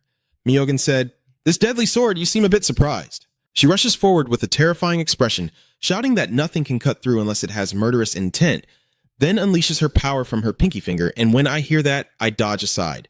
The cloth bag bursts, releasing a thick purple smoke that envelops everything inside, and Myogan immediately pinches her nose with one arm, disdainfully saying, "Dirty trick, it contains some poison that disrupts the opponent's senses. Do you seize the opportunity to attack her? I will handle this immediately." As he takes a breath, Jia Kang grips his weapon tightly and charges toward Myogan. However, through the smoke, she reached out her arm towards you. Jia Kang was surprised to feel a source of power in his chest, so he looked down. Her hand pressed against his chest as she unleashed her power. Commander Ondong, now sitting up, held his chest and shouted out. Oh, Jia Kang's body was thrown back against the wall behind Andong. Thud! A loud shock startled Ondong, his face turning pale as he looked behind him. Seeing Jia Kang unconscious, he shouted loudly, "Poison!" Long whooshing through the night, the sound of wind howling fiercely. It seems I have truly seen everything clearly now. Are you okay, Dulong? And Dong calls Jia Kang. If you can hear him, tell him that if you still have the strength to move, run away, I will hold him back. If you leave now, she won't be able to catch up. And Dong looked at Jia Kang and said, I can't leave you here, especially since you got into this mess to save me. Hearing him say that, you immediately asked, so why still interfere? And Dong asked with some confusion. What do you mean? I just think Myogan is overreacting. Jia Kang gasped for breath and asked, you told me this before, right? Would you still think that letting a few go is better than everyone dying? He asked what he should do then, and Jia Kang repeated the question once more. Do you consider those who died here enemies? Do you still truly believe that losing a few is better? When those people are truly righteous and noble, quantity doesn't determine who is right or wrong. At least here they are the benefactors who took care of me when I was seriously injured. And Dong fell silent, knowing he couldn't deny that. He thought for a moment and then replied, I understand why you insist on protecting them. Still, the Nun Tuogon is one of the 3 great martial arts masters of the Ningami sect. Fighting her would be like suicide. After a moment of recovery, Jia Kang supported his body and slowly stood up, saying, I cannot let my benefactors be slaughtered by outsiders claiming to be righteous. Innocent lives are at stake. Van Andong hesitated, as if wanting to speak, but when his name was called, he silently looked at Jia Kang. His lonely back appears before Andong, and Jia Kang leaves a message. Some battles cannot be simply withdrawn from. At this moment, Andong's eyes light up as if recalling something. The image of Master Bok Chan from that day appears before him. He told me to understand the Jianghu through my own experience. Watching your back as you leave, I think now I understand what you meant, Master. Suddenly, a chilling voice echoed, startling Andong. I think I hear a sound somewhere. Then, Myogan emerged from the toxic smoke with a sinister expression. The sound of those evil spirits must be eliminated. Her mirror shines with a surge of red energy. Boom! What are you doing? If you don't want to be caught up in this, run now. And Dong clenched his teeth in pain as he watched the source of power emanating from Myogan's mirror. Myogan with bloodshot eyes says, It's too late because I have decided to level this place. Then she swings her sword toward you, starting from you and myself. She stares intently at Jia Kang, saying she will use these hands to end everything. You scream, is judging others with shallow thoughts the way of a Buddhist? Well, I immediately retort, a ruthless murderer teaching me how a Buddhist should behave? Then Myogan unleashed the iron slash technique. Jia Kang painfully spat out a mouthful of blood. Whoop! After my first move, I unleash a second technique, a raging wind explosion slash. Myogan laughed loudly. Ahaha, in the name of the power of the 3 jewels from the skin, I will sacrifice your life. You are completely beaten to cough up blood and faint. And Dong then shouted loudly, Poison Dragon! I am delighted, crying out, Oh, please have mercy on this pitiful soul. Jia Kang is completely unconscious, unable to resist. The mirror of non-killing was about to touch him when it suddenly halted, but a force blocked Myogon. Huh, she scolded her for real. Then she loudly called for increased torment. D then struck 2 pieces of wood together and said, I will not let anyone die anymore. Oh, I was told that after finishing the poison dragon, I will come to you. Can't you just stay silent and wait for your power to come? This level of dark magic is nothing to me. He was reading a spell while knocking. The demon twin spirits thud. A source of power strikes her temple, and Dong shouts repeatedly, Soul Reaper Doppelganger. In Andong's mind right now, Master, it seems you still haven't fully understood this world. You used all your strength to recite the spell, summon the demon, and split the soul. But from now on, I will try harder and follow my heart's guidance. Myogon, in pain, clutches her head and screams. He told her to give up. Nun Myogon is in great pain right now. She looked up at the sky and shouted loudly, Aha! A burst of blood splattered out. And Dong was so shocked that she stopped tapping her drumsticks. What? Are you trying to destroy your own eardrum? Myogon slowly pulls his hand out of his ear. I don't care if my ears bleed. No matter what obstacles stand in my way, I will eliminate evil. Then she swung her sword at Andong and shouted, Accepting your judgment, Storm Fury Slash. The sword cut across him, breaking the thatch in Andong's hand, and he vomited blood from the surprise attack. Q! Myogon's expression right now makes anyone who sees it feel extremely terrified. And Dong, once again seeing her rush forward, activated his alert mode, then executed a technique from the Than sect that he had learned. The Trong Then staff crashed loudly, rocks and dust flying everywhere, and he collapsed to the ground, only a few traces of consciousness remaining. Will everything end like this? Will I again be unable to save anyone? Suddenly a voice rang out. It's still too early to give up. The young warrior still has a way to turn the tide. Jia Kang heard the voice and looked up. On the roof, Du Hua was transmitting sound to him. First, use the complete spring pill. Although she didn't speak, her gaze on Jia Kang began to instruct him. I will teach you a move next. This is the best I can do for you at this moment. The name of this technique is when you hear Du Hua's guidance, you immediately take out a yellow pill, put it in your mouth, and then bite down hard. Over here, Myogon is fighting with the Nong. I see that the suffering ascetic has a disciple with a fiery soul. Did you use palm strikes to block my second sword attack? But that's all. Once the martial world hears that a hardening ascetic from Than sect has joined the evil faction, it will be troublesome for them. And Dong looked up at Myogon with a strained breath. I didn't pay attention and kept doing my own thing. Since you have some influence in the 3 great transcendents, I will deliver the news that the poison dragon has taken your life, so don't worry and rest in peace. As Myogon finished speaking, she sensed something dangerous. A lightning bolt suddenly appeared, revealing a giant snake beneath the flashes, and the one wielding that power was Jia Kang. His eyes were filled with hatred and icy coldness from deep within, staring at her. At the moment Jia Kang took the medicinal pill as instructed by Du Hua, his soul was transported to a different dimension where he was standing in a water pool. Jia Kang looked around and asked, Where am I? Suddenly, Jia Kang heard a sound and turned around. In front of Jia Kang, a group of spiritual cultivators approached him with great might.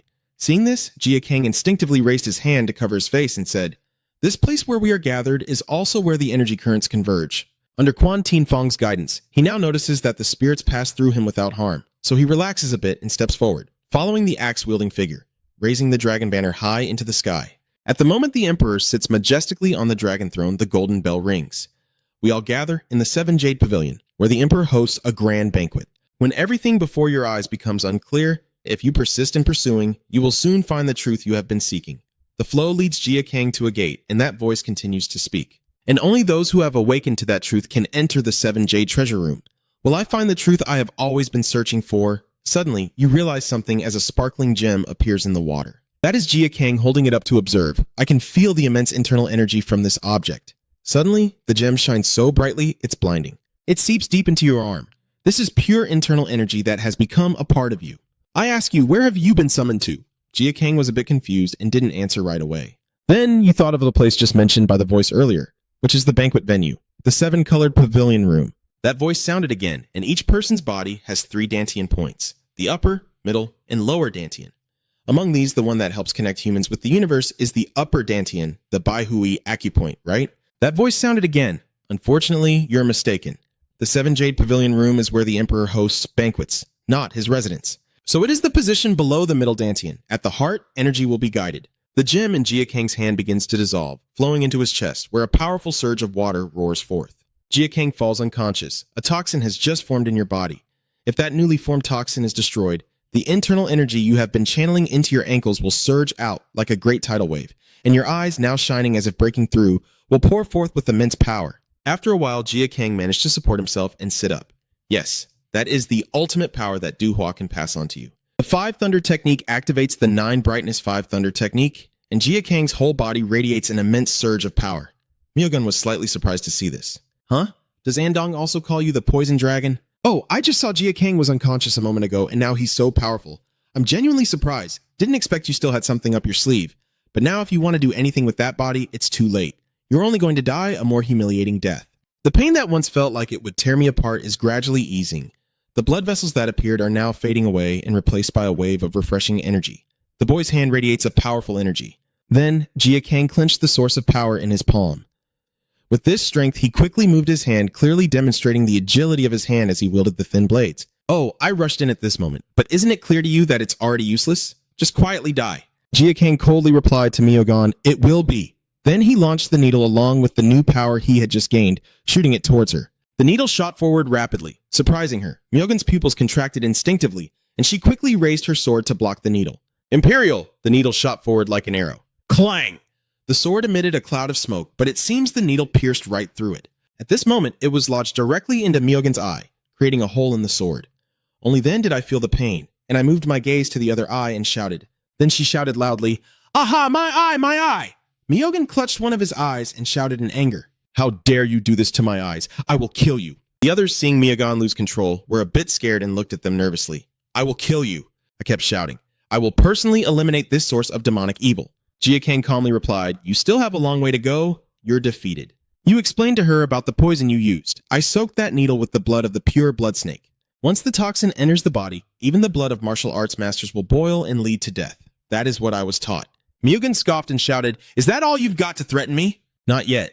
Jia Kang looked in a certain direction as a series of shouts rang out. "Hurry up and rescue our friends."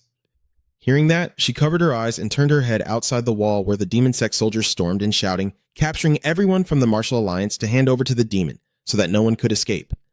The monks, caught off guard by the sudden attack, shouted, "Where did they come from?" and rushed to cut down the remaining monks. Once again, the battle turned in their favor, and a man descended onto the roof in front of Duhua. He asked, "Sect leader, are you all right?"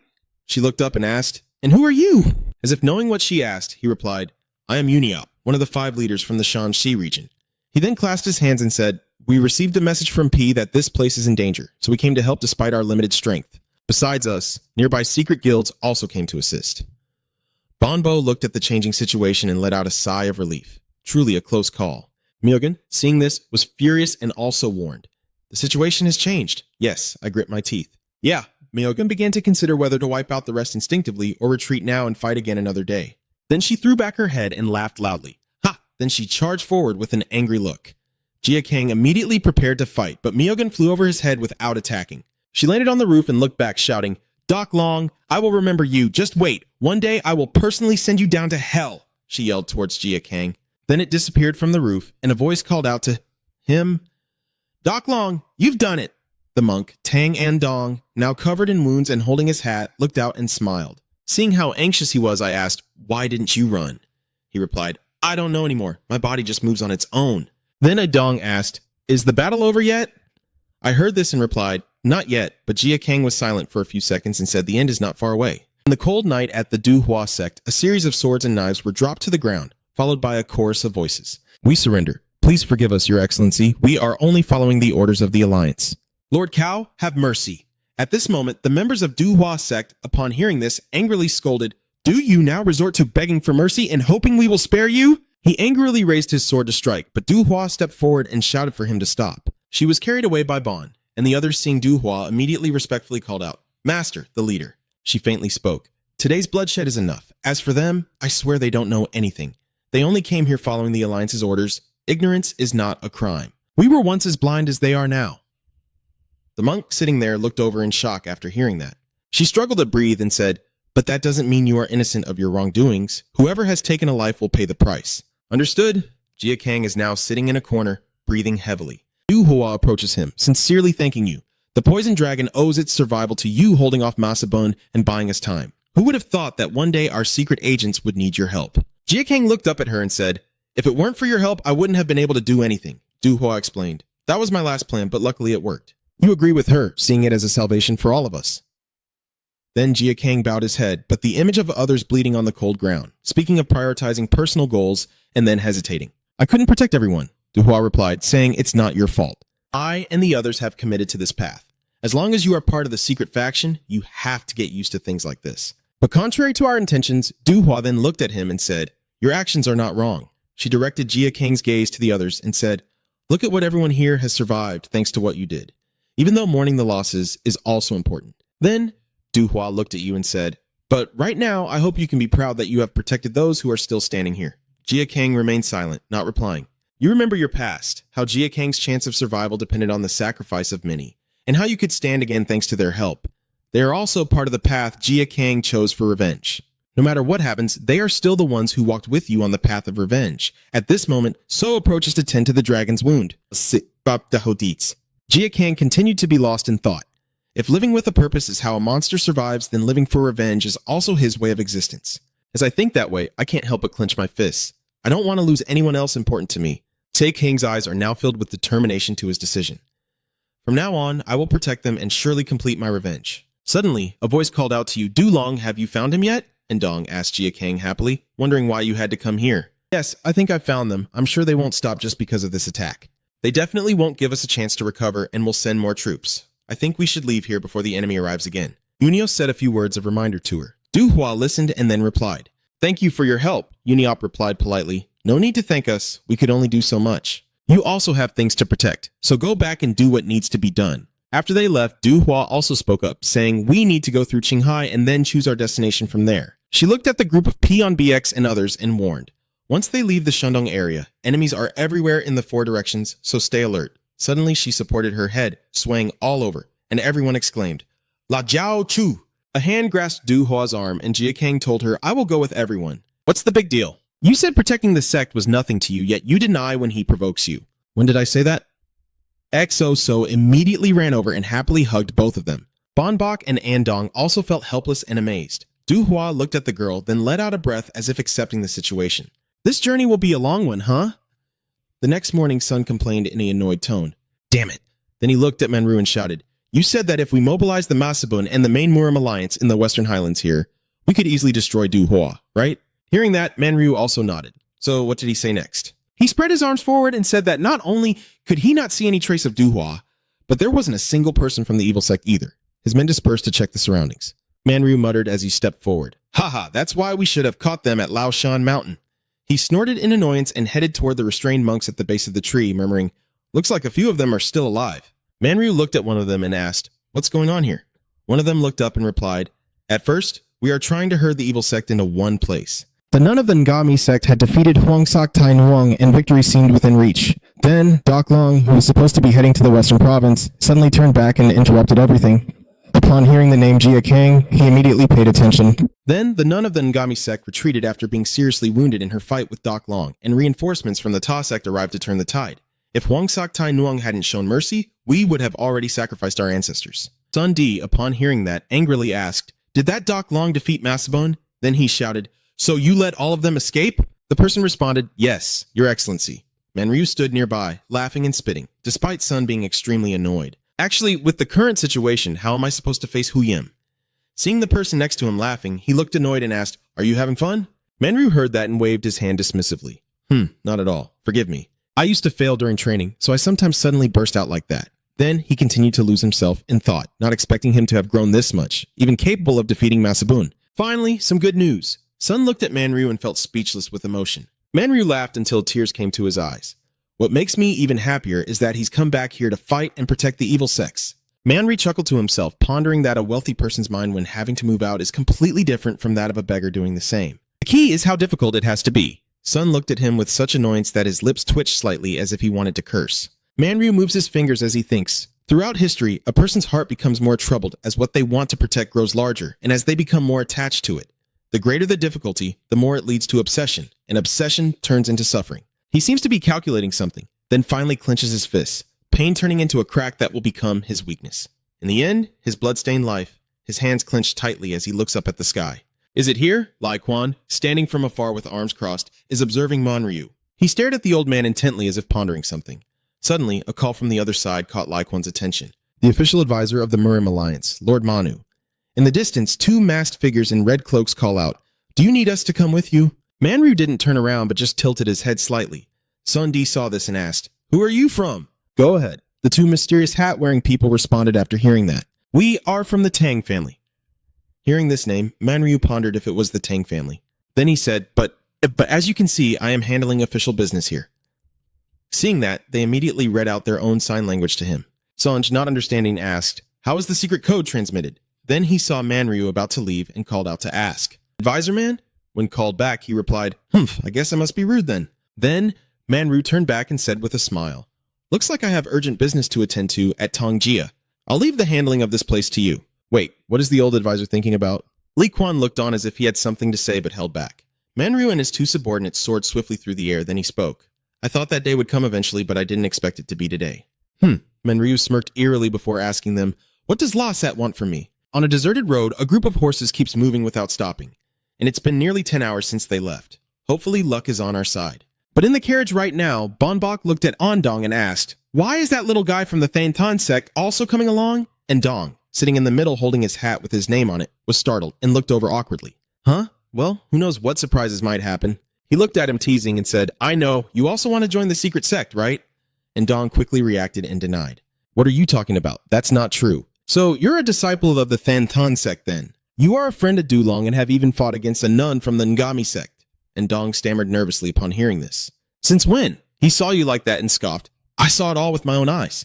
"That should be enough to get expelled from the sect." And Dong replied in fear after hearing that. What? Could I really be expelled from the sect because of that? I thought at most I would be punished to face the wall for a year." He nervously looked at Pian Bok as he explained, "But I think I did the right thing." He sighed after hearing that. "Tisk, tisk, tisk, you're doomed, no matter what.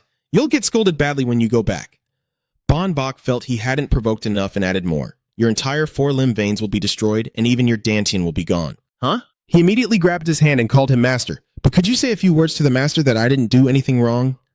Bon Bok then turned and said, "You're really a cunning ascetic monk. Where do you get the guts to push me into a deadly situation like that for you? If I ever set foot in the Thantan sect, my head would be cut off." Then he asked, "So what do you think about joining the secret sect?"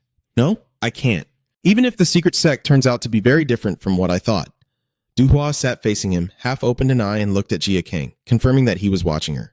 The young warrior immediately called out, "So it seems you have something to ask me. How can my martial skills help you?" He replied honestly, "Yes." She then said, "All right, it's better to pass it all on to you, since we never know when we might be drawn into another battle. The technique I showed you in the battle against Masabun is the 9-fold immobilization, the 5 Thunderflash technique." And Dion, who was arguing with Pion Bok, hears the name of the technique and is startled, looking over. In his surprise, he grabs his collar and shouts, "What?" The secret technique of the ancient spell from the Taoist sect. This move is very powerful, but also leaves significant consequences, so it must be used carefully before practicing. "How did you get this technique? Did you learn it from someone else?" "What nonsense are you talking? The spell is a technique from our sect's leader." He immediately denied it. "No way. How could the secret technique be passed down in a heretical sect like a martial arts school?" Du Hua then replied that the founder of our sect happened to be an outer disciple of the Taoist school. She closed her eyes to rest and answered, "After obtaining the magic, we didn't practice it because we were worried about the consequences it might bring." And Dong was so shocked that he let out a long gasp before asking, "Are you someone from the sect founded by an outsider disciple of the Taoist school?" She explained that a long time ago, the technique was only passed down orally, so no one could comprehend it. Everything changed when the previous generation appeared. The origin of this was meeting the 5 Thunder Heavenly Movement technique. He looked up in surprise and then asked, "Isn't the 5 Thunder Heavenly Movement technique an evil and unorthodox art?" She replied, "That's right. The 5 Thunder Heavenly Movement is indeed a fierce evil technique from Tibet. But when we combined meditation techniques with the 5 Thunder Heavenly Movement technique, the move became much more powerful than before. After some adjustments to the 5 Thunder Lotus technique, it transformed into the 9 Bright Mountain. The 5 Thunder Leap technique, what I passed on to him, is an improved part of the move." And Dong clutched his head in pain after receiving an unbelievable piece of information and let out a long scream. A technique combined with spiritual arts. "What kind of strange story is this?" Du Hoa asked when she saw him like that. "Is it hard to accept?" And Dong honestly replied, "It's really hard to believe." She looked at him gently and said, "The founder of the 9 Brights of the Hidden Pavilion, the 5 Thunder Leap technique, and overcoming its greatest weakness and consequences was the Supreme Taoist Muham, head of the Thantan sect. Andong, holding his head, stopped and then looked at Duhua in surprise. Are you saying that the head of Thanthan sect himself modified that evil technique? He immediately denied it, saying it couldn't be true, and she simply replied, it's the truth. If you want to verify, ask your master. He was a little scared and replied, what? How can I ask about such things? At this point, Duhua closed her eyes and turned away, saying she was feeling tired and that they could continue next time. And Dong quickly said, wait, if you fall asleep now, how am I supposed to satisfy my curiosity? Bonbok saw him fussing and cleared his throat, saying, hey, little monk, stay calm while on the carriage. Jiaka sat pondering, recalling the story he once heard about a sect that was secretly attacked and destroyed. Turns out, it was about her. Could it be that Huang Sok Tai Nuang's misfortune started from the technique I was taught? The group of horses continued to move further into the forest. On a cliff, a group dressed in orange robes appeared. The monks of the Ngami sect observing nearby spoke up. We see them now. Du Hua and Doc Long are inside that carriage. The female monk immediately ordered, no need to observe further, attack as planned. Suddenly, a person in a blue cloak and a hat covering their face lightly taps their staff on the ground and shouts, stand still, causing the people of the Ngami sect to be momentarily frightened. She turns her head back and thinks, I didn't sense his presence at all. Then she asked, who are you? The man hiding his face under the hat did not answer but said, that carriage has my disciple inside. At this point, they also realized who this person was and bowed again. So it was you, Master Buchin. It's fortunate. It would be better if you and we chased after that carriage and rescued your disciple. I've heard about Master Miyagon. My disciple injured someone, so should I bring him to the Ngami sect after rescuing him? The nun replied, the hardship monk is the key figure in this matter and has clear ties to the evil sect, so we need your cooperation to handle it. Bok Chan gritted his teeth in anger and said that the Ngami sect was merely observing and acting as an intermediary, doing nothing more. Then he roared, you are not only interfering because of worldly desires, but also blaming other sects now? Bok Chan's power radiated incredibly fiercely, causing the 3 female Naga monks to be utterly terrified. I looked at Bok Chan gritting his teeth and said, even though your seniority is higher than ours, criticizing us like this is a bit too much. He immediately responded with a dignified tone. My disciple may be young, but he also belongs to the 3 great regions. You brought him to the Ngami sect to be a witness, but can you really see it? Isn't that going too far? The monk frowned and replied, how can a young brat who just recently become a novice compare to us? Bok Chan immediately responded with his own strength. I am someone who has comprehended all the heavenly laws in meditation, passing through 6 levels of desire, 18 levels of form, 4 levels of formlessness, 4 levels of high heaven, 3 levels of purity, and the great Chai power. You monks have barely even surpassed novice monk, so what right do you have to lift your head and speak to me? When I heard that, I shouted, stop making excuses. Every word you say is full of hatred. What grievance has our sect caused that makes you look down on us so much? It was you who embarrassed the 3 great regions. He struck his staff hard on the ground. Miyogon's meddling and the Alliance of Martial Arts must have been driven by secret motives to catch their attention. I won't let you take my disciple away, he said, pointing his staff at them in warning. But if you want to chase that carriage, don't blame me for being rude. She heard that and was angry, but still stepped back and replied, we give up, but we will not forget your humiliation today. He responded without fear, I will wait and see. Then the Ngami sect members left and a voice echoed in Bok Chan's ear, catching his attention. It seems that this time the kid has escaped, but you can't protect him forever. Tang Haran, holding his hat close, told Bok Chan that the truth is still suffering. Tang Andong fought alongside the poison dragon against Masabun. Bok Chan let out a soft and replied, this will be the last time I save my foolish disciple.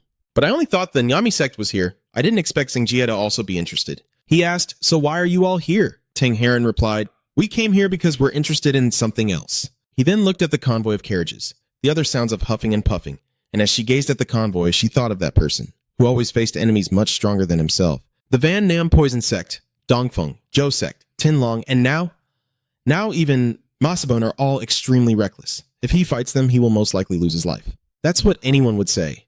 But he always stands firm in his beliefs and has never backed down. He has fought his way to the end, against his enemies, and emerged victorious. Neither the blood running through his veins nor the martial skills he uses are anything to be proud of.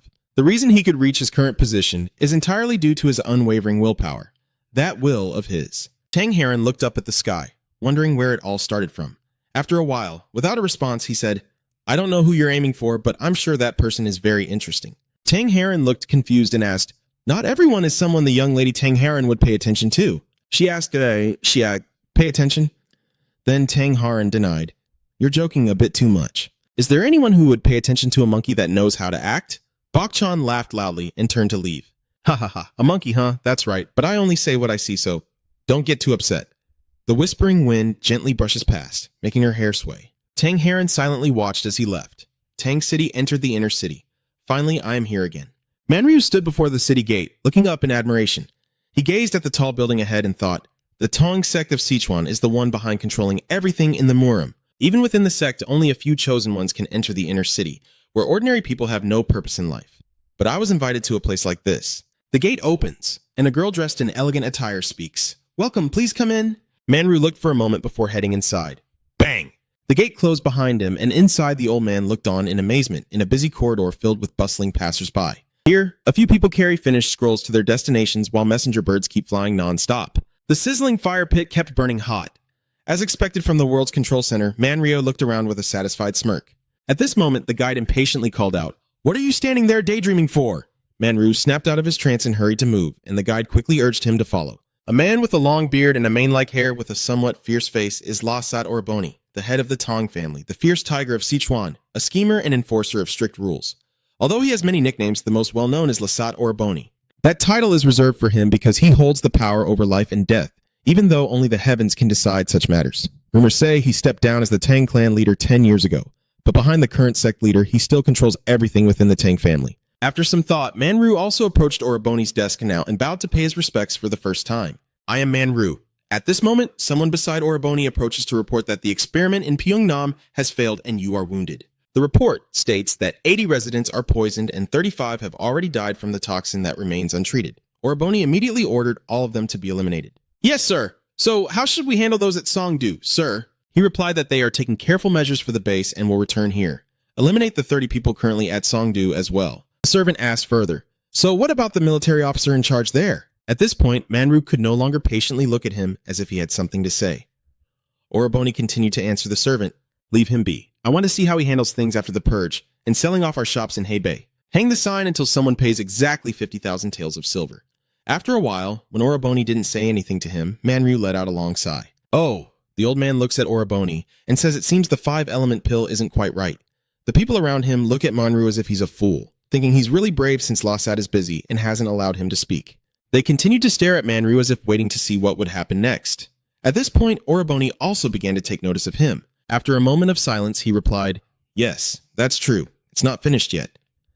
Manryu, hearing Orboni say that, responded, if you give me an unfinished product, it will significantly affect my work. You think any poison is effective against techniques refined over 1,000 years of internal energy training? The old man replied, if we use poison and fail, wouldn't that only bring unnecessary trouble? Orboni, hearing that, looked at Manryu and asked, is it meant for me or for you? The old man replied, I am just speaking the truth. Hearing that, Orboni immediately said, we have already anticipated what might happen, including the time with Deng Feng, so don't have any opinions. What caught my attention is that you damaged the Tang family's vital assets. You truly have a filthy heart. He then pointed to the box brought by his subordinate and said, this is the Fierce Beast Potion. Orboni explains that it is good for the body to unblock energy channels caused by injuries or limb loss. If you use it, you will gain internal strength equivalent to about 20 years. The old man looked at the medicine bottle in the box and replied, I will gladly accept this gift, but I am here to inform you of a few matters. He immediately refused, I don't want to hear it. I only summoned you here to give you that because of your role in bringing the poison dragon back. The undefeated divine sword is always very cautious. We won't have a chance to learn about his family's exclusive internal cultivation methods. Lai Quan is not a bad target, Manryu said as he put away the medicine. If Lai Deng finds out, he will definitely hang me as a warning. It seems the Fierce Tiger Potion isn't enough when we're talking about me losing my life. Manryu denied, I am not greedy, I am just negotiating. Hearing that, he said, there is no bargaining, the decision is mine. I will decide what terms the agreement will include and the accompanying material value. That's all. Manryu ignored Orboni's continued words and asked, I wonder if I could become a matchmaker and arrange a few marriages. As if once again arranging a marriage, he successfully caught Orboni's attention. The old man chuckled eerily and told Lady Tang Heron about the poison dragon. Orboni stared intently at Manryu. What are you thinking about? A few seconds later, a deep booming laugh echoed out. Ha ha ha. Orboni burst into loud laughter. He laughed and said, that's interesting. You've exceeded my expectations. 10 years, and only your suggestion truly interests me. Ha ha. Manryu also felt a bit worried when he saw Orboni like that. After a series of laughs, he slammed his fist down on the table with a bang. Doc Long is currently being hunted by the Martial Arts Alliance and is traveling with Du Hua in Shandong. The Tang family would never allow someone from an evil sect to join. After finishing speaking, Orboni looked at Manryu and asked, what do you plan to do about this? The old man calmly offered his opinion. We can say that Doc Long comes from the 100 Flowers Valley of the Sao sect, one of the medicinal sects in Yunnan, meaning he originally belongs to the righteous faction. If this information spreads widely, Tang Jie will have no choice but to accept him as a son-in-law. Hearing this, he leaned over and said, "If he comes from the 100 Flowers Valley of the South sect, then he must be connected to the Poison sect. It used to be your sect, and that was when Lai Deng had to step in and mediate.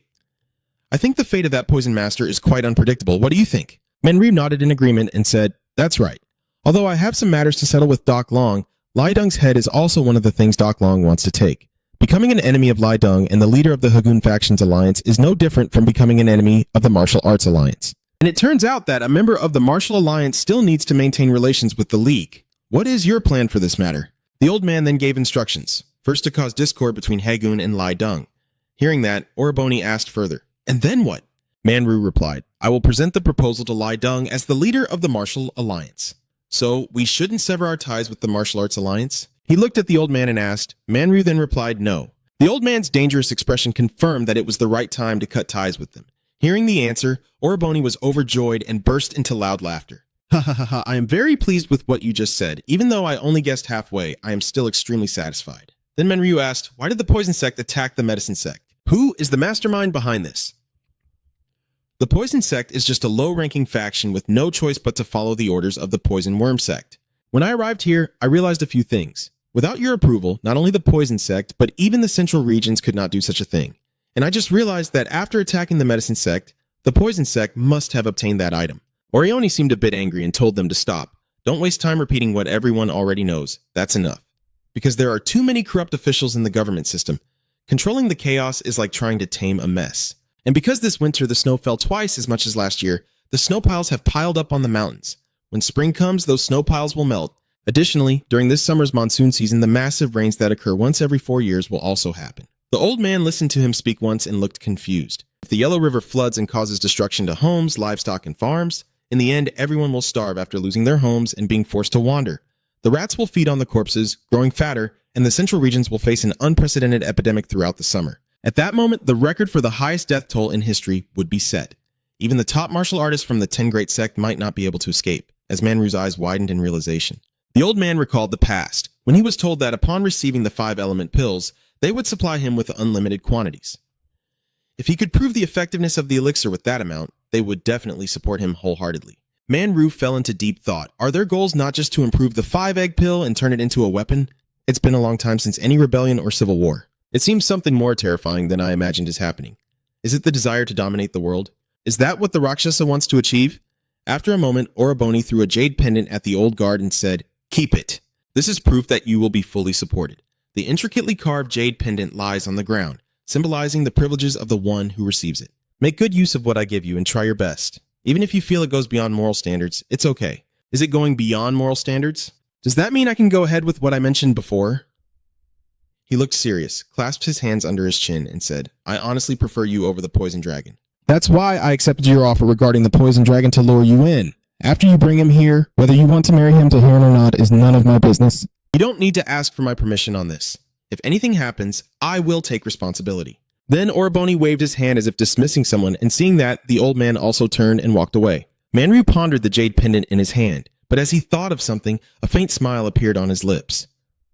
Then his steps quickened. Thud! Manryu slammed the jade pendant onto Oriboni's table. He looked at his own hand, then up with an angry expression. "What do you think you're doing, huh?" Manryu looks at him, calling out to Oriboni. "Thinking that you will do everything I tell you makes me more disgusted with you than I thought," Oriboni said, glaring at him with a slightly angry expression. A silence fell between Oriboni and Manryu as they stared at each other as if something big was about to happen. Orioni's gaze fixed on him, then looked down at the table. Manryu holds the jaded pendant in his hand. After a moment, a smile forms at the corner of Oriboni's mouth. He started to speak. "Oh, speaking of which, I completely forgot. Soon, Elder Hegan will summon you. That will be your chance to show your abilities, so I hope you won't disappoint him then." Manryu responded with relief. "Understood." Then he turned around and left. Manryu began to think, it's clear now that he didn't respond to my provocation. As long as I always carry this with me, I can overcome any obstacle I want.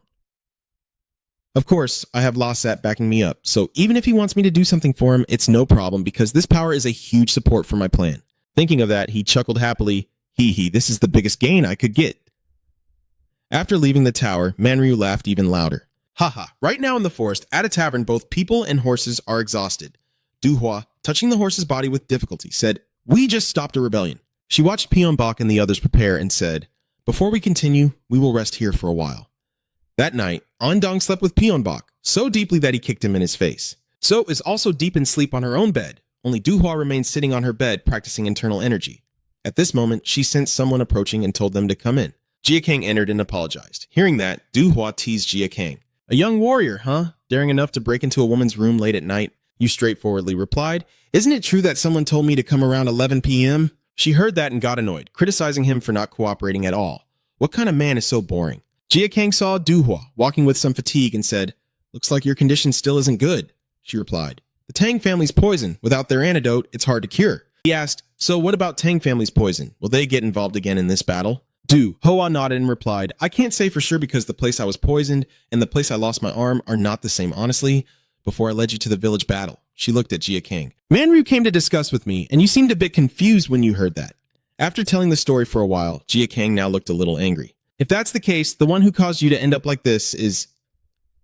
Doohwa nodded. Yes, Tu Long and the Jago sect were both mobilized and had set up an ambush in advance. It seems he has predicted that we will part ways. You're a bit angry right now for leaving. Doohwa saw that and said, "I know your nature, so I will tell you not to blame yourself for that. It's my fault you ended up like this." My hand trembled as she held the handle of the teapot, saying from the beginning, "I never intended to agree to his proposal. Are we still going to have to endure more pain to get what we want? So I called you here at this hour because I have a few things I want to tell you. I want to pass on all my remaining experience about Beachdong Chukwang and Wu Lei Thiem Thuat to you. What I've learned is not everything yet. That's right, what I've taught you before is only part of it, not the whole. I overheard the hidden story behind the 5 Thunder technique from you on the way here. I have a few guesses that your past suffering stems from the Thunder technique, the martial art unique to your family. I wonder if this is the kind of technique you can easily pass on to others. Why did you choose to teach it to me?" "A person who doesn't belong to either your secret sect or your martial school," she replied, "because both you and I chose to stay instead of leaving. You probably started to feel more responsible for us after the recent battle, right?" Jia Kang lifted his tea to drink and listened to Doohwa. "Actually, I should have told you that you don't need to take responsibility. But the current situation of both me and the secret sect isn't looking good." She held the teacup, her arm trembling so much she had to lean on someone else. "I give this to you. If you can help us with the current situation, this power is also for protecting us." Then Doohwa looked at him and said, "I didn't pass on this so you could fight for us. Mastering the 9 radiance of the 5 Thunder Heavenly technique will definitely be very useful for you. Do you remember what I said about your physical condition? Your vitality will decrease significantly if you use the Blood Heaven Explosion technique. If you keep going like this, you won't survive beyond 3 years. But there is still a way. Knowing how to activate the 9 light movement of the 5 Thunder technique is a move that creates a barrier for some internal parts of the body. That barrier will accumulate internal energy and then burst out all at once." She explained to Jia Kang about the new technique she taught him once he already had that wall inside his body. If you can use the Bidong 9 Brights of the 5 Thunder technique to create 9 more walls, they will open the only way to eliminate the after effects of the Blood Heaven Explosion technique, which also means your lifespan will increase. That is all the advice I can give you as someone who has built 5 walls. The sixth wall will require the help of the head of the Than sect, the top-grade Taoist Muham. I believe with this personality, you can do it." Jia Kang looked at Doohwa and said, "If that is your request for help, then I agree." "Request for help?" She sighed and looked at him. "I guess our way of thinking isn't aligned anymore. If I keep testing you with a few more moves, there's a high chance I will have additional requests." Jia Kang also acknowledged the truth. "With my current strength, if I don't kill Lai Dong, I definitely won't be able to defeat him." Doohwa was about to speak but then remembered that day. "Later, even if that person is the one you want to kill, please spare him if I ask, just this once." She looked at him and asked, "Did you already know?" Jia Kang then replied, "I was just guessing. Everyone thought he was a chivalrous warrior, but in reality, he was a corrupt and depraved man. Your obsession with the Beckley sect, along with your previous request and the reason why you taught me this technique, has always made me believe that my revenge was for the medicine sect. I must kill Lai Dong to clear their revenge, but I will accept your request. I will personally bring Lai Dong before you to pay for his sins because I promise to accept your request." A moment of silence passed. Then Doohwa nodded slightly and said, "Thank you for not forgetting that." In a small room with faint light, a voice calls out, "Master, please listen to what your disciple wants to say. There is a hidden truth behind Dung Fung's death." Lai Quan stands outside the gate, sincerely looking at Lai Dong. Sim Ha stepped beside him and stopped him, saying, "Please, sir, step back." Lai Quan ignored the old man and kept shouting, "If you were involved, it would surely be resolved. Please order the Alliance to conduct a reinvestigation." Sim Ha continues to hold him back. Sir Lai Dong finally spoke. "Is that all you have to say?" The boy immediately knelt down on the ground. "I am very sorry for disobeying your orders and going to Van Naam on my own. I couldn't think of anything else when I heard that the one who took Dung Feng's life was there. So you also know what you've done. He raised the teacup to his lips and said, "I don't want to hear anything more. Get out." Lai Quan, hearing that, shouted, "Do master, not my father." Lai Deng, hearing this, looked at him with a cold gaze. "I told you to go outside." Then the old man took the scroll out while Lai Deng continued pouring more tea into his cup and drank another glass. He then looked down at the box containing Du Hua's arm on the table, with a note on the lid saying it was returned incomplete without a head, and with all 4 limbs of her. Please send everything back complete. He pondered deeply, and at the inn where Du Hua and the others were resting, and Dong was horrified, clutching his head. "Brother, what are you talking about?" The members of the secret sect also looked just as surprised. "What are you talking about?" He shouted loudly. "Are you out of your mind?" Jia Kang repeated in front of them. Apparently some people still didn't hear clearly. "I will say it again. We will return to our place. Back to Sichuan, Mount Thantan." Everyone stammered and asked, "The mountain? The Thantan Mountain? So now you want us to go to Thantan Mountain?" Everyone started to panic. Why would you make such a decision? Bombi also worried that if we go back there, we will have to face the enemies hunting us down. The others are also a bit worried, saying it's not easy to have escaped, and now you want to rush into the tiger's den? And Dong also looked completely stunned. Then they turned to Du Hua and asked, "Master, are you also okay with this?" She calmly replied, "Yes." Everyone then asked, "Why is that?"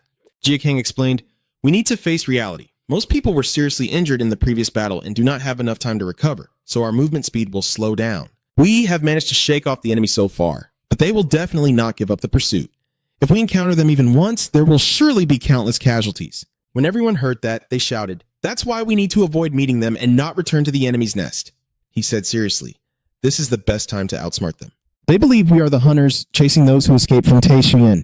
Jia Kang assured everyone that they definitely won't pay attention to anyone entering Taishuyan. Everyone was surprised and looked at him.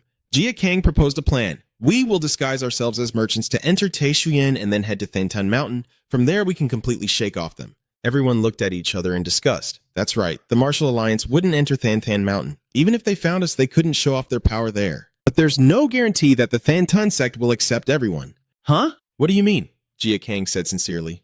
"Honestly, I told you the truth. The reason I want to go to Thantan Mountain is to take advantage of you. If we still have it in our hands when we pass through Thantan Mountain, I don't think the Thantan sect will attack us." And Dong looked at him sadly with tears in his eyes. "Will I become a hostage for you guys? I don't know how my senior brothers and junior brothers are, but my master won't let this go easily." Jia Kang said, "I will try to negotiate with him then, but if he still refuses to back down, we will have to fight." He was stunned by this. "Do you want to fight, my master?" After going through one shock after another, On Dong weakly cried out. A long line, the others looked at each other in disgust. It doesn't seem too reckless. That's right, with this group, the enemies will easily catch us. Jia Kang looked at Du Hua and both nodded at the same time. A group of horses moved into the mountains. Bonbok, leaning on his hand, looked out the window and muttered, thinking about having to transport a ton of supplies back and forth during the day. It felt like we were just sightseeing or something. Jia Kang, sitting outside as a wagoner moving with the group, suddenly his eyes shifted as if he had noticed something. From afar, a plume of white smoke rises. They have arrived. The others held their breath, worried about being discovered. Du Hua also tried to slow her breathing. Everyone stay calm and natural. A herd of horses is galloping quickly toward them. They quietly slipped past the herd of horses, and after they had gone far enough, they kept watching, but also let out a sigh of relief. Then everyone cheerfully shouted, "We really did it! We made it through!" Jia Kang looked back and said, "It's not over yet. We have to act like that when we meet the others. No one will catch us." Bonbok, sitting inside the carriage, chuckled softly, realizing that coming up with this idea in such a short time truly made him a top-notch friend. The starry night sky? In the forest, everyone did a great job lighting a fire and resting. He sighed and said, "Even though everyone is in disguise, it's probably not easy to act natural amidst danger." Du Hua, sitting beside him, looked at Jia Kang and smiled. "You're not part of the secret sect, but you saved everyone's lives. I'm sure they trust you a lot." She looked at everyone resting nearby. But he kept playing with Enong, making So-So sitting beside him giggle, and he felt a sense of peace inside. Then suddenly, Du Hua stood up and said, "I will complete the transmission of the 9 radiance illumination of the 5 thunder technique for you before we leave for Thantan Mountain in a few days." She then looked at him and said, "Your reason for wanting to go to the territory of the Thantan sect is to meet the senior Taoist Muam. Is that correct?" Jia Kang nodded. "First, I will explain to you the techniques that created the 9-colored wall of the 5 thunder technique. As I told you before, the technique is a skill of the Taoist sect. The main cultivation method is to let the internal energy flow like a water dam and then release it all at once. And the 5 Thunder Dragon technique is a technique highly valued by the demonic sect. Through cultivation, the power is amplified by circulating it in 5 different places, which can also be considered the origin of the Blood Heaven Rage technique you use. The 5 Thunder Tremor technique combines the Tremor technique and the 5 Thunder Heavenly movement to amplify the power of those 5 strikes and then creates a whirlpool to harness the full strength of internal energy. But the real concern is that you will suffer serious internal injuries as your blood vessels act like water wheels and accumulate internal energy within them. The 5 Thunder Heavenly Movement technique can damage the blood vessels because of its swirling currents. At this moment, Zoso and Andong are leaning on each other, sleeping peacefully, while Duhua and Jia Kang are discussing techniques. She said that no matter how strong a martial artist is, people often say that using these cultivation methods for a long time can be deadly. And the result of having the idea to compensate for one's own shortcomings is the birth of the 9 bright gates of the 5 Thunder Heavenly Movement technique. The 9 bright gates are related to 9 parts of the body. She kept explaining to him from morning until sunset that he should build 5 sutures into 9 and use the vortex to disperse the energy. This way, he would gain more stable power. Because you have gathered energy into the central dantian, one of the 9 dikes, you now have one of the dikes. Nyakwang Kang nodded silently, understanding what was implied. 2 days later, in the western province at Thantan Mountain, the Thantan sect, a voice echoed. Senior brother, a few people have entered our Thantan sect's territory. It seems to be a group of horsemen with wild animals. What should we do now? Bok-chan, like someone just waking up, massaged his neck silently without answering. And Dong, overwhelmed with worry, was trembling so hard his teeth were chattering. Bon Bok, seeing you like that, was scared and told you to calm down. Just stay calm. I really can't imagine the punishment my master will give me. Jia Kang looked at Andion and asked, what kind of person is Taoist Bok-chan? That is Muam's representative, the one who never wants to show his face, because as the representative of the sect leader, he holds considerable power. A rather hot-tempered person with an even stronger sense of pride, which is why those who dislike him often call him the moving stone. There are rumors that the reason Thantan sect didn't join the martial alliance is because of his stubborn temper. He's not easy to deal with, so it's best to stay away if you can. Then she chuckled softly, but he already had a somewhat strained relationship with me. Hearing that, he looked at her with confusion. Suddenly, Jia Kang felt his whole body grow heavy, as if the air around him was being pressed down. Bon Bok immediately shouted, "Ah!" The pain hit him suddenly. What's going on? And Dong quickly covers her mouth and exclaims, he has arrived. Jia Kang clenched his teeth, struggling to hold his body up as if a tidal wave was crashing down on us from above. It seems that what we just discussed has become reality. Everyone get off quickly if he's already here. Outside, a black shoe is blocking the front of the carriage convoy. Everyone around is now kneeling. We can't just ignore this anymore. On the carriage, you are the first to step down. Jia Kang looked ahead. It was Taoist Bon, and Dong quietly approached and called out to him. Master. Bok-chan at this moment speaks up. I told you not to push my limits again or else you won't get any peace. And Dong looks up confused. It's been a while since I last saw Master Bok-chan. Has Master Mom, the senior monk, been well? His face darkened with anger when he heard her mention that name. That guy. Bok-chan shouted, why do you keep mentioning it when I told you not to? Under that oppressive aura, ordinary people couldn't withstand it. Duhua struggles to hold himself up, staggering. Huh! His limping steps approach as Jia Kang stands in front of Duhua. She looks up at the figure blocking her path, and he gazes back without fear, his eyes filled with hostility. Looks like I know who you are now. Bok-chan looked at Kang and called out, are you the poison dragon? The surrounding air grew tense as Bok-chan looked down and Duhua struggled to stand up. He sighed in disappointment and said, well, it seems that the talented Huang Sak has already been defeated to the point that she needs the help of our junior disciple. Then Bok-chan looked at Andong sternly and said, he shivered and responded with a long, yes. He immediately spat out a curse as a disciple of Thantan sect. How could he be so stupid as to become a hostage and let outsiders easily pass through this area? And Dong, scolded, was a bit dizzy and stammered. Yes, I really don't want to get involved in that, but Bok-chan didn't want to hear anymore and told me to stop making excuses. That bastard's rebellious son angrily shouted, I told you to watch out so that Dulong wouldn't do something stupid, but how come you helped him hurt her? A high-level female nun from the Ngami sect. What do you think? Do you realize how much you've put the Thantan sect in a difficult position? And it's not over yet. You've also led the people, whom both the Martial Alliance and the Ngami sect are hunting down and killing right here. Are you out of your mind? And Dong stammered an apology after hearing that. Master, I am sorry. He looked at Jia Kang with a hard, unyielding gaze and scolded, useless disciple. From now on, I am no longer your master. Without you, I am not lacking disciples. He listened and started crying silently, then scolded his disciple. Bok-chan looked at them and said, I will overlook you taking the dong to hold as a hostage to hide in our territory. This time I will let it go, because it was my foolish disciple who caused the trouble. Then he pointed his staff towards the distant wooden house and said, that small temple is where I trained in the arts when I was young. Go there to rest until you fully recover. I will not interfere with what you do there. Everyone breathed a sigh of relief, but Bok-chan drew a line with his staff, and no one was allowed to cross it. Du-hua listened quietly for a moment and then replied calmly, it will be as you wish. Then he turned and walked away. At this moment, Jia Kang's voice rang out, I refuse! And Dong, hearing this, anxiously covered his face. Du-hua also looked over with confusion. Bok-chan, hearing that, looked back with a cold gaze and asked, what did you just say? We came here to survive, not to die. He replied, Did I tell you to go and die? Jia Kang immediately voiced his suspicion. You said nothing would happen outside the line, which means it's only us left to handle things here. Is that not just a simple line on the ground, and does the Green City faction's hidden message mean that no matter what happens, you will just stand by and watch? That's why you left after drawing that line. Your intention is to have us die here. If you accept us, I hope you take responsibility for all actions on your territory. Bok Chan, hearing what he thought was a ridiculous story, let out a laugh. Ha! Then he said you are wise, just as the rumors about your ruthless nature suggest. All right, as you say, as long as you remain within the territory of the Thantan sect, I, Bok Chan, will ensure no one dares to approach you. I, Bok Chan, swear to that. But beforehand, I had a test to see if he came before your family, to assess whether your rank was enough to make such a shameless proposal to me. Bok Chan then laid out the rules. The test consists of 3 stages. If you do not move from your current position until it ends, I will acknowledge your ability. Then what if I refuse to do so? He replied. I will still keep my word. Jia Kang hesitated and asked, so what if I win? Bok Chan, thinking he's hearing something crazy, replied, don't even dream about it.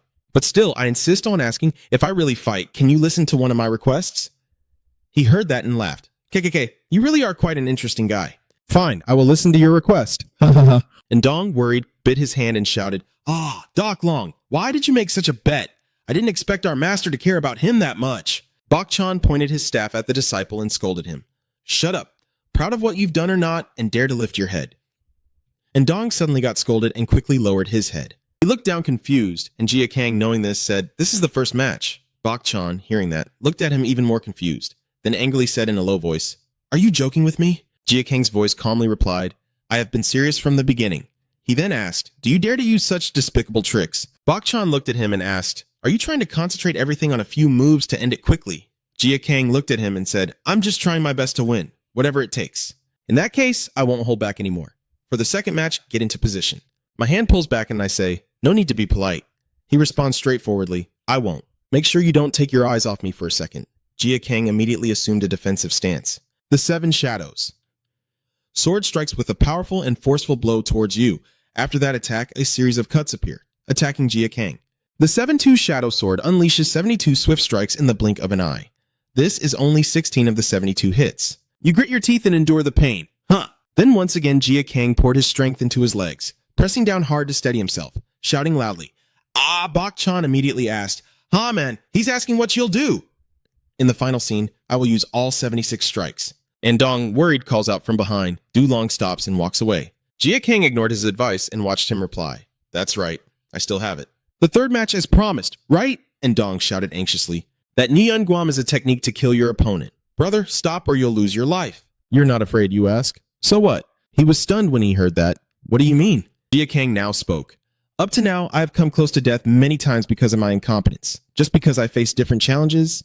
But that doesn't mean I will give up. Bok Che then laughed and said, you fool! He's right. Learn from him, my foolish disciple.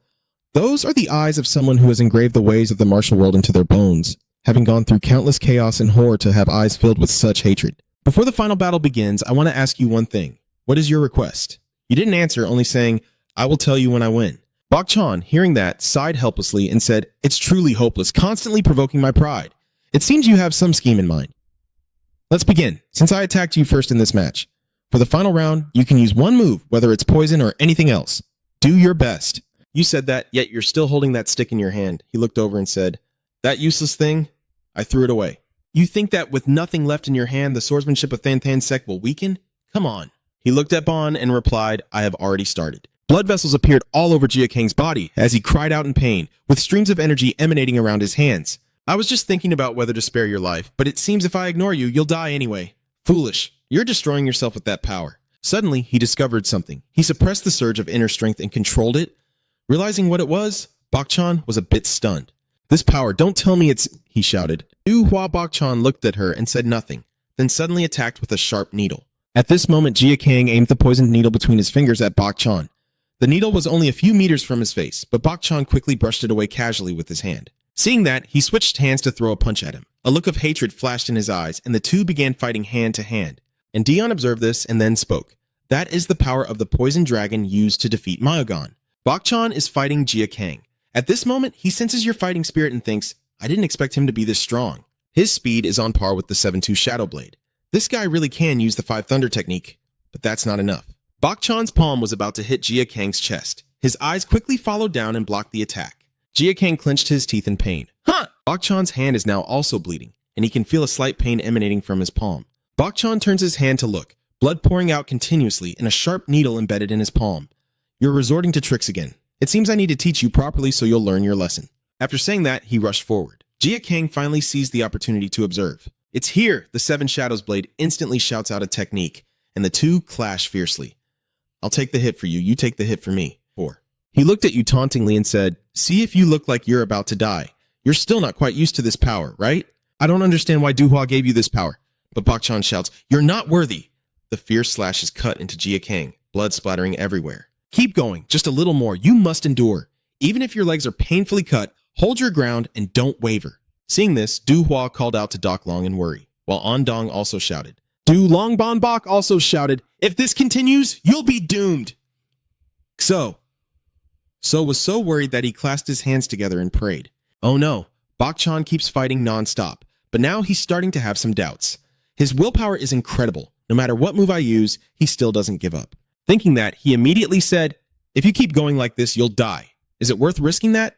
Jia Kang gritted his teeth and responded, resisting. There is no success without sacrifice. I am just using everything I have to win. For the sake of revenge, the medicine sect was unjustly sacrificed. Swish, a slash cuts across your body, splattering blood everywhere. After that strike, even though my body hurts more, my legs still won't move. Blood drips down my face, splattering onto the ground. Bok Chan looked at Jia Kang and said, I thought you were a killer from the Ta sect, but it turns out you're just someone with your own goals. Alright, I acknowledge you. I will spare your life for your resilience, but you immediately deny it. No, I've already won. Although I have little strength left, Jia Kang still looks up with determination.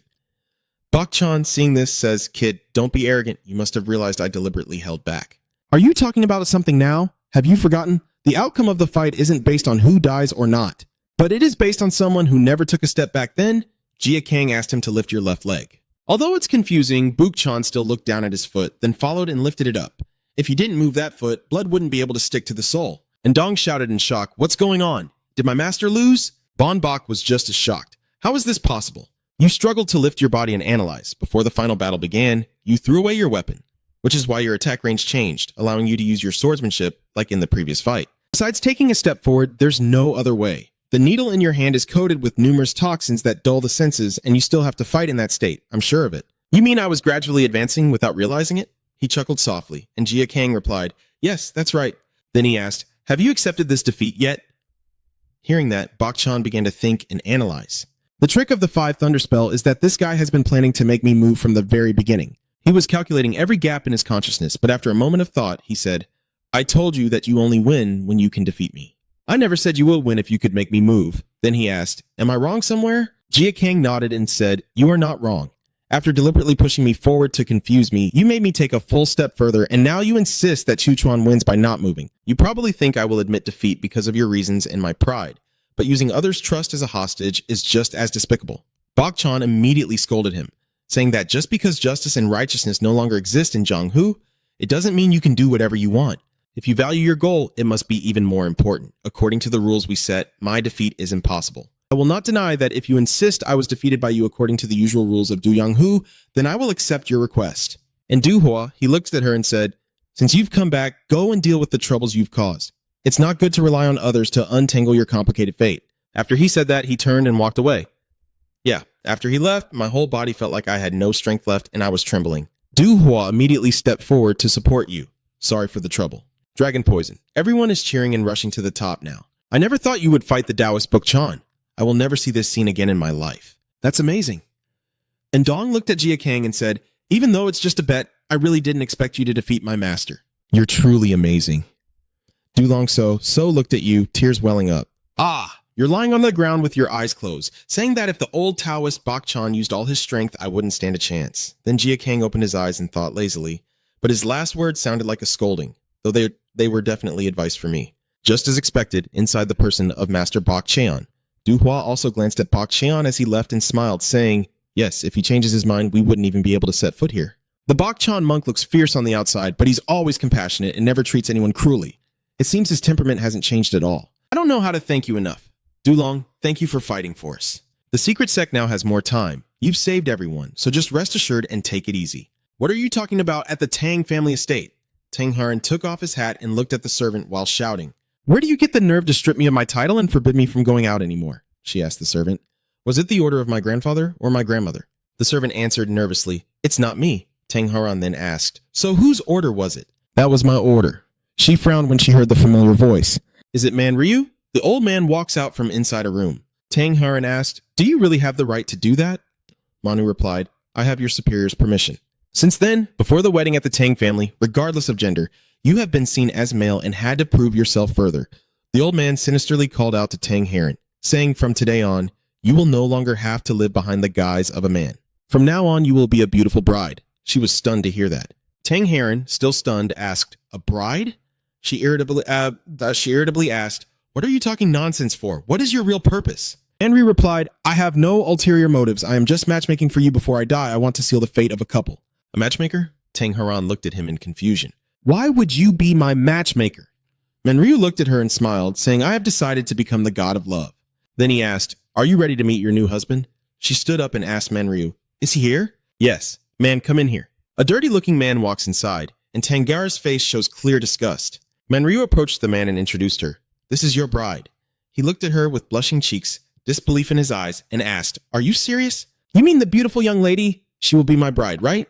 The old man confirmed. "Yes, let's talk together." He immediately adopted a perverted look and approached her, calling out, "Ah, beautiful lady?" Tang Haran felt a shiver run down her spine. Her hand clenched around the whip, then she struck the man forcefully. He cried out in pain, "Ugh!" Then she collapsed onto the ground. The maid beside her screamed in horror. "Oh my God!" Manryu looked at her and said, "Looks like you're not very pleased with the person they chose for you. I'm truly disappointed, but since you've already done that, I'll find someone else to come here. If you insult me, at least do it properly. What do you want? Speak quickly." Old man New immediately achieved his goal and threw an object at her. Tang Haran raised her hand to catch a white bottle and looked at Manryu with confusion. After throwing it, he explained, "This is the antidote for the toxin on my fake leg. I received word that evil sect is with the Thon Thon faction, so use this as an excuse to give it to Du Hua to get close to them, and then seduce your new husband." Du Long Manryu smiled and said, "That's what I want you." "What did you just say? Where do you get the nerve to talk to me like that, you damn pimp? And you want me to deliver this to whom, huh? It seems you're really tired of living, huh?" She angrily swung the whip up. Immediately, a green jade pendant appeared before Tang Haran, and she froze. "What about the Lasat token? How do you have that thing?"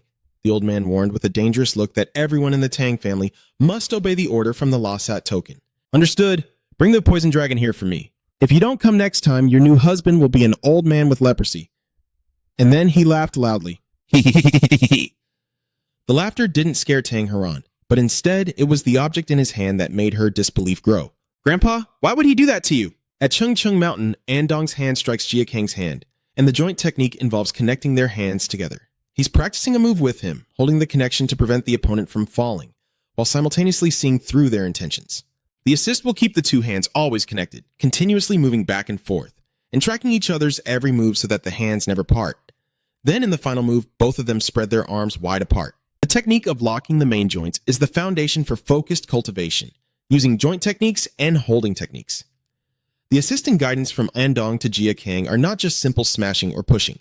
He rubbed his arm and replied, "Understood. The goal is to see through the opponent's intentions and the direction of their force, then to get ahead of him. Can we train a little more? Cha, Doc Long, your focus is truly impressive." He looked at you with admiration and said, "We've been training non-stop since this morning." Bon Bok called out to them from afar, "Stop what you're doing and think about someone else for a change." He pointed to the bucket and told the girl to bring cold water for both of them. She has gone back and forth 3 times to change the water. Soon, the tray was placed on the ground. Jaka sat beside me, recounting how all my plans failed when I fought the Bakshan wizard, so I deliberately revealed a weakness to hurt him. From now on, I will have to face martial arts masters like that. I can't just rely on luck. I want my plans to be effective when I need them. I must find more ways. And Dong finished his drink feeling refreshed and replied, "Don't be too hasty." Then he looked at you and said if it were you, you would definitely improve very quickly. Bon Bok, standing far away smoking, added that he also trains day and night. "I hear that when you're free, you go looking for something again. I bet you're making more poisons or something. You are truly resilient." As if remembering something, he asked Ama, "Why haven't you returned to the sect yet?" And Dong hesitated and answered nervously just as a loud shout echoed through the Ching Cheng sect. "You still dare to show your face here? Unless the sect is destroyed, don't even think about coming back." Stupid Bok Chan chased after him with a stick, shouting insults, and Dong covered his head and ran away. He remembered that scene and replied, because my master was furious. Then Andong hugged So's leg to be comforted and said, "It seems my master is really angry with me, so I will stay with everyone for now." At this moment, Jia Kang looked over and smiled, saying, "Thank you. I've learned a lot from you." And Dong suddenly remembered something and exclaimed, "So I get free food and accommodation here, right?" Haha, on a mountain peak, a person in blue robes is watching them. That is Bukchan standing with a cane, silently observing. Tonight at the Wooden House, you are practicing a new move when a wonderful voice suddenly sounds out. Du Hua cheerfully says, "You have now surpassed the first light of Bichdong 9 lights and the 5 thunder technique. It seems that the second light is not far from you because the monk Bukchan has agreed to your request, and you will soon meet the senior monk Muam. But before that, you need to prepare carefully." Cough, cough. Jia Kang replied, "I have a decent master, so it will definitely be effective." "Why are you suddenly talking nonsense like that?" "Maybe it's because I look so fragile. After my internal strength reached the peak of purity, the toxin was nothing to me, but now I have paid a heavy price for my arrogance." "Can't you detox yourself anymore?" "If I try to force it out, my bloodline won't remain intact for the rest of my life, so I'm using a burning method to push it out bit by bit. But because of that, my internal organs have been damaged. I've never heard of this type of toxin before." "You suggest I take a look at your body then?" Du Hua responds accordingly. "I know my limits, but I won't refuse Jia Kang's help."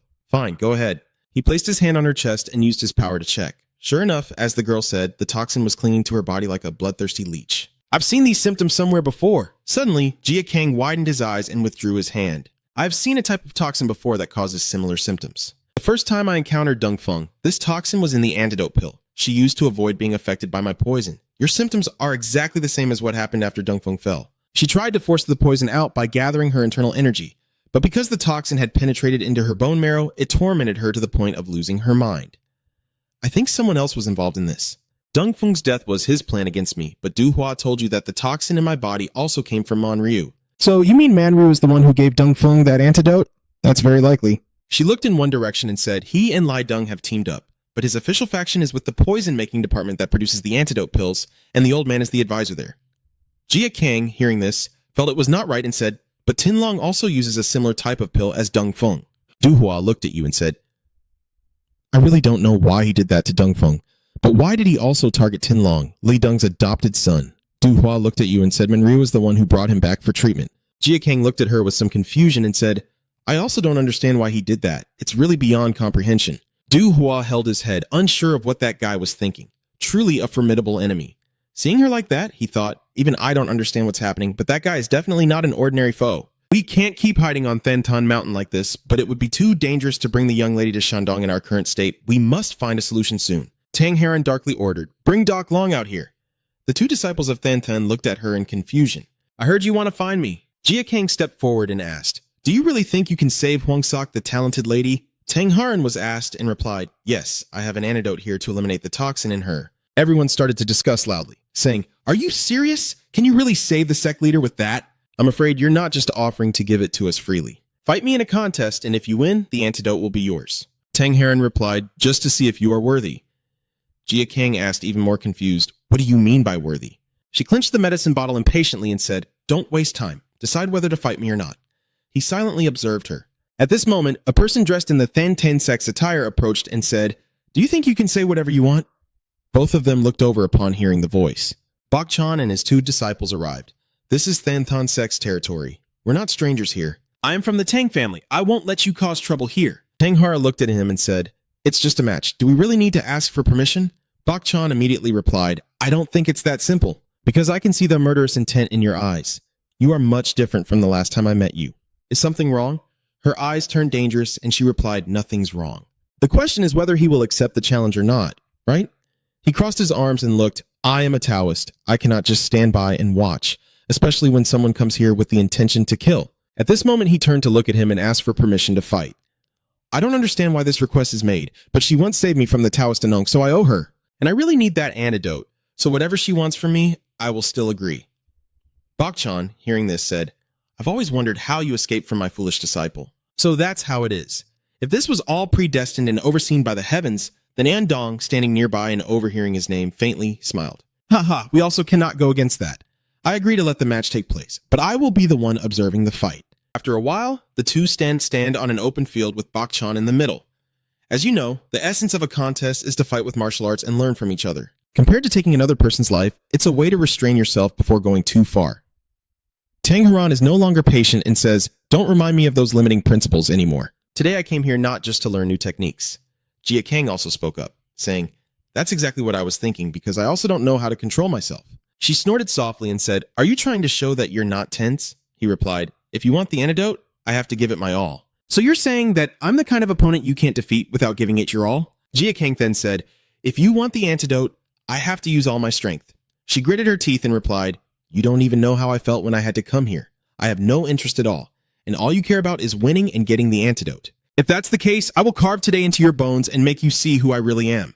Tang Haran shouted angrily, wielding his whip. At this moment, Bak Chan signals that I shouldn't see what I have endured in this world all these years.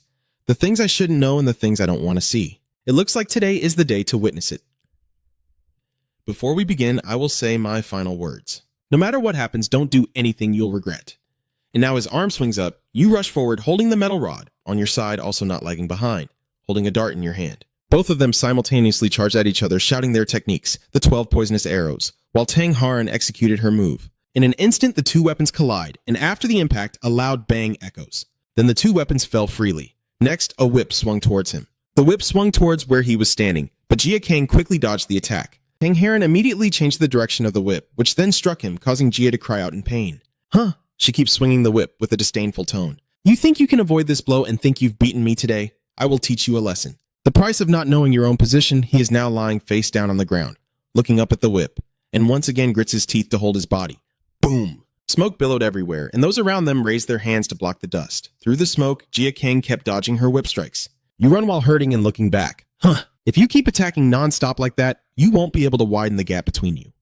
At this moment, Tang Haran saw Jin Gang running and taunted him. "Are you planning to keep running like that?" She clenched her teeth in anger. "How could someone like you be worthy? How could you be worthy of becoming?" He kept running and analyzing, just like when he fought Dong Feng, meaning a surprise attack from afar would be the key to winning.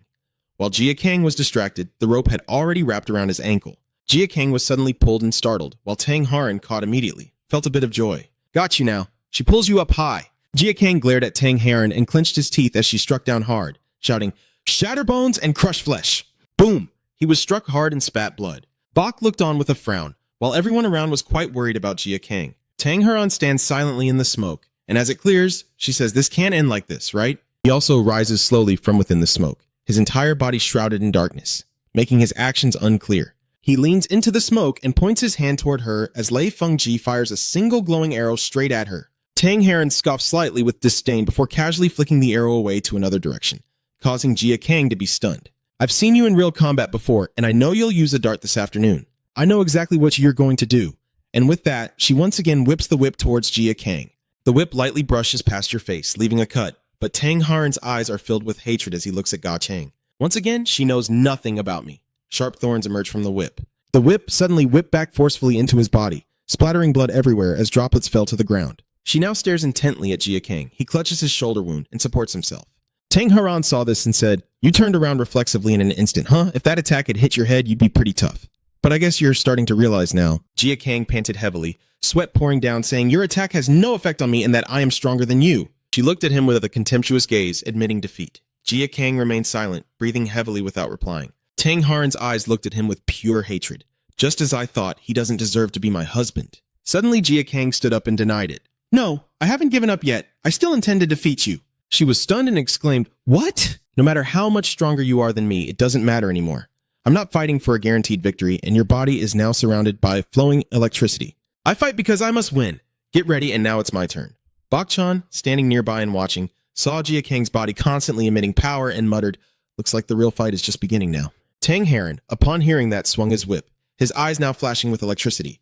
Jin Gang could feel every move of his opponent. I saw her attack coming. When she swung the whip towards me, Jin Gang tilted his head to dodge. I can now see the entire trajectory of her whip, something I couldn't perceive before. "Yeah," she shouted, "I have that move of yours in the palm of my hand. Don't think that having a bit more internal strength makes you invincible." He ignored her words and focused on his own thoughts. "You must focus on avoiding all her attacks before she swings her whip again," her eyes blazing with intensity. "I have to go inside." He stomped hard on the ground, locking his ankle tightly. Bak Chan looked on with some surprise. Is he channeling the power of the 5 Thunder technique into his feet? Wait a moment. There's no way to know about the 9 Brights, 5 Thunder technique, 2 Brights, or the Eternal Gate Point. Tang Haran was completely surprised by Jin Gang's unexpected action. The full body joint locking technique, the fierce dragon seizes the entire person, and the boy rushes toward her. Tang Haran only then realizes the danger and thinks quickly, but she immediately jumps up, and no matter how much you push, I will always pull back the whip. She quickly retracted the whip and swung it again, catching it in her hand when it was swung down. What the heck? Tang Haran's eyes widened in shock. Does he not catch my whip with his hand? Then he pulls hard, and she screams in pain. Ugh! Her whole body was pulled forward by Jin Gang's force. Tang Haran's entire body soared into the air. She saw your arm starting to strike and shouted, "That move won't work first." Both of them swung their staffs at each other. Then she was thrown back, somersaulted through the air, and then crashed down behind Jin Gang. After landing, she looked at him while Jin Gang also prepared and looked at Tang Haran. Both of them charged at each other again.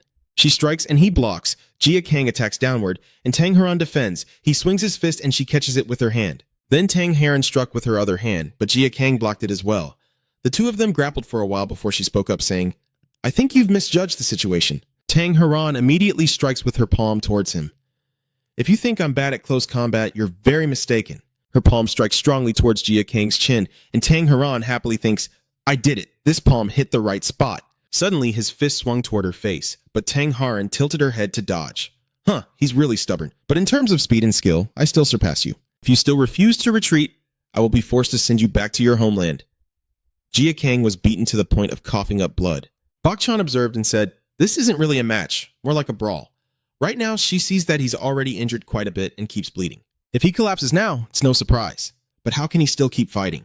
This move is obvious. Suddenly, Tang Haran realizes something, then she quickly retreats. Her foot pushes down on the ground, creating friction that causes a faint cloud of smoke. No, it's not that. His true strength is his unyielding will. Tang Haran only then remembered, her face slightly pale.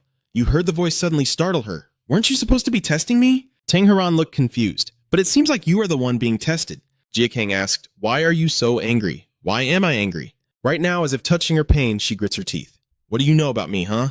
She clenched her fists and then shouted, "You disgusting creature." Then once again, she charged at you. Don't pretend to know your place when you have no idea where you stand. And don't stand in my way either. I hate you. Du Long. In Tang Haran's memory, she once wanted to become a queen.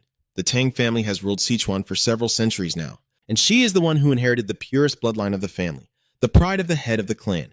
Although born a daughter, that has never been a limitation for her. The current head of the family is no longer the ancestor, but the matriarch, Tang Wai Ok, Mai Hua Fu Nyan.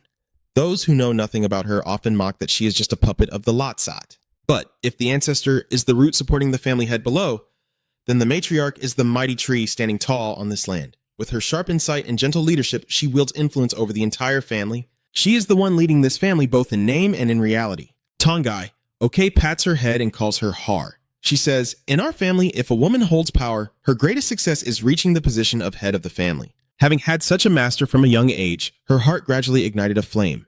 To surpass Sichuan and rule the world, the dream of becoming a sect leader, expanding the family, and elevating the clan to new heights is what I have always longed for. But over time, she realized she wasn't capable of doing that. But I didn't give up because she believed that if she trained harder than others, one day she would achieve that dream. That's what she thought. But the image of Manru that day appeared. Go seduce the poison dragon by any means necessary. In the end, she was still just a weak person unable to resist the fate laid out for her. If her life was destined to end this way, then was everything she had strived for all these years meaningless? She is furious at her family for always abandoning her and at her grandfather for handing her over to someone like Manryu. Now Tang Haran angrily rushes toward him. You, the one destined to be bound to me only because of Manryu's thoughts, the one who rises up to fight against everything. Why haven't you ever given up? Not even once, even when facing despair, huh? You, someone who knows nothing. Her clenched hand is now bleeding non-stop. Jin Gang remained silent, not replying. After a moment of resentment, she wondered, do I know? Tang Haran's eyes now grow weaker. My anger isn't because of you. Honestly, I'm just angry at myself for coming here without any resistance. Then she looked up. Maybe I truly admire you. Tang Haran saw the resilient face of the boy looking at her. Then she told him to surrender. Tang Haran knelt before Jin Gang, silently looking at her without saying a word. She also remained silent, bowing her head without saying anything else. Only then did everyone gradually return to their normal state and ask, "Really? That's all? Did Doc Long defeat that young lady from the Tang family?" Bak Chan replied, "That's not just an ordinary young lady from the Tang family. Only a few people know about her because when they go abroad, they usually move secretly according to the rules of the Tang family. That young lady has strength comparable to the 3 dragons and 4 phoenixes. She is the one Du Long defeated." Then, as if recalling something, he said, even though it seemed Tang Haran didn't fight with full strength. After a while, she spoke as promised that she would give you the antidote. But I have a request first. Tang Haran looked up awkwardly and asked, "Can you accept it?" Kang listened and looked at her in confusion, and she explained, I was ordered to bring you back to Tangjia to marry me, but that was not my intention. Moreover, I do not want to carry out such an order, but I have to abandon that idea. If I return to Tang family empty-handed, I will surely be executed for disobeying the Lasat order. So please agree to become my sworn spouse. I will do everything to help you. I wonder why she has to fight so hard, so that's the reason. At this point, Jia Kang finally spoke. I have repaid all my debts and grudges in this duel. Even if you are the one making the request, I find it hard to accept marriage under these circumstances. I will pretend I didn't hear anything. Then he extended his hand to her, saying, hand over the antidote quickly. Tang Harn silently looked, then placed the medicine bottle into Zhang's hand before standing up and asking what she should do now. If you won't accept me, her expression full of helplessness. Suddenly, Tang Harn heard a noise and turned around, seeing him in pain and nervously asked, what's wrong with you? What's going on? Jia Kang threw the medicine bottle to the ground with force, the liquid inside splattering out in a strange black color. He looked at her angrily and asked, are you sure this is the antidote? She felt it was hard to believe when she heard that. Could it really be true? What did you just say? Is the lady's medicine bottle not an antidote? The alchemist from Tangjia shouted in response to Manryu's words. What the hell is going on? Manryu nonchalantly replied, I didn't know either. I just grabbed what I saw in the cabinet and gave it to her. The apothecary from Tang family, upon hearing that, clutched his head and shouted, if it's in the main compartment's cabinet, I don't know what it is, but it definitely contains poison. If Du Hua loses his life, the young lady will be in danger. I already told you that, didn't I? If the medicine had been effective from the start, these problems wouldn't have happened. Manryu told him that the trouble caused by Deng Feng and Tin Long had already brought enough pain, and that, in the end, their poison was still too weak, and we lost Du Hua. To sort out this mess, I have no choice but to use the beautiful young lady of the Tang family as bait. The old man saw his reaction and quickly reassured him. Don't worry. Du Hua will die from another poison, so Tang Harn will be safe, I guarantee it. But what happens from now on is the real importance. This time, choose the right poison. The kind that will kill you instantly if it touches you. The man who makes medicine for the Tang family said, what kind of poison could that be? Especially for a martial arts master who can use internal energy to boost vitality. Purifying their internal strength is as easy as turning over a hand for them, but poisoning them to death is not so simple. Manryu looked at him and said that if the toxin doesn't affect the martial artist's internal energy, then anyone can resist all poisons. Who hasn't heard of the deadly 8 poisons of the Tang family? What nonsense are you talking about now? He waved his hand to dismiss the doctor beside him, who immediately bowed and left. The man working as a pharmacist at Tangji asked, how can we use those 8 deadly poisons? With my status, I definitely can't get them. Hearing that, the old man immediately raised a jade pendant and said, this token will be responsible for everything, so bring them back to me at all costs. The man from Tang's pharmacy exclaimed, is this the Lasat command token? No way. The old man laughed and said there will be even more unreasonable things to come. So the ancient 1,000-year-old fortress will soon be reduced to ruins. The medicine man from Tangjia immediately guessed you meant the 1,000-year-old fortress was the Thanthan sect. Will the Thanthan sect be destroyed? But first, we will visit the Ngami sect and discuss how to handle that ancient millennium-old fortress. Then the old man supported himself down from the bed. If the Naga sect refuses to listen to us, we'll eliminate them immediately. I will need Lai Dung, but it's quite risky. I've accidentally crossed paths with Lai Dung a few times before. Wait a minute, I still need to meet the Martial Alliance leader. What did Lasat say about the Martial Arts Alliance leader? The man, making medicine at the Tang family house, broke out in even more sweat and then knelt down, saying, I will bring them back to you. I will do my best to follow your orders, Lasat. The old man smiled and asked, got it? Prepare the strongest poison from the monastery for me. A poison strong enough to kill the highest of Murim. And quite respectable, too. If you fail again, the Tang family will be walking on the edge of death. Then the old man laughed loudly, ha ha ha. In the evening at Thantun Mountain, footsteps echo as Bok Qian walks steadily. He walks to a peak where a shadow sits, as a warm yet freezing moonless night intertwines. Bok Qian quietly gazed ahead, creating an atmosphere very different from the morning sunrise and dissolving the darkness. I can feel it, even if I can no longer witness it myself. The sect leader, dressed in the attire of the Thantun sect, is sitting in meditation looking very peaceful. Bok Qian then speaks up, saying, Sect leader, I have something to report. That man replied, I heard that the young lady has proposed marriage to Du Long and even brought poison as a gift. Do you know what kind of poison it is? He replied, it's just a mild venom from a cobra. The person called the sect master scoffed at that, saying, that's low level indeed. It seems she has been abandoned. At this moment, Tang Harn is sitting under a tree, burying her face into her arms. So where is she now? Seems like she's with Du Long, and they appear to know each other already. Bok Qian looked at the man in front of him and said, Junior brother, something's not right. Why are we treating someone from the monastery this way? I'm afraid we won't let him finish speaking. The man immediately replied, yes, I fear a storm is about to arrive soon. His eyes, hidden behind a blue cloth, could not conceal his handsome appearance as Muam, the sect master of Thantin, On the full moon night at Thantan Mountain, Muam told Bon that not long ago he had a chance to speak with the supreme monk of the Ngami sect. He said that times have changed and the Ngami sect has decided to take the lead into the new world. Bokchan, holding his staff, said there's no point in listening to those who have left the sect because the Ngami sect has long since abandoned the Murim alliance. He listened to him and smiled, saying, "Everyone has their own perspective. People often say that Buddha doesn't have just one form, but even if there are 18,000 different ways of thinking, as long as their common goal is to pursue goodness, that is nirvana." Bokchan then said, "It's just superficial glamour. I won't confront the Ngami sect anymore," and then sat down beside Muam. He then replied, "That is the goodness you want to pursue." He then said, "I don't like the words and actions of that high monk, but I can't ignore it." Then he looked at Muam and warned that if a storm is coming, you will have to make your decision soon. Before there's no chance to regret, Muam remained silent and did not reply. In Thantan Mountain, I have something to ask. Jia Kang, standing in front of Tang Haran, who is bowing his head on a pillow, painfully asks, "Man Ru, what is he to you?" She didn't look up at Jia Kang, but simply replied, "He has been working for the Tang family for a long time, and to acknowledge that, my grandfather fully supported him. What he has in his hand now is the Demon Slayer badge representing the Demon Slayer and has full authority to do whatever he wants." Jia Kang felt something suspicious upon hearing that. "I came here because it was also his idea. Hearing that, you ask why he let you come here." "That's what I've been wondering." Then Tang Haran asked, "What did you do to make him so obsessed with you?" When asked, Jia Kang told her, 9 years ago, Manru attacked my sect at the Thousand Flowers Valley of the Mok Sao sect, slaughtering everyone in my family and my sect. Then he took me, the only survivor, and used me to test poison. To take revenge, I killed him. I thought he was dead, but he's still alive out there. I only realized that a few months ago at Na Village, my enemy. He thinks I am the one who took everything from him and hates me for it. But I will definitely use these hands to kill Manru again because I will not let any enemies of the Duok sect survive. Furthermore, I initially believed that what Manru did was only because he wanted to." Jia Kang looked at Tang Haran and asked, "But you just said that Manru and the Tang family are in cahoots, so what role does Manru have in the Tang family?" "I cannot reveal the secrets of our sect to outsiders. I must keep them hidden until my death." Jia Kang slammed his hand down on the tree above Tang Haran, making her stare at him in shock. They looked at each other, and Jia Kang asked coldly, "What is the purpose of Manru and the Tang family?" His eyes full of murderous intent, he demanded, "Tell me," and she was so overwhelmed by his gaze, she felt like she was about to suffocate. Then Tang Haran replied, "Manru, according to Tang family's request, they are currently testing the poison throughout Jianggu. It is a large-scale poison that affects everyone." When Jia Kang heard that, his previously gloomy face became even more grim than he had imagined. Could that be the poison used on Dongfeng, Tinlong, and Huangsak Tai Nuang?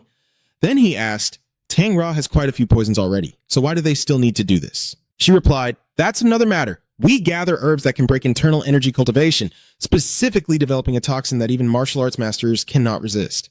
Jia Kang found it hard to believe and asked, "How is that possible?" "There are some things I don't really understand either." She clenched her jaw and looked away because that ancestor never said a word to me. Hearing that, he remained silent for a few seconds before telling the Tang family of Sichuan. At this point, Tang Haran knew she had said everything to Jia Kang, and she muttered, "I have refused the orders of the Bai Lasat and broken the family rules, so I might as well die. No, when I return to the main sect, the punishment for me will be worse than death. You said you wouldn't accept me, right? So the only choice left for me now is for you to realize what she's about to do." Splat! Blood splattered everywhere. "I don't trust the Tang family. They're all suspicious." "Someone from the Tang family. But don't even think about it." Jia Kang pinched her wrist with 2 fingers to stop her from biting her tongue, blood now dripping all over his fingers. "Jia Kang told me to end his own life in front of me." Seeing that, Tang Haran forcefully pushed him away and said, "If you won't accept it, then let me end it myself." Her hand trembled with anger. "I don't know why they abandoned me, nor do I understand what will happen next. I don't know anything. I don't know what situation you're in. But if there is something holding you back, you just need to fight until you understand. Right? You stand facing away from the light, looking at her. If you have the strength to end your own life, then use it to lift yourself up. Keep fighting. Only you can prove you're on the right path." Tang Haran now hides her face inside her shirt, tears streaming down, when suddenly a figure dressed in red appears in the distance where they are standing. Hisuso carries a plate of rice and approaches, hesitant upon seeing them still talking. Then the scene shifts to a small house where Duhua is resting and asks, "Did you arrive?" The young warrior Jia Kang opens the door and replies, "Yes, I returned after talking to the Tang family young lady." Hearing his tone, she immediately says, "It seems you have discovered something." Jia Kang sat down and looked at her as she replied, "They are researching and producing a large quantity of a very powerful toxin that affects anyone. Manru was involved in developing that toxin. Maybe the poison bothering you is a result of Tang family's research." Hearing that, Duhua replied, "Tang family has always been researching poisons, so it's not surprising." He looked at her and said, "At first I thought so too, but the more I think about it, the more their actions seem very contradictory. So it depends on each person's body structure. One is an inactivated poison, and the other becomes a pill for them. Accordingly, poisons are things that become less effective the more you focus on their flexibility, King explained. And just like you, martial arts experts can't avoid toxins destroying their internal strength. But the truth is, both Dongfeng and you have already been defeated. This really is a mystery. It's all just my guess, but based on what that young lady from the Tang family said about the herbs, I think it's related to this. The annihilation of the medicine sect in the Central Plains. Hearing your analysis, she looked a bit surprised. Are you talking about what happened to the poison sect 10 years ago? Gartang replied, yes, I heard from Old P that a battle broke out between the poison sect and the medicine sect in the Central Plains. The poison sect was the victor in that battle, and Zhengjie was the leader of the poison sect. I believe that is where Zhengjie first got involved with the sect's transaction records. So you're saying the transaction records? He quickly explained to her that most of the herbs cultivated and gathered by the medicine faction had been used to deal with local pharmacies or local sects. Therefore, the transaction records of the medicine faction would include details about the herbs used by each local sect. Duhua, upon hearing that, looked in shock at King. If the sects need to use herbs, they will choose the types that best suit their internal energy techniques. I see then. If they understand the types of herbs commonly used by the sects, they will know which ones can strengthen or harm the internal energy cultivation of each sect. Duhua holds her chin, knowing that even martial arts masters are ultimately limited by their own internal energy techniques. If that information falls into the wrong hands, they will become prey to poisons. The poisons are optimized to target those weakened in their martial arts, and are also designed for even the highest level martial masters. She seemed to realize something terrifying, her eyes widening. He looked at her as if confirming it once more. What kind of crazy thing is Tang Jia doing? What are they planning with such a dangerous poison? In a prison cell, a man with black hair covering his face screams, "Who are you guys? Why did you lock me up here?" The dangerous look outside the bars looked inside as he talked with the person beside him, asking one last time when he took the medicine. You think causing all this will get you out of here? Master, you are Hamgun, and the internal energy technique you have learned is the Tu Duong Huiyan Thuit. Yuan Liang Sect Pai Yong shouted angrily. You bastard! You knew I was a disciple of the Sun Hua Sect, and you still did this? He asked. Who the hell are you? Oraboni responds with the Tu Duong Huiyan Thuit. Huiyan Lung is a technique that concentrates internal energy based on Tu Duong Huiyan Thuit. I hear only the sect leader can master this secret skill. Is that correct? At this moment, he seemed to recognize that person and hesitated for a moment. Wait a minute. I have seen you before. He stammered in shock. No, this can't be happening. You're watching closely, right? Mon Bi-ong's hands are bound, looking around at the four walls with a bewildered expression. What is going on? Why is the Tang family treating the Sunhua faction like this? He still doesn't realize that he was long ago turned into a test subject by the Tang family and still dares to act tough? You don't know anything about me. Oraboni stands from afar, smiling strangely. Enough talk. He continued, I have restored your powers. Get up and stop talking so much. Do you think we will easily overlook this? You better have a good reason for kidnapping me. Oraboni seems to hear a joke. What do you mean? Before he could finish his shock, he said, I never said I would let you go. I only see him standing in front of the prison gate with his hands out. But from now on, I will give you a chance. I am the only one standing in your way, so try to find a way out. Those words are nothing but blatant provocation. Whatever internal energy technique you want to use is up to you. Mon Bi-on gritted his teeth in anger at the challenge. I don't know what you're trying to do, but he used the hidden technique Quang Fi Tiet Quag, and suddenly 3 identical figures of him appeared. I didn't expect you to dare challenge a disciple of the Sun Hoa sect. I will make you regret it, Rakshasa. Then, Mon Bi quickly darted forward at lightning speed, moving nimbly to attack from multiple directions with Ko Long Chi and Ngung Nguyen Suk, forming fists with his hands while kicking with his feet. Orooni remained still, silently observing his opponent's actions, but in truth he had already grasped every move in his heart. He only needs to land one strike to catch Mun Bong. Luckily, he managed to escape and jump up, forming a large flame with one hand, attacking him while shouting loudly. But as expected, Oraboni's strength is not to be underestimated. With a flick of his hands, Moon Bong was sent flying. He watched the scene with a bewildered expression, wondering if just using internal energy was enough to block my attack. Then, a swift strike aimed at the neck, followed by a fall flat on the ground. Your agility is impressive, but it's nothing. Mun Bong crawled on the ground, trying to retreat, while Oraboni stepped forward slowly and said, Is that all you've got? Actually, from the very beginning, he had his subordinates inject poison into Mun Bionong's body. The needle was stuck and you were poisoned. He wouldn't surrender. With this Tu Duong Huiyan Thuat toxin, it's just a small matter for me. As soon as he finished speaking, Mun Bionong gasped and stared fiercely, while Oraboni watched him endure the pain bit by bit, smiling with great satisfaction. No way, can I really not resist this poison? The smile on his face keeps widening. Oraboni raises his head and shouts loudly, Controlling your death illusion magic is no longer far off. The scene shifts to a forest with a large lake in the middle, where Jia Kang is bathing with his 6 bodies, but his mind is still preoccupied with the Tang family, unsure of their true purpose. especially since they are now producing a powerful poison on a large scale that can defeat all martial arts experts. Thinking of this, he slightly furrowed his brow, unable to help suspecting that their production of poisons was connected to the slaughter of the alchemy sect in the Central Plains 10 years ago, a place that had become a ruin in his memory. After the alchemy sect in the Central Plains disappeared, the alchemy sect in Yunnan also collapsed. Could it all really be just a coincidence? Jin Gang looked at the flowing water ahead, determined to uncover the truth behind these events for revenge. He thought to himself, I have to do this, not knowing that nearby, a figure was always watching him. Jin Gang also sensed someone watching him. He glanced over and realized it was Heron. I'm sorry I didn't realize you were bathing. Then she turned away and hid behind the tree. Jin Gang thought she came here because she wanted to say something. Is something wrong? Heron just wanted to find you to talk. It's nothing. It's just that her voice is getting quieter. I just want to say thank you. I feel very grateful for what you told me yesterday. I spent the whole night thinking about it a lot, about what I should do to prove that I am on the right path.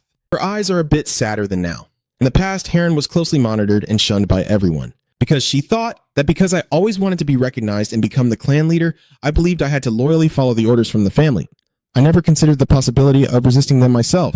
She repeated the words you said yesterday. You told me that if I had the courage to end my own life, I should also have the courage to stand up and fight. As you said, I still have many things I can do.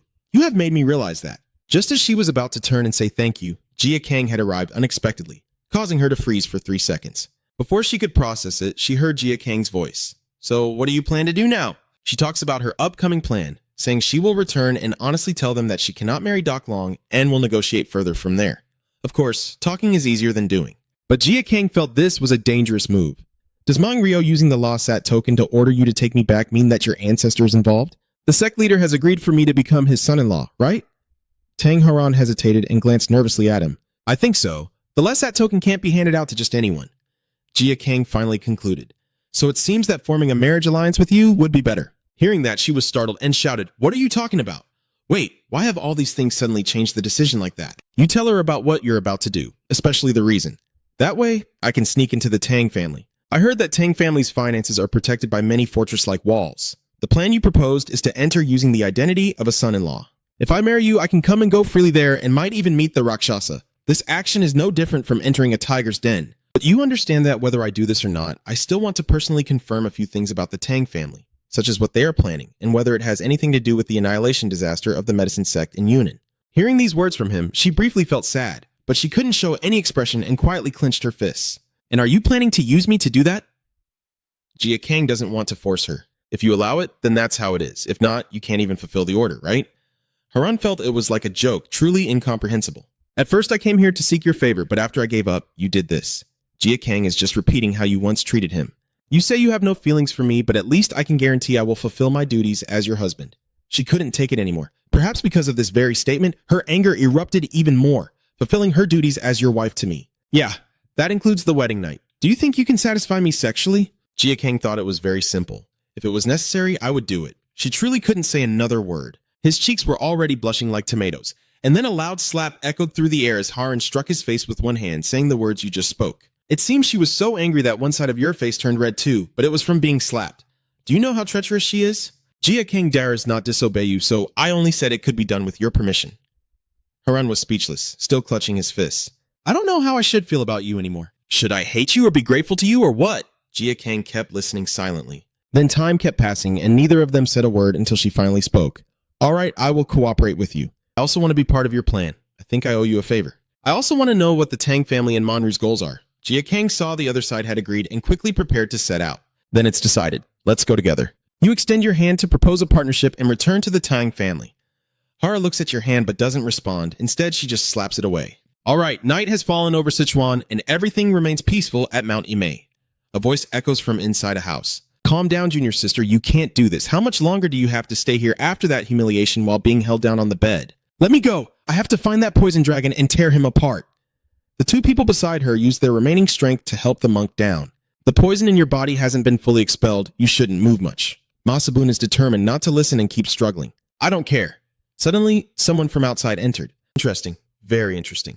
I heard you were defeated badly, but it seems you're not the only one who was taken down. Your one eye isn't doing much better either, huh? His voice was full of mockery. The person I truly came to see was an old man, and one of his eyes was also missing, just like Masabun's. That's probably why he said he sympathizes with you so much. Seeing you in front of Masabun, clearly frightened, is quite noticeable. Who are you? State your name. I am trying to chase this stranger away. This is a restricted area for outsiders. Why did you dare to come in here? I only saw the old man introduce himself. I am Mangrio, the poison department advisor of the Murim Alliance. Masaban completely didn't trust that. That reason still wasn't enough for you to come here. Then a voice from outside rang out. My junior sister doesn't need to be so tense. This guest is a distinguished guest of ours. Hearing this, everyone fell silent and stared in shock. The one who stepped in was the sect leader of the Nyami sect, Mother Inyu. Inyu explains, Master Mangrio tried to arrange his time to come here and check on Sister Myogon's situation. Shouldn't we be grateful to him? Ryo. He also nodded in agreement. Guess I feel the same way. Thank you for overlooking it. With that, he suddenly stepped closer. Let me see. Masaban growled and shouted. Where are you looking? He's deliberately digging into your pain. You must be in a lot of pain, huh? This remark clearly made her very angry, especially combined with the expression on your corrupt master's face. The atmosphere in the room turns gloomy. Are you mocking me with the aura of death emanating from Masabun? She warns you to get out of my sight immediately. Suddenly, Inyi speaks up, Myogon Jr.'s sister. She was startled by the cold voice and dared not say a word, but then she saw someone standing on her side and continued. Am I mocking you? How could I? The old man said kindly, looking at me. I am the one who understands your pain better than anyone else. The one who caused you to end up like this is also the one who did the same to me. Well, I find it hard to believe. No way, Ryu uttered a name. Yes, it is the poison dragon. As he said, his expression suddenly turned deadly. A long time ago, he blinded my eyes. Man Ryu hates Doc Long because not only did he take one of my eyes, but he also crippled my leg. Since both of you share a common enemy, he quickly gained your trust. So don't you think I understand you best? You've probably endured a lot of pain already, and you're still suffering deeply because this pain still lingers in my bones. Then he continued, but what really troubles me is that even though I know exactly where he is, I still can't do anything. Why? Ryu told her that their enemy already has several Taoist priests from the Than sect protecting him. They seem to have just left Sichuan and secretly returned to hide at Thantan Mountain. The old man's goal here is to gather more factions to jointly defeat the poison dragon. No matter how much I want to take revenge on him, I can't do anything right now because I am under Tang Ra's command. Masabun is completely consumed by hatred, losing all reason. Is the evil dragon at Thantan Mountain? I shouted in pain, my eyes wide as if I wanted to devour my enemy alive. Master, please let me handle this. The one who has no more value. I will go to Thantan Mountain and make the poison dragon pay a heavy price. Otherwise, I won't be able to contain the rage inside me. In stood aside, calmly watching the scene as if nothing serious was happening. If you keep inciting her like that, Manryu, just get to the point. It's okay. This issue will be resolved soon. Let me be blunt then, the old man said with a cunning smile. I am planning to act in the name of justice to destroy the Thantan sect. Would the Nagi sect be willing to lend a hand? Everyone was terrified by this appearance. Only the sect leader Inyu remained eerily calm, just smiling and asking, is this the Tang family's plan? Manryu pulls out a tablet engraved with the words Tang family, the ultimate authority in my hands. Inyu agrees immediately, smiling as she says, if that's the case, what are we waiting for to get started? On the other side, Ponbok suddenly heard the news. What's going on? Unable to stay calm, he exclaimed, you will marry Miss Tang. Jia Kang replied, that's right, Bonbok still wants to ask one more time to be sure. Really? I can't believe that you, Doc Long, could say that. The children cheered excitedly upon hearing this. Congratulations, Brother Kung. How could such a good thing happen? Jia Kang openly revealed his purpose because I realized it was the easiest way to infiltrate the Tang family. Sure enough, as soon as he finished speaking, he was scolded. You got married just for that? Are you crazy? Please try to calm everyone down. I've thought about it for a long time before making that decision. Then, right at this moment, Ryong Kyung arrived. It seems you are the kind of person who would accept such sacrifices just for others. I understand why you're doing this, but it's too dangerous. I hope I can still stop you, if possible, even though I really want to prevent you, seeing that you've packed everything I have guessed. You've already packed all your belongings, so I'm afraid that no matter how many I have, they'll be useless. Jia Kang doesn't want to delay any longer. You know my character, right? I need to find out what the Zung family is planning and how it relates to the medicine sect. Ryong Kyung can only accept it because that is the path you chose. He also promised her that he would definitely bring the antidote from Tang family back to you. But Rung Kong refused. Just investigating Tang Jia is enough to keep you busy, so don't worry about me. However, what she worries about is that you haven't met the top-grade Taoist M yet. Although the monk Beyond promised to keep his word with you, unfortunately, before they could meet, you had to leave because there was no more time to wait. It seems both of them will have to meet another time. Suddenly, a voice from behind echoed, causing both of them to turn and look, leaving Jia Kang completely surprised. Because Little So and all the villagers arrived, with her still holding 2 items in her hands. Everyone was bustling around. The villagers look at you affectionately. I hear you're about to leave soon. You leaving makes everyone very sad.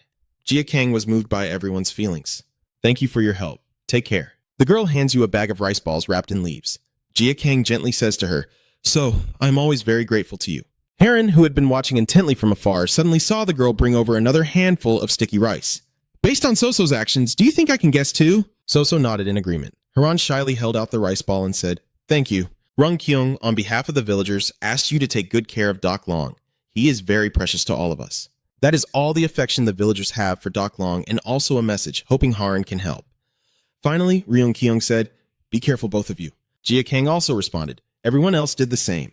And then the two of them set off for the Tang family. So goodbye for now. The two of them continue along the mountain trail. Haran was the first to speak, and I could feel how much they trusted and relied on you. You joined the evil sect while I wasn't paying attention, didn't you? Jia Kang looked straight ahead and said, "Not yet." But deep down, the help from the villagers means a lot. They have helped me with many things, and I have always only thought about revenge. But I realize that's not everything. If you weigh it, it's like how much they value me, and I value them just as much. You notice something unusual in her words, but why suddenly is she being so polite to me? Har then reasoned, "Doc Long, I'm just playing my part because you said you would fulfill your duties as my husband." Jia Kang was afraid that if they continued to address each other like that, it might reveal something, so just act normal. I told you I was just playing my part. You also didn't stop her, but I just hope you change the way you call me. I'm a bit uncomfortable with the name Doc Long. Heron was at a loss because he truly didn't know how to start the conversation. How should I address you? Suddenly, you mentioned the name Jin Cha. You were worried she wouldn't understand, so you explained that it's my name. Now that I think about it, I've never called him by his name before. Heron had an idea.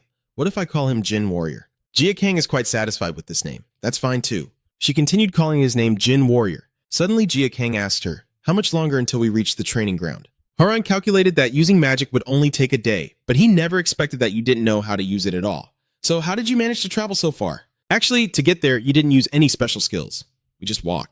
Haran teases that if the world finds out the famous poison dragon doesn't know how to use teleportation magic, it would cause a huge shock. So it means from now on we'll only be walking. That's all. Jia Kang has a good idea. Do you want to carry me? What is this guy trying to provoke me for? Oh, what the hell is he saying? But I have done this before. The last time I returned from battle, the monk uncarried me to go faster. Tang Hera refuses to comply. How can you ask me to do that? Why are you asking me? A girl who isn't married shouldn't be doing something so indecent. Jia Kang suggested a plan for her. If you don't want to, then just walk. Heron has no choice but to keep walking. Fine with you then. Soon the sun begins to set behind the mountains, revealing dark clouds. Jia Kang looked up at the sky and said, "The sun is about to set. Continuing on isn't a good idea. Let's stop at the next village to rest." After walking for a while, it was already dark, and luckily, there was a small village nearby, so they decided to rest temporarily. As they approached the gate, they heard a voice say, "Welcome." The server stepped out to greet them. "Do you want to rent 2 rooms? I'm really sorry, but all the rooms are fully booked today, so we only have 1 room left." Haran looked at you and asked what to do. Unexpectedly, it's already settled, so give us that room. She hadn't had time to process it, and Heron's face was as red as a tomato, not knowing what to say. Really? You look at the room in front of you with such a big inn and there's only 1 room left? Jia Kang felt normal again. They had already said a merchant guild came to rent the entire inn, so there was no other choice. Better to be glad there was still a room. Then he simply walked toward the bed. "It seems this room is enough for both of us to sleep peacefully," Heron hurriedly said. "Wait a minute. Can you decide that on your own?" Jia Kang innocently asked. "Isn't it you who brought up the wedding night? You are in a difficult situation, but that only happens when we are truly married." Jia Kang began to take the bag off his shoulder and said, "If you want us to become husband and wife, then aren't you overreacting?" This line is very useful, immediately making her fall silent. Don't worry, it turns out you have no intention of sharing a bed with her, so you voluntarily put your bag on the ground and lie down. I will sleep down here. As night falls and everyone falls asleep, Jia Kang remains awake while another person keeps bothering him. The room fell into a quiet silence. Suddenly, Heron sat up with a sigh. Does he still not realize he can't sleep? She saw Jia Kang's eyes opening. "You too." He replied, "Just thinking about a lot of things." She was quite curious. "Thinking about many things?" Jia Kang confides. "I have been taking revenge for the medicine sect for a long time now. Poison sect, Moxao sect, the Murim alliance, and now it's expanding into Sichuan. The deeper I get into this, the more I realize and the more questions I have." Jia Kang asks, "I don't really know who I'm supposed to take revenge on anymore. Everything is completely unclear to you, because even though finding the answer to that was the purpose of my trip to Tangia, if we can't gather anything there either, then basically Jia Kang's biggest question is that I will have to reconsider what to do in the future." Haran chuckled mockingly, genuinely surprised that someone like you would also know how to complain about oneself. Jia Kang simply thought that I am also a human being. She was silenced by his words, and only after a while did she speak up. "I told you already." Haran then said that we would become a bride and groom. It seems there's a bit of shyness in her words. Even though it's just a fake marriage, I don't think I know much about her at all. Your personality and the life you've lived through. Jia Kang feels that his life isn't very interesting. Still, she wants to hear it, so just tell me.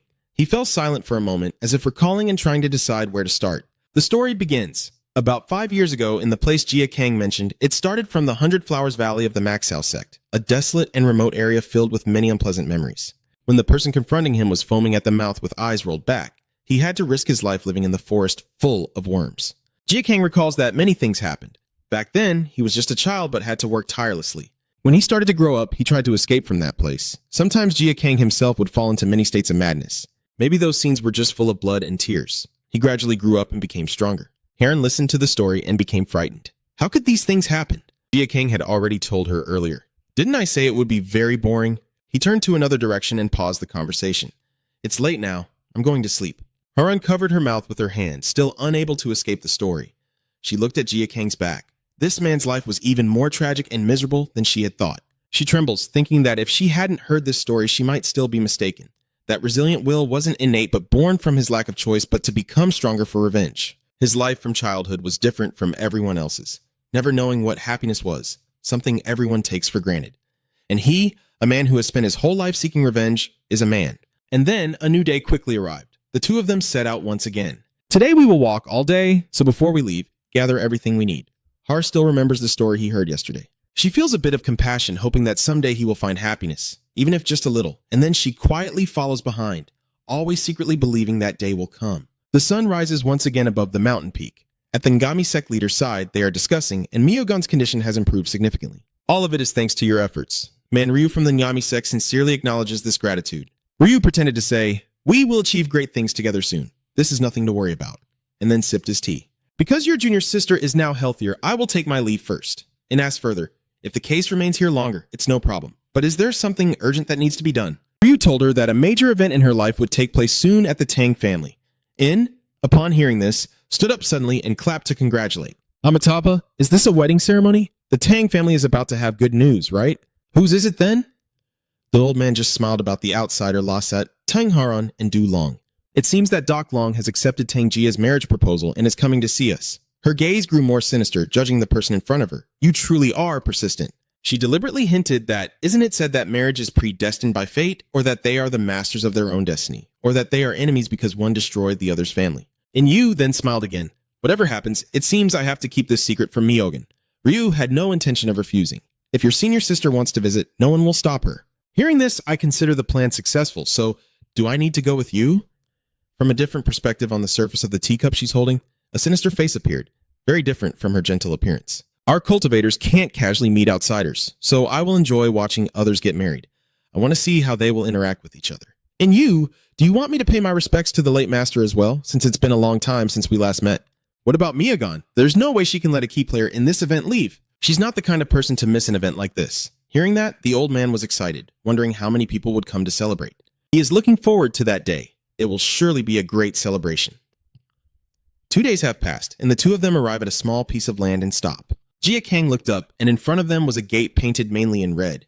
"Is this the Tang family's city wall?" Haran replied. "That's right. From this moment on, this entire great city will be your home, and you are determined to make it so." The servant heard the news and hurried back. "The eldest young lady, the main hall is currently rushing to prepare for your wedding ceremony." A servant steps in to stop Jia Kang from moving forward, as if they are deliberately trying to separate the two of them. "Miss, please go this way." Haran kept looking back with a worried expression, understanding her feelings and offering comfort. "See you again." Hearing that, she nodded slightly and followed the crowd. From now on, they went separate ways. Jia Kang is escorted by 3 subordinates. Haran steps inside to look at the ceremonial attire. "So you think these items are the phoenix crown and ceremonial robes for the wedding day?" Before I could be fully stunned, a maidservant came to deliver the order. The master ordered someone to put it on and wait here. Heron raised his hand to hold the robe. "Getting married has never been part of my life plan, and the thought of wearing this outfit soon makes me uneasy." But suddenly, a thought flashes. Am I really okay to have a wedding ceremony with Jane the warrior? She understands very well her own situation. A marriage not based on love, but on mutual interests. A marriage carefully planned in advance.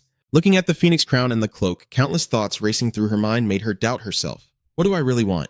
"Will you be staying here? Please change into the clothes prepared inside." They finished their work and asked for permission to leave. "We will come to call you when everything is ready." You still stand there silently. Then suddenly a strange smile appears. That sound is very familiar. Just one listen and you recognize it. The one who came is none other than Old Rue. The last time we met wasn't very pleasant, was it, Cam? It's been a long time since we had a normal conversation like this. The old man said as he stepped through the gate. Are you satisfied with the fiancé I sent you? Seeing the enemy in front of him, Jin Gang couldn't contain his anger, while old Rue deliberately added fuel to the fire. I hope you are satisfied with it. You grit your teeth. Man, Rue. The old man appears to be a saint. Although your life has been dedicated to revenge, I still hope you can experience many other things. That's why I can't ignore that you're of marriageable age. I have put in a lot of effort. In Manryu's words, it's like he's bestowing a blessing on you. You may not realize it, but I've gone this far just to bring you here. The old man deliberately provoked Jin Gang to anger. Throughout the process, I was worried you would give up halfway, but you did very well, just as I expected. The more he spoke, the more he seemed to enjoy himself. Why do you keep looking at me like I'm out of my mind?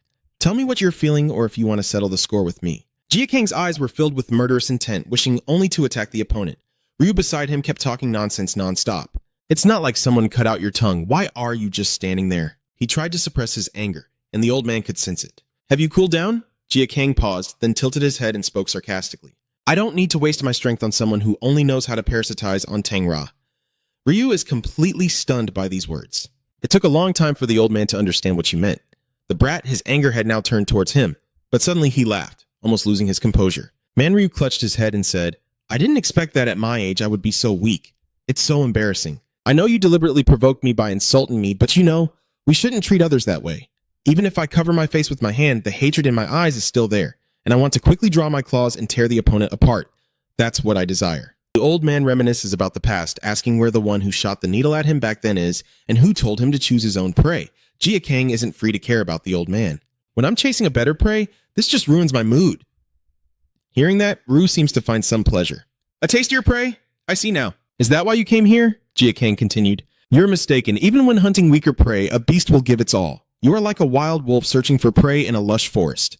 The one who has identified their prey is not a beast, and I never want to become one. Jin Gang turned around and said, I will leave first and wait until I am summoned, and at that time I will find you. Old Rue saw you about to leave his sight and snapped his fingers. Should I cause some trouble for you? Only after the old man snapped his fingers did a figure jump onto your back from behind. The hand reached out. Jin Gang quickly reacted by pulling out a needle from his pocket, but he was a second too late and was pressed down onto the ground by the person behind him. It's been a long time. Dulong, you turn around to look, still remember me, right? You are indeed the senior sister who lost an eye on Mount Nga Myogon, her eyes turning red. The taste of revenge is truly sweet. I've been waiting for this day for a long time.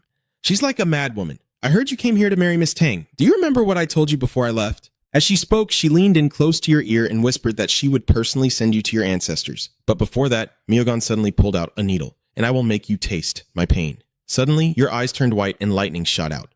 The sky also turned pitch black because of that. Old Rue stood to the side, intrigued.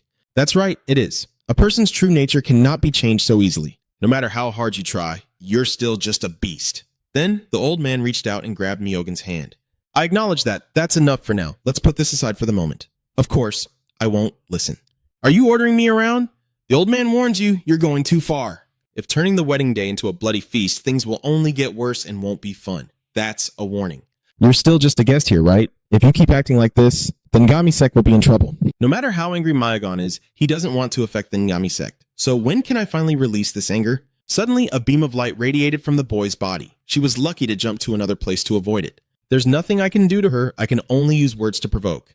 Don't test my patience. Poison Dragon Ryu sneered. You're not intimidated at all, and even look for an opportunity to counterattack while being pressed down? You're still the same as before. I'm glad you still have this nature. The old man pretends to wait. This is only the beginning. Look forward to what's coming next. Jin Gang interrupted. There will be no more issues. He stood up coldly and said, From this moment on, I will make you lose interest in everything. Is that so? I'm really looking forward to it. Seeing Tang family's subordinates arrive outside, Manu couldn't do anything more. But unfortunately, it seems I have to wait for another time to continue. The time is up. The court lady announced, Master Lasat is calling for you. Jin Gang finally gets to meet the head of the Tang family. As the sky begins to turn to night, highlighting the red glow of Qingjia King after donning the attire, following the palace maid's invitation, he steps inside and immediately, guests start to speak. Hello, you must be the Poison Dragon, right? The man said. We have heard a lot about you. Thank you for coming all this way. We are Heron's foster father and foster mother. Jin Gang simply silently assessed these two people. A warm meal, they ate and talked together, and you probably already know that to join a sect, you have to change your family name. No matter where you come from, you must take the Tang surname and officially become a member of the sect. The two called Heron's foster father and foster mother smile kindly. We will choose an auspicious day for you two to get married. But if you need anything else, just let us know. Jia Kang paid no mind and continued to pick up food with his hand. This action surprised them a little. It seems you're very hungry. The wet nurse advises you to eat more. He snobbishly said, I'm not hungry. Then he kept eating nonstop without saying a word. Is it because we didn't meet your expectations? It's not. Just tell me if there's anything that displeases you. I honestly don't know either. The foster mother continued, Can you tell us your birth chart? We just want to look at it to choose a wedding match. Suddenly, he slammed his chopsticks down with a loud bang. They were so frightened by Jia Kang's action. The Guardian Master couldn't take it anymore, trembling as he pointed at your face and shouted, Why have you shown such disrespect when we've tried to be patient with you? We will become your superiors sooner or later. Jia Kang couldn't take it anymore and stood up, saying, You're asking why I'm dissatisfied, right? The Guardian Elder then began to scold. Yes, if there's anything you're unhappy with, just say it out loud. You losing so much isn't proper, and you're not even trying to hide it. I don't like the way you treat your guests. Both of them once again fell into utter confusion. Jia Kang already realized they were fake. No need to pretend anymore. Behind a door opening, there was the abbot, and it seemed there was also an uninvited guest. As expected, Oriboni appears with the leader of the Ngami sect. See? I told him he would figure it out. That's right. It looks like our little beggars are going to go hungry today. A group of soldiers approaches, but luckily I didn't have to throw them to them. But upon closer inspection, it seems like these people are being controlled. Oriboni said to the two of them, Step back. Then he turned to you. Is this what you dislike about Dulong? Jia Kang still stood with his back turned and simply spoke. I can sense the murderous aura. Your point is that these assassins, we tried to hide it but couldn't, showing such bloodlust. Is that the etiquette of the Tang family? Oriboni smiled and said, That's all the top martial artists within the Tang family. Their ability to hide their aura is superb, but I didn't expect Jia Kang to be able to detect it, which makes him even more eager. But I didn't expect you to still notice. Not bad. Keep talking. And yet, the scent of orchids lingers in the air. It's not from food, but after checking, none of the dishes have any orchid fragrance. All of that made Jia Kang sure that someone nearby was watching everything and having tea. And more importantly, if you want me to become your son-in-law, shouldn't you be the one to appear first? He asked the name Lasset. Oriboni is completely exposed. Basically, you want to be treated worthy of your own deadly dragon reputation, right? He raised his hand to signal and said, I've heard you're quite cunning. Let's see. As soon as he finished, the assassins rushed in. What will you do in a foreign land? They follow orders from the four directions and completely surround Jia Kang. He then activates his body, releasing a surge of power. Even Jia Kang's eyes are shining brightly. Countless lightning bolts appear, a masterful technique of radiant energy. A cry of pain echoes as he uses lightning to strike and retaliate. Orioni watched from the side, truly a feast for the eyes. Jia Kang was still engrossed in the fight, thinking to himself, I saw this coming. His eyes are still fixed on the leader of the Ngami sect, but who is the person standing next to Tang Zhong? In what? Seeing Jia Kang's eyes looking in my direction, it seems he's curious about my identity. He replied, Naidan, just in time. Oriboni answers exactly what you're wondering about. You have already encountered two of the four greats of Sichuan, right?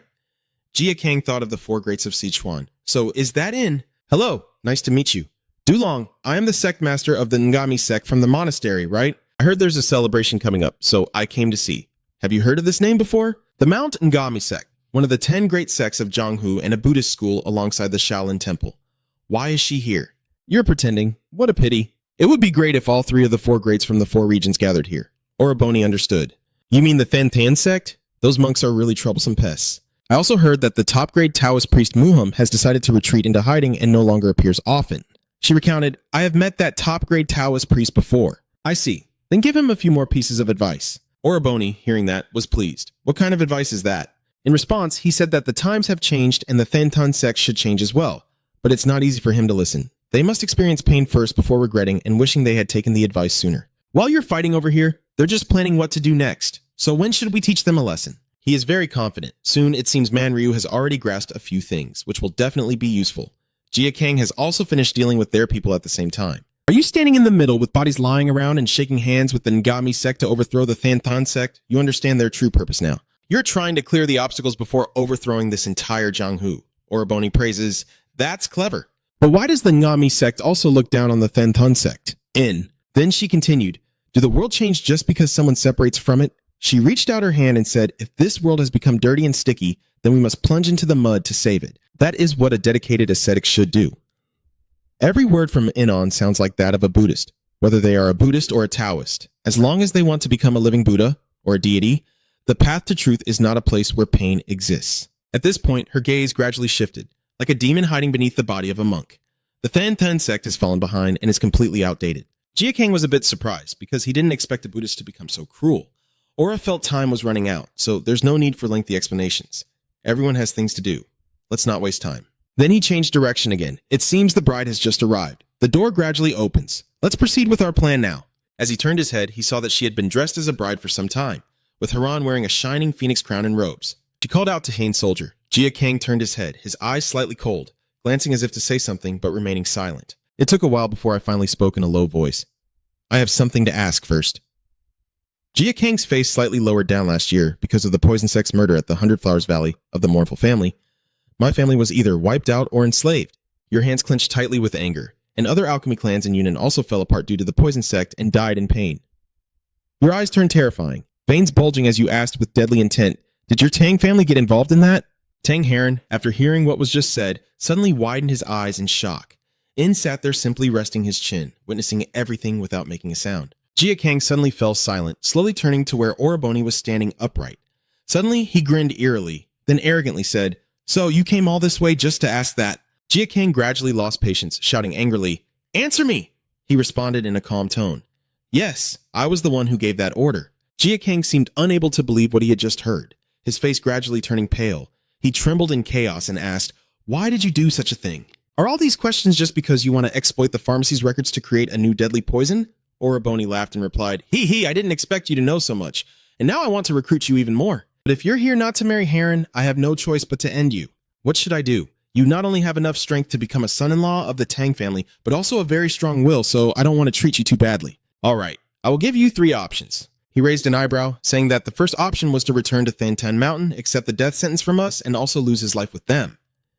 Seeing Jia Kang stunned, Oraboni looked quite pleased. Doesn't he like that? I guess you're not close enough to be loyal to them yet. The second option is to marry Heron, change your family name to Tang, and swear allegiance to the Tang family. If Cam Don is willing to forget the past and start a new life, the Tang family will take responsibility for anything that happens to you in the future. But of course, Oraboni is not someone so simple. Do you think this is the best option? To be loyal to a family that is your sworn enemy? Jia Kang remained silent, not uttering a single word, when suddenly Oraboni threw a dagger towards him. That is why I will give you a third option, as a gift for you. The handle of the knife touches Jia Kang's shoe and stops. The sharp blade flashes with a cold light as he looks down at the weapon and the demand from Oraboni, using it. He even emphasized that he would castrate himself right here. Tang Heron covered his mouth, unable to hide his shock. If you succeed, I will give you 3 powerful poisons, some rare weapons, and teach you the ultimate techniques of the Tang family, reserved only for the direct heirs. The discomfort begins to grow in Gok's mind. You can use it as a stepping stone not only to take revenge and end me, but anyone you desire. Oraboni's laughter grew louder. What do you think of this? That's the most tempting part, isn't it? Gok Chang stood there staring at the dagger before reaching down to pick it up. Heron was stunned by this seemingly impossible action as Jia Kang's hand froze in midair at the sudden assertion of the direct disciple of the internal technique within the Tang family. Heron, with a worried expression, shouted, The martial arts of the Tang family can only be passed down to those born into the Tang family, and they are bound by an absolute rule that cannot be broken. But his words were extremely firm. Anyone breaking the rules must prepare thoroughly within 100 days or be expelled from the sect, meaning if you learn the martial arts of the Tang family. Jia Kang slightly pursed his lips and said, Within 100 days, my grandfather will take your life, and I do not agree. But in the end, he still decided to take up the weapon as if confirming his agreement. I accept. Heron was so shocked he was stunned. If it was for the sake of revenge. Jia Kang raised the knife high, sparks of lightning flashing around him. I will accept any risk. In the blink of an eye, a weapon appeared right in front of him. The sharp tip was only a few centimeters from Oraboni's nose, but immediately a quick hand grabbed the wooden handle, preventing the blade from stabbing his face. That person is in, Oraboni said with a laugh. Hee, is this your answer? But it's not one of the options I gave you. In U hạ tay cầm đao xuống rồi bỗng phát hiện ra Gio. Jia Kang dừng lặng im, bàn tay vẫn dựa về phía trước theo thế phong dao với anh mất dậy sự tức giận. And suddenly smiles softly, instead of lowering the knife, she raises it again, causing Oraboni to look down in surprise at her arm. He snorts and asks incredulously, What are you doing? Oraboni squints and suggests, Give me a moment to say what I want. Or what about this? I'll give you another option. The next words made Jia Kang gape in surprise. I will give you the choice to have La Sat's head. Holding 2 poison needles in his hand, he asked in surprise, Why are you doing this? She calmly replied, This is to save the world from suffering. But if you want to choose this, you must answer my 3 questions. Raising one finger, the first question is, if La Sat dies and the chaos increases, who will oppose the Tibetan demon sect? Jia Kang was extremely surprised. The Tibetan demon sect? In a calm manner, he explained, Sichuan and Tibet are currently at odds. If the demon sect wants to dominate the world, it must first destroy Sichuan. Until now, Murim warriors have been responsible for suppressing the demon sect and have grown strong enough to be well known in Jianghu. That is also how Sichuan has managed to survive in Jianghu, and the Tang family's people have always been at the forefront of the battle. Who will take control of the Northern Sichuan evil sect next, as the evil sect is divided into two factions. One faction led by Duhua and another consisting of northern evil sects had retreated north long ago. Because the weather in the north is very cold, poisons are ironically ineffective. That's why the warriors of North Sichuan are very weak against poisons. Jia Kang feels a little worried. That means the presence of the increase will prevent the Northern Sichuan sect from infiltrating Jianghu. In a gentle smile, he kept his composure. And finally, the third question. Who will control the wise Hegun if the Demon Slayer is no longer around? Jang paused for a moment to think carefully before deciding to ask. To seek revenge, what do you need to control those things for? In a very straightforward manner, you must do so. Is your goal for personal revenge, a group, or an entire system? Jia Kang's eyes are full of contemplation. My revengeful blade is always aimed at the Van Nam sect and Lai Dung. If the Tang family is also on that list, when will I finally be able to take my revenge? A sense of hesitation arose in my heart, wondering if killing Orboni alone would be enough to stop, or if I would have to take more lives. Jia Kang wondered if he should set boundaries to restrain himself and avoid becoming a bloodthirsty demon. After a moment of thought, he asked, So you mean the Ngami sect is colluding with the Tang family to rule the Murim just because the Tang family plays an important role in the Murim? Pretending to look indifferent, the important thing is not ruling Murim, but what this generation is calling for. If that's what everyone wants, then we have no choice but to follow. That is the fate of those who want to hold the world in their hands. Jia Kang, seeing this, angrily retorted, I don't agree with your way. No one is allowed to harm or insult others just because of their own wishes. That means everything must have a reason. You try to justify yourself, but no matter what method you use, you must follow the righteous path. Orboni lifts the corner of his mouth and covers his fiery red beard. So what do you want to do? Embark on a journey of justice and righteousness or something like that? Jia Kang didn't hesitate to admit it outright. Yes. Both he and Inwo were momentarily stunned by the unexpected reply. Then suddenly, Orboni tilted his head back and laughed as if thoroughly enjoying himself. Hee, crazy. That guy is way out of your league. His face darkened further, filled with murderous intent. So, do you want to try a strike from this crazy guy? Inyu? He withdrew his weapon and the man beside him kept provoking. Then he quickly stepped toward Jia Kang, standing in front of him and gritting his teeth as he said, All right, let's see what you're capable of. Jia Kang shot him a warning look.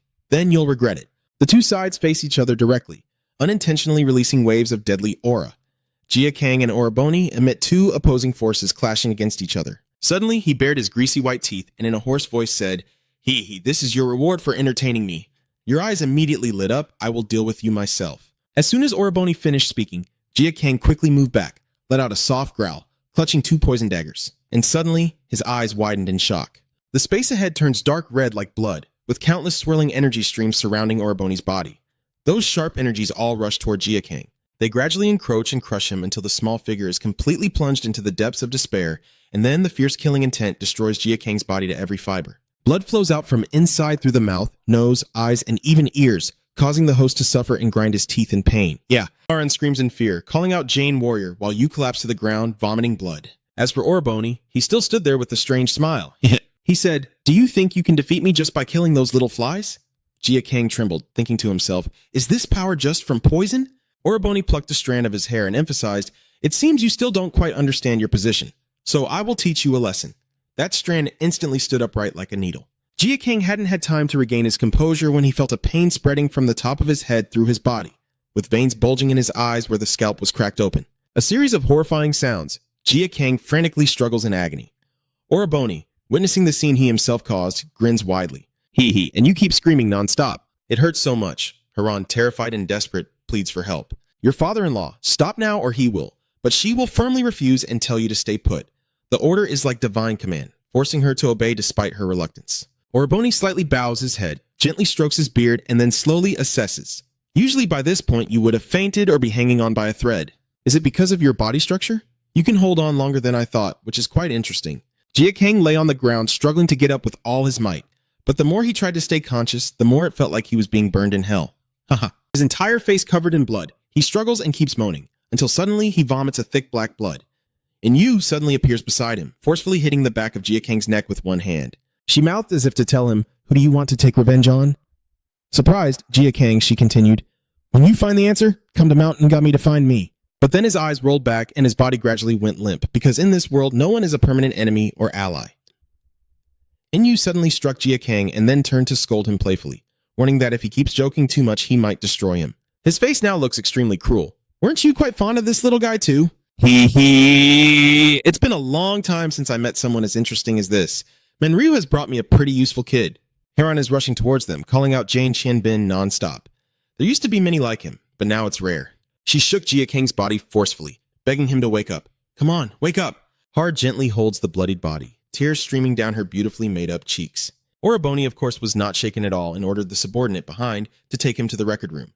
Jia Kang's skin was now pale, but the pain seemed to have eased considerably. I will give him one last chance. The warm sunlight streams into the room through the window. After a long while, Jia Kang slowly opened his eyes, biting his lip to endure the pain from his injuries.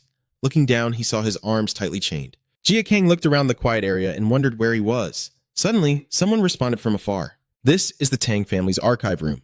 Noticing Jia Kang's attention, the person continued to explain that it contains 35,000 Buddhist scriptures and ancient handwritten documents, 20,600 bamboo books, 28,000 wooden books, and 5,500 martial arts manuals. Along with the slow footsteps approaching, the younger generation of the Tang family will be educated here from a young age. The man with his hands clasped behind his back stands very solemnly. You finally woke up. Were you about to say you don't remember who I am anymore? A faint smile curved at the corner of his mouth. I am Tang Rizm. The last time we met, there was also the Taoist from Thanthan sect and Haran. Jia wondered and questioned. Why am I here? He replied calmly. Don't you remember? You fought Lasat and lost badly. According to what Riss recounted, you were stripped of your weapons and imprisoned here. This is a forbidden area only accessible to members of the monastery. It seems Lasat thinks you'll find something here. Jia Kang is becoming more and more confusing. Now I will pass on Lasat's words to you. Riss, seeing your silence, speaks frankly. To become a son-in-law of the Tang family, you still have a long way to go. I will give you 10 days. Find and learn the ultimate move in the record room. Quickly turn your hand backward as a sign of guidance. This is everything Tang Ra has. Do you understand Lasat's intention when he told you to learn everything? Jia Kang tried to stand up, meaning I have to choose between becoming part of the Tang family or risking my life for being an outsider but skilled in Tang family martial arts, right? Rizm immediately burst into laughter and replied, Exactly. You do look quite relaxed. Haha. Jia Kang straightened his clothes and muttered in exasperation. No matter how frantic he gets, it won't change anything. Knowing I will survive for the next 10 days is enough. My words seemed to touch Ryzen's pride.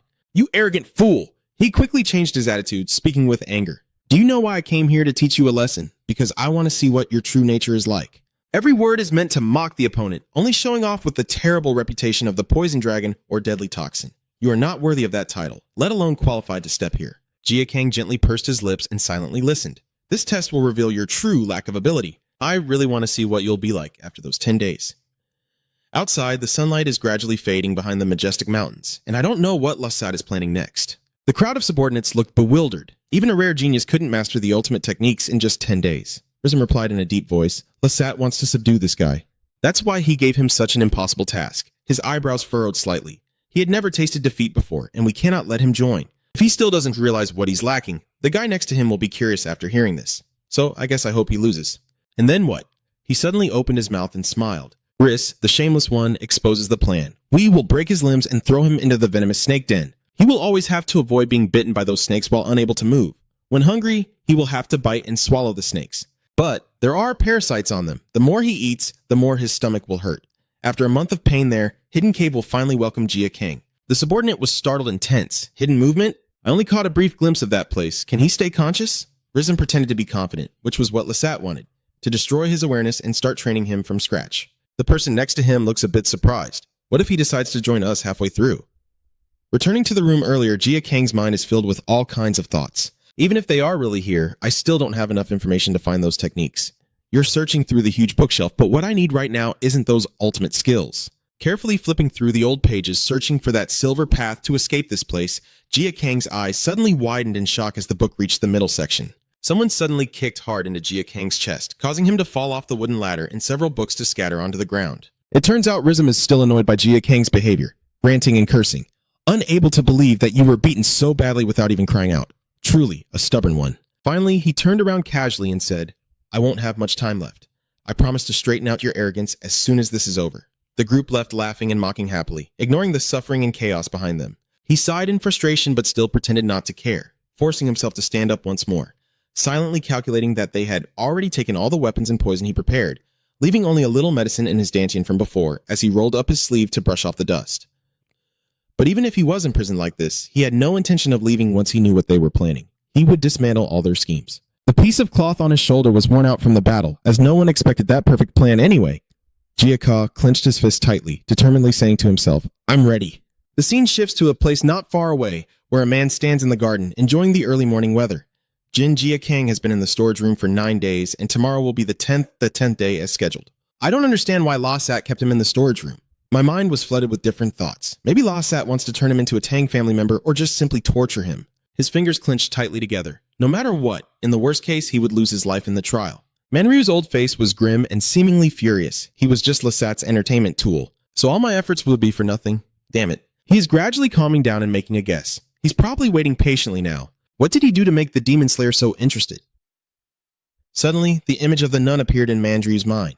Should I make Myogon act first? If I persuade that monk to sneak into the storage room and catch him, but then I immediately dismissed the idea. No, the Foster Institute is next to Myogon. She will see through all my plans. I keep thinking about it, and it just becomes a tangled mess. Manryu couldn't help but hold his head in despair, wondering who to rely on. Suddenly, a wave of discomfort hit him. My inner eyes feel like they've just been awakened. Manryu suddenly burst into a triumphant laugh, looking incredibly excited. This stabbing pain again. That brat is up to his tricks again. On the other side of the wall, a column of hot black smoke is rising. As expected of my hopes, Manryu is so happy he's going crazy, constantly muttering live again and survive a little longer. Hurry up and make me happy and satisfied. Jin, come out more. In the underworld, the subordinates scream in panic as a fire erupts from the basement of the record storage room. Rizm stands among his followers, dazed, watching the scene before him, and begins to ascend.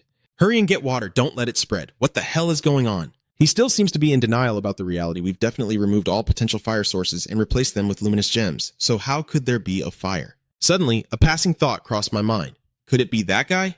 Inside Jia Kang, he was turned away from the main door of the storage room, and the techniques he was using were the very ones he had just learned from the Song Lan Thiu Trong documents. Rizm finally realized the danger. That trash should be stuck in the martial arts manuals, instead of doing this pointless thing.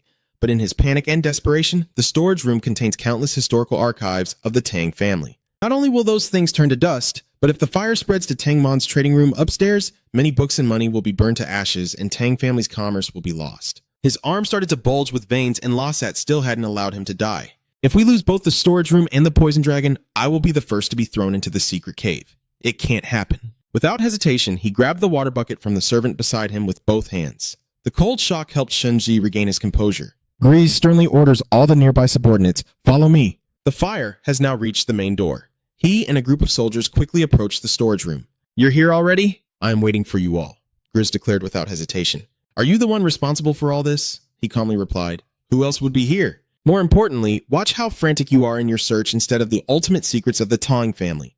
I guess those so-called ultimate secrets don't really exist, do they?" He angrily shouted after hearing that. "You bastard! Show yourself. Stand in front of the warning and find it for me quickly." He won't be able to resist anymore. Jia King stands hidden behind the bookshelf, still completely calm. "But I still have martial arts." You open your eyes wide. The first technique I learned when I first stepped in here. The technique that allows Jia Kang to set fire just by using internal energy has given you a small hope of escaping from here. Are you talking about setting the storage room on fire? Yes. Preparing 3 small needles pinched between your fingers, and once the fire ignites, it will naturally attract the butterflies. The 12 flying arrows immediately shot forward, with 3 needles forcefully piercing into the necks of several soldiers.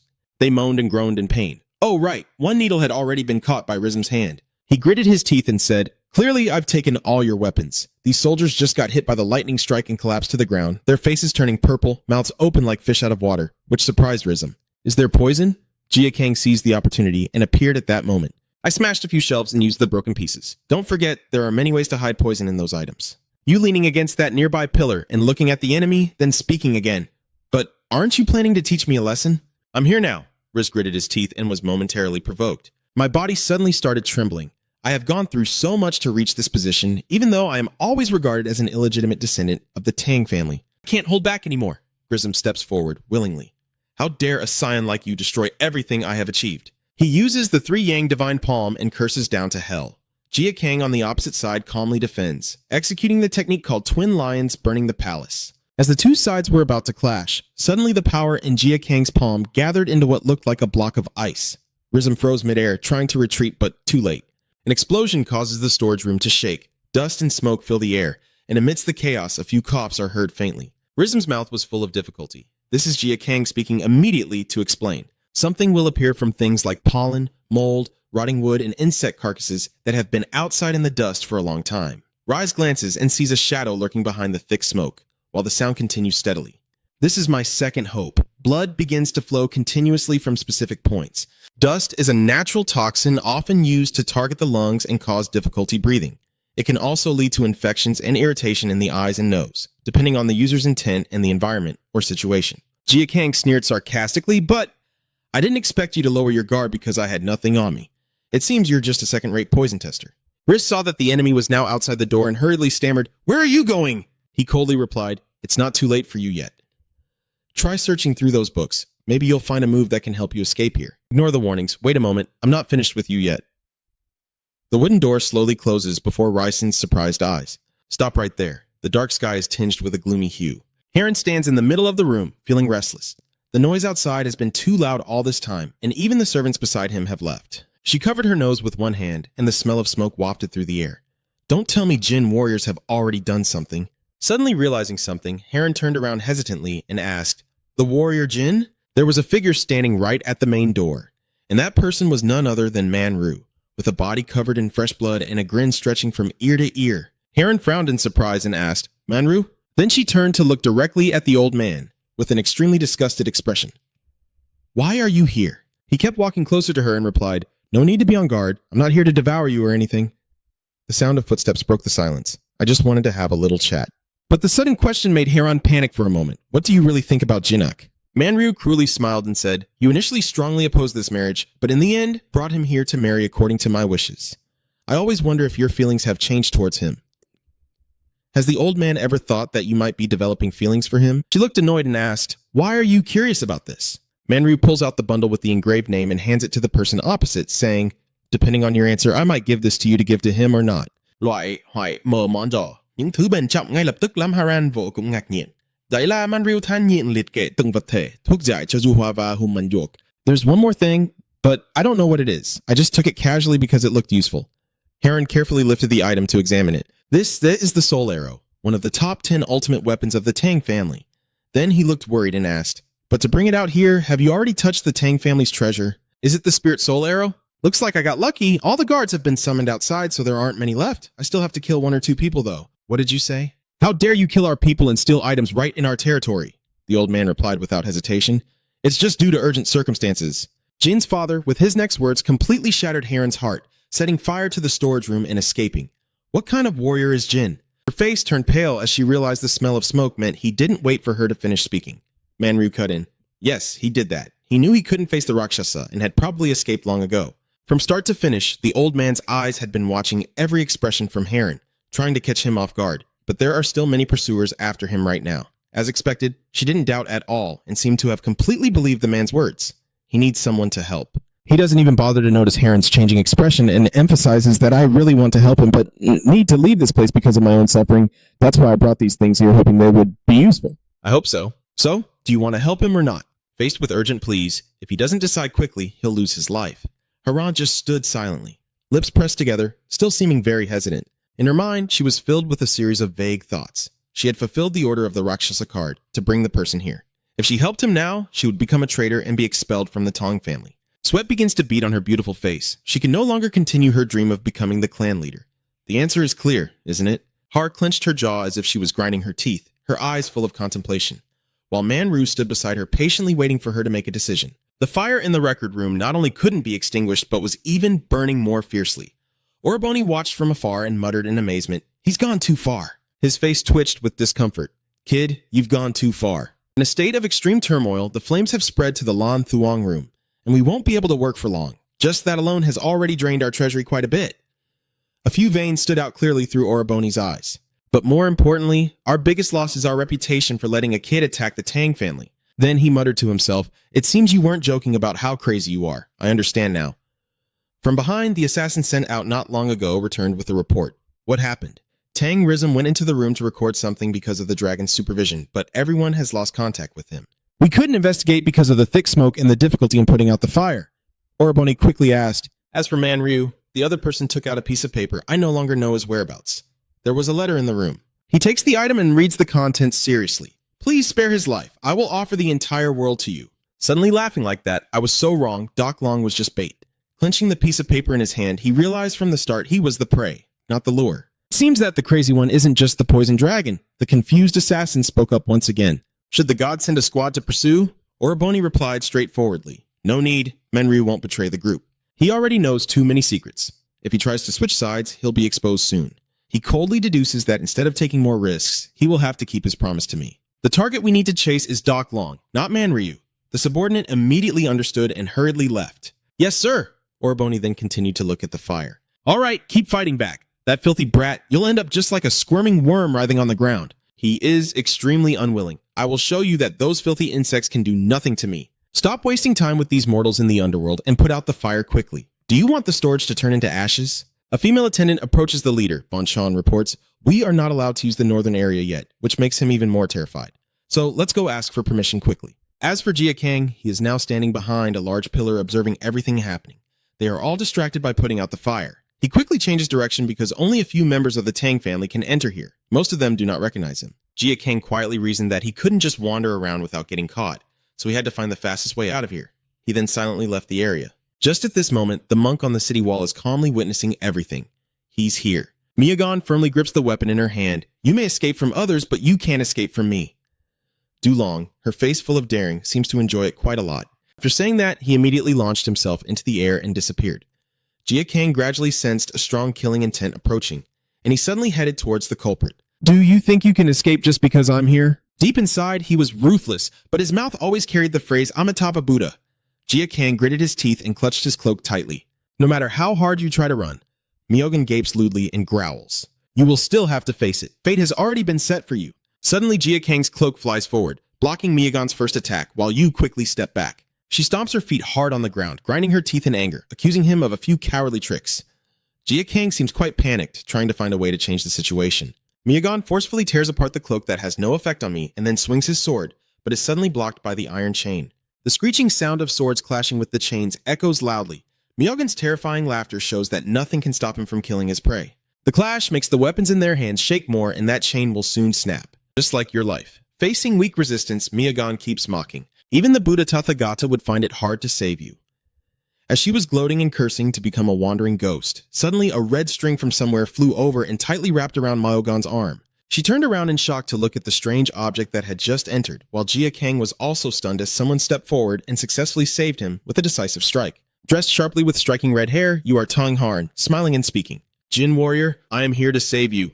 Jin Gang looked extremely shocked. Haran, the young master, carefully examined the enemy for a long time to make sure he wasn't seeing things. I didn't hear you wrong, did I? Oh, I just raised an eyebrow. You just said you came to save him? Haran firmly replied, yes. Miyogan was surprised after hearing that. Isn't he the wanted criminal who increased his power to hunt down Gio and kill him? Why you... Suddenly, the other side fell silent, making her feel confused for a moment. But in the end, I still returned to the main issue. I thought it was probably some scheme that made him accept this trash. Looks like that's not the case, then I never expected you to betray your family for love. Suddenly, Miyogan's body radiated deadly ultra, gritting her teeth warningly. I need to teach you a lesson properly. Har, realizing the danger, quickly shouted, sorry, but I won't accept moral lecturing from a devout believer like you. As he finished speaking, he channeled his power into the whip, causing Miyogan's restrained arm to bleed, startling the monk. The constant pain made her uncomfortable. Isn't that the whip's power? The divine weapon of the monk? Her thoughts were quickly interrupted by a figure rushing toward her. Heron put all her strength into her knee and punched Miyogan in the face. She was knocked backward, simultaneously breaking away from Gang, rolling several times on the ground, then crashing into the stone wall. Heron hurriedly ran over to Jin Gang, looking concerned, and asked, Can you still move? She reached into her pocket and pulled out the prepared Tang Ra bag, handing it to him. Luckily, here you go. What is this? Heron seriously explained and suggested, The antidote for Du Hua. Let me handle Miyogan. Let's get out of here quickly. Jin Gang saw this and was deeply suspicious. Why would they do that? You don't owe me anything anymore, do you? She said softly, her face slightly sad. I didn't come here for that. I just want to explain. But I was suddenly caught in the thick fog. A small flash of light appeared, dust turned into a raging storm, and it angrily blew straight toward the two of them. Haran suddenly reacted instinctively and brandished her weapon, and just her whip made the smoke stop. Heron looked around and angrily ordered Jin Gang, Hurry up, there's no time to explain anymore. Causing a commotion here will soon attract everyone. But you're still stunned, you still have things to do, right? Suddenly, Myogan's sharp voice echoed. How dare you chat while I'm still here, you dirty, treacherous bastard! Right now, she looks no different from a madman. It seems you've also become corrupt. I will deal with both you and the poison dragon and then grind my teeth as I stare fiercely at the two of you. Haran ignored the monk's words and continued to counterattack, but this time she quickly dodged the strike. Myogan's eyes widened, veins bulging, Heron's face turning dark as she concentrated more power into her arm, unintentionally causing a terrifying shockwave. The space ahead is covered in sand and broken debris, with heavy footsteps stomping on the ground. Myogan takes advantage of the obscured view to rush forward quickly, aiming for a surprise attack. She suddenly leapt into the air and used a demonic foot attack to kick Heron's body hard, leaving her no time to react and knocking her far away. The loud noises made Jin Gang, already injured, scream in panic. "Miss Heron!" she painfully groaned, her brow furrowed, her strength gradually fading. Myogan doesn't stop and continues rushing toward Har. Jin Gang can no longer stand by and watch. Just as Myogan grips his sword tightly with both hands and a murderous glare flashes in his eyes as he strikes fiercely, Heron's face pales, but she can only stare helplessly as her life edges closer to death. Jin Gang immediately casts the 9 brights of the Azure Cave to break the chains, but a word left unspoken by Haran suddenly awakened him. She uses a whip to block Myogan's sword strike and loudly says, "Don't worry about this fight anymore, go quickly." Haran, determined, replies, "I am just someone carrying the bloodline of the family that destroyed your life. This is how I atone, so please continue on your path." Jin Gang shouted in frustration, but before he could finish, Heron cut him off. "You will only be able to stop me here. I am the legitimate heir of the Tang family. No way you can take my life. Please." Her voice became increasingly urgent. Her hands trembled, as if she could no longer bear it. Jin Gang was momentarily thrown into chaos, closing his eyes tightly, his mind tangled like a ball of yarn, and finally decided to leave the area. Myogan was startled and looked on, quickly wanting to break away from Haran, thinking, "I will let you escape?" But she quickly grabbed her sleeve. "I won't let you chase after him either." Myogan was so angry that her face was tense with veins popping out. "What kind of meaningless resilience is this? You said I can't kill you because you're one of the legitimate descendants of Tang Jia. I already told you I would destroy everything related to that demon." Heron smirked and replied, "Yeah, I know you don't care about that. You're just lying to him, otherwise he wouldn't go anywhere." Seeing that, Myogan gritted his teeth with a clatter, snorted coldly, then kicked hard into Haran's chest. Standing there like a demon, he looked down with a terrifying voice. "So you're already prepared to go to hell?" Haran was suffocating, her mouth wide open, gasping for air, a victim consumed by desire. The fury swallows Myogan's remorse and suffering, bringing her to the brink of enlightenment when suddenly a woman steps forward and raises her hand to stop her. Myogan immediately recognizes the voice but still wants to confirm if it's In, who is smiling brightly. She does not allow you to kill her, her tone gentle yet sharply commanding, causing the other to panic. "Lord Ko, don't stop me!" She presses her foot against Heron's chin, making her whole body tremble and tense up. Myogan keeps stomping, pointing, and shouting loudly. She does not deserve to live for aiding Doc Long. She must die. That bastard's master helplessly clutching his head, sighing in frustration as he recites a spell, while she screams with all her might when she sees the fist near her face. "This time, I won't compromise anymore. Are you going to end it yourself?" The clenched fist recoiled. Myogan's eyes widened in shock.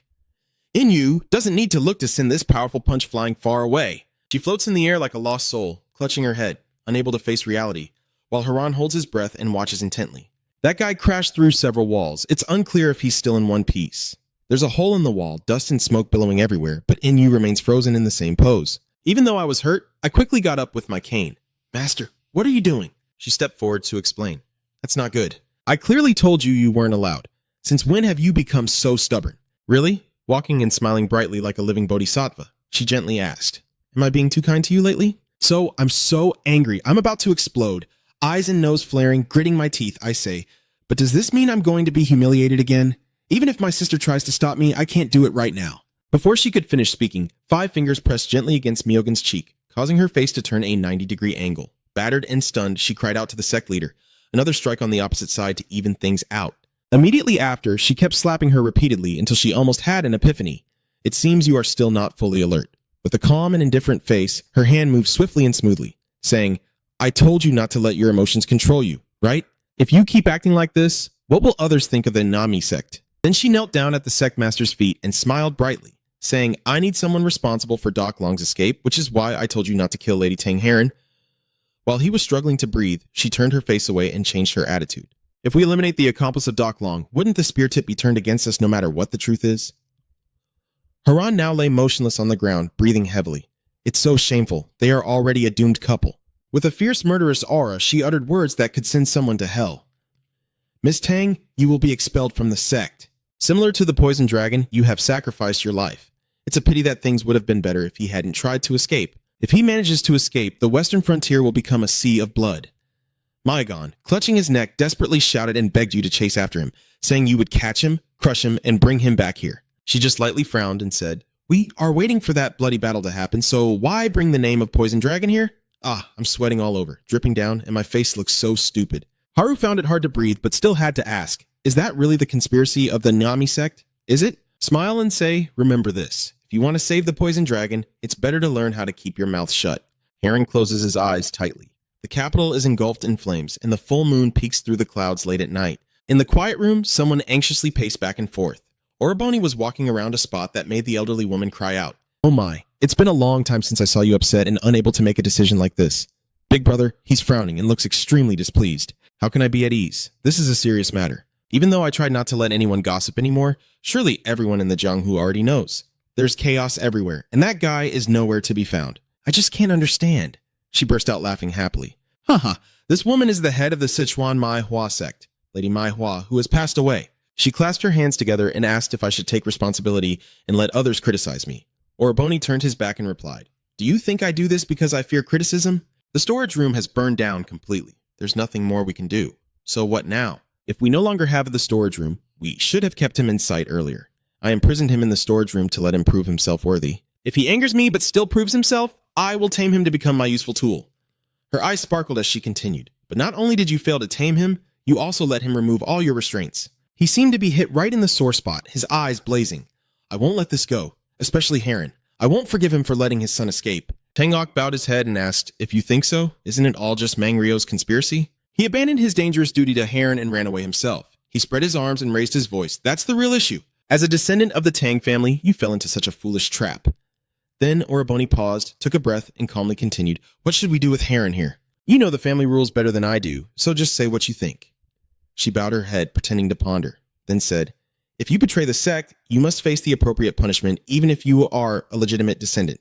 So send him to a dark, gloomy prison for aiding Doc Long's escape and betraying the sect." She sat outside the iron bars, condemning and reporting the traitorous act of handing over the soul-seeking arrow to outsiders. "You will have to stay behind these iron bars." Wei clenched her fists and her lips curled downward, and because she couldn't control her emotions after giving her heart to Doc Long, she would have to continue wearing the phoenix crown and robes to atone until Doc Long was captured. "If we don't do that, our reputation will be gone. Haran, accept your punishment quickly. That is the duty of someone born to serve the family." She knelt down, lowering her head without saying a word. In the end, Haran still had to speak. Yes, the matron and the others left shortly after, leaving her alone in this despair. Suddenly, Heron collapsed to the ground, laughing uncontrollably. "Haha, lying there motionless," she said. "A prisoner in a hospital gown? I really have become a doomed lover. Your bright black eyes are full of sadness. Jin Warrior, you have safely left, right?" She remained silent, gazing into the distance. "For revenge, you even burned yourself." "At first I was just curious about you because I didn't understand why you had to go this far and why you seemed so miserable. And no matter the battle, you never gave up, even as I realized how different we are. I gradually started to feel more compassion for you and became curious about what kind of person you are. After hearing that story, I hoped you would find happiness. But isn't it true that I got involved in all of that?" When she asked, he cruelly replied, "It was I who gave the order." At that moment, Haran was filled with terror. "The very family I swore loyalty to is the one that stole your happiness. I am your sworn enemy." She closed her eyes tightly, tears welling up. "From the beginning, I never had the right to hope that you would be happy. Heron lies in pain, tormenting herself. Helping you escape was the least I could do to atone for my family's sins. You must not be caught here. You have lived a life of pain. You must be repaid." The emptiness consumes her, but being left alone like this, I feel so lonely. "Haran, young lady." The call that woke her from her trance, her indifferent eyes opening, as the familiar figure outside the iron bars made Heron quickly sit up. The warrior standing in the shadows, staring at her with a cold expression. Heron's eyes still glistened with tears as she asked in surprise, "Am I not blurry? Why are you here?" Jia Kang smiled and replied, "I left traces as if I had run away, but in reality, I was hiding inside the city wall." He stood there watching her without blinking, explaining that they didn't know I could use lightness skill, so they surely thought I had escaped far away. Recalling that moment, when they were trying to put out the fire, I realized where the other towers were within the city wall. When I heard you were imprisoned here, I disguised myself as a city guard and sneaked in. Haran, frantic and wild, grabbed the iron bars and shouted, "Why do you come back? Why don't you run away?" Jia King kindly looked at her and said, "Because I will be caught if I run away, staying gives me a better chance to survive. I can't leave you behind." At this point, her cheeks started to flush and her face remained still. He seriously reminded her, on our wedding day, the leader of the Ngami sect told me this. Is my revenge aimed at an individual, a group of people, or an entire system? That person advised me not to obsess over revenge, which has always clouded my eyes, but to focus on the target I want to avenge. Encapsulated in just one face. And recently, Babe also said something similar, that I shouldn't see a collective as just a group because it includes many other lives. You are part of the family I see as an enemy, but you are not involved in the Duok sect's extermination, and you feel guilty about it, risking your life to help me. He hesitated and said, that's why I decided not to leave you behind. Har couldn't say anything, only stared at Jia King without blinking. Then she took the iron bar and said, if it's for a different reason, that would be better, but that's what you want to do. She lowered her face to let tears stream down, saying thank you for not forgetting her and not abandoning her when she was no longer valuable. Jia King smiled softly, then suddenly she exclaimed, what's wrong? Harn sat down on the ground, feeling shy. Well, it's just because I sat in one position for too long. My legs are numb. You also bend down, sighing softly. My feet are a bit bigger than normal women's, huh? The shoes made her laugh. Jia King gently massaged her foot and naively replied, I don't know, I've never seen a woman's leg before. It's interesting when you see it. Heron blushed again and softly asked, do you know what it means when a woman lets a man touch her body? Unexpectedly, he replied immediately, I know. She was startled. Really? You know? Now I have no choice but to marry you. Jia King continued massaging her legs and said, I still remember that was the reason we came here. Har avoided looking away. Your hand keeps wandering over that delicate calf. So what do you plan to do next? They will soon realize you're here. Honestly, you haven't been caught yet. That's really impressive. Jia King said emotionlessly. They saw us, but I have taken out all the guards, so only I remain in this prison. They will definitely notice something unusual outside soon, but they will only be cautious or hesitant around me, so the incident in the storage room won't happen again. She looks worried. So doesn't that mean we're cornered? This place doesn't seem to have any secret codes I haven't seen before. You keep the same expression throughout. That's right. I examined the structure of this place but found nothing. However, I discovered this, so don't worry. We will get out of here. That's strange. I would usually think this is impossible, but now I feel reassured by your words. So it was you who discovered the thing on his wrist. This inside your bag? Give it to me. I didn't know how to use it, so I just wore it like this. Har looked at it and explained, it's called Phi Han Tian, similar to my Kuitu whip, one of the 10 divine weapons of the Tang family. Do you see that bracelet? If you channel your internal energy into it, the nearly invisible fine threads will be unleashed. You follow her instructions. They are sharper than any divine sword and can cut through anything they touch. Even techniques like the Iron Family Steel or Kim Trung Tran cannot stop them. Heron chuckled softly and said, from now on, that will be your weapon. It seems we still have some time. I will teach you how to use it. I will also pass on a few techniques from the Tang family to help you defend yourself. Jia King narrowed his eyes at the shimmering ring. In the Grandmaster's chamber, the man who received the news immediately stood up. What did you say? Is that guy inside the prison? It seems so. A few of our guards have come to change shifts. The messenger was a bit worried and saw that the guards from the previous shift were lying scattered on the floor, and there was also a report of quite a bit of poison at the entrance to the prison. They have detected the presence of someone else inside. He's definitely still there. That's why he crumpled the paper in frustration. Henry couldn't find any trace of him even after turning over all of Sichuan to search. Oraboni's inner turmoil was intense, veins bulging on his face. But why did he choose the prison to hide? Don't tell me he's developed some useless feelings for Har. No matter what your goal is, this time it won't go as you wish. At the entrance to the prison, which was more crowded as night fell, the group gathered there earlier. You're also here? W turned to look at Oraboni. You came here, so why are you making things difficult for yourself? She turned fully to him and said, if that person is your son-in-law whom you care about, I think at least I should see what he looks like. But it seems he has no intention of coming out. He's just showing resistance to make me come here. Oraboni is like going crazy growling. If not, why would he brazenly rush into the prison? Just thinking about him stirring everything up is really troublesome. His whole body radiates a deadly aura. Inside the spiral staircase, there are clattering sounds and the ground trembles, causing the couple holding hands to stop abruptly. This is the ancestor. Gott raised his head and frowned. I think what we've been waiting for has arrived. We need to go out. She nodded softly, and he seriously warned, what's about to happen might be upsetting for you. Do you trust me? Heron firmly replied, I believe it. The four of them looked at each other, ready to charge out. Over there, Oraboni strode confidently toward the prison gate.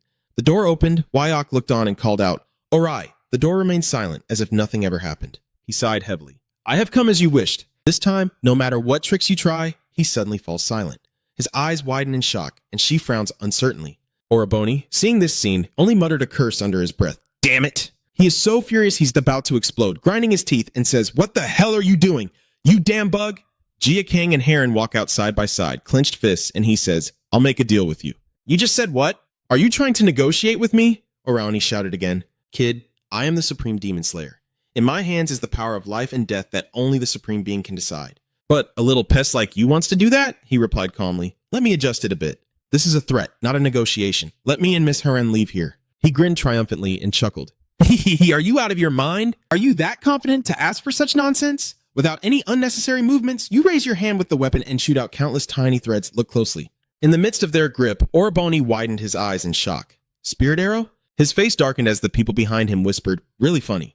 So what if you took those criminals as hostages? He snarled, you're crazy. Just 3 words made the other 2 turn pale. Jin Gang looked at him and said, because the family is not the government, these people will not be detained here because they broke the law.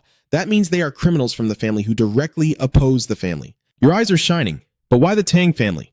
The family considers killing trivial and keeps them here because of these people. You can't die. You must not die. And staying alive will be more useful than dying. That's the reason. The eyes of the prisoners are vacant. If all of them die here, wouldn't that affect the various schemes of the estate later on? Wai Ok burst into loud laughter. Ho ho ho, you really haven't disappointed me. Jin Gang raised his fist and smiled softly, and if the rumors about Tang Jia harming prisoners spread, it would be difficult for Tang Jia to keep holding prisoners. Because if they know they will die if caught, they will do everything to avoid becoming prisoners. He opened his eyes wide, showing his teeth behind his long beard as he smiled. Hee hee! You're very perceptive, but do you dare to use soul darts to kill those innocent people? I already know you've decided to follow the righteous path. He coldly replied, I will act because they allowed me to do so. Oroni furrowed his brow even more. Nonsense, my apologies, but that is the truth. The old man with white hair stepped forward and said, this young man listened to our story and said he would take responsibility for everything. He promised to take your head for us. The old man's scarred face smiling. Compared to being imprisoned here and becoming a burden to the sect and family, I would rather bet on this young man. Oroboni seemed to reach his breaking point. The rest of the group shouted in unison, we've already been satisfied just to see you bow. We're willing to risk our lives for that. Har hadn't spoken a word until now, only frowning and thinking, the patriarch considers both sides in every matter, and his judgments and actions are always for his own benefit. I didn't expect Dulong to use the old trick of hitting himself to threaten the patriarch. He turned his back while he was using the patriarch's own move against him. As if an invisible sword had stabbed him, making everything happen without him lifting a finger. She hesitated slightly before glancing at him. He didn't come to find me right after disguising himself as a city guard because of this. You said I stated what I wanted. Let me leave here with Lady Haren. Oroboni's face darkened before he smirked slyly. He looked up at the sky, laughing wildly without stopping. Fine, I agree. Hearing this, everyone smiled, except Jin Gang, who sneered. He said something even more shocking. I will let you become a son-in-law of the Tang family. You were speechless in shock, Oroboni cheerfully suggested. I accept that you are worthy. You have courage, decisiveness, and intelligence. Even your ability to weigh the pros and cons is better than mine at your age. I allow you to carry the Tang family name. You will become my sword and conquer this world. You will surpass me and become more powerful. All the prisoners looked extremely unpleasant with their faces twisted in confusion. Hiran's expression was also tense like a stretched string. A storage room, no problem. Prisoners like us, you can have as many as you want. His mouth stretched to his ears. This is a gift I give you. You should pull those strings. Jin Gang gritted his teeth in frustration. How can that be? Clearly someone like me isn't worth more to Lasat than these people, right? Those people are talking among themselves. You clench your fists in torment, but by making me more valuable. He has rendered the pawn I hold in my hand useless. In this way, the tide will turn in our favor. Oroboni chuckled happily and asked with a glance, what are you waiting for? Hurry up and pull the wire. Or maybe everything you say is just to cover your own ass. Jin Gang grimaced, still not figuring out how to deal with it. Is this the true power of the one who holds the world in his hands? Calmly, the old man from earlier spoke up, saying, young man, we are ready. I never hoped to escape alive. The Demon Slayer is not an easy opponent to predict. But for people like us who have already given up and are just waiting for death, you have given us hope, so don't worry. Jin Gang frowned, about to protest, but another woman smiled in agreement. Lasat will not spare us. The ones who betrayed him before, will you keep your promise to us? You suddenly staggered. Jin Gang bows his head and speaks each word clearly. I can't be sure I will take Lasat's life. They all look at you with satisfied smiles. All right. Oroboni over there is still smiling like he hasn't taken his medicine, shouting out loud. Why are you just standing around? Are they all just tricks? I knew it. Someone like you. You shouted. The master of the 5 elements, Wuch. He and Haren bowed their heads to avoid witnessing this tragic scene. One by one, heads were severed from their bodies. Oroboni is no longer playful. Now he's stiff and serious. Do you want me to become your sword? If you want me to serve you, even if you want to force a sword into my face, I will say this sharply. Clenched fists, you will live your whole life in fear of the tip of the blade at your head. Hangbo leader Li Wai Heng, successor of the Gumi Hung Book Trading Union, executed one by one. Deputy leader Vu Son Song Sonnen, abbot of Yongsan Hagang and manager of Namenwang Hanbu estate.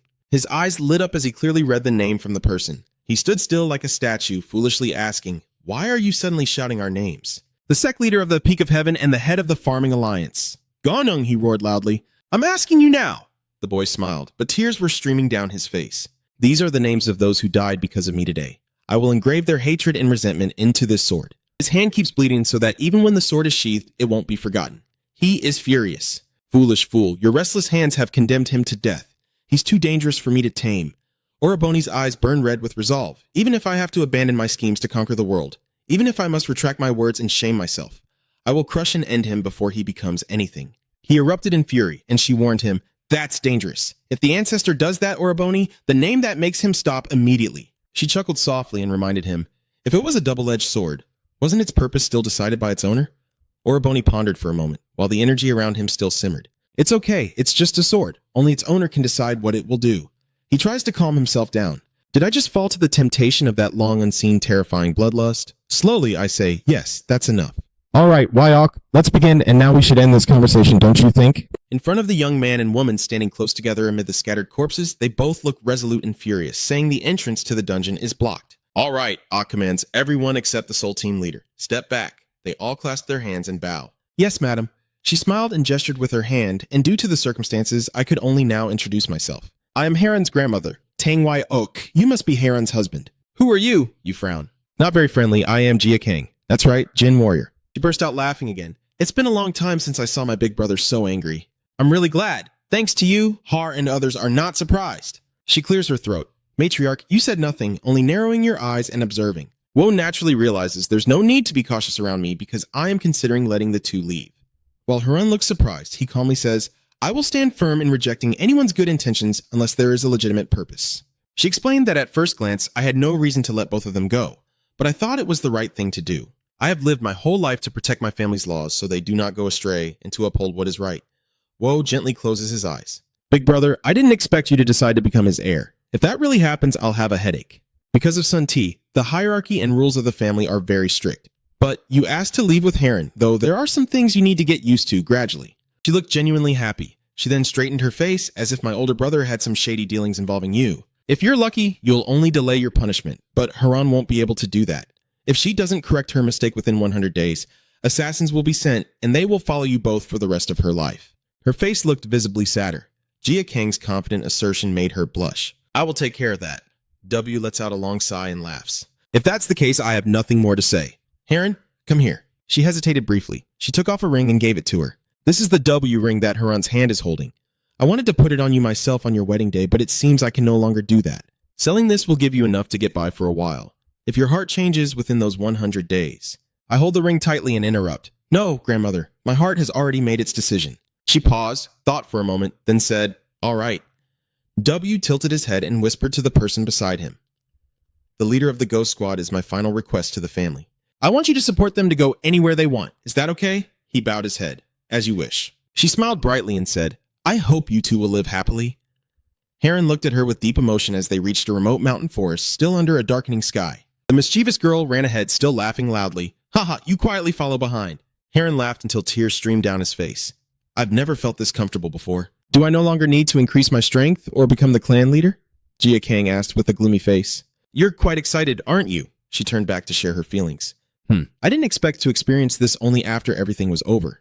It seems I should have let go earlier." His eyes sparkled as he looked at her silently, while she hurried ahead, constantly talking but knowing she couldn't wander around like this. Haran spread his robes to look around, knowing that entering the village would attract more curiosity. She smiled gently, her hair flowing in the wind, and said softly, "Let's change clothes." Where would they find 2 sets of clothes?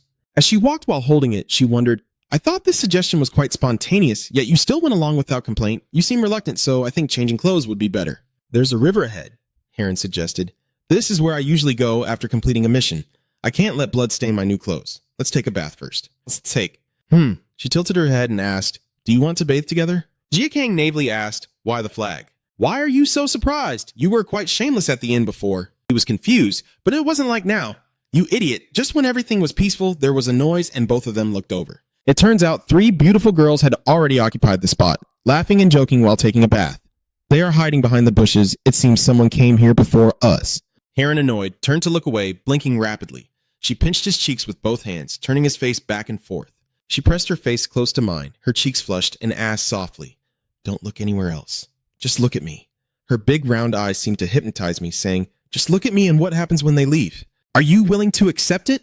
The boy was sweating, still unsure, as she kept thinking, "What's wrong? Just accept it. That guy said he liked you, right? But you're still not ready." You hesitated and then opened up. This is the first time I've faced someone for so long without fighting. Harn was stunned next. She chuckled so hard that the others jumped in surprise and hurriedly covered themselves. "Huh?" Har rolls on the ground laughing loudly. "Ha ha ha, there's someone there!"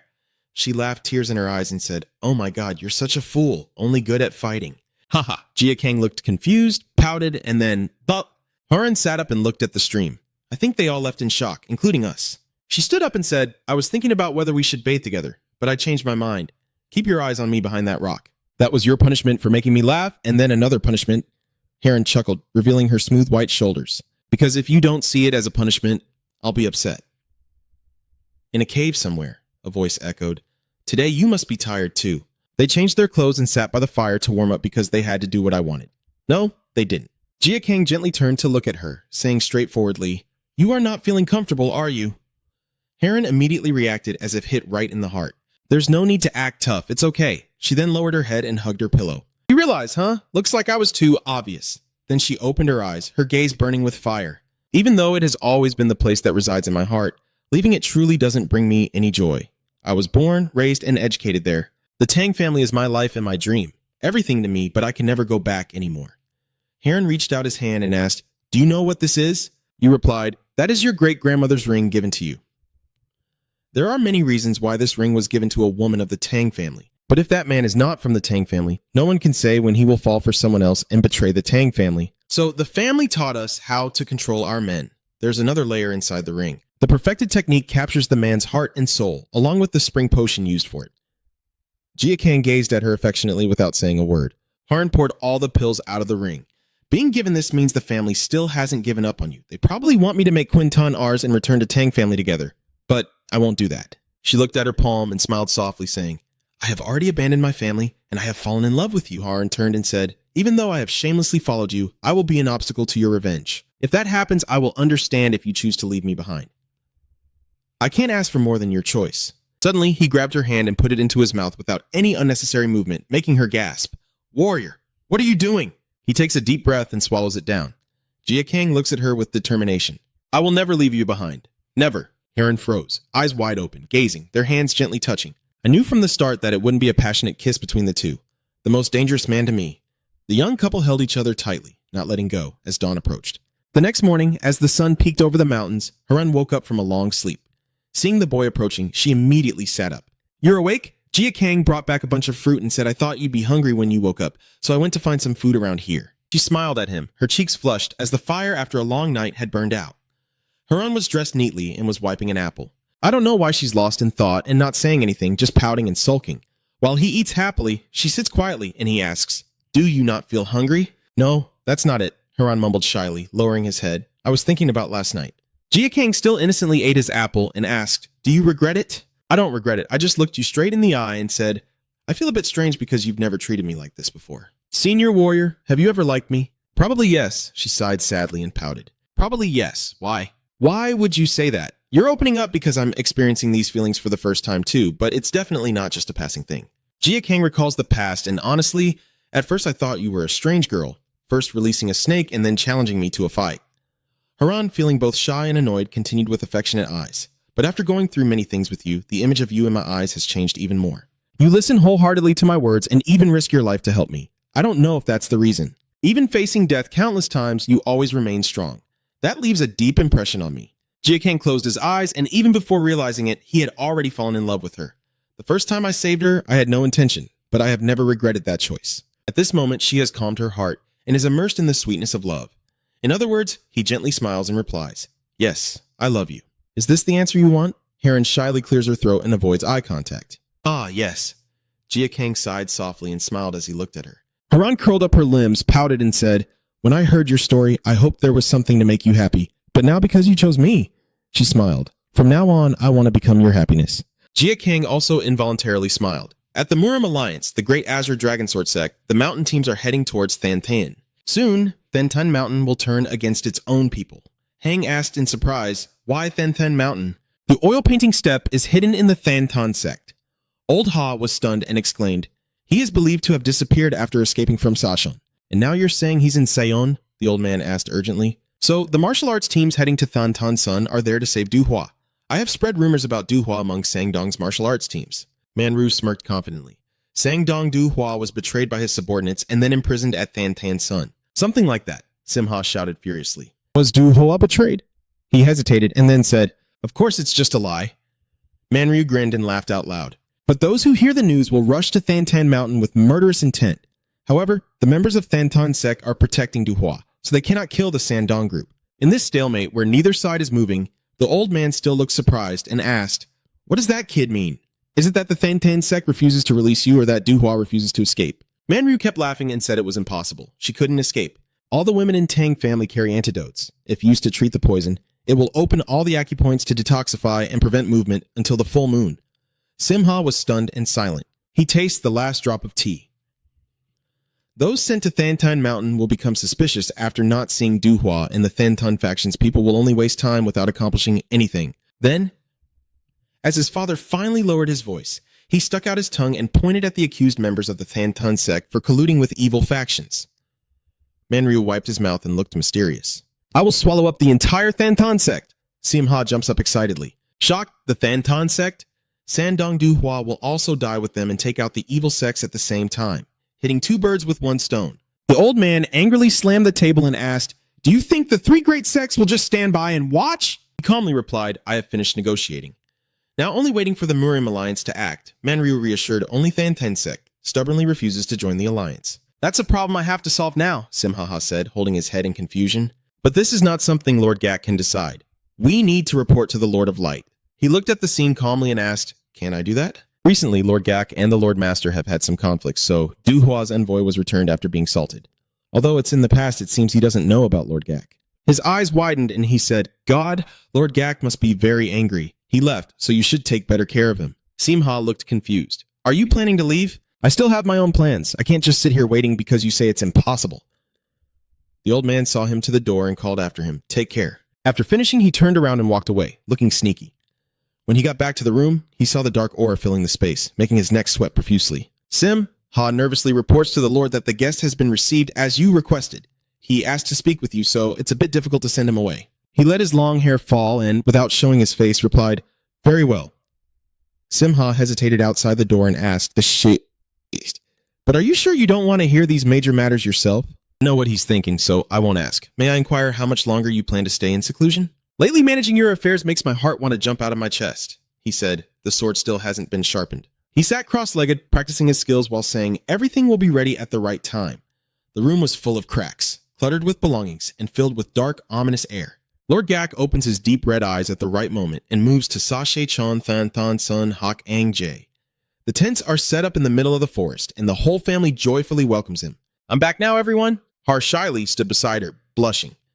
There are rumors that the Tang family is in chaos. Ryung Kyung said, I was worried something bad might happen, but I'm glad you both returned safely and brought the antidote for me. I don't know how to thank you. He sighed and gently replied, it's nothing. If it weren't for you, I wouldn't have done this. I am also very grateful to you, young lady of the Tang family. Heron smiled and said, all of this has nothing to do with the Tang family. She shyly added, and I am also now part of Master Shine's group, so what belongs to him also belongs to me. They are talking quietly outside. I wonder how they managed to escape from the Tang family, and are they a couple now? The kid whispers, but everyone can hear him. Are you saying that Miss Tang Haran has already become part of Dulong's group? At first, the two of them were strangers at the estate, but I guess something happened during the trip, and now Doc Long's eyes are no longer gloomy, right?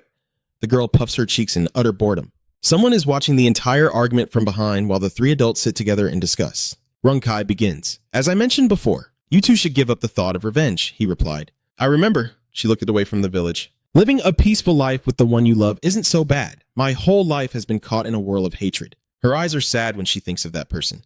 Those days of my life lived in uncertainty, so I often think about old memories. I wonder what my life would be like if I hadn't met them. If I wasn't Sunman's daughter, if I had married someone else, would I have lived a different life? Out of nowhere, Pawn suddenly burst in, calling out urgently, "The young lady is in big trouble. The Thantan sect." All three of them turned to look with their mouths agape. Huh? What's going on? Young Kyung's eyes widened, but she had no spirit left, her lips trembling as she struggled to speak. "I didn't expect you to come in person." The children facing him were so surprised they sprayed glue on the immortal. Mu stands proudly there, her lips pressed together. She alone welcomes him. Welcome, brother. High Priest Mom. Ryung Kyung lowered her head and asked, "Is it because of the Taoist Bushan?" Maham replied, "Yes, because Bon Bao wants to resolve the problem it caused." He turned to her and hesitated before asking, "I heard you lost an arm. In times like these, I'm really glad I can't see, so I don't have to witness your suffering." Ryung Kyung hugged that arm with a sad face. "You're always like that. The world always has light and darkness." Dart says, "But you always try to avoid seeing the darkness." Mu seriously said, "It's not that I don't like seeing the darkness, I just don't want to see you in pain." She looked at him affectionately and asked, "If that's the case, then when your sect is attacked and you lose your spirit, will you still choose to turn a blind eye because you no longer want to see this world? Do you think I would be happy if you did that? Have you ever thought about how the people of your sect would feel if you did? When I heard that you lost both eyes, I was deeply heartbroken. I never thought I would cause you so much pain." Mu smiled and said, "Don't worry. That time was just because I had too many feelings for you. If I could go back then, I would still do the same. Why should that be something to worry about? You haven't changed at all." She lowered her head and said, "I just heard that Duin the warrior and Teng the young lady have fallen in love. I envy them so much. If it were before, I would have had enough courage to do what they did. If I had chosen a different path, maybe things would have been better." He smiled again and said, "It's not too late yet. We can't turn back time, but we can always change our hearts." Ryung Kyung stood up suddenly. "I told the warrior Jin the same, but in the end I still couldn't do it." She walked away but continued speaking. "If I forgive Lai Deng, forget everything and start over, then what would happen?" She paused, then looked directly at him. "Will you accept me?" Mu'am asked suddenly, a little hesitant. "Oh, you're just wanting me to be careful with what I say. Right now, you're a beast of Than sect, and many people won't allow you to do whatever you want. Ryung Gryung, I'm very strong, the strongest in the Than sect. If I don't want to be the sect leader anymore, who dares to stop me?" She sighed and lowered her eyes. "I used to dislike this way of talking from you. So childish and not serious at all. Your eyes look sad, but I was wrong. If you were a superficial person, you wouldn't be consistent like this." Mu raised her hand and suggested, "What do you think about moving out of the mountain entrance straight to Thantan? It would be a better place for recovery than this temporary spot." She coldly refused. "I have caused too much trouble for Thantan sect already. I can't bother you guys anymore." Finally, she moved on and said, "Please go back, brother. Never come to find me again." He pursed his lips, looking displeased. Mu stepped out with her to the door. Then Ryung Kyung said, "From now on, speak softly.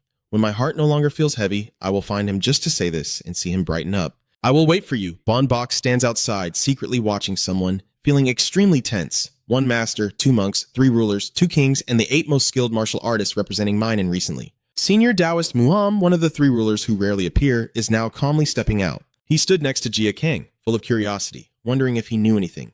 Taoist Buk Chan approached and said, "Let's go, junior brother." Those people standing far away are watching so openly. I didn't say anything, just stared, then followed their backs as they left, thinking about how Taoist Buk Chan appeared together with the supreme Taoist Muham. It means my proposal to him will soon succeed. As I was walking, he turned back and glanced at me. The sky darkened again, and in the quiet forest, Jia Kang was also sitting focused on practicing his cultivation. His eyes are closed, but his mind is constantly active, with 9 points for the toxins of Beach Dong, 9 lights. The lower, middle, and upper dantian, both wrists and ankles, the base of the pelvis, and the upper back. He uses his imagination to visualize those points, and his whole body radiates a mysterious energy. The third place to store poison is my back. When I was still in the domain, I couldn't cultivate more, so I had to work harder to accumulate the poison. At this point, you frown slightly, and the discomfort makes Jia Kang open his eyes involuntarily. You grit your teeth in anger as a surge of internal energy continuously radiates out. Why is that? Someone is peeking from behind the tree, and with a hole in the bucket, how can it be filled with water? Reduce your inhalation and exhalation to twice the amount you breathe in. You sweat a drop, breathe in to enhance absorption and stimulate your organs to function. Jia Kang follows the breathing exercises, first reducing the inhale and calming the mind, and you will soon feel dizzy again. La Mua'am, he stepped forward, gradually guiding you to breathe out twice the amount you inhaled. Hold your breath, and try to focus your internal energy into your pelvic floor, tightening the area below your stomach, straightening your back, and opening the Baihui point. He spoke like a hypnotist, finally expanding your pelvic floor. The water rises and the fire blazes. Let the cold go up and down continuously in your mind. Let the heat follow closely, then rise and fall to maintain balance. I feel peaceful and refreshed. Only when a person maintains the cycle of yin and yang can they feel as if they are alone in the universe.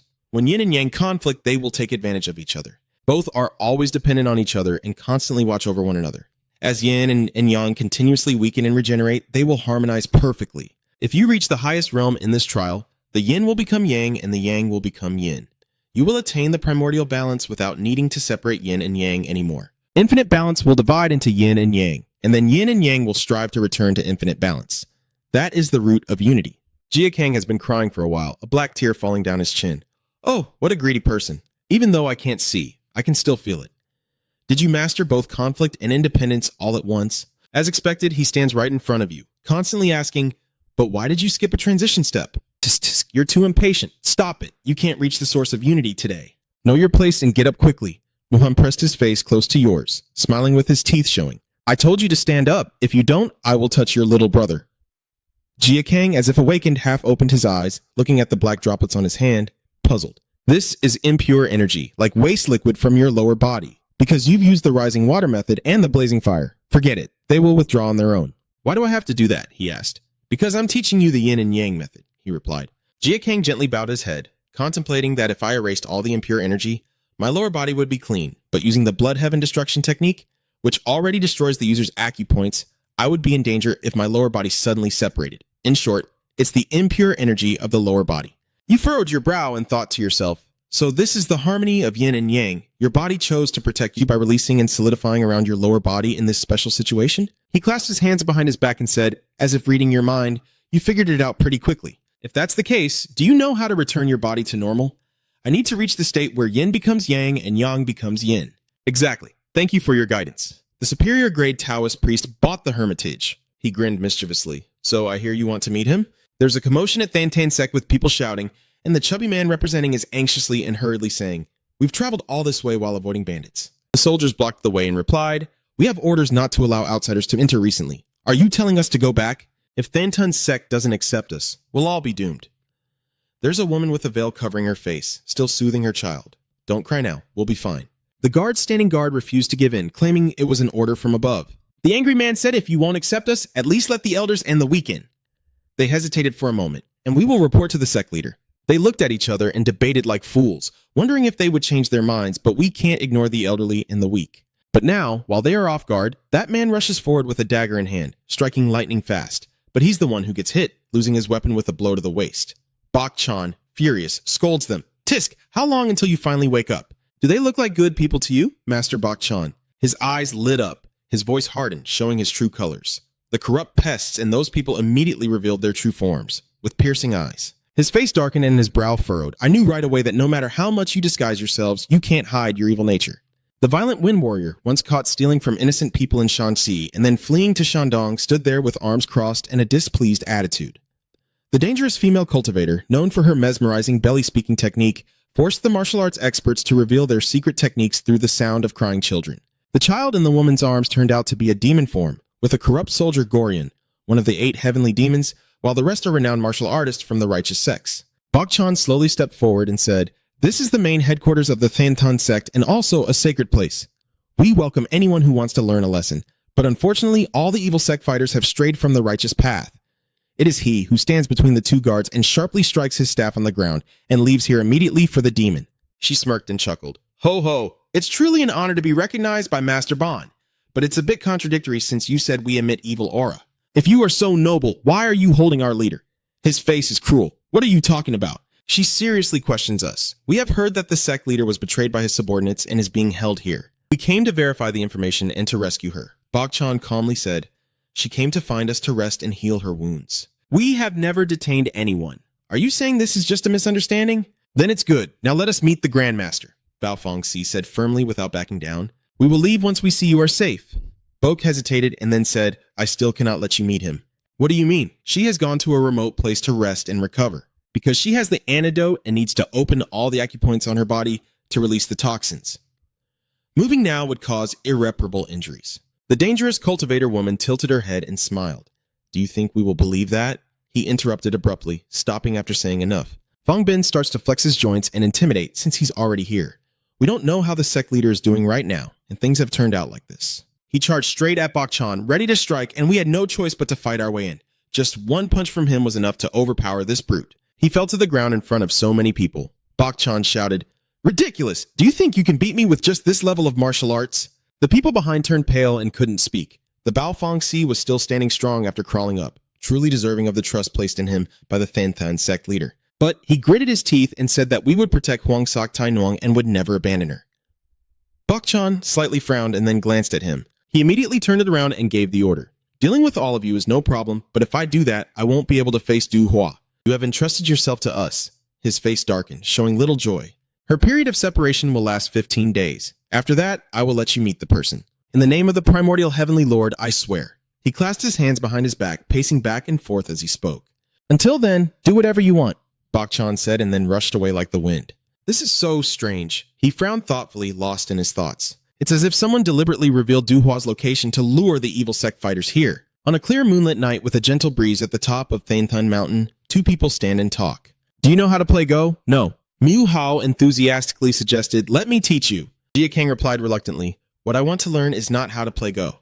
He asked with a smile, "I know what you want. Is the record of Beachdong Kukwang correct? This is your chance to learn all the details. I will tell you everything you want to know, so let's play one round." "Is that not okay?" "You look thoughtful then." "You sit down decisively. Muham is pleased." "So isn't it better?" He begins to explain. "If you know how to play Go, your perspective will change. Can't you see it and still keep playing?" Miu nodded. "Of course it's fine. Bak never told you that I became the sect leader because of playing Go, did he?" He sighed lightly and smiled. "This is a game piece. Take one."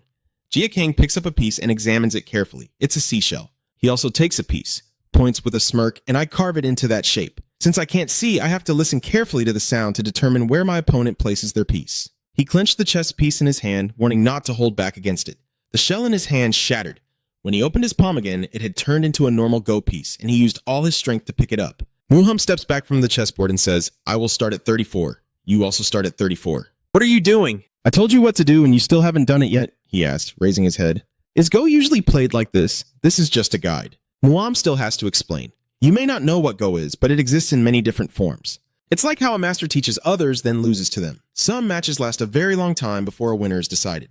Our predecessors on our side had opponents they played against for a very long time. He played a match that lasted 20 years with that opponent." "You're shocked. So they spent 20 years just to finish a game of chess?"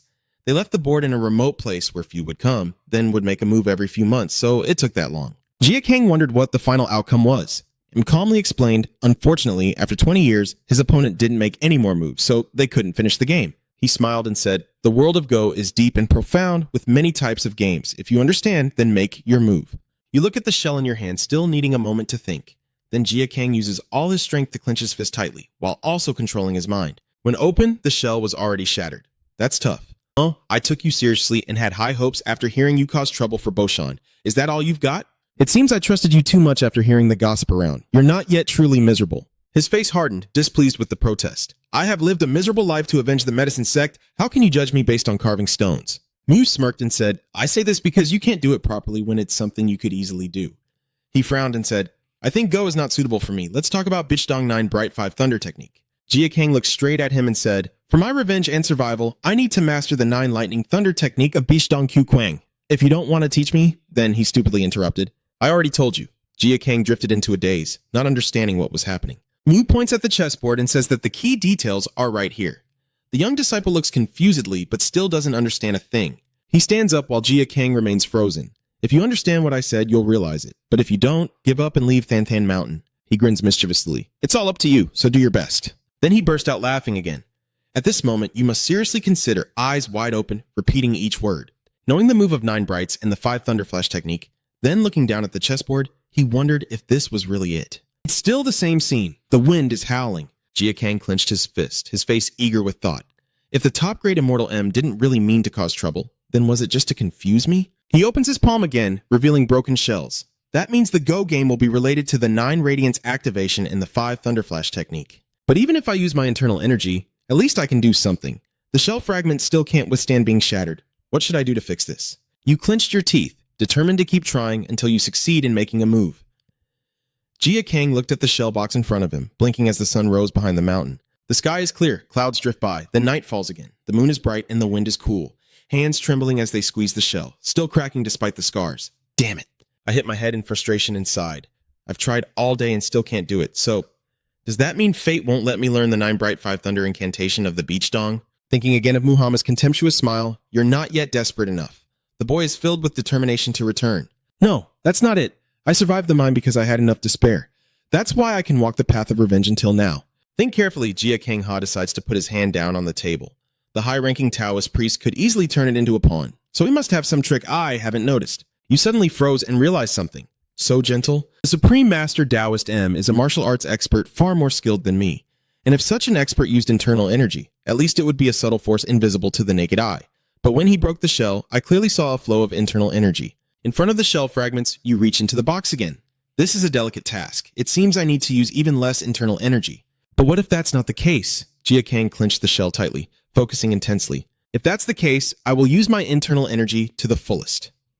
A small circle appears around where you are sitting, swirling away the fine dust around. You rejoice even with your eyes closed because when I channel my internal energy, my senses become sharper. Jia Kang clenched his eyes tighter, beads of sweat on his face. I can feel every vein on the shell, but to carve it into a chess piece, I need to channel even more internal energy. To envelop myself in the 3 toxins of the 5 thunder technique, I lack the inner strength. You suddenly opened your eyes wide, pupils shrinking in surprise, revealing impure energy. Jia Kang looked down at his empty hand in confusion, caught in the realm where yin becomes yang and yang becomes yin, the transformation of duality. If I can harness the impure energy from the frozen lower body, the surrounding tower will be enveloped by a flow of energy. A new day begins, and the birds chirp merrily. The shells still don't look quite right. Muhammad appears smiling like a flower, but you've tried your best to carve them. And that's the sorrow I mentioned. He stands with his hands clasped behind his back, leaning forward as if seeing through everything. It seems you've already realized that. Jia Kang drops his head to the ground in despair. The shell shatters into pieces. There are still pieces from yesterday on the board. I should continue with the next move, right? Muam said while making a move and explaining. If you move like that, all the pieces there will belong to me. Place your piece on the opposite side of where you just moved. If you move like that, your opponent won't be easy to capture. Now you have pieces in every direction on the board, and while increasing your strength, you're also blocking this move. You realize that he's trying to capture as many stones as possible while I block him, huh? Yes, the board is almost full now. This is the final move. He pinched the stone with 2 fingers and lifted it up. That is all I can teach you about Go. The stones are placed perfectly into the empty spaces. M seriously said, when I first came here by chance to connect with the summoning technique, I always wondered why a sect would possess such evil methods. He added, it's dangerous to learn and the power is formidable, so it's not something a sect should have. So I made a guess. Could Zhang Tian thought have been passed down in an incomplete version? His eyes sparkled as he watched him. If that's the case, then where does the original version come from? After thinking for a few days, I happened to meet someone from the hell-worshipping sect and discussed it. You're sweating. The hell-worshipping sect? That's a Tibetan demon sect. Our conclusion after debating for a long time is that the secret technique of the Thainthon sect is similar to the 9 Brights of the Bichdong sect, and the secret technique from our sect lacks the original language. It does not have the incantation of the 9 Brights from the Bichdong sect. Some sects in Tibet chant incantations when they cultivate internal energy. The original language is a special language containing the power of the practitioner. The magic art clearly still bears traces of the original language, but Jiang Hu and the devil-worshipping sect are enemies, so all their cultivation methods are considered evil and have been abolished. Muam arranged the chessboard and said, the basic hidden techniques originally had their own language and incantations, but it can also be said that they naturally disappeared because no one wanted future generations to know that they learned forbidden arts. We decided to combine those 2 methods, teach others what we know, and then create the 9 Bright Walls and 5 Thunder incantations. But I still haven't been able to perfect it. I became the head of the Thainthon sect, and the situation in Jianghu isn't very good. You pursed your lips and didn't leave, but the friend who helped create the 9 Bright 9 Lightning Thundering technique with me has already perfected it. Because the last message I received from him was about that. If you want to perfect the Bichdong 9 Bright 5 Thunder technique, you should seek him out instead of me. Jia Kang's eyes immediately lit up and asked, where is he now? Mu picked up a chess piece and said, I heard he's being held at the Marim Alliance in Quichao. Take this piece with you and you'll recognize him then. You take the glowing chess piece, examine it carefully, then hold it in your palm with longing. What you said about the 9 Bright 5 Thunder Lightning technique of the Jade Cave is completely correct. Because the story of the 2 people playing chess for 20 years is actually you and the person from that loyal sect. In a place surrounded by mountains and trees, a groan echoes from deep within the rocks. Someone just vomited blood and clawed the ground fiercely. It's Manru! There's blood on his shirt. He keeps coughing, groaning. And the pain feels like it's squeezing my heart. His face darkens, his mind racing. Mastering the Blood Heaven Rage technique to become stronger would come with many side effects, including those from countless elixirs that don't suit me. I don't know how much time I have left. Am I disappointed? Manryu suddenly grinned with a mischievous smile. No, not at all. He struggled to sit up and said, I made all the choices. I don't regret them. Did those choices not help me reach the peak? The old man looked toward the cave entrance. Speculators guess that Tang Haran has fallen for Jia Kang and fled from the Tang family. Thanks to that, not only the Jago clan behind Jia Kang, but the Tang family as well are nothing. Rumors of tension between the evil sect and the Than Tan sect have already started to spread. I also realized that Lai Dong and the venerable figure from afar don't get along. The heavens are helping me. He finally crawled out of the cave to face the sunlight. Manryu smiled brightly, but now his face is wrinkled, showing no trace of humanity. Can I come and take down the Murim League leader now? The headquarters of the Murim League is in Jiangxi province. The two of them walked and talked. You're late, but the League leader is already waiting for you inside. Manryu politely replied, Sorry for the inconvenience. I've never been to the headquarters before, so I got a little lost. The other person pointed and invited you this way. He suddenly spread his arms wide, confusing the other person. What are you doing? Weren't you planning to check on that person? Old Ai hesitated and said, This is one of the 3 supreme elders of Murim. This isn't necessary. His eyes flashed with a thought. 3 elders of Murim. 1 leader, 2 monks, 3 wielders of power, and 2 kings. They are the leaders of the demonic sect, the evil sect, and the righteous sect. The leaders of the mystical order, the masters of the northern skies, and the alliance leaders. They probably think someone like me is nothing in the eyes of their great figures, right? Manryu pretended to bow his head and sigh. If you speak wisely, it wouldn't be right for the esteemed guest to wait. If that's the case, can I ask you to hold on to this for me while I go inside? These are dried beef and some snacks I brought to fill my stomach on the way back. The other person looked annoyed and grumbled, Hey, this isn't my business. Wouldn't it be disrespectful for me to meet the alliance leader surrounded by the smell of food? Manryu smiled as he manipulated the situation. There's another bottle of wine inside. If you're feeling like it, go ahead and pour yourself a glass of this fine wine. I'm sure you'll enjoy it. If you're bored, you can just eat the cake. He seemed very pleased, his face relaxing as he opened the door and entered the room. Manryu respectfully bows his head and reports, I am the poison production advisor of the Murim Alliance. Manryu, I humbly express my respect to you. Leader of the Alliance, you are the head of the Murim Alliance. The other person interrupted. That's enough, I'm not really the leader or anything. No one else stepped up, so I'm just temporarily in charge. He's old, but still quite quick. Come in quickly. You must be tired after making the journey here. No, sir. Just the thought of meeting you is no trouble at all. He seriously questioned, So why are you so late? I miss you so much. Manryu chuckled happily. Haha, forgive me. I am unwell and not as strong as I used to be. Tisk tisk, that's why you shouldn't eat things that look delicious. He paused for a moment before replying. But the reason you gave for Zhaojian to me. Jinin then smiled and said, I heard you did something quite impressive. That's news from Lai Dong. You not only caused trouble with Du Hua, but also with his adopted son. Lai Dong must be furious too, right? Then he waved his hand and said, I am interested in you. I am curious who could play with Lord Lai Dong himself. Oh, I would never dare to joke with him, Duinin said, stroking his long beard and frowning. Everything about Lai Dong is too straightforward, so I have to let him taste bitterness. If he wants to become a real man, he must experience failure. That's why I salted his wife's arm and sent it back. Isn't it because he practiced forbidden magic? I have a rough idea, but that's enough. Manryu was startled. So it's just a rough idea? How am I supposed to respond to that? That Da Tam's usurpation of his leadership is too great. His face darkened, but you just said you were only sitting here for a moment. Or perhaps you also enjoy a moment like this, Janine. Like he was hit in the heart with glue. Scoffed, you are truly skilled at seeing through others. I hope you forgive my off-topic question. He sat there for a while before standing up. As long as he's qualified to be the leader, there's nothing to say. If it's about that, what role does the Murim Alliance leader have for you? Jinin closed his eyes and said that the role of the Murim leader is to create a separate territory. He will use that place in Murim to create as many positions as possible to maintain peace, a place where everyone is so immersed in their work that they no longer have time to think about the hatred inside, a place where even heroes from afar want to come. If every spot is occupied by his people, it wouldn't be good, so they need to be divided evenly. If we keep operating in such a place, everyone will recognize the efforts of the Murim Alliance. The clan's people are like feathers and wings. He poured a cup of tea, grinning mischievously, and asked, What do you think? Manryu received it with both hands, quickly, as if it were a ritual. But aren't there some who are dissatisfied with this? Then I just need to eliminate them. Jinin looked directly at Manryu and said, We need to leave enough space so others don't lose hope. Sometimes relaxing by reducing some gaps and watching them fight each other can also be effective. That will make them focus more on holding their positions rather than worrying about us. He thought to himself, creating a territory is the leader's task. Now that's a new perspective. Laughing heartily, I've gained new insights thanks to you, leader. Now tell me, do you understand what qualities are needed to become a leader? Manryu kept smiling and said, I really don't know. I look forward to your guidance. Jinin smirked, knowing that the ability to read people is an essential quality for a leader. So you can choose the right person for the right position. You must see through that person. That's why I will keep an eye on you for now. Since you've gone to the trouble of coming here, I will assign you a position I believe you deserve. He stood there stunned, thinking to himself, what kind of nonsense is this? I have tried my best many times, but he still won't give me that. Does he want to use me to control Lai Dong? Manryu looked dangerous, sipping his tea as he replied, "Nothing will be given to me, even if I want that position." But his old man's words made him pause. "Don't worry, you are more than capable of overcoming any situation. I see you're staring at me a bit too much. The reason for that, your Jinin's eyes are as yellow as if he has a liver disease, so let's find out right away, shall we?" His pupils dilated, and the corners of his eyes wrinkled.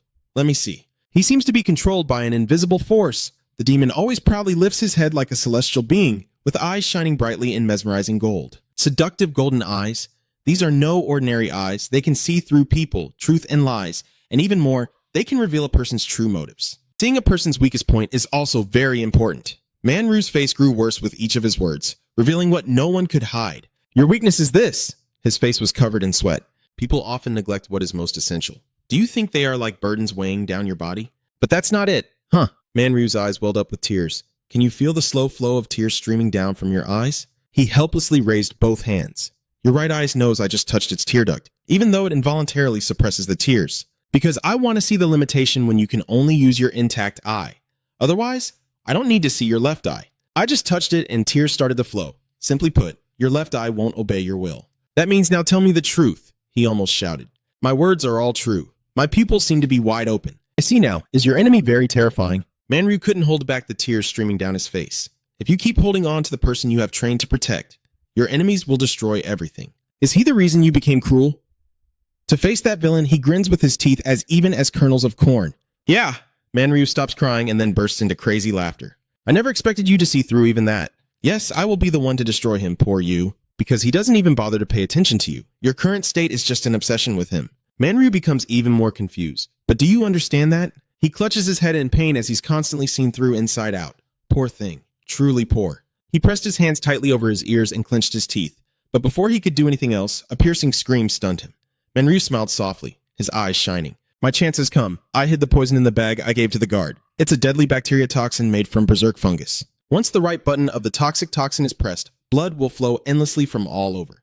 Additionally, he will fall into a rage and will slaughter until death. If a rebellion breaks out around the leader, no matter how small, that's when I will make my move." Manryu rises up, gathering all his strength to deliver a kick to that eye. "You think you can see through a person's true nature?" He went completely berserk. "Then you must have figured this out too, right? Truly amazing." The light seems to come from 10 directions of the Buddhas. A huge explosion dazzles everyone watching. The room instantly turned into ruins and debris. Manryu's face showed a few scratches, but nothing serious, still smiling broadly. He sat in the corner, dark and hunched like a chimpanzee. He burst into laughter when he saw this appearance, with only 2 bright pupils shining. He opened his mouth wide to his ears and shouted, "I did it! I have the body of one of Murim's top 3 treasures. I was just testing." Have you ever been caught by someone even crazier than you? Like thousands of eyes are watching Manu. Then this crazy old man, his face looks more pitiful than ever. "Now what will you do?" The man cornered, still managed to force out a smile. "Hey, damn it, I wonder if that guy tricked me. I clearly told him to prepare the strongest poison." The yellow-eyed man narrowed his eyes and replied, "Huang Din Doc is indeed the strongest poison of the Tong family. But if you want to kill me, you need a more advanced toxin like the 3 Killings poison. If I knew they could kill me, I would have eliminated them long ago. I told you I can see through people. Now that everything has come to this, it's time for me to act," the pupil continued. "Don't push too hard. Don't you see no one is coming in?" Manryu kept his face straight, but his eyes darted around, thinking to himself that even though he had caused such a commotion in the leader's mind, why didn't he sense any movement? Truly a perfect place, since when did your exterior become completely empty of any demons? So from the beginning, he just realized that I've been his puppet all along? Now tell me, give me a reason to keep your life after knowing everything. Manryu takes a deep breath and replies, "Are you the leader showing mercy to a subordinate? Because my leader does not want you to die here." A wave of energy radiates around him. "Get out of here." The entire group rushes forward with great force. Manryu must defend himself. The other side is starting to go wild, running off like a beast and then dying a tragic death somewhere.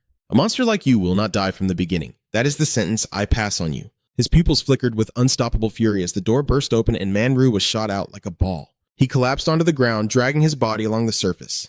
Manryu held onto the ground to support himself. He frantically turned around and shouted, "I just want to know one more thing. How did you find out I intended to assassinate you?"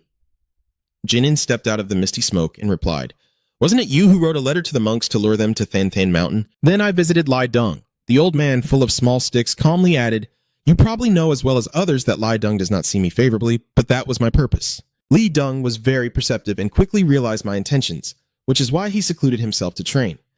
Manryu struggled to sit up, and I no longer knew what was happening. The old man said calmly with a straight face. The arm of the talented woman Iwa you sent. I brought it here from Lai Dung's place. Manru's pupils constricted, shock flashing in his eyes, thinking to himself, I heard that the Murim leader took Iwa's arm after seizing it from Lai Dung. Then, Lai Dung secluded himself to train, so it was easy for me to see the discord between them. Why did the old man put salt on his arm after inspecting it? Could it really be a trap? The box has a note saying it is returned with permission because the head and the rest of the body are missing.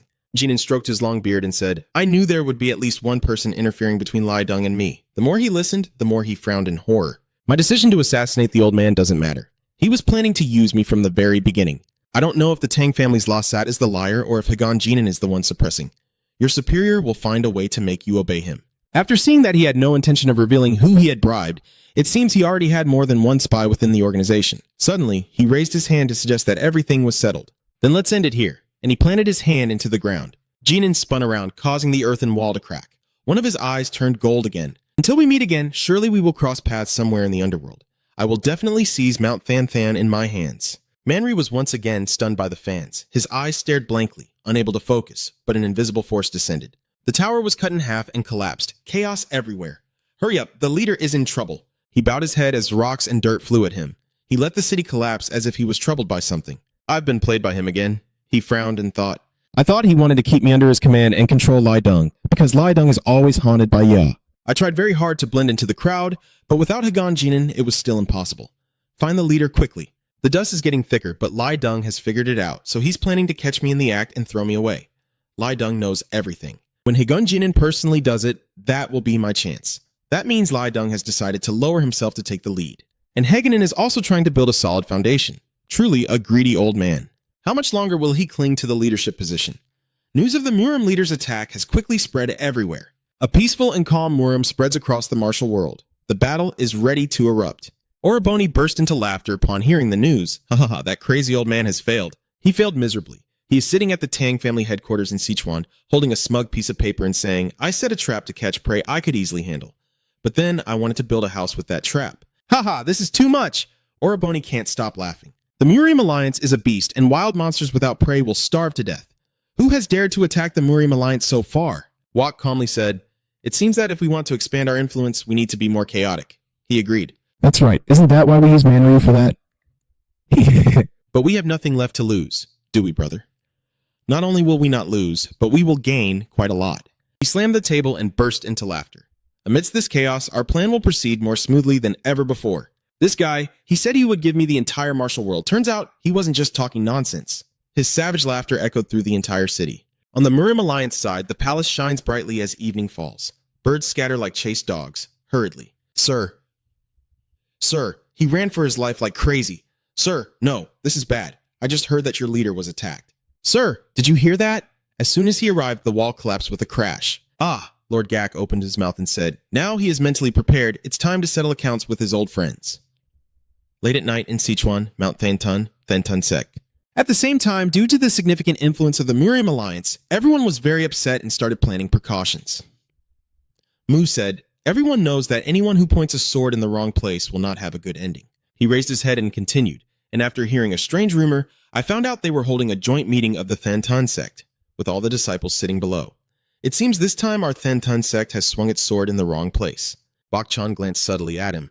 Unzen spoke up. Sir, I really don't understand. It was Mandryu himself who tried to assassinate the Murima leader. Then why are we the ones being threatened? Muam just laughed and explained the poison and weapons used have been confirmed by the Tang family, but the Murim Alliance has already received a satisfactory explanation. They confirmed that those items were stolen from the Tang family, so Manru and the Tang family are not involved at all. Moreover, they said Manru wanted to resolve the feud between the medicine sect and the Tang family and introduce the poison dragon to them. But in the end, the entire family was thrown into chaos. The Tang family believed they might be accomplices with each other. Bak-chan interrupted, I heard that Manru was originally from the Holy Sword, and that was his explanation. It seems the Holy Sword doesn't quite get along with Manru either. And while all this is happening, he's in seclusion training, which might help him clear his name. The Lord's Guard is force-feeding him. In short, it turns out that Doc Long is involved with Manru and is currently at Than Mountain. All the evil sects in Huang Sak Tai Nuang are under the protection of Than sect. The leader has demanded that I hand over Doc Long and Tai Nuang to him. He sighed. Sigh, but we can't do that. M calmly said, that is the reason we gather here, to prepare ourselves and seek the wisdom of the elders. Dear elders, please allow us disciples to borrow your strength. The senior elders were a bit surprised at first. Sorry. Then someone suddenly spoke up. For the first time in 20 years, we have decided to come out to meet. The old man with no hair and thick black eyebrows asked curiously, "Is this why you called us out just for such a small matter?" The man next to him with 2 scars on his right eye also chimed in. Since Higun became the leader of the alliance, they've been preparing, so don't overthink everything. They gradually pressed them, just do as the Marine Alliance wants, and handing over the poison dragon and Y is enough. Is there a problem? Muam listened and smiled, then replied, "I'm sorry about that, though he can't do it." "Why not?" He spoke in a calm tone, revealing that Doni has feelings for Ya, someone he cannot easily entrust to anyone else. The senior experts who just received the junior's response all looked grim, and the atmosphere grew dark as they sighed in despair. "Oh, come on, this crazy kid." Some people even shouted out loud, "Even if you practiced complete calm mind, your whole life you wouldn't reach the immortal realm." Tisk tisk. The hardest relationships to let go of are definitely with women. The reason our sect is in such a dire state is because our incompetent headmaster is always preoccupied with your romantic affairs. Mua Am scratched his head, smiling sheepishly and saying, "I can't help it. Is there no other way?" The seniors looked at each other in silence. No one said anything more. Bakchan stood in the distance, suddenly opening his mouth to shout, "So you mean we can only protect the Thantan sect by submitting to the Murim Alliance?" The disciple disagreed, and most of the elders looked quite annoyed. "We don't need to go that far. Since we chose the wrong headmaster, we will be the ones to resolve it." Seeing this, he replied hurriedly, "So do you have any good ideas already?" Amid the chaos, a hoarse voice rang out. "Keep it brief. Soon there will be turmoil in the martial world." The old man with the long white beard, carefully groomed, slowly approached. "That's what I had foreseen." He trembled and asked if the Thantan faction would survive. The response is also very firm. The only one who can survive is Asura. Suddenly, one of the old man's arms slowly raised, and then we wrote a line of characters in the air between us. "This is the only option left." The old man with cloudy eyes calmly explains. "If you want to find a way to survive, then answer me this. Does the Thantan sect have an ancient temple and Taoist teachings on Mount Thantan? And we have disciples to care for the sect of Thantan. No, what the head of the sect wants to protect is what?" Muhammad paused for a moment as if pondering and then replied, "All things are constantly changing. But Doni wants to protect the dignity of the Thantan sect, something immortal through time." The old man kept searching. "Weeds always grow back, even when you trample and pull them out. Even if their shoots and leaves wither, they will still come back to life." The junior disciples below listened seriously. Such resilient vitality lies in the roots of the grass. As long as the roots remain intact, they can grow anywhere. The old man didn't wait for anyone to speak further and added, "Thantan sect will disappear from this place, but only in this area. This decree, like divine command, gives us courage, and Thantan sect cannot be destroyed yet." Primeval Heavenly Lord MUA then emphasized that as long as the disciple makes a decision, Thantan sect can survive. The old man nodded slowly in agreement, a gentle smile forming at the corner of his mouth. "If that's the case, my disciple has many suppressed thoughts in his heart and wants to settle everything before peacefully ascending to immortality." Bokchan suddenly sighed deeply, appearing very helpless. "Are you still stubborn about those worldly desires? Even the elders have completely given up on you. If that's the case, you won't ascend to immortality, so just do what you desire." Muham paid no mind to the teasing words, as if he had already charted his own path. Early the next morning, in the dense forest, an unbelievable voice suddenly rang out. "The leader of the Murim Alliance was assassinated, so you mean it's unclear whether he is still alive or not? If he were alive, he would have appeared by now." The soldiers' gang was mostly excited, whispering among themselves.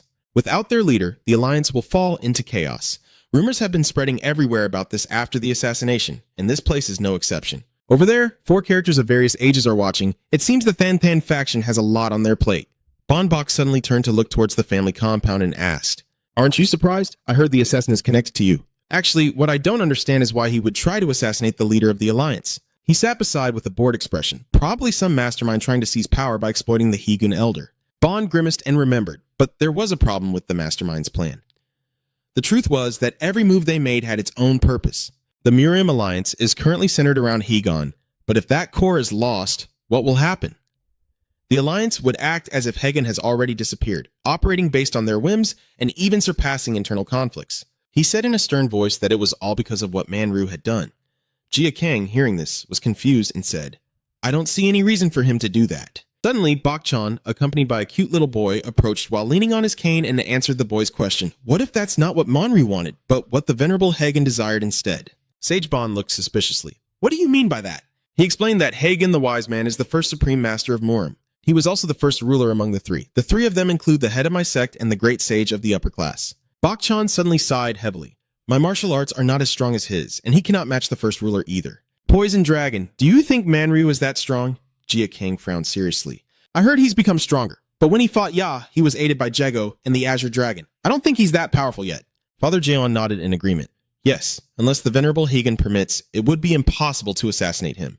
That is the meaning of being the first saint of Murim. Ponbok's tone suddenly became hesitant. Then why is he still planning to assassinate? It must be because of Bion's next words. He wants to arrange everything in a way that makes him suspicious. How should he do it? But isn't everything getting more complicated now? Sometimes you have to simplify things to see the sweet fruit of success. Jia Kang coldly deduces that there is some conspiracy behind the scenes. Bok-chan completely leaned to one side. That's right. The fact that the sects from Shandong all arrived here at the same time Y was in seclusion is related to this. Bon Bok only then began to feel worried. The Eastern sects? Bok hesitated for a moment and then recounted that a few days ago, the sects had gathered in front of the Than sect's entrance. They say you're here to rescue Iwa from being held captive by the Than sect. Hearing this, he stood up suddenly and shouted, "What?" I think the sage Hagon spread baseless rumors, shifting a foot slightly on the rocky ground. But no matter what, Than sect is still the best place to start cleaning up. Bok-chan turned his back and gave a warning. A storm was coming, and before it arrived, a large crowd had gathered in a line, and we decided to leave Than Mountain. All the surrounding soldiers looked on with bewilderment. What is going on? Am I seeing things? Because the strange thing is real. Is the Than sect leaving the Than Mountain? Jia Kang looked at each individual and asked softly, "Will the Than sect no longer exist?" Bok-chan replied, but did not look back. The Than sect will still exist. It's just that we won't be on Than Mountain anymore. We'll be somewhere else in the martial world. The little boy Unzoan sadly waves goodbye. This is a part of the Than sect's intentions. Once Iwa finishes her closed-door cultivation, we will leave here. Bok-chan hunches his staff and leaves the group behind. If you want to leave this place, surely we will meet again. Jia Kang and Dongmin stand silently, momentarily unsure of what to do. The sun has now completely set behind the mountains, leaving only faint rays of light. The distant villagers, seeing the Than sect's group pass by, hurriedly stammered, "What is that?" They hurriedly whispered to each other. The groups of Taoist priests are leaving one after another, so the rumor that the Murim Alliance is coming here must be true. And there's someone else who's furious and shouting loudly, none other than Gorian. "Are you just going to run away because you're afraid of the Murim Alliance?" The Baofeng swordsman beside him also clapped his hands and added, "So what will happen to our sect now?" Bok-chan could no longer hold back. His teeth clenched tightly. "You should be grateful because the strongest person of Than sect has decided to stay here." "What do you mean?" the female assassin whispered softly. "The strongest person in Than sect? No way. Muam is standing alone in the death realm, talking to himself." The sharp sword was quickly drawn from its sheath. He thought to himself that he would have to deal with the problem he caused. In the outskirts of Sichuan, a group of strange soldiers are riding swiftly forward, led by Job Jin Kyung, the White Tiger Lord Zhonghuang Thiem Gorm. Suddenly, something caught his eye on the road, and Jin Kyung immediately raised his hand to signal the entire army to stop. He firmly pulled on the reins and said, "I didn't expect someone to come and greet us." The Numo and Tang families seem to have been waiting here for a long time. I wonder what wind brought the two of the four great families of Sichuan to this place. Tang Sanjun, the leader of the pursuit team, solemnly announced, "It's customary for the host to receive guests." Dungo from the Nyami sect quickly clasped his hands in a bow. "Amitaba, we are responsible for guiding you from this point onward," and finally urged, "Let's go." As the two sides formed a line to clear the way to the city, the space seemed to freeze for a moment. Then Jin Kyung suddenly nodded and smiled, saying, "Hee, as the commander of the battle, I regret hearing about Tang family." There was a fleeting lecherous look in his eyes, But if necessary, I have already conveyed my words beforehand. Today, I can only accept your sincerity. Sangin listened and then spoke up willingly. "It's okay. We're just upset to see you facing this alone. I hear that the evil sects are gathering near the Than sect. You might need us." Jin Kyung suddenly frowned slightly. "People from the Eastern sect won't be able to dominate me. Unless they resort to tricks, they need to come quickly to pick up, so I would be very grateful if you two would make way." "Are you sure you'll be okay? Sichuan is full of dangers, and the other side quickly denies it. I have heard of Sichuan's vast lands, but I kindly ask you to step back." And with that, he whipped the horse's reins. "Let's go." Jin Kyung rushes past between the two lines of people. Sungyun watches calmly, because we are from Sichuan, so we only mean to help. Jung felt extremely uncomfortable and replied, "I am not pleased with how the Murim Alliance is handling this. Jin Kyung told us not to interfere in Than sect's affairs, acting as if he sees us as fools. He seems helpless, narrowing his eyes in frustration. The Murim Alliance always plans to eliminate the three greats of Tu Shuyan and Than as their first target, so calling them naive fits best." As soon as Sangin finished speaking, he paused, opened his eyes wide, and looked straight ahead, with the blood-red sky creating a terrifying atmosphere. "Our Sichuan is not so easy to mess with. What the hell is going on? This can't be happening." Among the chaotic soldiers, two men are fighting each other over something. "Quickly, call the sect leader out here. All the rumors you've heard are false. How could we betray the sect leader? These are just silly rumors." One of them, Peon BX, couldn't hold back anymore and shouted out loud. Those are all traps set by others. I can't believe you would fall for such rumors. They're all just fools. The sect leader is still safe. Suddenly, a deep, soothing voice echoes from afar, breaking the tense atmosphere. Is there any misunderstanding? Gorian, with a grimace on his face, approached the two. The sect leader lost an arm, and they had to eliminate the deadly poison from the Tang family. Is that really okay? Bon Bok suddenly gritted his teeth, momentarily speechless, cold sweat pouring down like a stream. That matter.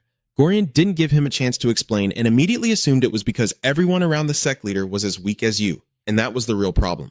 The people around seemed to be encouraged and shout together, "You're going a bit too far now. We almost lost our lives fighting those big clans. Where were you guys then? What are you doing?" Gorian angrily swung his hand, pushing Pawn aside, and shouted for him to shut up. "I no longer trust you. Only by meeting the leader directly can I be sure." Ignoring the fury filling his mind, he hurriedly turned to look at him and shouted loudly to warn. The current situation is that the Grand Master suddenly detects something unusual ahead, and it turns out to be the Taoist Muam. Everyone present is stunned, opening their mouths in surprise as they look at him. Muam simply stood there in complete silence. Sungjin clenched his teeth and stared straight at the young man as a warning. "Step aside, we must protect the sect leader." Muam revealed a cold face and calmly replied, "Try to push me out of your way." Sangjin quickly reached behind his back, intending to draw his weapon. "Do you think I can't?" At a critical moment, Jia Kang appeared with powerful allies to stop the fight, saying stop, now is not the time for this, and seriously led them toward the small house on the hilltop, sensing the temple over there. Yes, the aura inside belongs to the lady. Although she is injured, she remains unharmed as Peon said, and Jia Kang takes a cautious step forward, but the Murim Alliance could attack at any moment. The current situation of the lady is so serious that even a small provocation could have a significant impact. She won't be able to leave the area for the next few days. Meanwhile, we should discuss a plan to protect that temple. Bao Fengxi looked suspicious upon hearing this. "What is this, a little kid?" The female cultivator standing nearby also spoke up, having never seen him before, and Bon Bok, sensing something was wrong, quickly growled and explained. "Hey, this young guy has risked his life to help us while you were not around. He is none other than Du Long." Around, the chatter grew lively. "Poison Dragon? So he's the one who started the fire at Jago and Tang's family? But he looks like just a kid." The female cultivator standing among the soldiers suddenly grinned happily, looking quite handsome. Haran nearby had overheard most of the extremely annoying words and shot a glance at the spear. The Storm Knight suddenly stepped in front of Jia Kang, crossed his arms, and said, "Poison Dragon, I'll call him the Deceiver." The boy lowered his head silently. "I've heard rumors about you in Shandong. They say you are a saint and come from a river." At this point, Sangyun pretends to look down on him. I won't take orders from someone inferior to me." So when you four words of reason echo, he suddenly throws a huge fist rapidly toward Jia Kang. The overwhelming force makes Jia Kang stunned for a moment. Haran's group was stunned by the sudden turn of events, unable to intervene.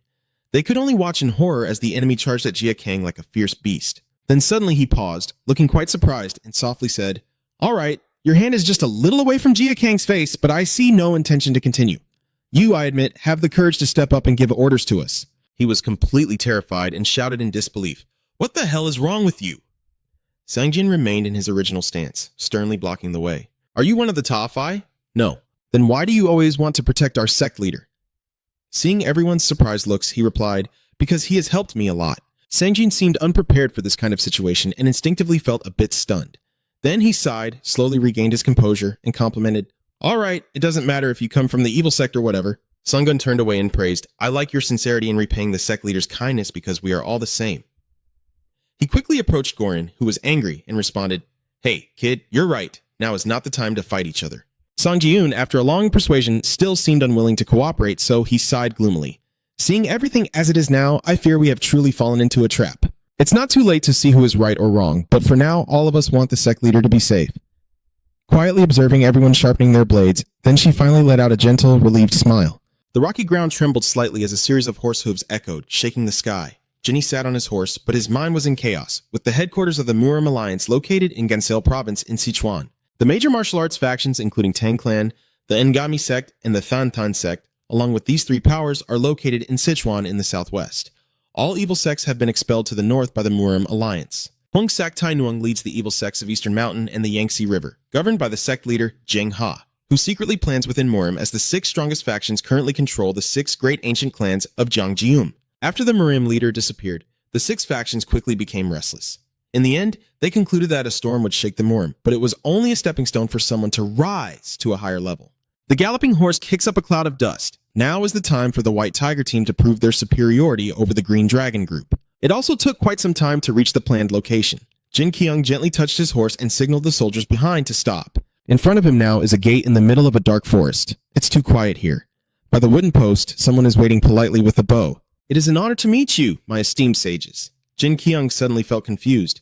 Why does this not seem to match what I know? Didn't you already prepare for a life and death battle? The subordinate directly addressed the main issue.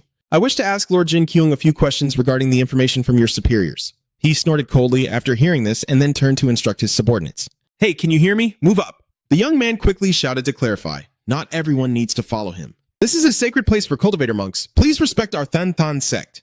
Jin Kyung had no choice but to comply, though he was reluctant. I understand now. Amidst the silent tone mountain ranges, the subordinate leads Jin Kyung's group deeper into the area.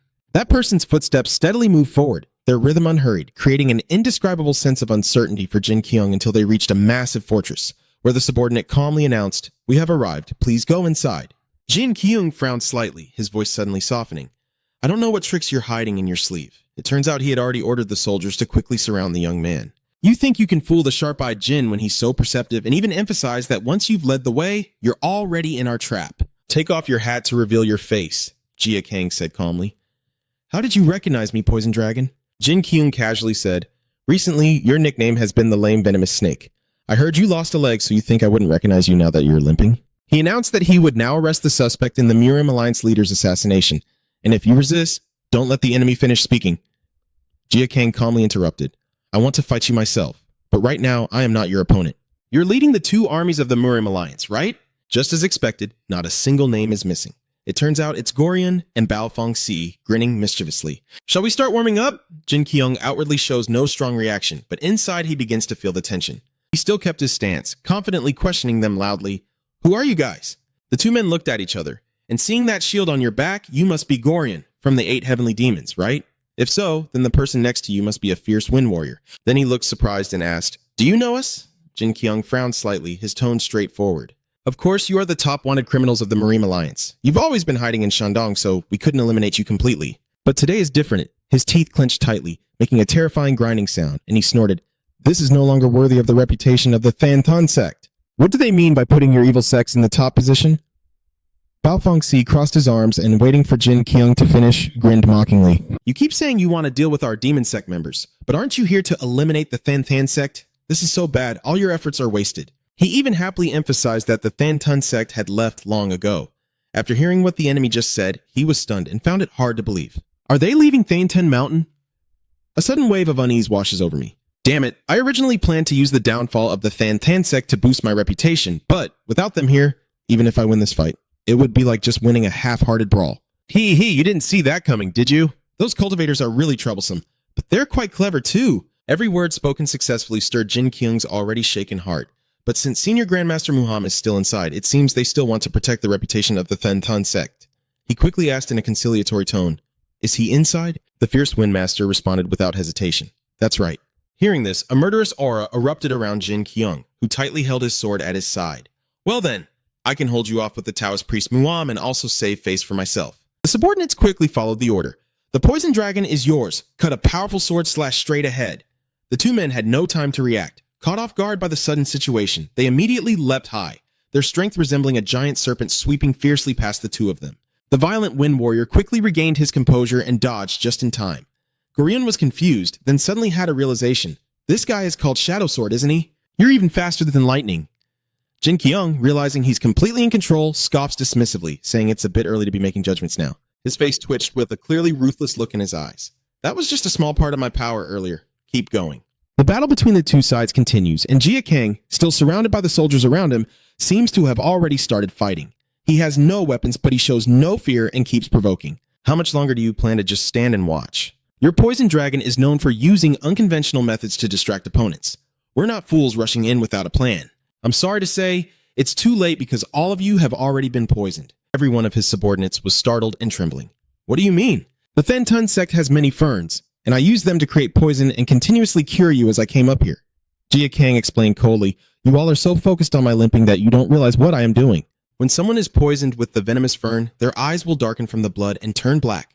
Their legs will weaken and their muscles will become paralyzed, with rare cases leading to death.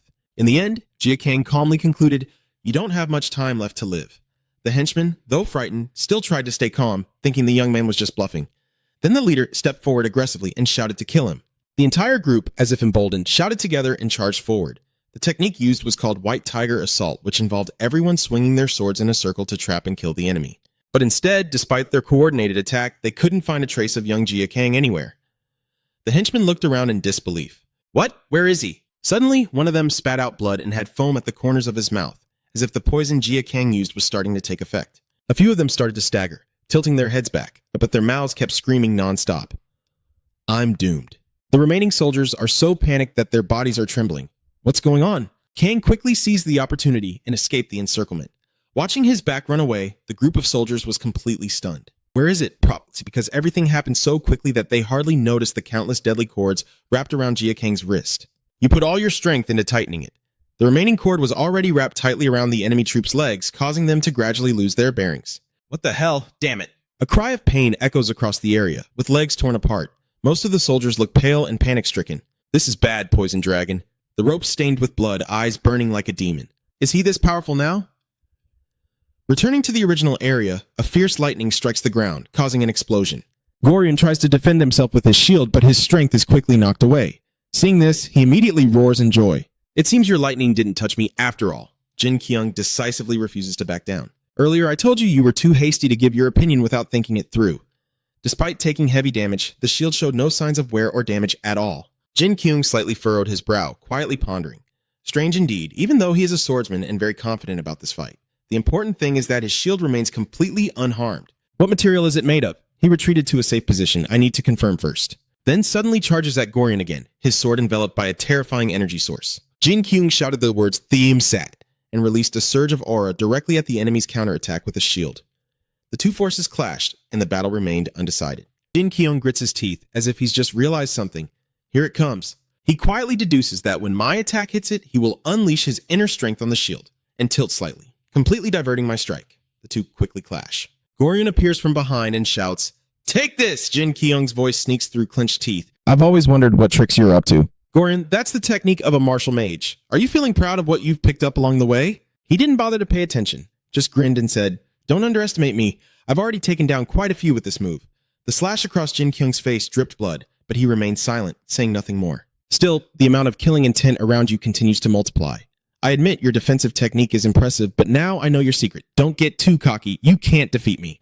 Gorion remained completely calm and replied, That's not the reason. Suddenly, the Baofeng Sea appeared out of nowhere, with red eyes punching towards the enemy army, shouting loudly, Do the two of us fight you together? A shockwave erupted as the violent warrior suddenly appeared behind Jin Gang, knocking him back and causing his sword to slip from his grasp. The force made Jin Gang spit blood and pain.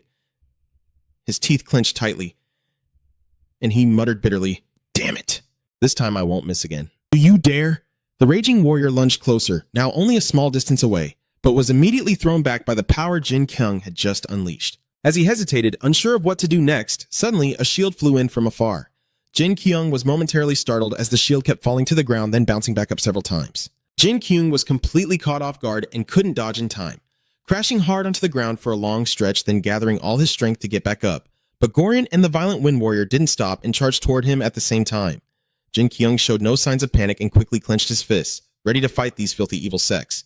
And then a huge explosion erupted right there. Jin Gang's arm relaxed by his side while the other two retreated to a safer position. Gorion then sarcastically said, Don't be so harsh. Aren't you one of Lai Deng's people? Baofeng Sichuan follows suit. It doesn't look like it. Or, do you expect us, the Ta-sect people, to treat you well? Ignoring Jin Gang's increasingly darkening expression. A burst of small lightning bolts erupted from his rage as he responded in a furious, hoarse voice. Don't get too confident just yet. That was only a careless mistake on my part. Jin Gang's knee suddenly buckled uncontrollably. And now, with all my strength, what happened left him stunned and overwhelmed. What could it be? My leg. Gorion saw that and burst out laughing happily. What are you doing? You don't need to kneel before us like that. Jin Gang was almost at the point of complete despair. No, that's not it. The Storm Warrior stands beside it with arms crossed, assessing. It seems to be caused by one of the poison types of the poison dragon. Did he really do this? Hearing what he said, he unconsciously looked up in wonder. What poison? I can't feel anything at all. He raises his arm confidently. The fact that his way of using poison is so unique is why you call him the poison dragon, isn't it? Jin Gang is completely overwhelmed by helplessness, his mind starting to numb. The paralysis in my legs is getting worse, and with the current situation, I can't handle both of them. Suddenly, a lightning bolt struck down on his head. Gorion exclaimed, Well, that was quick. It turns out Jin Kyung did that to distract the enemies and then run away. Bao Fengxi was startled and immediately chased after shouting, "He's trying to escape using lightning to weaken the poison?" As for him, he was running away while secretly thinking that no matter how much poison there was, with more people outside, things would be different. Maybe they've already dealt with the poison dragon by now. The main gate of hell is right in front of me. I must reunite with the people outside to turn the tide. But the scene outside is even more brutal than Jin Kyung could imagine, with cold sweat soaking his distorted face. He is like a trapped beast. No matter what he does, he can't escape. His mouth opens wide in shock. "No way, my White Tiger Army." Gang is sitting among the scattered corpses, fresh blood splattering everywhere, filling the air with a foul stench. Just one of them has already taken all of their lives? His face is covered in blood, but his eyes are filled with killing intent, not at all like an ordinary person. At this moment, the Wind Mage slowly walks out from the underworld, teasingly saying, "Poor thing, it seems his people are all gone too. Gorian won't let this slide, let me tell you. Your remaining troops below won't survive either," which makes the old man suspicious for a moment. "What do you mean? Do you think there are only 3 of us here?" Every word felt like a slap to his already shaken heart, impossible to accept. Below, a fierce battle erupted under Muam's command. Heron was also there, fighting alongside others, weaving through the enemy ranks with the Heaven and Earth Spear technique. The powerful demon hunter woman joined in, using gentle magic to disrupt some of the soldiers. Muam smiled mysteriously, then calmly drew his sword.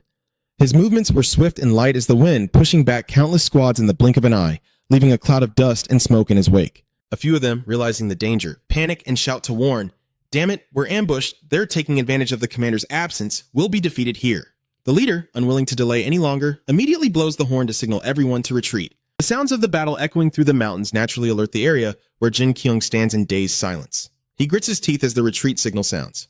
The 2 men behind look full of contempt. It seems the fight is over. Are they deciding to abandon the leader and run away? Only Jin Kyung remains silent, his mind filled with tangled thoughts. It's all my fault rushing to make a quick victory and underestimating my enemy. Bowing slightly, guilt consumes my mind. I should have brought in other forces from Sichuan. Below, each finger slowly curled into a strange source of power, but it was too late to regret. Overwhelmed by despair, suddenly a voice interrupted and made Jin Kyung gasp. "Do you want to leave too?" Jia Kang spoke calmly, asking what you mean. "I want you to survive and escape, which touches my pride." The man shouted loudly. "Are you joking with me? Jin Kyung, I don't need enemies to pity me. Even if I risk my life, I will not beg you." Jia Kang stood up, showing a hint of determination. "We have already achieved our goal of driving you away. The ones who must die are the stubborn enemies. We don't need to push you to the point of losing your life." A sharp statement. If you want to take revenge later instead of dying here, then things won't go as you wish. It will take Jin Kyung quite some time to regain his composure. "I am very sorry for denying the truth, but next time it won't end like this." He frowned, determined to warn. "If you find yourself in a similar situation, don't think I will show even a hint of mercy." He replied honestly. "If we kill him, the Murim Alliance will send a more elite army." And he also emphasized that our only goal now is to lure the treasure lady away, so it's better not to make things worse. Jia Kang finally turned his back. "Now it's time to descend the mountain. I need to see how things are below." The 2 men watching the young man's determined figure suddenly fell into deep thought, exchanging glances, clearly not the kind of friend you prefer. Bon Bok said that the previous sect leader had invited him to join the left faction several times. Yeah. Kai Tung's body gradually disappeared behind the main door amid sobs. Du Long Ah. At this moment, the sky is gradually turning sunset, and the soldiers are gathering to feast after their victorious battle. Bon Bok happily slung his arm around the person who had once grabbed his collar, singing and bouncing along, while Heron sat on the ground, exhausted, enjoying a freshly steamed hot bun. Jia Kang stood from afar, unable to hide a hint of joy, glad that everyone had performed better than expected. The person beside him quickly added, "You're not so weak that you need to watch over us." "Iwa has trained them for a long time now," Mom said seriously. "From now on, we can have a moment of peace. We defeated the Murim Alliance in Sichuan and even took down Jin Kyung's White Tiger army from Kuzhou." He concluded that since the White Tiger team has encountered trouble, the Murim Alliance will now have to be cautious when fighting us. Extending the wait until Iwa recovers seems more feasible now. "You are fighting in the name of revenge for the medicine sects, right? But I promise to keep an eye on them." The conversation seems to have become more relaxed. "What I'm about to say does not mean you will abandon them. Whether for revenge or protection, strength is still essential. I hope you will clarify this further." Muham unconsciously remembered that I had told you about the White Tiger army in Quichao. Now there are no more White Tiger troops or Thantan sect, and the Murim Alliance will have difficulty in monitoring. His voice suddenly grew low, and in Quichao, right now, he was in a dark, damp prison. Muham said that not only did he help me perfect the 9 Brights and the 5 Thunder techniques, but he also uncovered the final secret. Behind it stands the strongest warrior of the evil sect, Duan Na. As Jia Kang finished speaking, he suddenly shivered and his back went cold, his whole body trembling uncontrollably. Muham turned to the person beside him as a reminder. "Go find him. He will help you achieve your goal." Watching the blazing campfire, Muhammad sighed in admiration. It's a pity you had to leave so suddenly. Jia Kang stood upright and apologized to all allies for leaving at such a critical moment. Only Peon cheerfully waved his hand and said, "It's okay. You've surely had your reasons after careful consideration, and you've proven your loyalty to our leader many times." The entire army continued to express their respect. "We, the secret sect's followers, are very grateful to you, and whenever you choose to leave, we will still smile and see you off. But I will try to finish what I need to do as quickly as possible and return here."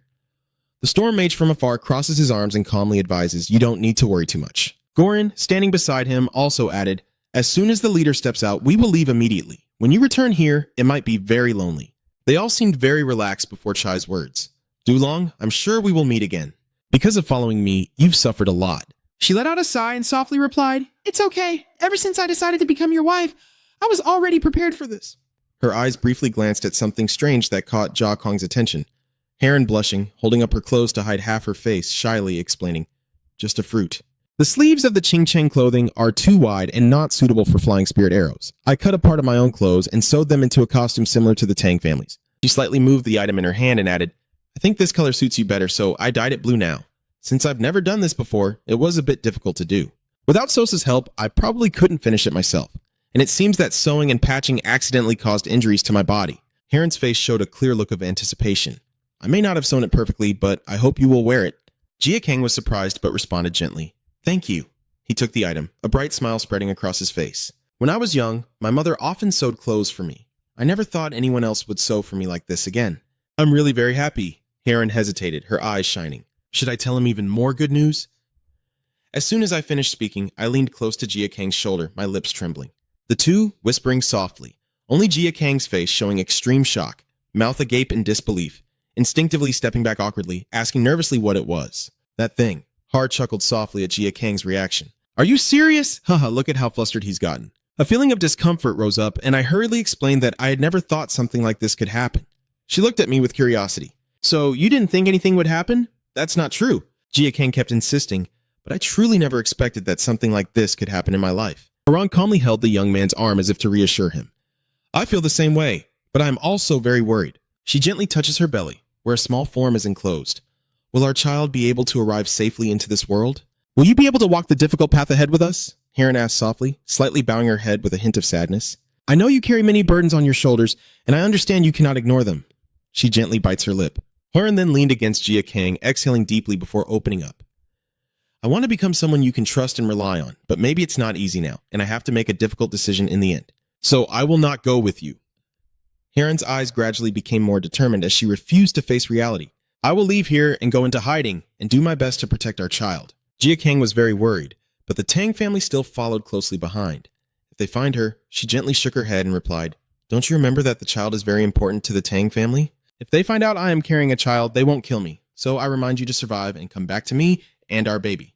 Jia Kang suddenly fell silent, then stepped forward willingly, one warm hand caressing Heron's neck, their lips softly meeting under the bright moonlight, sharing a passionate kiss. "I promise I will definitely come back."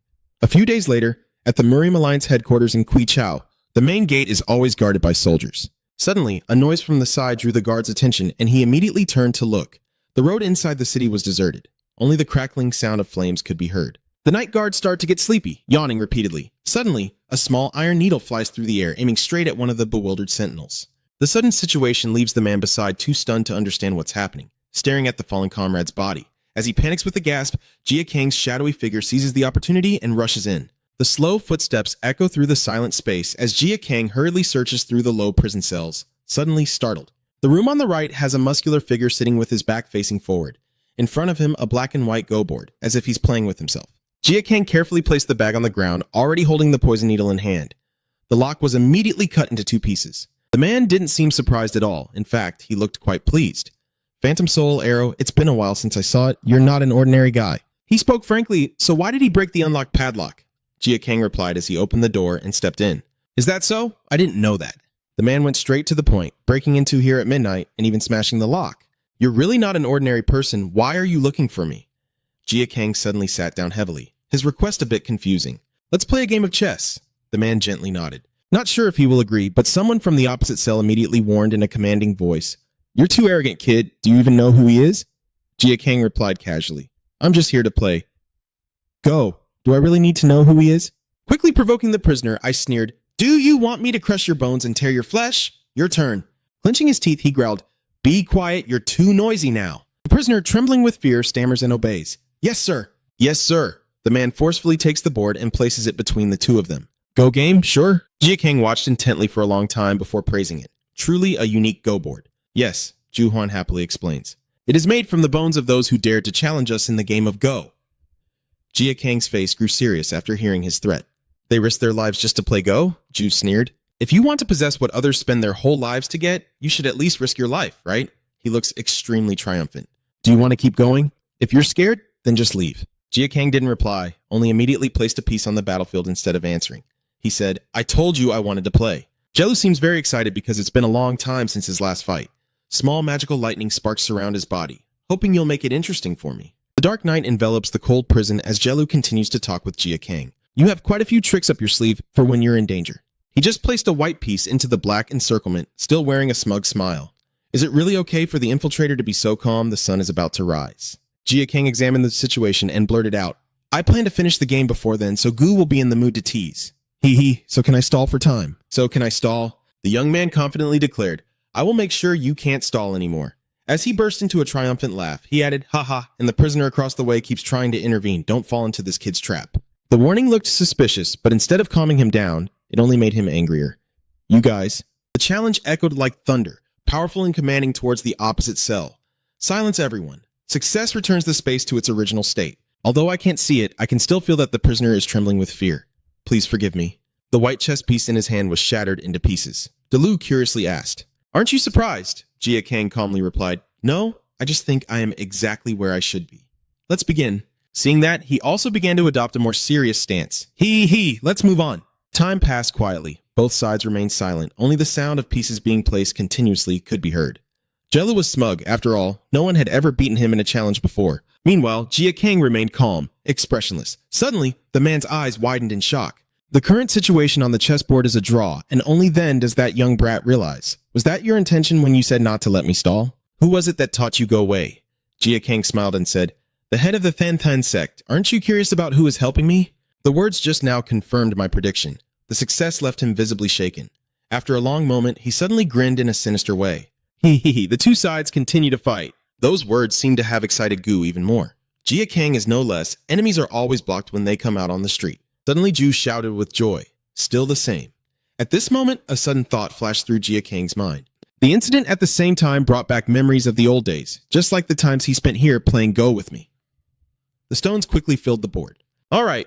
After watching the game for a long time, I finally casually let out a nonchalant remark. "That's enough." But in just a second, his face darkened again. "Next, the move I've been waiting for so long." Jia Kang clenched the piece in his hand as the opponent urged him on. "Go on." I remember the past image of Muam in my mind. I heard he was imprisoned at the headquarters of the Murim Alliance in Quichao. "Take this chess piece there." Jalu immediately focused on the object Jia Kang was about to place on the chessboard. Suddenly, he seemed to go mad and shouted, "Let's go!" His entire body transforms into a strange shadowy mass, covering part of the dark, damp prison cell. The chess piece is placed neatly at the center. X Lu's face suddenly paled at this expression and hurriedly warned, "Stop joking around, kid." Blood vessels in his eyes bulged with countless veins, and his teeth clenched tightly, producing a faint screech. "Listen, are you sure? Do you know what that water means?" Jia Kang remained completely serious. "Yes, I am absolutely sure." After hearing that firm statement, Gu couldn't help but feel annoyed and shouted, "Is it really shameful to admit defeat with such meaningless water?" His voice echoed through the cold stone corridor. "Clearly you were in a good position. If my friend were here, he would never do something so shameful." But what I just said suddenly got stuck in my throat. But this must be it. Jellu took the chess piece that Jia Kang had just brought, his terrible grimace caused by his hand, trying to regain his composure before he started to investigate. "What happened to the Than sect?" "You answered honestly. They have abandoned the Than sect. That Muham, he probably foresaw that his life was coming to an end." Jellu frowned slightly with suspicion. "Why do you think that?" At this point, Jellu no longer wanted to hide anything and confirmed, "I am part of the Kan Kwang army." He irritably explained that sending you here meant revealing our friendship to the world, so that was the most reasonable reason. Which means the issue of exposing our friendship to the entire world is no longer a big deal. Looking at the current situation and our Go game in front of us, this is how our 20-year chess match comes to an end. Jia Kang immediately questioned after hearing this. "You mean Muam the monk won't be able to play chess with you anymore?" Galu fell silent, slightly bowing his head, and said, "Muam threw away this stone because he didn't want me to hold a grudge. My best friend in the world is gone." Jia Kang also fell silent for a moment, gently tousling his messy hair. Delu suddenly sighed, forcing himself to stand up. Yes, you probably came here because of the 9 Bright 5 Thunder spell of the Beach Dong. He risked sending you to his only friend, so you must be prepared to accept it, right? He then raised the corner of his mouth and concluded, I will fulfill Muam's last wish. Get up and come stand beside me. Jalu firmly grasped the boy's arm, and his entire body radiated a terrifying surge of power. Luck is transferred to Jia Kang through physical contact. I will show you what the 9 Radiant 5 Thunder Leap technique is like. The veins on his neck started to bulge as if completely stimulated, a terrible discomfort spreading to his brain. Jia Kang screamed in agony, desperately struggling as if trying to break free. Aha! Jalu had to muster all his strength to steady himself. Huang, resist or your hand will break. Use your bitch Dong Q Kwang and Gu Loi Thiem Thuat to fight back. Although Jia Kang was desperate, he could only resist the faint moans. Surely Muam had given him instructions before bringing you here. The 4 words Beach Dong Q Kwang appeared in my mind as the 9 Thunder technique finished speaking. A white lightning bolt shot up from Jia Kang. Gelu suddenly spoke. I want to tell you you've done very well, but he emphasized, the strength you generated is too ordinary. Just a quick glance at half of your body is enough to conclude. Zelu's 2 purple eyes let my power surge and fill every corner containing poison in your body. The surge of power erupts stronger, making Jia Kang throw his head back in convulsion. His mind flooded with thoughts, feeling as if his meridians are about to rupture. The blocked meridians inside him can't contain such immense energy. Zelu looked delighted, grinning as he said, I have reached the Source Realm, which is a great river and also a wide open path, where skills converge and strength flows like water. Even muddy waters entering the river cannot stain it. A great river contains all kinds of water, just as a broad path includes all routes. That is the source. Jia Kang's whole body seems to shatter from within as he screams out, Aha! Your mind keeps spinning around the source? From what I understand after Master Muam's teachings, Kang's face is covered in cold sweat, with yin and yang harmonized, releasing impure energy from the body to move and make space for the massive internal flow. Veins stand out clearly, with pure drops turning into blood, and the screams from him make the scene even more chaotic. A few sounds of suffering echo painfully as Jia Kang opens his mouth and continues to scream. The surrounding space is filled with the murderous aura of both of them. Jelu realized something was wrong and was stunned. Both sides are separating at the same time. He looked at Jia Kang sitting on the ground and said, You are truly interesting. Jia Kang gritted his teeth and listened. Now I understand why you can't reach the Origin Realm. Blood streams from Gu's mouth and eye sockets as he mockingly says, Did Muham send something to me like this? I can't believe someone like me who is immune to the 100 poisons has been poisoned. The blood of the 100 poisons drips drop by drop, forming a large pool of blood on the floor. Gu calmly says, The energy sealed in your left body is not just impure energy. The corner of his mouth stretches all the way to his ear, revealing pure white teeth. That is toxic energy, and the ultimate kind at that. You have created a poison capable of breaking through my immunity to all toxins. The tension in Jia Kang's eyes was clear. Where did you get involved with that poison? Suddenly, I unconsciously remembered the past. The fire-absorbing pill you gave me to take before leaving caused my energy and blood to harden, preventing the 5-colored poison from spreading inside my body, and realized that was the reason I was able to resist the poison. Jia Kang looked down at his arm covered in dark water stains. But isn't that all there is to it? Maybe some toxins that entered my body got trapped in the energy and blood, then solidified and stayed there. Suddenly, a thought flashed through my mind, and Jia Kang finally began to suspect that it all started with the 5-colored insect poison, the toxins from Manru that had been injected into me. The first time I was poisoned was in the Chusha pit, the sacred water of the keen snake, the green snake's bloodline. Then I swallowed countless other toxins, all of which combined into a supreme poison. The shock turned into overwhelming fear. Have all those poisons turned into toxic energy and filled my left body? Delu remained still, simply watching the boy's expression before saying, It seems you don't realize that either, huh? The person in the opposite cell suddenly shouted, Leader, are you okay? Hearing that, he immediately retorted, Stop calling me. I don't have the strength to talk anymore. But with this condition, I probably can't teach you the 9 Thunder 5 lightning spell the way I did before, because the poison will spread throughout your body before you fully understand how to perform the spell. The boy stared blankly at the hand reaching out to him. Both sides seemed to have just set up some kind of agreement. All right. He tensed his body, suddenly shouted with all his might to announce to the entire cell, and everyone covered their ears. After finishing, the surrounding space fell into an eerily silent calm, even hearing the sound of a clock's ticking clearly. He turned to look directly into your eyes and grinned eerily, saying, Now that you understand the origin, I will teach you the attribute of this technique. His teeth clenched so tightly they bled, but the man showed no concern at all as the true steps to master the 9 Brightness 5 Thunder technique. Jia Kang felt a strange power descending directly onto his head. Ancient characters swirl around him, flowing with the current and enveloping him as Huan observes Jia Kang absorbing the power. That's all there is. Each person has their own origin. He relaxed his arm and explained, Your origin is already beginning to take shape, so even if I don't explain the details, you'll still understand the latter half of the steps. Finally, he asked, "Do you have anything you want to ask?" Jia Kang hesitantly replied, "The steps of the 9 Bright 5 Thunder technique of the Hidden Cave are similar to, but also different from what you just described. That's how it is. Muhammad and I are skilled in different martial arts and interpret them in our own ways.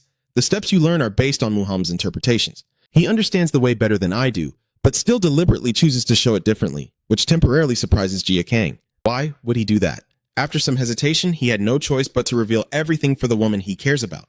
Jia Kang accepted in surprise, having given examples for her to understand the steps of the 9 Thunder Flash technique of the Bichdong Ku Kwang Ngu Loi Tim Thut. Lu added that he had changed them as he wished, so it was no wonder he couldn't complete the second half of the steps. Even if she is the one he cares about with all his heart, she is still someone I know nothing about.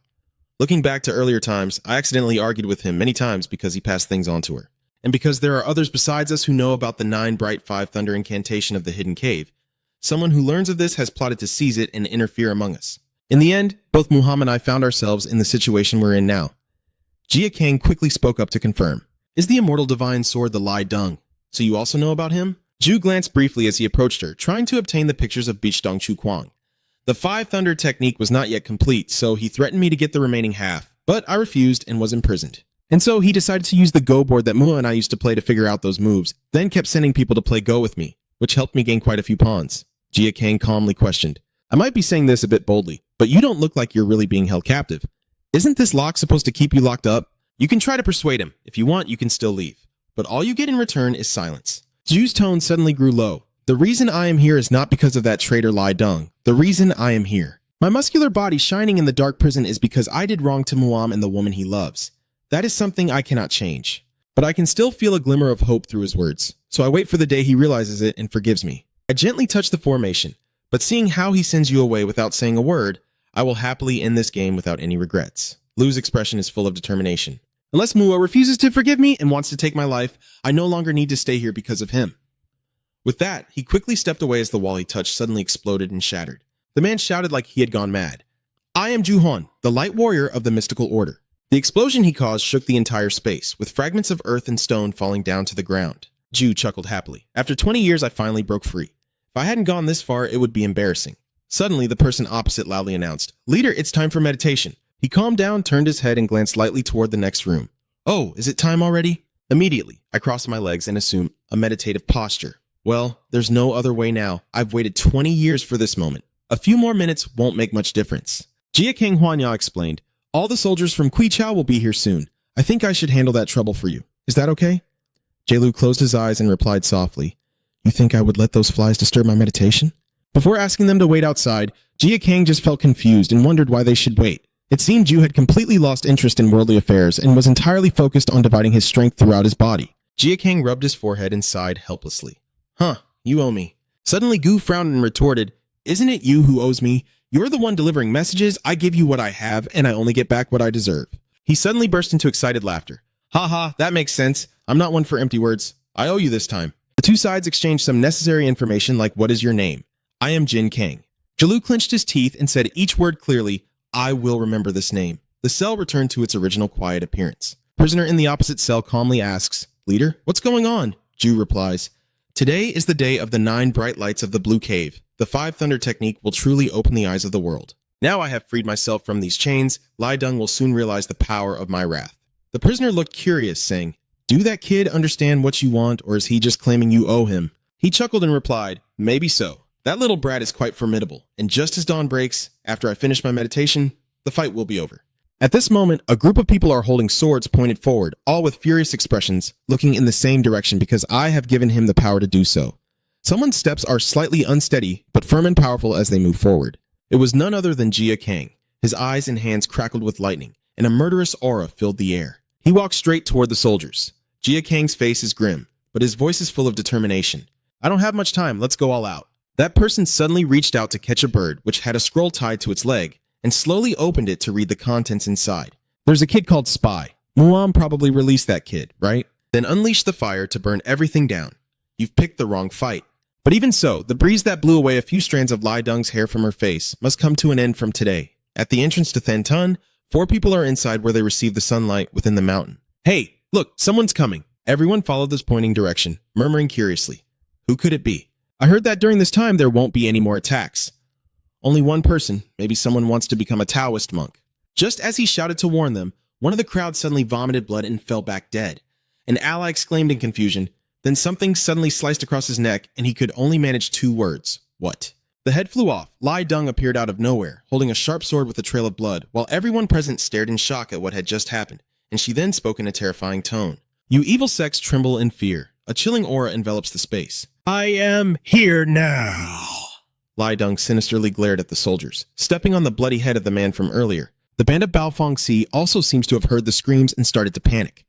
Outside the forest near the main gate, someone is sitting, and it's none other than Muam Hiemtunu. The violent Wind warriors and Gorian quickly rushed toward the source of the sound.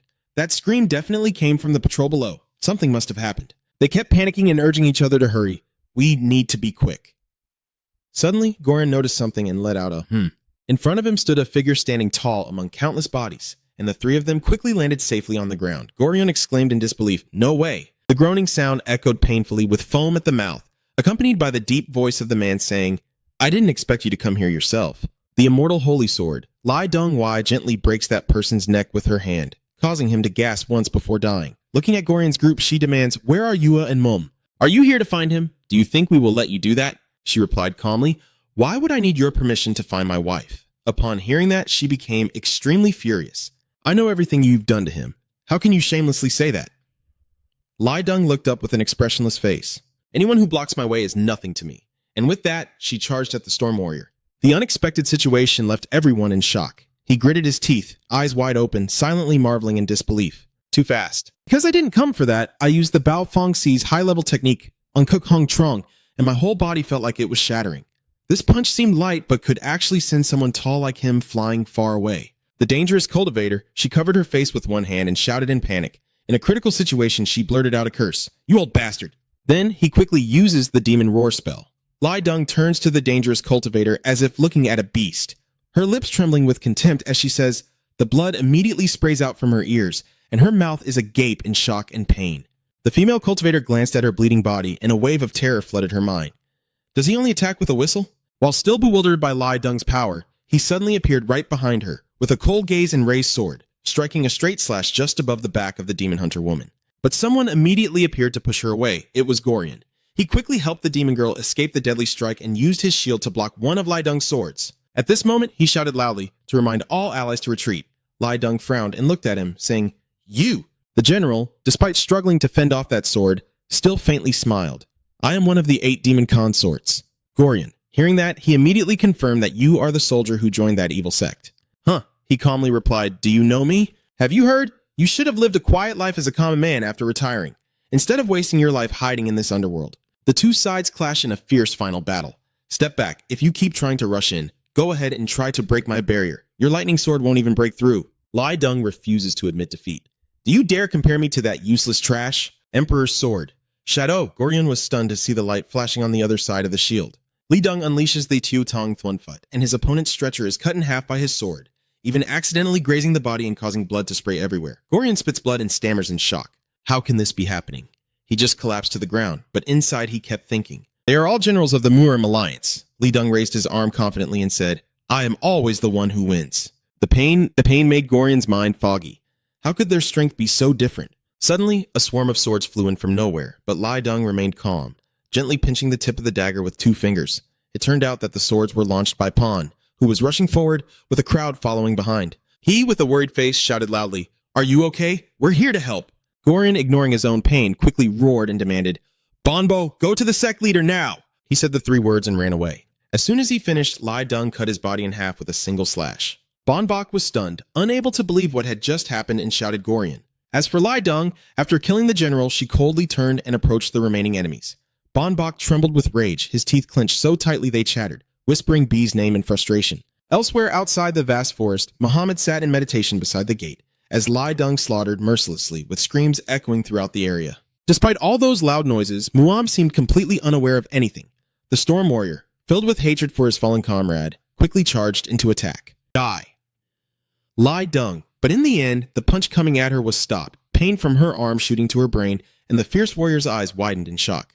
You beast, the slaughter continues, turning part of the forest into a place soaked in blood. At this moment, Muam suddenly struggled to stand up, sighing sadly.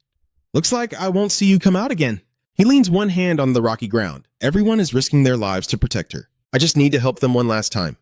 Before I leave for good, Muam stood still for a long moment, reminiscing about his past, then turned to look back, a proud smile on his lips, and slowly said 2 words. Take care. If you want to leave, you'll have to go through my dead body first. Li Deng just stood there, surrounded by layers of the corpses of the Baofeng group who had been destroyed, always wearing a cold, emotionless face. He sneered, "You really are a stubborn and useless bunch. You already know what the outcome will be." Suddenly, a strange and incredibly powerful aura of killing intent appeared, turning the sky gray and causing him to marvel. T, Supreme Divine Being. Bon Bok opened his mouth in surprise. The figure sat on the throne surrounded by saints and divine beings speaks. Li Deng, meanwhile, listens calmly. The one who asked us to understand the sacred scriptures and the intricate paths, it seems he is calling for me. He continued to ignore everything and turned his back to walk towards the source of the sound. By the time Bon Bok and the others realized, Li Deng had already gone quite a distance ahead, blocking him. Bon Bok was so angry he gritted his teeth, frustrated that we couldn't hold him back for long. Thuan moved swiftly from branch to branch as Li Deng steadily headed toward the destination he had already set. Every move unleashes a surge of power, with a towering mountain ahead offering a view over the entire forest.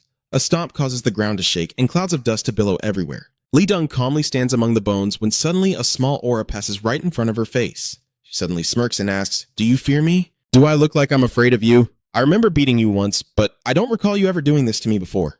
Muam clenched his sword, and after that, you fell ill for months. Don't you remember? So you better be afraid. As he finished the sentence, Muam's blindfolds were suddenly cut off, and Li Deng's face, like a demon from hell, pointed his sword directly at him, voice cold and sharp. "Because I am here to record that moment for you." On the surface of a massive mountain that has been cut in half for thousands of years, a battle between 2 demon swordmasters is raging. Li Deng rushes forward at full speed, while Muam remains in place, listening intently to the chaotic sounds to locate his ambush opponent. "I told you over and over again that I won't forgive you if you make Ryan cry. Yes, you have said that long ago. When I married her during a brief time, you came aggressively to find me." He angrily retorted, "How can I stay calm when a handsome bastard comes and steals the girl I want to spend my whole life with?" Deep in Li Deng's heart, a fierce jealousy erupted. Wanting to spend a lifetime together? How about you? The next phase became the top-grade Taoist and the first legitimate disciple of the sect leader. Someone who will never return to the mortal world again, huh? Know your place. Maham brandished his sword, furious and determined to deliver a deadly blow. I have decided to let go of everything, and I was about to tell her that decision. But before I could do anything, Muam struck me with a powerful divine staff attack. His eyes widened in shock. Li Deng grimaced in pain, grinding his teeth, when suddenly a blinding flash of light appeared before his eyes. An explosion immediately erupted. Then his clothes were stained and his strength was drained. Li Deng gritted his teeth, panting heavily and exhausted. With a grunt of difficulty, he seemed about to collapse, but Muam kept going, swinging the storm blade at Li Deng. Though a bit surprised, he quickly soared into the air, completely avoiding the attack. Muam, holding his sword tightly in both hands above Li Deng's head, shouted, "You have been too ambitious and ruined everything." I was about to observe, but the blinding rays of light were too uncomfortable. So I had to cover my eyes to see Muam's figure clearly. Having successfully blocked the strike, Muam poured all his strength into his arms, trying to force the sword down. That's why I will never forgive you. Using continuous attacks, he seems able to pressure the enemy to the point of suffocation. Landing safely, Muam regains his composure and says, "I guess you chose to come find me, but I've been waiting for this day for a long time," pointing the weapon forward and declaring that you will pay for what you have done. The space was covered in thick dust and smoke, and there was no sound of any response. After a long while, Li Deng gradually appeared and loudly asked again, "Pay the price?" In front of the question, aren't alchemists also allied with the demon sect? Making Muam extremely angry. You clearly know the truth is not like that. The next move quickly revealed the unusual situation. It turned out Li Deng seized the opportunity swiftly and used the Heavenly Sun Sword Shadow technique. Bak Mok. He clenched his teeth and counterattacked, using Thanvan Fi Ha Zhang to block Li Deng's move. While resisting, he wondered, "So it seems your point is that I made everything up." Yeah, a hint of worry flashes across Li Deng's face. Do you really think that she is the one responsible for all this destruction? Muam naturally wouldn't believe the enemy's words and shouted back in protest. It was unbelievable that Li Deng also didn't expect today's events to escalate to this point, that he was always on the verge of death. Thank you for elevating me so much, but even I, the head of the Beachley family and the former enforcer of the Murim Alliance, Ewand and the Heavenly Sword Image, Van Fong the Saber, and their screams, talking about the Alchemist family, and no one dares deny that the second strongest in Murim, trying to imprison and then destroy them, is not an easy task. Li Deng emphasizes that the reason they are exterminating is the truth. Even if they don't want to believe it, the evidence is clear. Muam could do nothing but accept because of the telegram between her and the demon sect. Muam firmly believed in herself and could not accept the accusations. He gritted his teeth in anger as they faced each other again, swords clashing with harsh sounds, and the ground around them shattered as if a quake had just struck. Muam angrily shouted, "Who sent these?" Lai Deng, having achieved her goal, sneered and replied, "You know that person very well. Now quickly turn the wooden handle." Your friend Muam was startled and tense, and he is the one who created the 9 Radiance Barrier and the 5 Thunder Ascension technique with you. That's why he let his guard down and was cut in half by Lai Deng's sword. The blood kept flowing non-stop. Lai Deng arrogantly examined and guessed who it was, didn't he? No one else, it's the Light Warrior, Yu Huan. The cloth around Muam's eyes was torn off, and in a deep voice he said, "What did you say?" Finally, it quietly fell to the ground. Iluan? Lai Deng retracted his weapon, his tone clearly sarcastic. One of the 6 sect leaders of the blood sect has confessed like this, and this is the clearest evidence. Blood and mucus flow from Muam's mouth. No, it's all a lie. There's no way he would do such a thing. Li Deng had no intention of giving the enemy a chance and directly kicked him in the stomach. Muam was helplessly thrown back and a cloud of dust and bones enveloped him, as he supported himself with his hand and stabbed his sword into the ground to keep from collapsing. On the opposite side, Lai Deng continues to poke at the pain. "You have been betrayed by Ye Lu Han." He casually remarks, "You are still very angry with me, aren't you? But the truth is, it was the downfall of the woman you love." Suddenly, the scene before my eyes blurred strangely. Muam strained to regain her strength. Lai Deng tilted her head slightly, smirking as she said, "It's because of your close friend." A long cut is clearly visible on Muam's shoulder. "I can sense you're wavering now, huh?" Although he remained silent, his heart is stirred. "Now I see through everything. That's why?" Remembering a few words from the lady, "Is that why you left me like that? With her indifferent face, is that why I had to go through that tragedy?" The hand holding the sword relaxes slightly, and this is also my retribution. Unconsciously, I recall the beautiful memories of the past. If only I had been more steadfast in my feelings for you back then. Deep inside, Muam softly called out Ryun's name. Rayon, everything was still beautiful until that moment. At this moment, his eyes flashed with sparks of lightning, as if absorbing energy from the sky. Li Deng watched and chuckled in satisfaction. Is it finally here? The 9 colors of the Beach Dragon and the 5 Thunder Lightning technique, their power unintentionally affecting the surrounding space, causing the dust to gradually settle. At this moment, seeing Muam, he looked no different from a demon ready to tear anyone who stood in his way. Lai Deng remained standing confidently, still provoking, having already known the truth but still trying to keep himself calm. He finally spoke up in response. "Even if my heart is full of pain after betrayal, that's not enough for me to forgive the one who caused Ryan suffering." Lai Deng suddenly frowned, his voice firm. "Do I have anything to do with this mistake?" As the 3 words Beach Li Deng were spoken, a powerful slash infused with energy erupted, forcing a moment of hesitation before the surprise attack, but Lai Deng was quick enough to counterattack immediately, causing several cuts on his face and body, and he clenched his teeth with a painful grunt. While struggling into the chaos, Lai Deng was suddenly stunned by the enemy's incredibly silent move towards his back. He immediately turned around to observe, but the counterattack was so fierce that he temporarily became panicked. This strike from Muam is truly powerful, shattering the sky behind him and causing large chunks of rock to tumble down from the mountain. That successful blow has inflicted significant damage on Lai Deng's body. Muam timed his attack perfectly, shouted, and thrust his sword forward. Lai Deng's weapon was immediately knocked away and his face showed clear surprise, as he probably never expected to be defeated so quickly. Muam's hand rests calmly on Lai Deng's chest. Just a little pressure would be enough to kill him. He coldly announces with a sinister tone, "This is the end." A burst of light erupts as Muam unleashes the destroying heart staff, capable of crushing internal organs and inflicting terrible pain on his enemies. The bone storm now erupts like a sandstorm. Muam calmly says, "Even in the past or now, you still haven't reached my level." It's over, blood pouring from Lai Deng's mouth. "You're doomed. Regret what you've done to Ryan." Ryan leaves. He grins and lets out faint moans. Ha ha ha. Lai Deng, like a madwoman, laments in astonishment. "Ha ha, as expected, defeating you is not easy at all." Muam's hand on the enemy's body is suddenly seized and clenched tightly with great force. "Have you forgotten?" Lai Deng's face darkened, her fierce black eyes wide open. My tone becomes mocking, as if I also know this move as well as you. Muam, upon hearing this, immediately retorts without hesitation. "It's useless. Did you forget who created the 9-colored 9-light 5 thunder technique?" Lai Deng still wears a mocking smile after questioning her. "I already know you've reached the 5th stage of the 5 thunder technique, but you haven't mastered the remaining half, so you can only reach up to level 5. His words sounded like a joke in his ear, Muam emphasized with a condescending attitude. "You think that's enough to defeat me? Keep dreaming for another 1,000 years.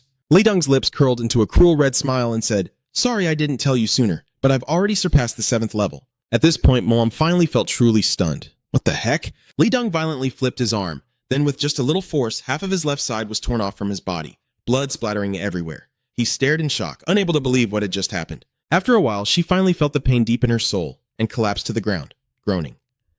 Lai Deng arrogantly displayed a look like a superior watching over the beast, clearing her throat and saying that what you said was not wrong, she indeed did not collude with the demon sect. In the end, full of confidence, I revealed everything because I was the one who sent her to Ju Huan.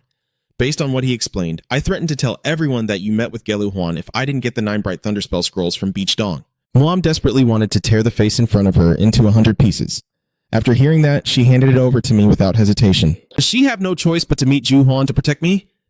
His long, damaged eyes flickered with anger. Relu Huan, he doesn't like Ron at all, Rion Muam said through clenched teeth. Because he believed that a woman like her with a husband had seduced to obtain secret techniques, he would definitely not be pleased to meet her when she came to take the secret skills. When she threatened that his relationship would be exposed, Gelu Huan felt very uncomfortable. That led him to believe she was a spy for the demon sect. Muam now looked as if he was about to faint, cold sweat pouring down nonstop, even breathing becoming difficult. He continued saying, 20 years ago, he suddenly came to see me and said he would never appear in this world again. Unless I forgave him and let him go, that was probably when he realized the truth about her. Li Deng glared and replied, yes, after learning who brought her to find him, he went crazy and wanted to kill me. But that doesn't change the fact that he accused her. I asked him this. He wants to erase Than Tan because of his collaboration with the demon sect. Both of them want his friends to know that he is the one who ruined that woman's life. Then he came to us himself. After hearing those treacherous words, Muam tried to stand up with one hand. I will not forgive him for destroying her life. But then he paused for a moment, his eyes like they could kill if anyone looked into them. Muam, with one hand still gripping his sword, charged at Li Deng and shouted, if it weren't for you, none of this would have happened. Muam choked with despair. Do you have enough strength to protect her when she is accused, or do you only see her as a tool to obtain secret techniques? Li Deng was unshaken, softly mouthing a clarification. If you say I have no feelings for her, that would be a lie. Even so, I was able to block Muham's sword with one hand and continue speaking. But I realized that if I cut away that feeling, I could succeed in cultivation. Muham couldn't hold back anymore. Despite his body trembling violently, he still angrily cursed, calling you a beast. Suddenly, one of the enemy's dirty hands was placed firmly on his head, and Lai Deng's face looked frantic. That beast finally left you behind. He immediately used his spiritual power to attack him from above, with no blood flowing from his eyes, nose, or mouth, and even let out a loud cry of pain. The cervical vertebrae are compressed to the limit, causing Muam to scream out loud. Suddenly, a piece of golden silk flies in from somewhere, wrapping tightly around the arm resting on Muam's head by Li Deng. He looked confused as he glanced at the binding object, then turned to look where it had just appeared. Muham Non, bleeding all over, weakly asked, why? So Rung Kyung's sister came here after all, immediately joining the rescue when she arrived. She shouted, let Mu go! Just at that moment, my wife appeared, because in the end, I said, everyone I want to kill is already here. Stay still and tighten the silk even more. Warning, isn't that enough for you? Lai Deng remained unmoved and replied softly, after so long apart, now that we're reunited and you say that to me? Are you thinking I should say what to you right now? Let Mom go. Ryung, I'm sorry. Du Hua gently pursed his lips, tears beginning to well up from the pain of not protecting Mom, of realizing everything was too late. Overwhelmed by heartfelt words, a bitter tear slowly fell. And because I let you see me so miserable, you don't need to apologize anymore. But Muam continued, if I don't apologize to you now, there will be no chance left. Hearing that, Du Hua angrily shouted, don't talk as if you're about to die. Then he burst into tears. Surely you'll live, so I beg you not to make me witness the pain of parting in death. Lai Deng's haunting, deadly voice echoes between the two of them. It seems she still doesn't quite understand, does she? I am the one who decides who lives and who dies. His eyes are wide open, but all you can see is the whites. You probably can see how much I've grown, right?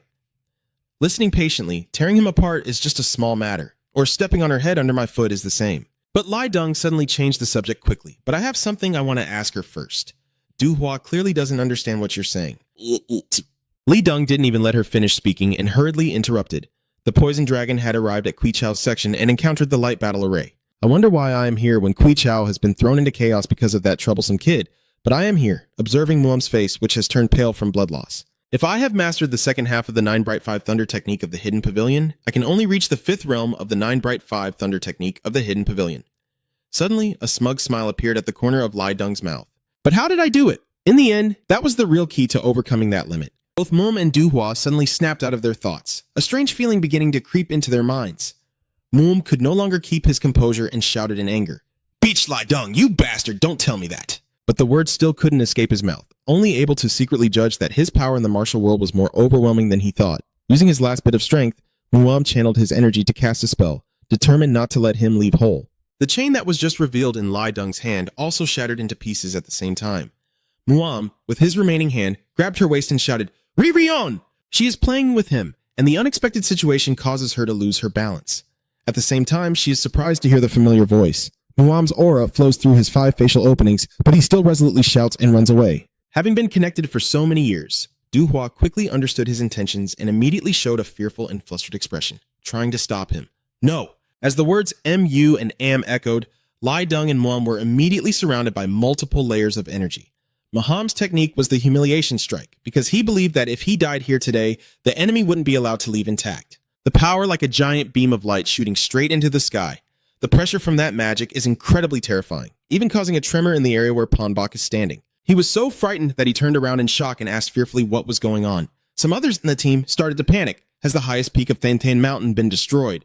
Is it Lai Deng who did this? When it comes to that matter, our sect leader? The Hiem-2 woman suddenly groaned from behind, her unusual expression catching the attention of the others.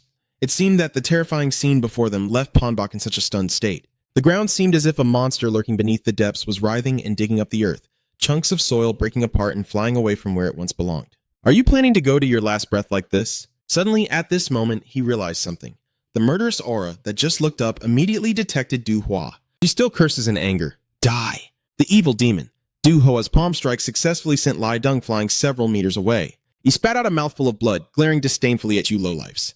Even though his body was gradually being buried deep in the earth and rocks, he still stubbornly refused to admit defeat. How dare you do this to me? I will crush you under these giant rocks until there's no sound left. Du-hua lands safely and begins to look around as if searching for a familiar figure. Amidst the hazy smoke, she seems to notice Muam's battered, blood-stained body falling freely and rushes forward with all her might. She approached him, painfully crying out in heart-wrenching sounds of Muam's pain, but on that pale face there was not a hint of emotion. Her lips trembled slightly as Du-hua tearfully listened. Ryan, memories from the past rushed back like a wind. Hurry and go. That cold back of Muam at that moment. I told you in my own battered face. At the right moment, I will find you. Mua smiled, knowing she had what she wanted. His heart was overwhelmed, but he was too weak to speak. So Wrong, please leave quickly and ask her to live happily, decisively, using his last strength to push Du-hua away. It's okay. You can find happiness on your own. Let her watch helplessly as her loved one leaves this world, ignoring the screams of despair. Initially unable to accept reality, Du-hua also couldn't do anything else. The brief few minutes felt like a long year as the dust and bones gradually began to disappear. Du-hua painfully collapsed to the ground, crying uncontrollably, when suddenly a piece of blue cloth floated down from above. It is a keepsake Muam left behind, quietly touching her trembling hand as a form of comfort. Du-hua's eyes widened in disbelief. A few tears soaked into the cold, hard ground as only the sound of sobs remained in the chaotic space. Du-hua refuses to accept her sorrow and is indifferent to how miserable she has become. She screams in anguish, crying out of hatred, mourning her loved ones she must bid farewell to, and for a love that could not wait to bloom. Right now, at the place where the Ponbok group is waiting, some people are approaching. I already told you before we parted. Jin Gang leads the entire army with an extremely furious expression. Next time we meet, I won't hold back anymore. They was terrified by the murderous aura. Bung had gone to the trouble of creating this chaos himself, so we had the opportunity to rebuild our army. Why does the White Tiger army appear right now? Jin Gang didn't hesitate and drew his sword, looking displeased as he said, "It seems our greatest achievement has been lost, so we'll settle the score with you instead." Suddenly, a loud noise interrupted the conversation, along with groaning that made Jin Gang startled. What's going on? There are bloody streaks under the skirt, footsteps slowly approaching. Doing this will surely catch the poison dragon, right? Next, a hoarse voice agrees. Of course, that's obvious. I already know that guy only has revenge in mind. Ponbok's gang is all stunned. As long as they are alive, he will reveal himself. Even Jin Gang is extremely confused.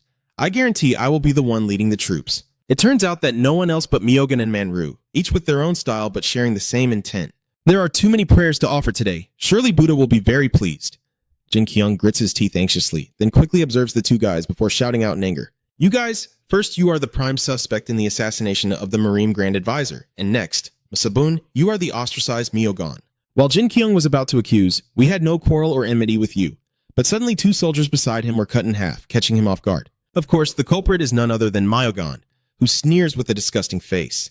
Buddha bless, a monk like me who follows Buddha doesn't need a reason to do this. Ostats. Jin Gang angrily snorted, momentarily unsure of what to do, then pointed his sword forward and ordered, "Stop just standing there and fight back."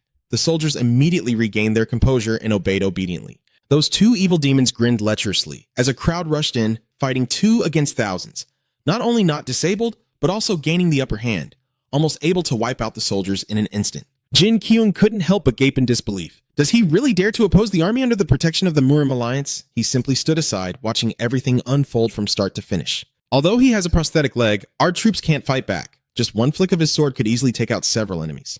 Manri then sneered and lamented, "Too bad, we are the ones he tramples on," as he stomped the ground with powerful force, backed by the deadly energy of the magic arrows, repelling numerous small squads and throwing them far away. Those who never bow to anyone. A series of painful sounds echoed as Manri, delighted by the kill, roared with pleasure. Ha ha ha. Jin Kyung also grips his sword tightly and rushes forward, secretly thinking that their strength far exceeds my imagination, and I must also. But suddenly, a strike came rushing from somewhere beside him, and a huge explosion quickly erupted right behind him. Jin Kyung hurriedly turned around in shock. "You, leader of the Eastern Mountain sect." A woman appears, wielding a sharp iron hand towards him. It's none other than Du Hua. Jin Kyung couldn't help but be stunned as he looked at the character he just reunited with. His head actually turned 180 degrees backwards. Jin Kyung's whole body suddenly collapsed to the ground. His soldiers, terrified, screamed. The battle quickly came to a halt at the horrific scene, with the leader only seeing bewildered eyes. The entire group of subordinates roared in terror. He lost his life at the hands of Du Hua in Shandong. Bon hesitated before speaking to her. Sect leader. Suddenly, one of the soldiers shouted, "Everyone retreat quickly. Retreat now." Some are even so frightened they can't stand steadily and have to pull back. Du Hua still remained in place with a fierce face. "Where should I go now?" Manryu sneered maliciously, watching each person's expression like a pleasure, and then snorted. He said, "Just as I expected, it's been a long time."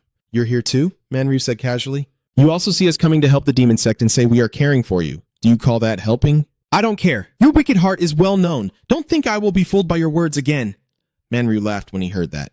"Haha, so you're saying that you're losing your arm and facing difficulties is my fault? You've been cautious enough, but you should know that the old man emphasized that Fantun Mountain has already been surrounded by Li Kong and other clans from Sichuan." A look of surprise flashes across the face of the talented woman as she seizes the opportunity created by Lai Deng. Not just this army, but many others eager to seize it. Manryu Duang smirks confidently, knowing that if they launch a full attack, this place won't hold out for long. And what will happen to the evil sect then? The entire Ponbok group was stunned. "Are we all going to die?" Manryu calmly continued. "It seems that the Taoist Muam has decided to team up with Lai Deng." Du Hua couldn't hold back any longer and shouted angrily, "Do you still dare to call his name?" Manryu sneered. "Well, after all, I and the monk Lu Miogan are on your side. They say Murim is a place without the concept of eternal friends or enemies." Bonbex then finally spoke plainly. "Tell me the reason, and as for Du Hua, warn him he's no longer here." Manryu suddenly pointed at her and said, "It seems so, but as long as you are here, he will definitely come." His filthy bushy eyebrows moved up and down. "Then call him here instead. Instead of doing that, your tone suddenly becomes eerily cunning. Because candidate Sura has become Sura, he will soon rush here in a frenzy. I can see it."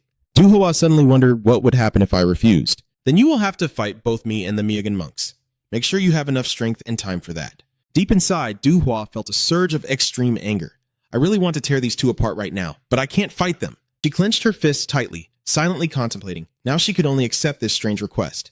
"If I keep resisting, I will only lose more loved ones." "So it's the Kui Chao branch of the Marine Alliance," a disdainful voice echoes. "They're trash like this. Turns out it's Gu Huan coming out while lamenting. It's shameful that you have to resort to the 9 Bright 5 Thunder Summoning technique to deal with them. I have heard of your reputation, but as Hoa Nan Yat explained, those are just the skills you need to have. You should have reached the flow by now, so the family's a bit surprised." "The flow? You worry and try to explain, but right now I've only built 3 dams. I need to fully release the blocked power in my left half before I can go further." "Idiot." Juhuan begins to explain. "What is Han? Han is yin and yang. They are different, but not different. Similar, yet not similar." Jia Kang nodded and thought to himself that it was a blockage, but not a pain. "It is a poison technique, but also similar to Zongi's internal strength. You glance at your arm, which is poisoned, but I can use that poison to unblock the meridians and let the power flow in. Han reminds you that I only taught you the 9-colored 9 light 5 thunder technique out of friendship with Moam, but next time we meet, it will be a different story." He looks serious, whether as an opponent or a temporary ally. Jia Kang just silently listens and hopes not to face you again. The sun gradually sets behind the mountains as Jia Kang walks along the flower-filled path, and finally, I am enlightened to become better. You quietly calculate, now only fighting within yourself to build enough 9 dams. Slightly moving your lips, you tell yourself, "Even if I don't have the chance to reach the top in this life, I will never give up." Your figure rises against the sunset sky. These techniques were passed down to us by those who believed in us. A small, charming house sits right on the edge of the big river. Jia Kang is very surprised. That is the voice of my wife echoing in my mind. "Do you remember the lakeside where we bathed after escaping the family? There's an abandoned house nearby. After you're done, come pick me up there." Without hesitation, Jia Kang quickly headed toward the house and called out for Lady Heron, but his face suddenly turned pale. In front of Jia Kang was a chaotic mess, with bloodstains splattered across the floor. He hesitated in disbelief, carefully reaching out to examine what was left. The blood is still fresh. This isn't an old stain. Jia Kang begins to worry about Lady Heron's safety. Who is it, Lady Heron? As for Haran, she is now tied to a tree, her face covered with wounds at the corner of her mouth and on her forehead. The irritable mastermind figures I deliberately left some bloodstains along the way. Once he finds them, he will reveal himself soon. But Big Brother Beach Lidung has changed quite a bit, even though she's not someone to underestimate. Her tone is even a bit sarcastic, but you agree to make her a hostage. This person is none other than the three killers. Long Lak Long Jang Don, and the character he calls Elder Brother, is sitting on the rock right in front of him. Wrong, she's not a hostage. In a low voice, I will end Tang Heron's life right in front of him. Tam Sat Long Tin Long Blai Quan, with a fierce gaze filled with suppressed anger, as if he could understand a bit of my hatred. Jang Jian, after hearing this, wondered, are you planning to take the young lady of the Tang family's life? He's really showing concern about whether you're truly okay. Maybe Tang Haran has turned his back on the family, but one wrong move could cause a major conflict between the Tang family and Clan B. Blai Jun shows anger on his face, clenching his fists, grinding his teeth as he says, that bastard has the nerve to lay a hand on her? How dare he be satisfied with this woman? I will never let that happen. Jang thought for a moment, then asked curiously, has your adoptive father allowed you to act? He bowed his head slightly and replied, I will just get another lesson. He has no intention of seeking revenge, so I have to do it myself. Zhang stroked his chin, huffing before saying, initially I came here to fight the poison dragon, but it seems the situation has become more interesting. But this crab pouts its lips to reveal two gleaming white teeth full of excitement. If you want to avenge her, isn't there a better way? Zhang's face darkened with a sinister smile. Can he still stay calm when he sees the person he cares about turn to ash before his eyes? At this moment, it seems Haran is gradually regaining consciousness, accompanied by groans of pain, and she calmly says, I can't believe you cowards are part of the Tom Long Tu Fuang, representing the entire martial world. You have skills, but you're still no match for a dog. Even though you're imprisoned, Haran shows no sign of submission. Or maybe replace it with the Death Dragon City Dog? Jang couldn't hold back any longer and angrily kicked Har in the face, causing her to spit out a mouthful of blood. He widened his eyes as if to warn you. Tang Heron, don't you realize what situation you're in yet? Even calmly hitting Haran a few more times. How dare you still show that arrogant attitude at this point? I've heard that women who become arrogant are useless. Seems like the rumors are true after all. You're helpless, only able to grit your teeth and endure, constantly telling yourself, no, I can't let him hurt the child. Jen finally spoke up to stop him. With a cold look, Jiang La examines her indifferently. Are you planning to end her life before the poison dragon arrives? Just when things were going well, the string of the lute snapped. He pouted in mockery. Then this matter is pointless too. Finally turning away, he shrugged and said, fine. I'll go look around to see if the poison dragon has reached this place. Watching the disheartened figure leave the area, Heron suddenly weakly called out, Tin Long, this way won't bring Dungfeng back either. Lai Quan didn't seem surprised at all, even mildly agreeing. I already knew about that. His eyes have always looked tired from the beginning, but can you do it? Lai Quan sadly recalled, you promised your beloved that you would grow old together and return in a cold corpse. But now, there's nothing you can do to bring them back. Can you forget them? I don't. Then suddenly I opened my eyes wide. Everyone says I am blinded by hatred, but I don't care. Living as if nothing happened is true blindness. Haran understood what was said, but could do nothing but express his deep regret. Relaxing in the vast forest, suddenly Zhang Seon noticed someone appearing in front of him and let out a surprised sound. The strange character was none other than Jia Kang, his entire body emanating deadly intent, with eyes like a hellish Tula, walking straight toward him. Zhang was momentarily stunned by the aura, and when he snapped out of it, he saw Jia Kang pass by like a gust of wind, a sinister smile on his lips as he aimed his spear at Jia Kang. Zhang Jian rushed forward, but reality hit hard as his attack was immediately countered by a small dagger.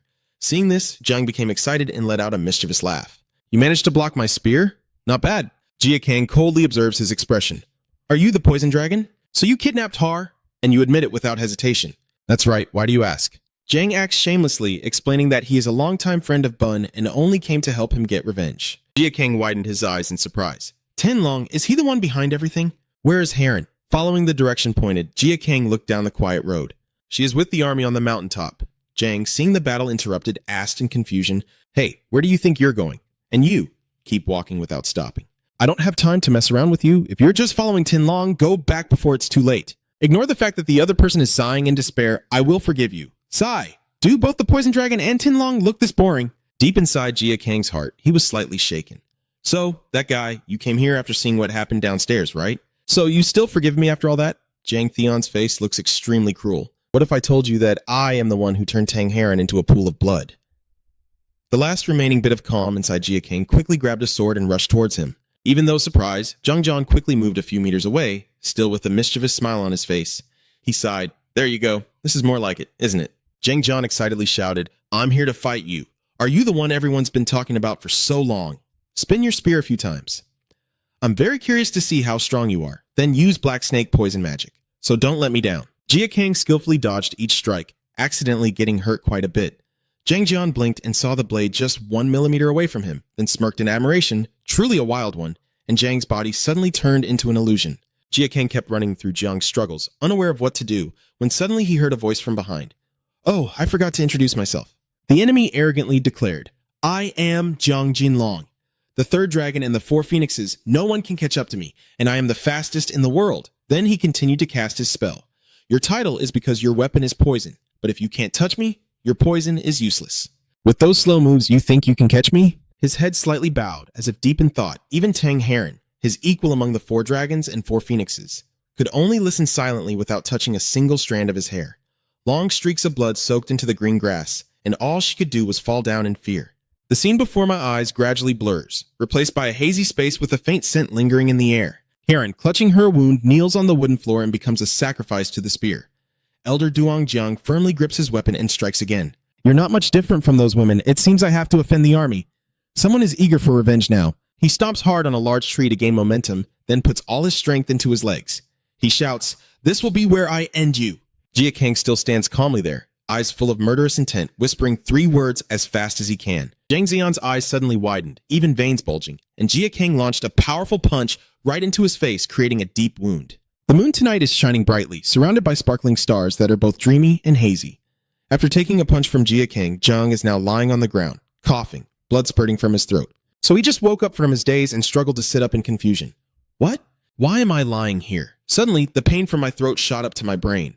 Zhang frowned and thought to himself that for a moment he couldn't see his attack. This guy truly is a monster. He's on a completely different level compared to what Brother Lai Quan said. Zhao Jack looked around, searching for a familiar shadow. He's gone. His worry made Zhang realize he needed to call for help.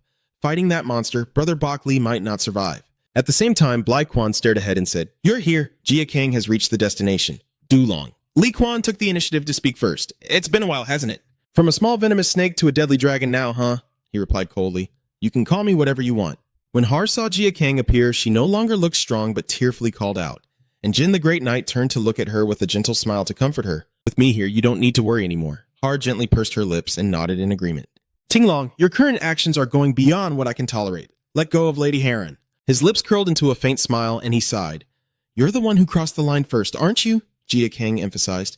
I've already told you that I never killed Hong Fuang John. Based on the evidence you have, when fighting me you suddenly collapsed after using the poison-resistant pill, so there must have been poison in the pill. After Miss John fainted, there was also an assassin sent to kill her. Obviously, Lai Quan couldn't accept what Jia Kang just explained. Do you think I would believe your nonsense? It's true. My family developed that deadly poison as a weapon to fight against the Marine Alliance, she said loudly, and the strategist Manri was involved in this. He said it was the right time to test it on Go. Before heading to Nam Lake, he gave her those poison pills. In the end, my tone gradually became choked with anger. I don't know anything about assassins, but I think my grandfather sent assassins to make sure all evidence related to this poison was erased. Lai Quan neither agreed nor objected, only pressed further. Do you have any evidence? Har seized the opportunity to try to persuade. No, but trust me, Master Jin is not your enemy. Still, these pieces of evidence do seem somewhat convincing. Miss Jian has served as her attendant for a long time. His name is Yang Xin, who claims to have seen her die in a fight with the poison dragon. A fleeting suspicion crosses Jia Kang's mind, as it seems he firmly believes he is the culprit. Lai Quan explained that this is why I concluded she died from the poison of your little assassin. Think about it. Who would I trust more than a servant who has served her entire life? Is it him glaring, or is it you the one who thinks he betrayed and murdered her? Jia Kang's hand gently clenched. It seemed I had no other choice left. It's been like this from the very beginning. Enraged, he gritted his teeth and drew his sword from its sheath, warning in a low voice. If you want to save Tang Heron, you must go through my body first. And if you lose, I will make you watch the one you love die in despair, attacking suddenly just like I did back then. Jia Kang remains completely calm, simply raising his hand to block the slash and stopping Lai Quan's attack. Lai Quan gazes in amazement at his wrist. That, after marrying into the Tang family, you received a good dowry, didn't you? Jia Kang said seriously, stretching out his poison needle. Don't worry, this won't end like last time, Lai Quan snorted, planting both feet firmly on the tree to rush forward. He shouted, using the Moon God Sword technique to cut, causing the ground to crack. Jia Kang quickly dodged, but Lai Quan refused to stop and continued to use the Moon God's sword technique. Both sides kept attacking and defending, lowering their heads to avoid the deadly strike. Lai Quan, like a madman, kept fighting back without stopping, regardless of exhaustion, using everything he had, from the Moon God's sword technique to even spirits and demons. Jia Kang softly muttered a spell, Bitch Dong 9 Radiance 5 Thunderflash technique, and his whole body transformed, leaving Lai Quan terrified. What is this? Jia Kang quickly and lightly targeted his neck with a precise strike. Li Quan spat blood but remained suspicious. Jia Kang still held his arm outstretched in the same stance. How could he? Before he even hit the ground, you quickly launched your second attack. All his strength was channeled into his arm. Lai Quan's muscular back absorbed the attack. It feels like my entire spine is shattered and flying forward, hitting the tree trunk directly, with a long trail of blood streaming from above down to the grass. Where Li Quan collapses, Beach Cly is covered in fresh blood. He recognizes this move now. It's exactly like the one my master uses. Jia Kang listened without protest, calmly explaining that this secret technique does not belong to Lai Deng. You always accuse him. He stole it from Miss Duhua and others. Because of that, he forced his wife to commit treason and caused countless others to die because of his selfish greed. You continue. That is the whole truth about the person you call your guardian. Li Quan's voice trembled.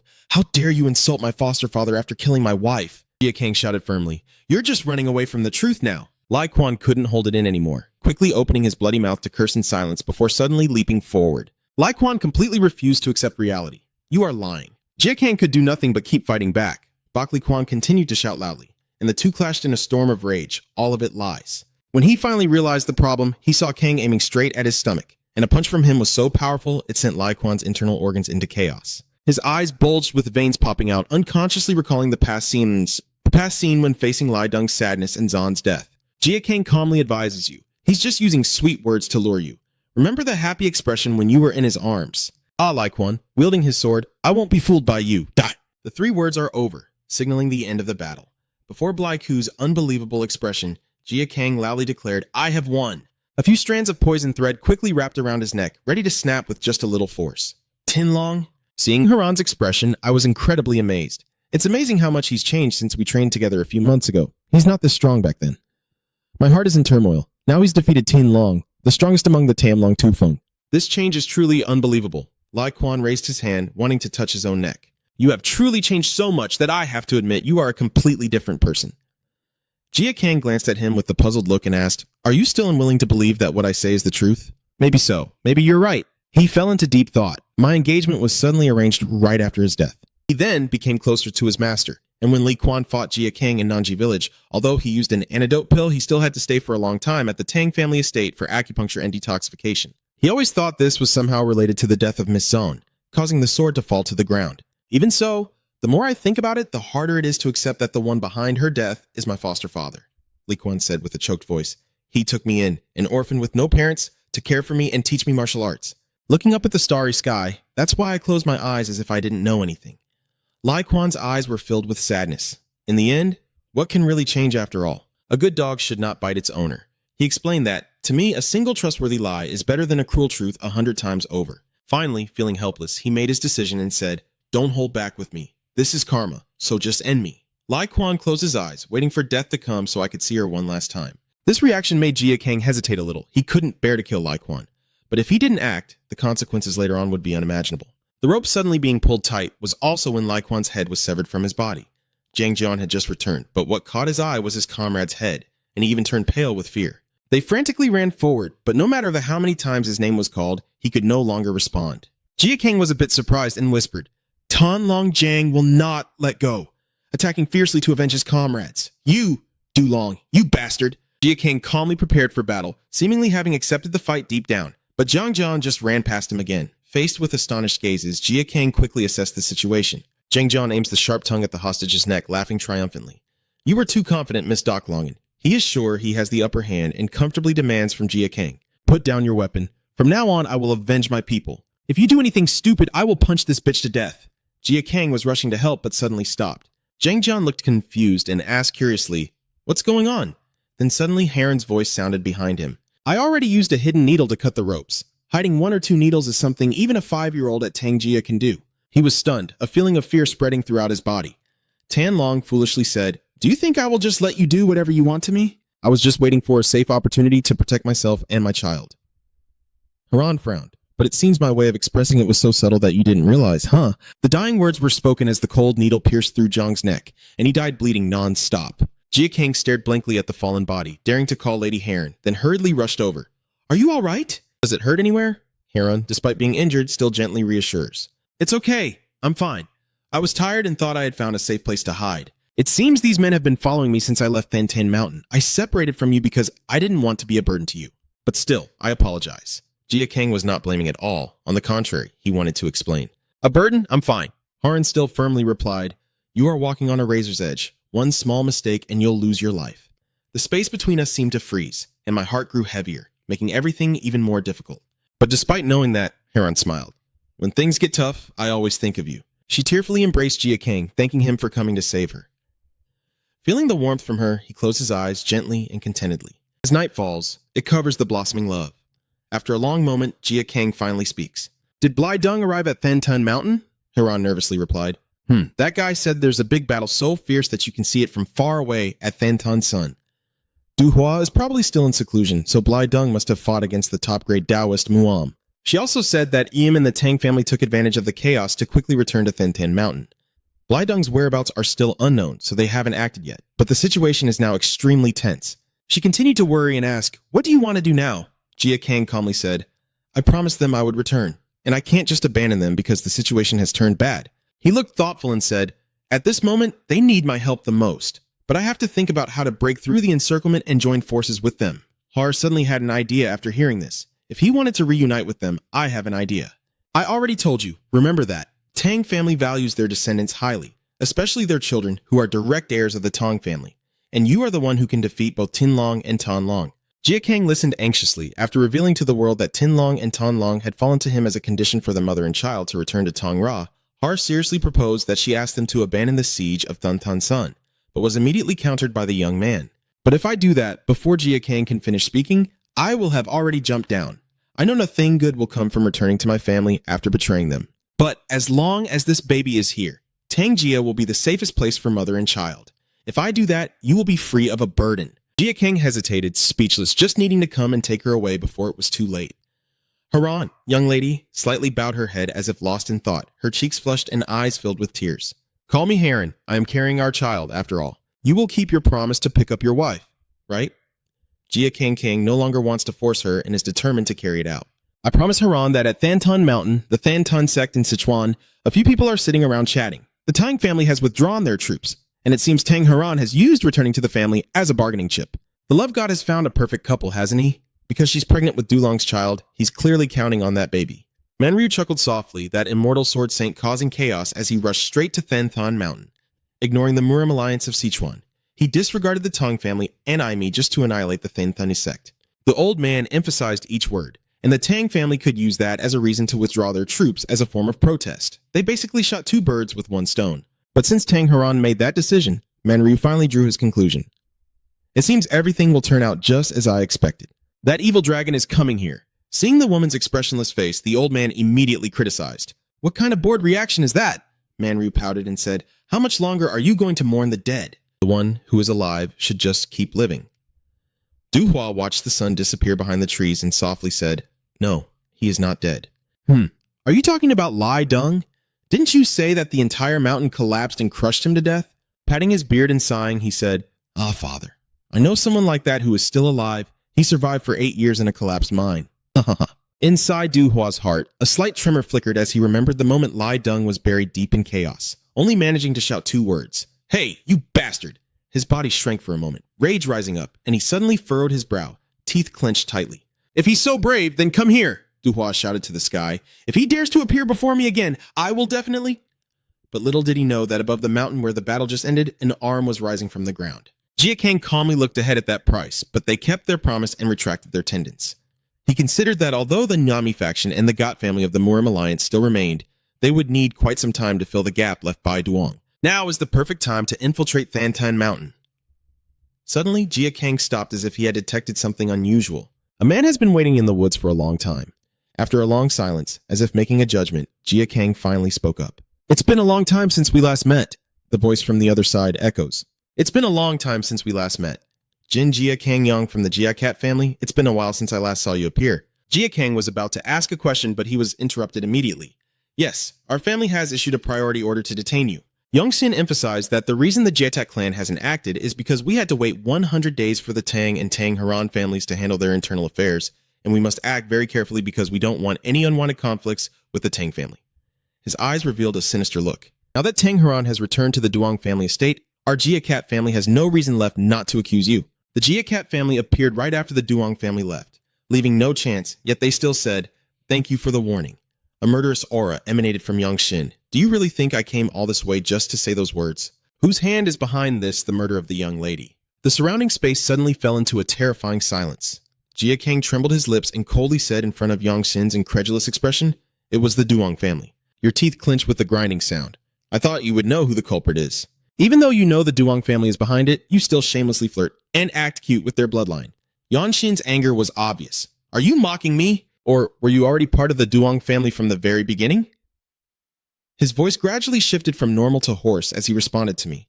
Glancing away as if trying to hide it, Jia Kang calmly replied, "I don't know if you believe me, but Tang Haran has nothing to do with Zhou's death." John Yongxin completely disbelieved and kept shouting, "Tang Haran is that person's niece. How can someone like her not know anything?" "No, it doesn't matter whether she knows or not because she is still a member of the Duong family." Jia Kang firmly reminded you that you can't accuse everyone just because they carry the Duong bloodline. Yongxin's skin is flushed red as if losing control. "Last time we met, you said you had someone more important than your own life." I tried to understand what you were saying then. In the end, Jia Kang had no choice but to sigh helplessly. "I have nothing more to say to you." Regardless of the opponent, Yongxin had already begun to draw his sword. That hypocrite. His voice trembling, seemingly extremely agitated, he said, "If you understand me, then why did you kill Tin Long? You say one thing and do another." Yongxin charged forward fiercely, saying, "I can't understand what kind of person you are." Jia Kang, looking discouraged, blocked as the enemy approached, placing a hand on his sword to prevent a counterattack. "What is going on?" Jia Kang's serious expression was on display. "Stop! You're not strong enough to defeat me." Yongxin, overwhelmed and furious, shouted a warning, "Don't mess with me," and start swinging his sword wildly. Jia Kang simply dodged each strike smoothly, retreating whenever the enemy charged at him, always trying to keep himself in the safest position possible. Yongxin's actions are almost impatient, and his swordsmanship begins to become chaotic. At this moment, a cord is shot out from the weapon on his wrist. Yongxin watched helplessly as his sword was cut in half, then felt a gentle push from his chest as Jia Kang faced him silently, and suddenly a massive explosion erupted. Yongxin was thrown back, hitting a large tree and bleeding from his mouth in pain. Jia Kang calmly said, "Don't die so easily. Marrying into the Duong family doesn't mean I've given up my revenge. You warned me that if I die here, you won't see me get my revenge." Yongxin musters all his strength to stand up. Tang Har frowned. "Your connection with the Duong family is tighter than ever. Do you think you can still take revenge?" Standing before the entire condescending speech, all your words are just empty platitudes. Jia Kang could only hold his head in complete disappointment. "Stop it! Jin family head, wasn't it you who said you understood how I feel? I have lost the most important person to me." Then, his expression gradually turned into madness. "I have no reason to live anymore, and I'm not strong enough to avenge her now." Pointing the tip of the sword straight at my neck, Yongxin seems unaware of how foolish his action is. "Then what's the point of living? A world without the ones I love is just like hell to me." He saw Kong falling into a state of panic. "I will wait for you down there." Ignoring the protests and shouts to stop, he hurriedly ran toward Yongxin, but it seemed to be too late. A stream of fresh blood signaled that a life had just left the world. Seeing the corpse slump before him, Jia Kang's steps gradually slowed, caught between conflicting emotions and relationships. He pondered quietly. After all, everyone has their own stories and burdens.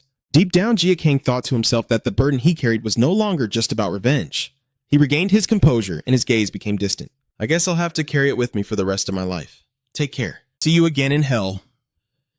Inside the camp at Than Tan Mountain, voices are heard discussing. "Have you received any news from the Murim Alliance yet?" The orange-haired man with a grimace said, "Reinforcements from Shanxi and Hakwang will take quite some time to arrive here." How does the New Mi sect respond? The New Mi sect remains silent and maintains its stance that it will not be the first to attack the Than sect. Lieutenant General Jiat Zhao Seo coldly speculated that we must attack Than sect ourselves. The orange-haired man beside him worriedly said, "If we win, it will be a grand celebration." But a few others added, "The immortal Du Hua is still alive. Attacking alone is too dangerous if only the Jia Cat family is involved." Zoan folded his paper fan and concluded, "I need more time to decide. We can't stay stationed here forever, can we?" The old master quickly responded, "I can't bear to see you suffer. Providing supplies for hundreds of camps here is an extremely difficult task." The elder behind also remained silent. Although the Murim Alliance said they would provide anything we needed, News of the poison dragon destroying the entire Marine Alliance army in Qichao must have also reached his ears. Amid the noisy conversations and the long transportation time caused by this, I can't believe no one in the Marine Alliance could have foreseen this. Sitting here not knowing whether he's dead or alive means nothing. Super Ann remained silent, but inside he was starting to stir. Our army's morale after these disagreements has almost hit rock bottom. This battle will be tough. Someone is approaching from outside right now. The guards at the gate quickly conducted a search. State your name. But then one of them suddenly turned pale, nervously went back into the room and loudly said, "Please come outside." The tent door was quickly opened and everyone's eyes turned fearful, not knowing what they saw. The voice that interrupted was the immortal sword saint. Only then did I notice the strange figure's eyes focused intently on the crowd with a complex expression. Then Tun Sun, the headquarters of the allied factions with the martial arts alliance. The man in the brown cloak, looking worried, said, "We sincerely apologize, but due to some issues with the food supply, this is all we could prepare. Please forgive us and be patient a little longer. We have just hunted a deer." That person is none other than Lai Deng. As he devoured his food, he ordered, "Bring them here immediately," shocking everyone around him. Are you planning to eat the whole thing alive? It's hard to believe, but they actually brought a live deer and threw it on the table in front of him, watching Lai Deng tear into the animal's flesh as if savoring a delicacy. The man in the brown cloak looked terrified, but only Anne was still calm as he said, "Please tell us what happened." Lai Deng bit into some meat, annoyed, complaining that the damn Taoist priest was stubborn until the very end. He self-destructed and caused the mountain to collapse, and I was trapped in that rubble. I sighed heavily. Getting out is a bit difficult. Super Ann listened and was confused, saying that's almost impossible. Lai Deng's arrogant smile curled up. I killed that blind old monk with my own hands. The group behind the motorcycle immediately started flattering and praising him. "Oh, one of the 3 kings of the martial world, he's so powerful. With the immortal holy sword here, we don't need to fear anything anymore. I'm hungry right now, so I can't do anything. Once I'm full, I'll wipe out those evil sects." Super suddenly regained his serious demeanor. "Masterman, we have something to report to you." "What's going on?" He appears extremely polite. "Tinlong is already dead." But as soon as the words left her mouth, Lai Deng flew into a rage, and a tense silence fell among the group. The old men were terrified, their faces pale and cold sweat pouring down. After a moment, Lai Deng continued to press. "Who killed him?" I want to express my unwillingness to answer. Lai Deng's blood-stained hand suddenly froze. He bowed his head and looked at the spilled blood. He seems more like a good child than a worthy heir of mine, but at the same time, he is also the foolish and untrustworthy one. With a vague look in its eyes, it's not clever enough to survive in this cruel world. Lai Deng sighed. It always makes me worry. We, helpless and unable to do anything but show our sympathy, are truly sorry to hear this sad news. Lai Deng suddenly fell silent, her expression becoming calm and emotionless, making it impossible to tell what she was thinking. She stared intently at the deer on the table before softly uttering 2 words, "Dulong." Veins bulge as the scene blurs with rage. The once cold body of the deer is now torn apart into pieces. Those old men ignored the blood splattering on their bodies and still refused to say a word. Everyone's face showed extreme fear. Din Lai continued eating, but his mind was already elsewhere. Dulong's voice had become terrifying, accompanied by the squelching sound of blood. Early the next morning at Thantun Mountain, a group of people was moving through the forest, carrying a lot of supplies. From afar, someone was watching. And of course, it was Jia Kang. Back at Zoan's camp, everyone was still discussing heatedly. There weren't many enemies, but it was best to avoid fighting them since they were all elite troops. We should split into small groups of experts to attack, defeat them, and weaken their forces without causing too many losses to our army. He emphasized that my remaining troops will both guard and protect this area. If they try to escape, they will be cornered. According to the plan, I will use the 8 gates formation. EXO still hesitated slightly. But I have something to say. Before I launch the attack, everyone here must have heard about the misfortune in Qichao.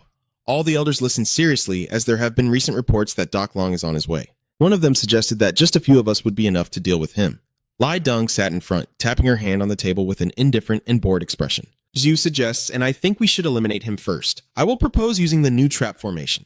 I will dig a few pit traps. He had long since overheard these murmurs. Because he was cautious, he would definitely come to investigate, so he fully agreed. You're right. Superlord pondered, although our family doesn't have a deep grudge against him, I really want to bring his head to the immortal sword, Saint. Lai Deng pushes the chair, stands up and says, "No, I don't need his head.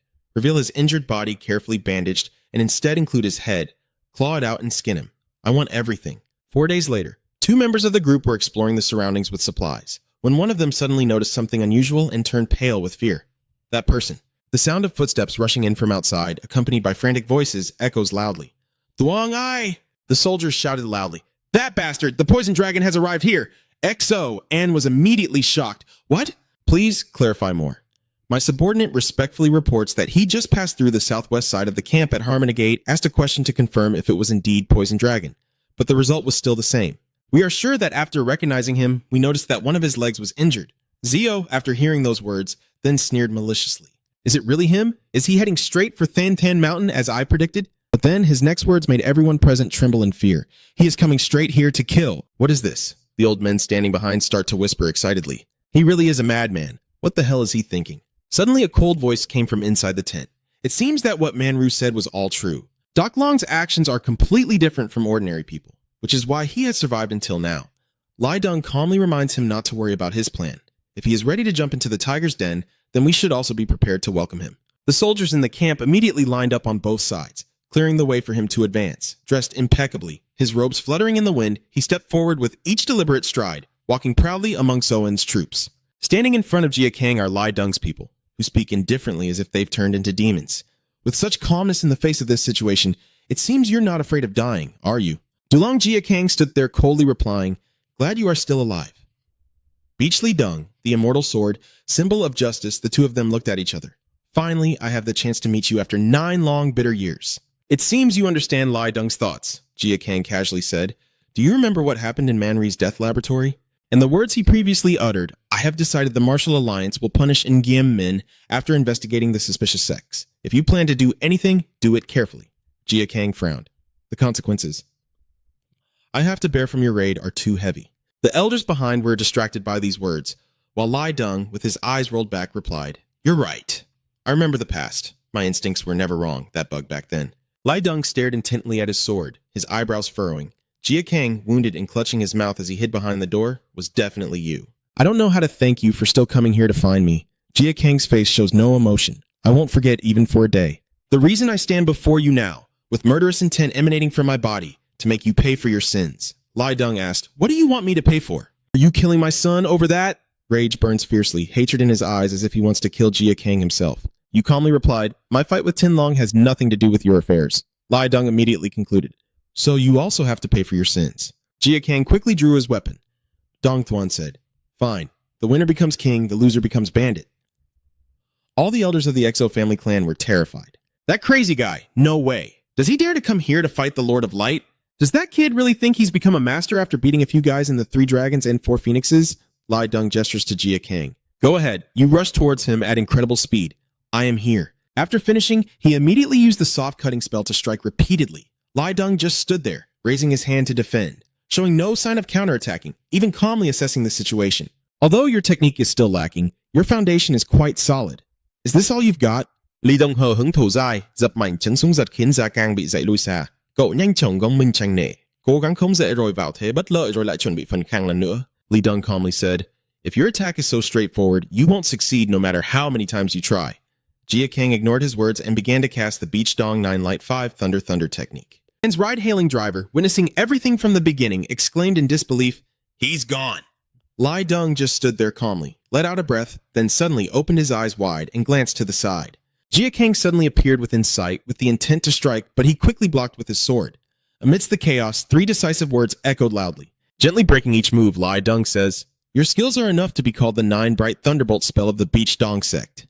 He suddenly whispers, but only trained up to the 3rd level, and as his sword points at Jia Kang rushing toward him, You're too weak. He tilted his head slightly, panicked as death was imminent right beside him. Even though he dodged in time, Jia Kang still received a cut on his face, blood spurting out, and collapsed to the ground. Is that all you've got? You raise your arm with the strand of silk shooting out, which also surprises Lai Dung a little, but that's not the issue. Jia Kang pulls his hand back, and Lai Dung jumps up high, full of confidence, saying, You can't escape now. And indeed, the thread still managed to wrap around Lai Dung's ankle, and he was so surprised that his astonishment was clearly reflected in his eyes. Jia Kang gritted his teeth, seized the moment, and charged forward, swinging a powerful strike at Lai Dung. The old men shouted in panic, Girls! Lady Beach Lee! Now you can only use a small part of the Beach Dong 9 Bright 5 Thunder summoning technique. A few small bolts of lightning burst out from the cloud of dust. Let me show you. Lai Dung appeared with a cold, stern gaze. What exactly is the 9 Bright 5 Thunder Seal technique of the Beach Dong? Jia Kang, ignoring the blood flowing down his face, gritted his teeth and simultaneously used the Beach Dong 9 Bright 5 Thunder Seal technique. He shouted loudly, gathering his strength, gripping the sword tightly and charging forward. Lai Dung stared blankly as Jia Kang approached her. Even if he dodges, he still gets a cut on the back of his hand. Jia Kang uses his foot to stop himself temporarily, then quickly turns his whole body around in the opposite direction. And at this moment, your face is almost completely covered by Lai Deng's hand. You mumble something, and based on intuition, Jia Kang immediately recognizes this as Guangzhou Prefecture's chief. And in the end, he was struck by Lai Deng's palm. Smoke from the bones rose more and more, severely impairing the vision. Li Deng brushes off the dust and steps forward to announce that the battle is over, with a cold expression on his face. The reason you only used the 5 Thunder Leap technique against me was to keep me on edge, but now I see it. Jia Kang is lying unconscious, and the gap in strength between you and him is insurmountable, as you struggle to lift your body with your hands. Quite different from Lai Deng's desperate face, I imagined. He suddenly grinned excitedly and said it doesn't matter because I have achieved my goal for coming here. He felt extremely surprised. What? Jia Kang quickly and quietly pulled out something, while Lai Deng continued to mock uselessly. His eyes gradually filled with fear as the object from Jia Kang's pocket flew toward him and suddenly exploded. The elders, both frightened and amazed, challenged him. The Holy Sword suddenly saw Lai Deng rush out from inside, flying toward them, and immediately charged forward, loudly asking Han, "Holy Sword, is he okay?" The old elder with white hair and beard was shocked. "What is that poison dragon hiding?" Li Deng paused for a moment before signaling him to come over. There was a strange red mark on the back of his hand, and he wondered if the dagger was poisoned. And his heart began to stir. Is this his true purpose for coming here? Lai Deng was contemplating, when suddenly he heard someone cry out. Yeah, the people below, bloodied and terrified, even one collapsing to the ground, shouting loudly, "What? Poison is poison, run away." Lai Deng stared ahead, suddenly sensing a faint figure nearby, his instinct warning him of something unusual. Jia Kang stands amidst the dust, his eyes bloodshot but his face still resolute, proving that all his actions so far have been justified. In the chaos, only his voice is heard saying, "This time, I'm just here to say hello." He slightly pursed his lips and said, "I will definitely take your life next time." Lai Deng frowned and said, "You're too arrogant." Jia Kang stands in the smoke and replies, "Let's see if that is arrogance or not." After saying that, he disappears right before their eyes. Those people saw it and immediately shouted, "Damn it, that bastard ran away. What should we do now?" Super Man covered his mouth with a fan before speaking slowly. "Holy Sword, the wind is blowing toward the mountain." Jia Kang moves through the battlefield as Sioan predicted. Is he planning to hide in the toxic smoke and run back to the mountain? Thinking that way, we can't delay any longer. He ordered the entire team to capture him. He is in that smoke, but the entire army seems exhausted by the deadly poison, unable to harm you. This smoke is too thick for us to get through. Then just use a bow to shoot him as long as he can't reach Than Than Mountain. Only Lai Deng has been silent all along. The dust is gradually settling now. Manryu raises his hand to block the sunlight. Oh, why are my eyelids twitching all of a sudden? The old man's lips curl into a wide smile. That's right. Has my intuition about it ever been wrong? At sunset in Thantan sect, Du Hua looks surprised as someone's voice echoed from afar. Finally, the time has come. Manryu strolls in casually. I heard something noisy happened here. Who was responsible? Did Doc Long just stop by? The injured people nearby suddenly looked on in amazement. What do you mean? Is that true? Among them was also Myogen, who happened to overhear everything and immediately rushed out just as Manryu was announcing. Since Doc Long has arrived, Myogen and I will temporarily leave, as we agreed. What? I'm furious and roar. You bastard Muryu, you said something different before. Do you know what I've been waiting for this for?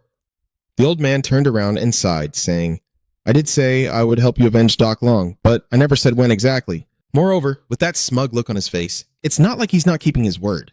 After all, wouldn't it be a great pity if your longtime rival's story ended so quickly? His words were provocative, and Myogen drew his sword fiercely, intending to kill. Haha, the giant tree was cut in half and fell to the ground by the passing force. Luckily, no one was seriously injured in the collision. Myogen grits his teeth and warns, You've really made my monk go mad. Manryu was very arrogant. Don't worry, just leave it to me. The old man placed a hand on his chest to show his determination. I carefully planned so that Master Myogen could make him wish he were dead. She turned her back upon hearing this and snorted coldly, Remember to keep your promise. Only after the monk left did the space become a little more peaceful. Manryu cheerfully said to the young lady standing beside him, Sorry for our personal matters. I don't want him to get angry and ruin my escape plan. Du Hua frowned and asked, What's your plan? He turned around and said, The stage is ready. I just need to pick a seat to watch clearly, maybe from the front row. She silently watched Manryu's back, a bad premonition suddenly rising in her heart. In the distance, the mountain where the sun is gradually setting.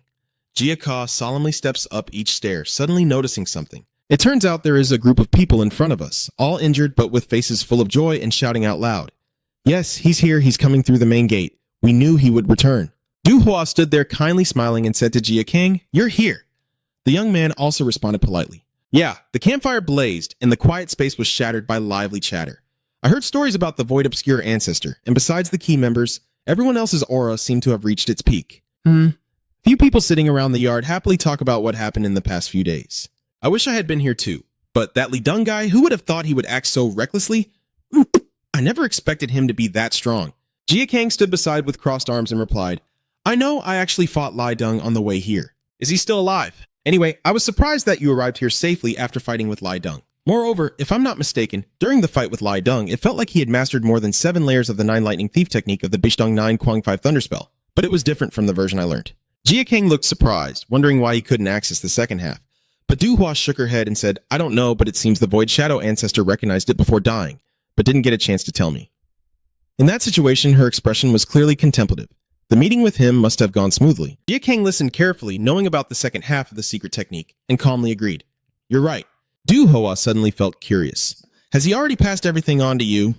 Then he sighed and said, In life, there are times when we must accept harsh realities, no matter how painful and difficult they are. A hand placed on her shoulder offered comfort, because I have no choice but to accept and move forward. Neither of them spoke, but both understood what the other wanted to express. After a moment, Jin Gang lowered his head in regret and said, I'm sorry for everything that has happened around you and everything related to the Void Shadow ancestor. A gentle smile appeared on Du Hua's face. Then she looked up at the starry night sky again, her voice trembling with emotion. I am very moved that Hero Jin crossed countless obstacles to come here and save us. But this place is already surrounded. The Martial Alliance has encamped around Thane Tan Mountain from all sides and supplies are running low. The two sides exchanged words. It seems there's no other way now. You don't need to worry, I have a plan for this. Jiaka seriously suggests, let's get everyone ready and then move into the inner room. Before saying goodbye, just leave one sentence. We will descend the mountain first.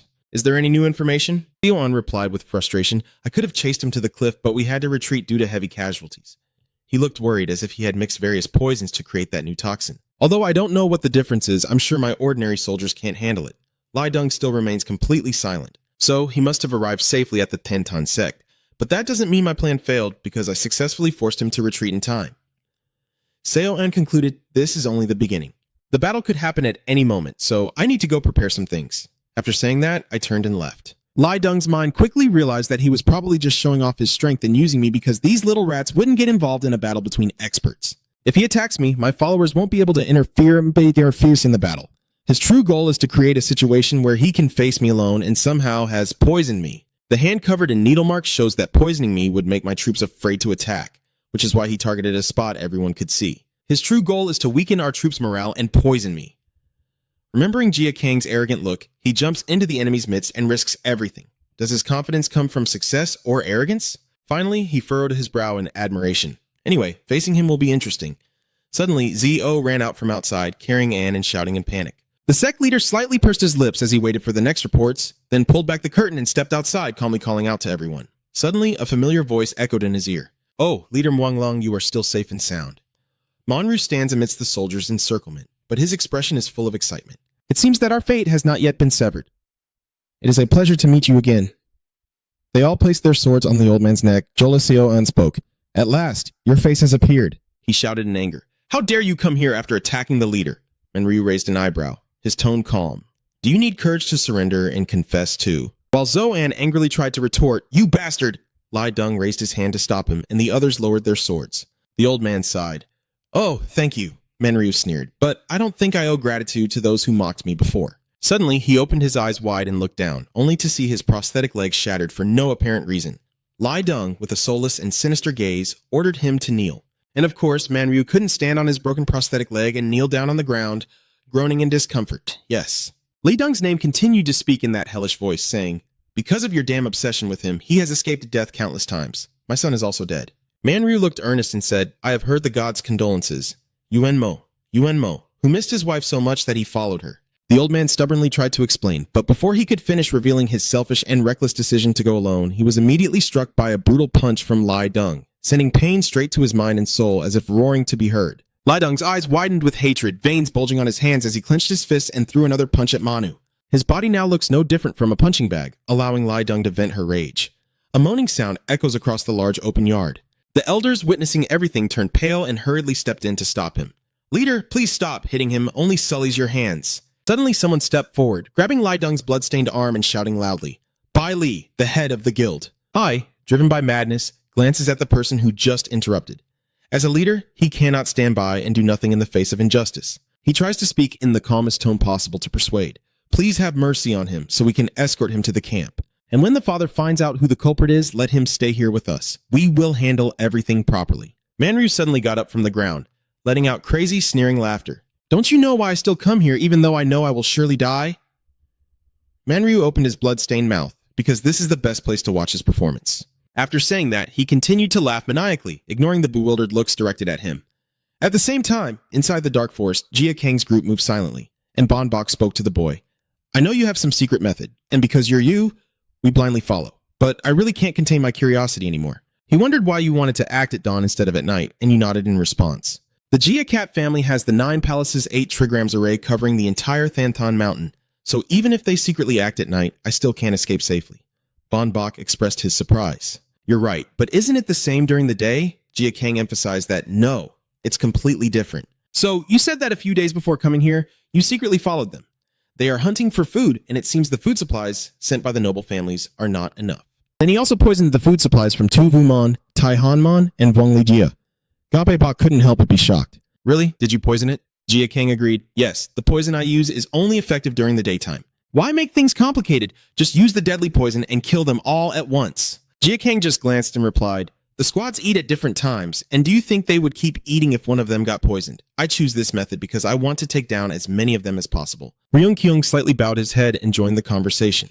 What about Bai Liang? Jia Kang deduces that Bai Li Trung will need a lot of time to recover and regain his peak condition for this battle because before coming here, I also used a special poison on him. Special? Well, it's from my body. Then suddenly he signaled everyone to stop. Some of his subordinates whispered, why stop now?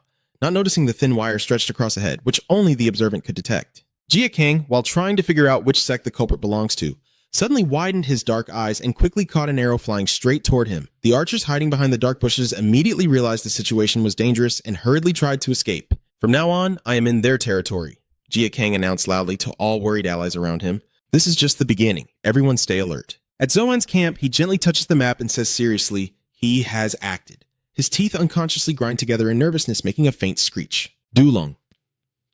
I will make you pay for the humiliation you caused me in Nam Suang.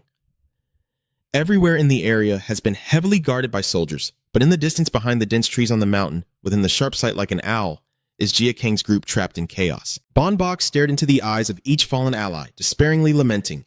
It's over. In the dark night, countless points of light flickered, signaling an endless battle. Thousands of arrows start flying towards them. Jia Kang and the capable characters take responsibility to block the attack. Bon Bok, terrified, shouted, there are too many of them. I didn't expect to have to protect so many people while fighting. I can't break through their encirclement either. Jia Kang remains very determined and says, the sun will rise soon. Just hold on until then. Suddenly, he senses something strange and immediately warns that above, there are not only arrows, but even bombs. Ryung Kyung was momentarily panic-stricken, his whole body freezing like being caught in a snowstorm, only able to speak without thinking and retreating from everyone. Ryung Kyung's escape route wrapped around those bombs, which were as hot as lava and then exploded all at once. It looks like the Jia Cat family has once again cornered you.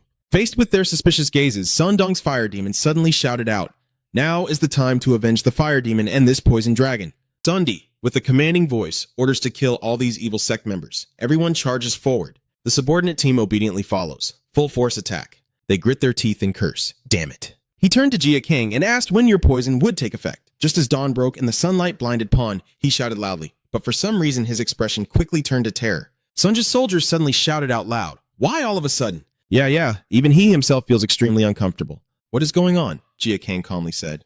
The poison extracted from the roots of deadly herbs blinds you under the sunlight. I say each word. That's why we chose to descend the mountain against the light. Sweat poured down Sanji's grimacing face. Jia Cat says, this time it's you who fell into the trap, not me. The two words poison dragon echo with hatred throughout the mountains and forests. Sanji's group screams loudly, unable to see. What is going on? Sanji's subordinates quickly raise their hands to block the sunlight. They are in so much pain that tears are flowing down their faces. Jia Kang stared at them, thinking that since they had lost their sight, they wouldn't be able to follow me anymore. In front of you is a winding path, in other words, a complicated route from here to the Death Gate. The dark winding road ahead of Jia Kang turns into a bright straight path leading to the destination. You think it has become an easy straight path. Bon Bok and the Demon Sect people rejoice. Excellent, it's time to fight back. Jia Kang then looked over to remind him. Don't celebrate too soon. Don't you remember what I said earlier? Bok looked over confused. Surely the only remaining escape is through the Death Gate. Even though we succeeded in causing chaos with the Tai Hoa poison core, the Tu Mon is inside the Kin Mon, right? but this will only hold them back for a little while. When dawn breaks, they'll be more cautious and look for a countermeasure. Du Hua and the others look at you attentively as you say, while they're held up there, we must hurry and reach the death gate. My top strategy is to run, not fight, and to keep everyone close to the formation and not fall behind. The wind howls through the mountains as time passes, and everyone in the demonic sect rushes forward, passing through Sonja's subordinates and moving ahead. Sun Di felt something was wrong and shouted, "Damn evil sects," tears streaming down his face. "Scream out! Break through at all costs! Anyone who dares to break the formation, kill without mercy."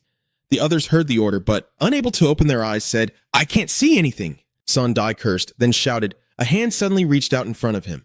Boom! The younger brother of the Amka 7 Masters martial arts duo has just punched him in the face, then raised his fist, blood from his face dripping onto his hand. He is so furious that he fainted from the pain, finally getting a chance to avenge my brother. Thud! Blood splattered everywhere. At the headquarters of the allied factions with the Martial Arts Alliance, Joel stands on a wall gazing into the distance, thinking strangely. According to the plan, after the ambush, he should have headed to the next gate with those guys, right? But there was no new information. After a long while, he placed his hand on the map, and the troops dispatched to the flags seemed overwhelmed. Is there something going on over there? Dawn is breaking, and the sun is gradually shining over the mountains. Suddenly, Jago raised his hand to shield his eyes. Pain. What is this? Li Deng now speaks. It seems to be his trick again. I can also sense a bit of toxic energy in my body. Although it's not dangerous, our troops have probably been affected as well. Your plan has already been ruined by him from the start. He told me I have to go into battle myself. Bitchley the leader, there's still another way. If I reorganize the team and deploy enough strong soldiers to resist the poison, he will refuse to listen, and we can't keep relying on GCAT to let them escape again. I'm leaving now. After finishing his sentence, he disappeared. Jago, being superstitious, said more, but since he had already vanished, there was nothing more to say. Then he angrily cursed and slammed his hand down on the table, causing the table to split in two and fall to the ground, dust and smoke billowing everywhere. Based on his fighting style yesterday, he was angry and remembered that he must have understood the principles of the 9 palaces and 8 trigrams formation, then used a clever plan to break the encirclement. Does that mean he's aiming for the vital point? While Jole Mi was pondering, Jia Kang broke through all the encirclements and charged forward. I don't know how you poisoned us, but do you really think you can escape after breaking the formation? Wait and see. There's something special waiting for you. At this moment, Jia Kang and Ponbok's group had gone through fierce battles. Is this the right way? Why is there no one around? Where is the most elite troop for the trap? He just took a breath and silently thought. Strange, he probably hasn't entered the birth canal yet, right? Suddenly, Jia Kang realized something. Everyone watch out! A slash from the forest struck out and everyone shouted in alarm. The boy quickly grabbed his sword, alert. Then Jia Kang gathered his strength into his sword. Boom! He and his sword blocked the attack. The others, seeing this, panicked and turned to find a place to hide. Jia Kang endured the pain. Huh! Suddenly, he noticed something else, a beam of light shining down from above. Jia Kang immediately swung his sword to knock it away. Bon Bok looked on in shock, while Du Hua was a bit worried.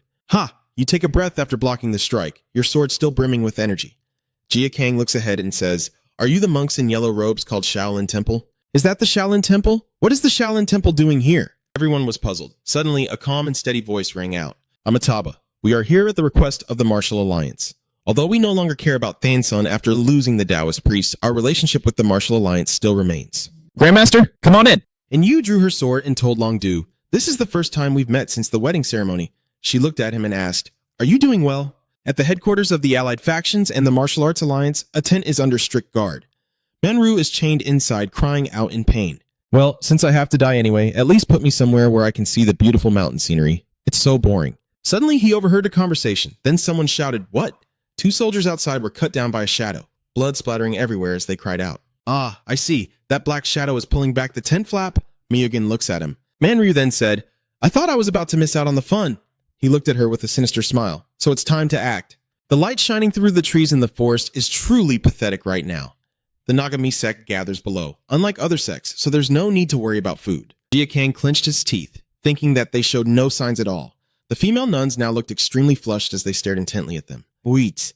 No, whether or not it is affected by poison doesn't matter. It seems like you are thinking of something, the one who is first in self and not 3 in the 2 kings. Just the arrival of one of the 2 Buddhas of Ngami is enough, and the chances of escaping this place have decreased significantly. And what should we do? Jia Kang is now using everything he has to focus on his thoughts. What if everyone rushes in to create chaos and takes the opportunity to use poison then? No. It would be more feasible to take them out in one breath using thunder sound and demonic energy when the opponent is distracted. I already greeted first, but suddenly In looked at you and said, Dear guest, I wish you peace. Did I make things difficult for you? If you are still in those 2 villages at this hour, she said with a grim face as she looked at Jia Kang, are you thinking about how to deal with the old nun? In looked at him with a surprised expression. I knew I had been guessed right and said, I will hold them back. You get out of here. Everyone, including Du Hua, was a bit surprised. What do you mean? Then Du Hua said that relying only on the strength of the young hero is not enough. I also can't let that happen. Muamjansa, Gurian, John Punjek, and many others in the dark side. Think of those who risked their lives to protect the righteous path. Jia Kang recalls the faces of everyone who fought alongside him, and their deaths would be meaningless. I will face it myself. For now, this is the best way. Du Hua clenched her lips, unable to argue. Ha ha! A mocking laugh echoed. Hee hee, you mean in? She held the sword in her hand and told them to look. You must know that it can't be done in just a short time. You're so naive. Think it through carefully. Her eyes now seemed to be reminding her of something. For her in that moment, it was the only way. Everyone looked at each other confused after hearing that. He also looked at In-Ung with a bit of confusion. First, if Oraboni dies and the monks collapse, who will stop the demon sect in Tibet? Remember her warning from that day. Second, who will stop the Northern Heavenly Sect? Third, if Oraboni falls, who will prevent Hagen Jinin? Whenever you find the answers to these questions, come to Mount Ngami at any time. The young monk has only one mission he wants to accomplish in this world. In this world, there are no eternal enemies or eternal allies. She looked at Jia Kang, seeking the way. Seeking the way. You look thoughtful. Does the head of the Ngami sect want an answer to the question he asked me back then? Jia Kang remained silent for a few seconds before speaking. My answer remains the same as back then. Following the righteous path to achieve that, there will surely be things that must be done, right? Hearing that answer again, a faint smile curled on his lips. There will definitely be someone who becomes a hero. What is your plan? First, let's start by eliminating Oraboni. Seeing how easily he responded, everyone looked at him with some surprise. She immediately asked, what now? Ngok Dong 9 Bright 5 Thunder Technique, his whole body radiating a terrifying aura. Then a giant black dragon appeared. Tu Kwang Gia Kong, full of energy, responded. With this strength, everyone looked at him in amazement. The monks of Shaolin also instinctively held their weapons behind their backs, glaring at him. Yin saw this and said, you have grown a lot. Just as I expected, if it were just talk, I would have been beheaded already. Very well, then the petitioner will have to take responsibility for this. She turned and walked away, leaving a final words behind. Moreover, strength will be granted based on your actions from now on. Before leaving, I want to remind you of one more thing. The strength of a hero comes from their reputation. Those who wish to hold on to that reputation must understand the rules. Those who hold reputation must understand the rules. Before facing Oraboni, clarify the rules first. Namu Amitabha. Then, the monks of the Ngami sect disappeared. One of them spoke up. I was really shocked. What was that sound coming from? Bon shouted, and upon hearing him say that, Jia Kang replied, I will explain it in detail. It's a technique. You look at the nun and Uo walking away and wonder, is it just that rule? What is this sound? Jigo also looked towards the source of the sound. Could it be that Buddha has appeared? Why is this happening? Ahu. He holds his head and thinks, I used to feel safe with Amitha, but now I can't believe they betrayed us. There's nothing left to give to these people. No way. From now on, I will also join directly at the scene. Blood keeps splattering from behind him, and now those drops are getting closer. At this moment, Jae Mayong also realized and looked behind him. Myogen had just pierced through his chest unexpectedly. Jago, furious, looked at him and spat blood. Ha! Ah! He only managed to weakly shout out, Masa, why did it have to be like this? Jola's pupils dilated in shock. Could it be that you are our master? Manryu took step after step towards him and spoke. I've been here all along. That's what I want to say about Guju Yuchun's reincarnation ability. You're an ungrateful person, aren't you? Old man Ryu said sharply, do you dare mention the blessings of heaven upon someone like you? There will be a blessing for someone like you. Let's see. What's going on here? Manryu approaches, bows, and prepares to take the flagpole. Is this the famous weapon of Gatbang? Jomi exclaimed, Ah, old man Vio is waving it around. Should I do the same? Spin it around. Then he laughed loudly. Kekekekahaha. On a branch, someone was observing with binoculars and then shouted, Master! There was a signal below just a moment ago, but it seems the monks are hurriedly preparing to leave, while a few people on the ground are sitting quietly meditating. What is going on right now? Did the Numi sect say something? He then stood up and gave the order. All right, follow the master's instructions. We will follow the path of our sect. The infected ones, follow me, but he doesn't know that 2 people are watching them from behind a bush. Suddenly, he senses something and turns to look. You are in the quiet forest, a black shoe appears, and the person speaks. This is perfect. A tall and a small figure appear from behind, dressed in Thantan sect attire, and the person speaks. How can I get through to reach you? That's what I was worried about. They are standing in front of Jia Kang's group. One of Jia Kang's people shouted upon recognizing the visitor. Master Bak Chan, 2 on wrong. and Dong looked at them happily and said, "Young hero Doc Long, everyone, you're truly fortunate to have survived." In a corner, Du Hua looked a bit surprised and asked, "Why is Thanthan's faction here?" Bak Chan replied, "Now, I have taken the senior monks and ancestors to a safe place and gathered those who are capable and come here. The relationship between Thanthan sect and the Martial Alliance is now like a drop of water overflowing. Helping you a little more doesn't hurt." At this moment, in another corner, the members of the Martial Alliance were restrained by the monks from Thanthan sect. Bak Chian explained, "The remaining forces of Jago Mayon are guarding Thanthan, and the Thanthan mountain is well known to our Taoist priests." Then, Abo Chian pointed to a path in the forest and said, "From now on, we will lead the way." Everyone was overjoyed, unable to believe their ears, thinking that they had truly escaped successfully. "All right, we all survived, so we can head back through the mountain path. We're so lucky." Bong Bong and the others happily put their arms around each other's shoulders. So, Du also got hugged and cried tears of joy. Du Hua walks over and calls out to the headmaster Bo Chan. Bak Chan avoids her gaze and replies, "The Grandmaster saw Hai Ong has returned. This is what he wished for." Hearing that, Du Hua looked a bit sad. Jia Kang stood in a corner, watching everyone happily. A faint smile appeared at the corner of his mouth. Suddenly, Jia Kang sensed something.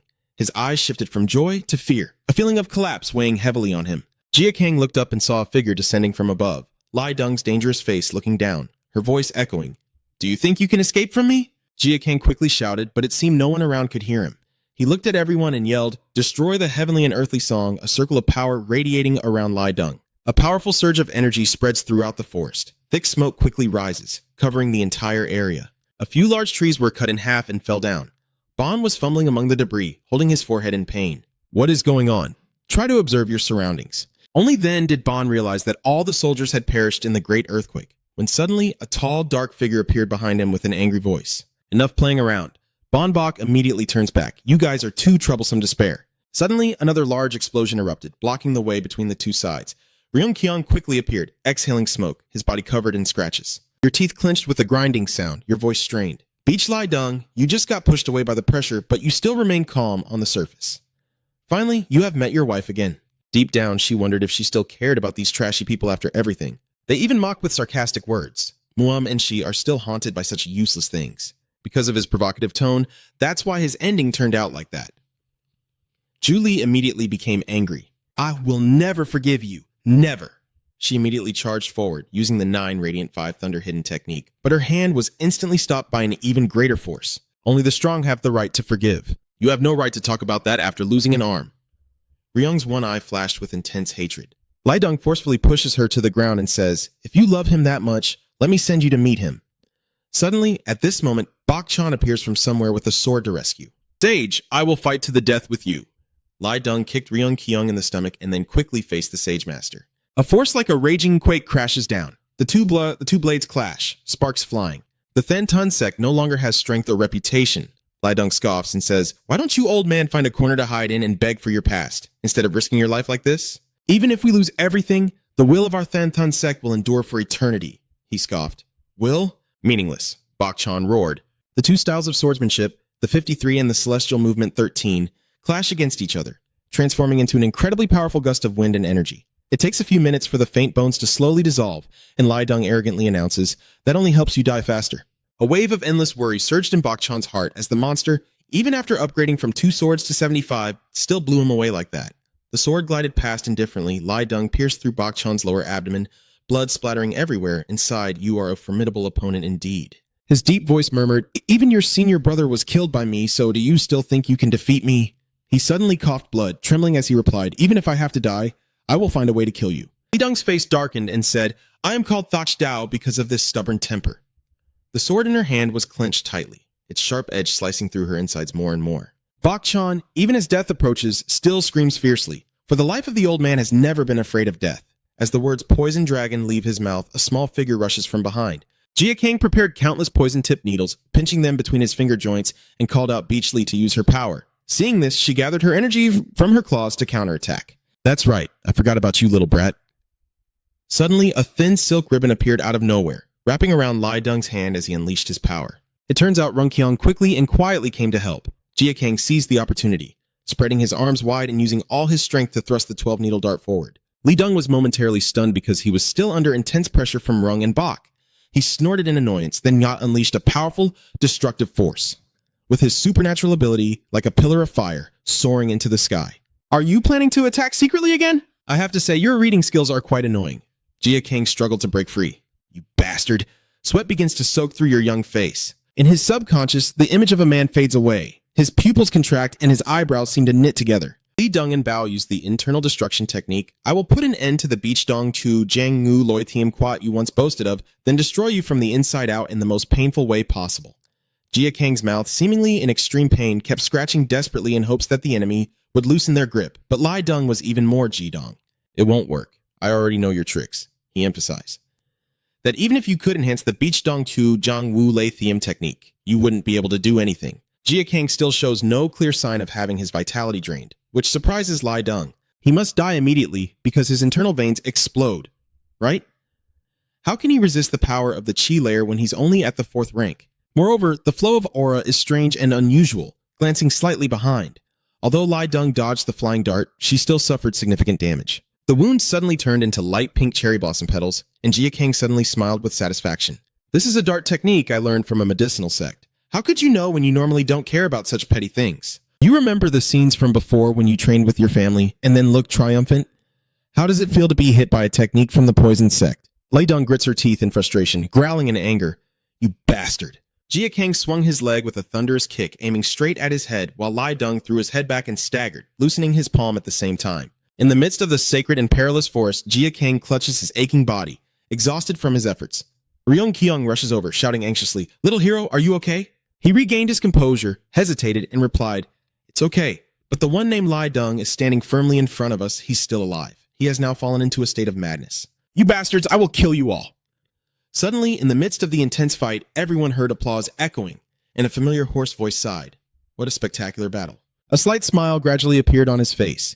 Man demonstrated an excellent performance, and no one else but Man-Ru and the monk Myogen. The appearance of the two villains made the surrounding space seem to freeze. Only the crackling of the blazing fire could be heard. Man-Ryu arrogantly gazed at each suffering face. Jin Gang was extremely shocked, unable to believe the towering scene before him. Li Deng angrily stepped forward and asked, "How did you manage to get here?" "Shouldn't you have chained me up then?" Manu replied casually.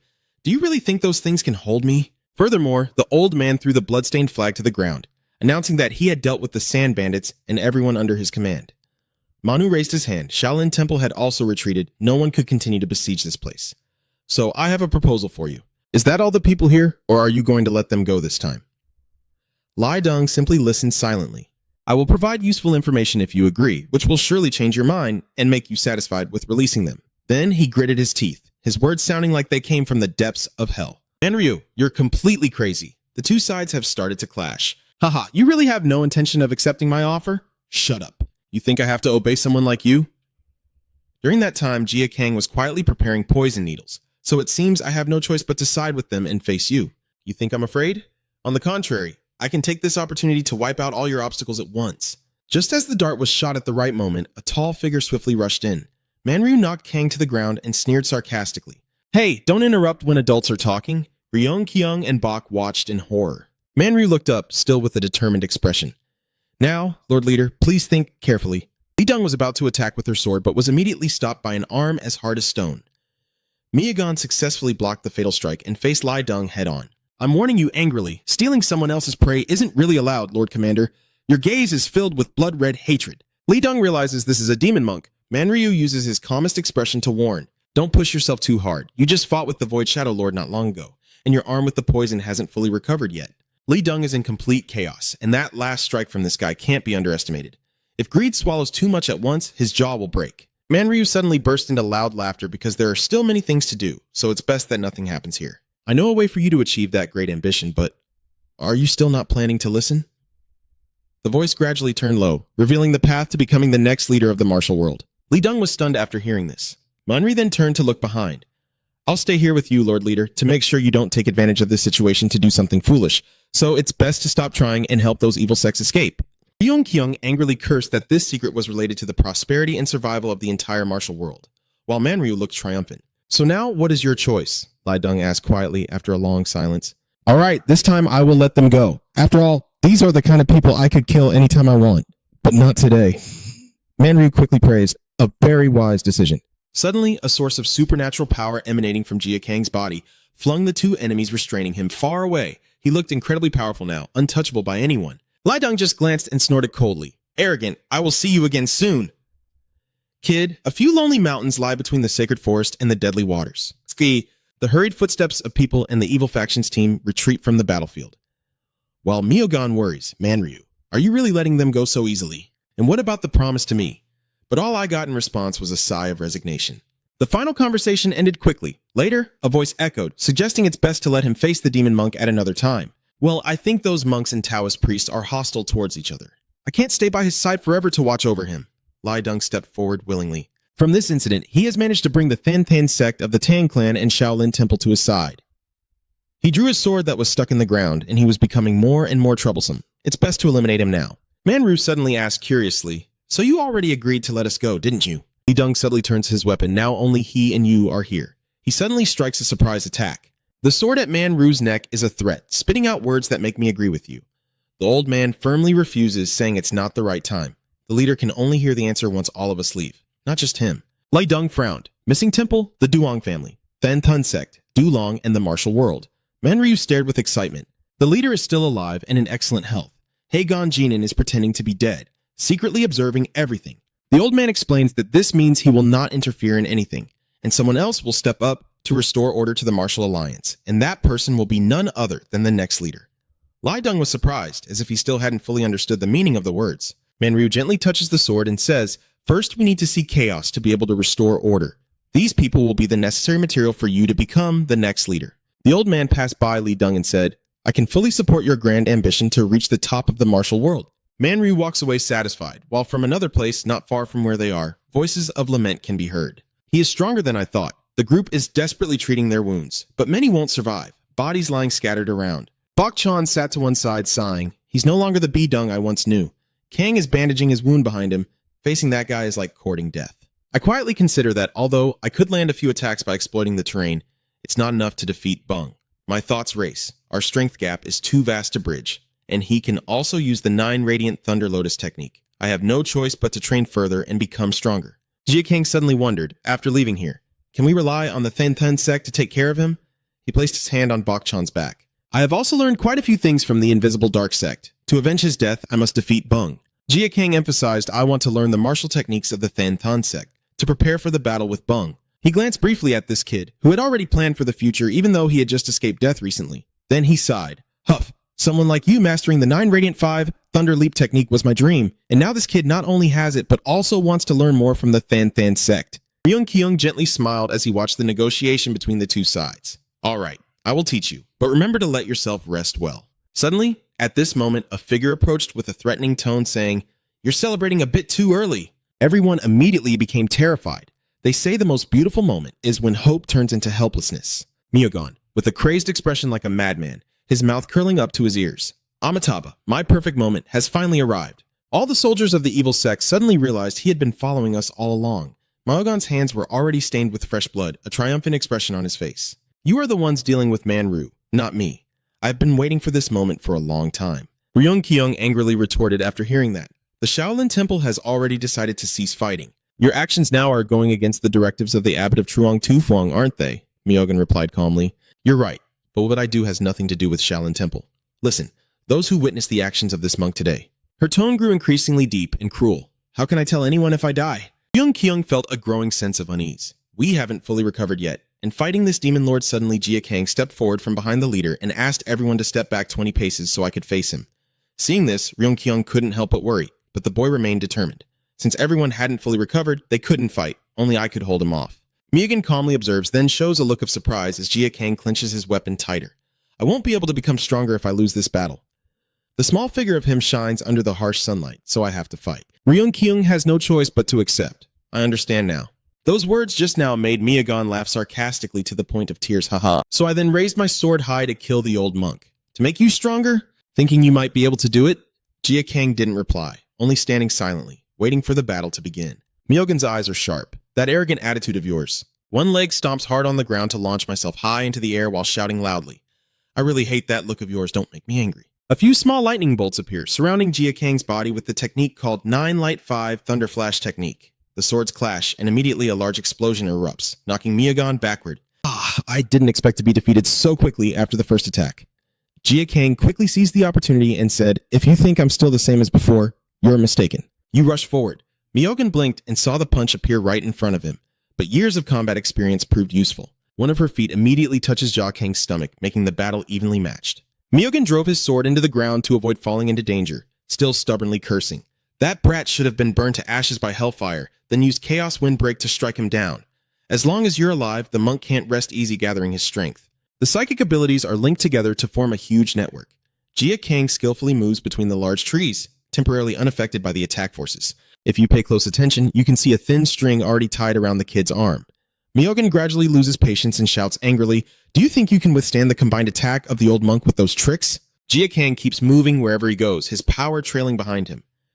Suddenly, Myogan is momentarily stunned, and in the area of the forest destroyed by her, Jia Kang's figure is nowhere to be seen. "What is this? Why are you wandering around looking for something?" Suddenly, a faint hissing sound echoed down from a branch above. Myogan looked up and saw Jia Kang. He uses a fishing line to fly safely. You shoot a poison needle from between your finger joints. Myogan is extremely panicked, quickly jumping back and trying to keep the safest distance possible. But of course, she still cannot escape Jia Kang's attack, as the purple light erupts with blinding intensity. A strike creates a perfect arc shape, and the entire flow of energy begins to shift. Sweat beads start to pour down, soaking to Kang's face. Myogan struggles to hold on below. A young disciple from the evil sect watches the intense battle with great excitement. This time, the situation is completely reversed from before. Doc Long is no longer on the back foot, but is actually pushing the monk. Bok Chan stood beside him, frowning and replied, "Well, I didn't think so," surprising the juniors. "What's the matter?" He explained seriously, although the demon dragon is much stronger than before, that monk is not an opponent he can easily defeat after just a few months of training. Relying on the previous victory, Myogan is now showing arrogance, and the demon dragon is taking advantage of that to gain the upper hand. Based on Bond's analysis, it's clear that Jia Kang used the Beach Dong Q Kwang Wu Loi Thiem technique right from the start because he knew the longer the battle lasted, the lower the chance of winning. He reasoned that although the power of the technique is undeniable, it requires continuous practice to master, which unfortunately is something Doc Long does not possess at the moment. So, what will you do in the end? Dulong Jia Kang reached out and grabbed some scattered pieces of poison needle, then threw them forcefully, causing the sharp points to fly off, and then they scattered due to the sword slash. The area around Myogan shatters as he attacks, while Jia Kang jumps up, clutching the needle tip tightly and unleashing the 12 heavenly thrusts directly at Myogan's head. "Ah, I better quickly tilt my head back to avoid it and escape this life." Jia Ka clenched his teeth tightly, unsure of what to do next. Suddenly, a foot rushes forward in front of my eyes, with Myogan attacking head-on with his demonic foot technique. Jia Kang was thrown far away, rolling several times on the rocky ground. His body crashed into a large tree, coughing blood, his vitality rapidly draining away. Then suddenly he awakened. The Chaos Wind net created by Myogan is approaching at terrifying speed, and Jia Kang feels himself freeze up. In the middle of the dense forest, a massive earthquake erupts, billowing white smoke into the foggy air, revealing a gaunt figure lurking. Myogan stands tall and proud, saying, "No tricks will work. I know your plan is targeting my blind spot. Oh, I see countless shards scattered around, but I can easily avoid those poisoned needles." Two purple eyes flash brightly. Smoke billows from its mouth, aiming at my weak spot, but that backfires on it. Myogan raises his sword high. "Now I will end you." The source of light bursts forth from the gathered supernatural energy, the blazing windstorm covering almost the entire area. Jia Kang desperately tried to resist, despite the pain pounding into his mind. Outside, everyone is panicking and rushing to help. Myogan smiles triumphantly and lets out a triumphant roar. "Adida Fat!" In the end, life is not like a dream. Just when we thought Jia Kang had fallen under the pressure, he is now standing firm like a stone wall, his face darkened and his skin covered with wounds. Myogan was truly surprised. He's still alive? All the soldiers in the evil sect are also confused. Myogan was about to declare that indeed it is a demon. It seems that if the old monk hadn't personally cut your throat, Jia Kang would have done it first. I'm preparing this for Bidong, but I think I need to use it here. Open your eyes and see clearly in the face of her suspicion. What? I have no idea what you're rambling about. Countless thin threads shimmered with a bright purple hue, obeying the command from the cage, and the target was none other than Myogan. The psychic power erupts, also known as the soul-locking ability, pouring down coldly. Blood sprays out, soaking the grass. Myogan's body was tightly bound by countless thin threads, causing unbearable pain. Now she looked no different from a helpless prey caught in a web, only able to wait for the enemy to come and devour her. Are you trying to target my weakness? You're mistaken. I only made you believe that. The reason Jia Kang jumps back and forth is to cut those wires. A faint smile gradually spreads across his lips. You completely failed to realize because you've always focused only on your own weakness. Little Onan and the girl standing beside her clenched their fists tightly. He said we should step back 20 paces. Myogon struggled, but the burning sensation grew worse. Do you think these little strings can trap the old monk? As soon as she finished speaking, her eyes suddenly rolled back and her face twitched. My whole body is covered with a series of blood-red flower petals.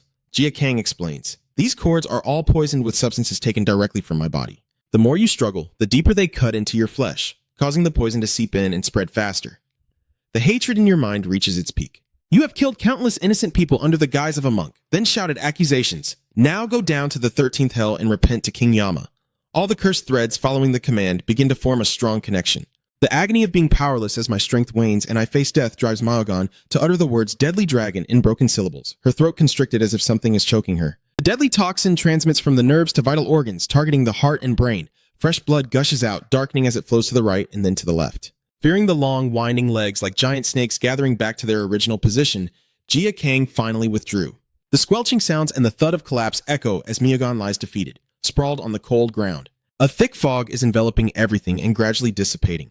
All the soldiers and elders of the Tamon sect are completely stunned. Everyone was stunned by the scene before their eyes. Only then did Jin Gang speak up actively. I can now take another step forward. He turned and smiled happily at everyone. There is no more danger. I need to rest for a bit, and suddenly I fainted. Everyone was in shock as a hand quickly reached out to support her small shoulder. Bak-chan calmly reassured the soldiers. It's nothing. He just fainted from exhaustion. The journey from Kuzhou to here took a lot out of him. He looked at the boy with a serious, fatherly gaze and softly said, You've worked hard. Jin Gang fell into a deep sleep and said, From now on, let us handle it. The toy gradually turns a dull gray as a figure approaches from afar, asking questions. Oh my god, what's going on? Myogon could only helplessly whimper in response. Is that you? The evil sect has long disappeared. Manryu exclaims, You're not dead yet, are you? Why do you always look so battered after a fight? She helplessly had to beg for mercy. Saving a life that can't move is poison. The old man sneers. That's right, Bung also told me about this strange medicine. It seems that kid has discovered a new deadly toxin, regardless of how weak and desperate Myogon is. Seeker, listen to me for a moment. Manryu suddenly reached out his hand. My fault that I can't free you from this pain. Myogon fell silent, exhausted to the point of being unable to say another word. Manryu cruelly squeezed my neck. Why? The old man's face takes on a cruel expression. I really did have some goodwill towards you, but since Shaolin Temple agreed to cooperate with the poison dragon, what meaning does my existence have if he's still alive? Myogon's eyes rolled back. I trusted you because we shared the same pain. It would be great if we weren't enemies, Manryu sneered, but I was truly worried about losing the Dulong to you. You've suffered enough. Close your eyes and relax. In the end, Myogon still couldn't fulfill his wish and lost his life. In another part of the forest, Bak-chan led his group and it was time to part ways. He added, I will take this kid and the Thantan sect to Shandong. Ryung-kyung politely replied, Thank you for saving me. Master Bak-chan, I owe you a lot. He suddenly narrowed his eyes and said in a deep voice, I have hated people immensely. My brother's life was ruined, and this is just to fulfill his last wish. Ree gently pursed her lips, my lifelong devoted senior brother. But the next words made her gasp in surprise. Fate brings us together across 1,000 miles. Angtu no Ryung-kyung smiled and instructed, Please take care of that young hero for me. Jin Gang is still sleeping soundly. I have already become an obstacle in his revenge, so it's best for us to part ways from now on. Then they gradually changed direction to continue their journey. Only So-So always looked back regretfully, while Bak-chan was about to announce that it was time for us to leave, when suddenly he saw Unzen trying to run away. He held So-So tightly and burst into tears, even feeling sad, repeatedly saying, We will definitely meet again. The unconscious scene makes Pon sigh. That little Taoist boy is so impatient that he shouts out, What is Unzo doing? Let's hurriedly run after him in a flustered state. Yes, I'm coming right now, master. The summer breeze blows across. Ryung-kyung concluded that the encounter was indeed for Chelly. But sometimes Chelly is about leaving behind encounters. She softly left a message as a token between close friends. Take care, everyone. In his subconscious, Jin Gang is lying in the middle of a vast, dark, and cold lake, slowly waking up, sitting up unsteadily and wondering why he has come back here again. I'm sure I did. Suddenly, a hoarse voice echoed through the silent air. He is the one who called me here. Jin Gang was startled and amazed because in front of him now was a giant, strange creature with long, snake-like limbs, sharp fangs in its mouth, and pale, sickly skin. Jin Gang suddenly woke up from his dream, gasping for breath. He sat up, supporting his aching head with his hands, and wondered what had just happened. Oh, Brother Long the Poison Master, you're awake? Bak-chan observed and made sure Jin Gang was okay before explaining the situation. The Ta sect members have returned to Shandong. I am currently in Sichuan. He also reassured me, but you don't need to worry because only the Taoist priests of the Thantan sect know about this place. Dulong should stay here with us until he fully recovers. Jin Gang quietly bowed his head and gratefully expressed his thanks. Bak-chan asked, So what do you plan to do now? Wanya replied, "As I said before, I want to learn more martial skills now. And then what?" Facing countless questions from the elders, Jia Kang became worried. "With my current strength, I can't defeat Bung. I also need to return to the Duongmon estate to save Lady Han, and at that time, a confrontation with the King of Hell is unavoidable." He looked annoyed. He's also a tough opponent. After hearing that, Bok Chan couldn't help but sigh in frustration. "Are you perhaps thinking about this the wrong way?" Jia Ka hesitated. "I used to think that even if I had to sacrifice my life to kill my enemy, but now you emphasize that after revenge, I still have a reason to live." Bok Chan advised seriously, "The path you must take now has changed. You must act carefully to preserve your life, right?" He deduces that the abbot of the Shaolin Temple has also given you advice. The current situation in the martial world has changed due to some underlying cause, and the one who can resolve it first must understand the full picture. From what he said, it seems you haven't fully understood the whole truth about this. Jia Kang firmly declared, "Then I will go back to where it all began and uncover the truth." Andong suddenly asked again, "So you didn't answer, only silently pressed your lips as if secretly confirming the kid's words were true?" It was a while before he slowly announced, "After finishing here, I will return to Yunnan," which surprised the two of them greatly. Bok Chan looked at Jia Kang like a stubborn child, seeming to have recovered enough to speak comfortably after waking up. He turned to leave the room, only leaving a final instruction: "Come to see me at sunset when you feel ready. I will teach you a few things before you leave." Jia Kang nodded in agreement, showing he understood.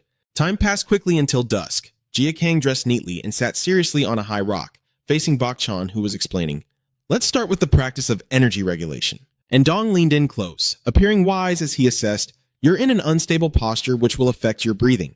Also, your breath is quite rapid and heavy. You need to adjust your breathing to be more gentle and relaxed."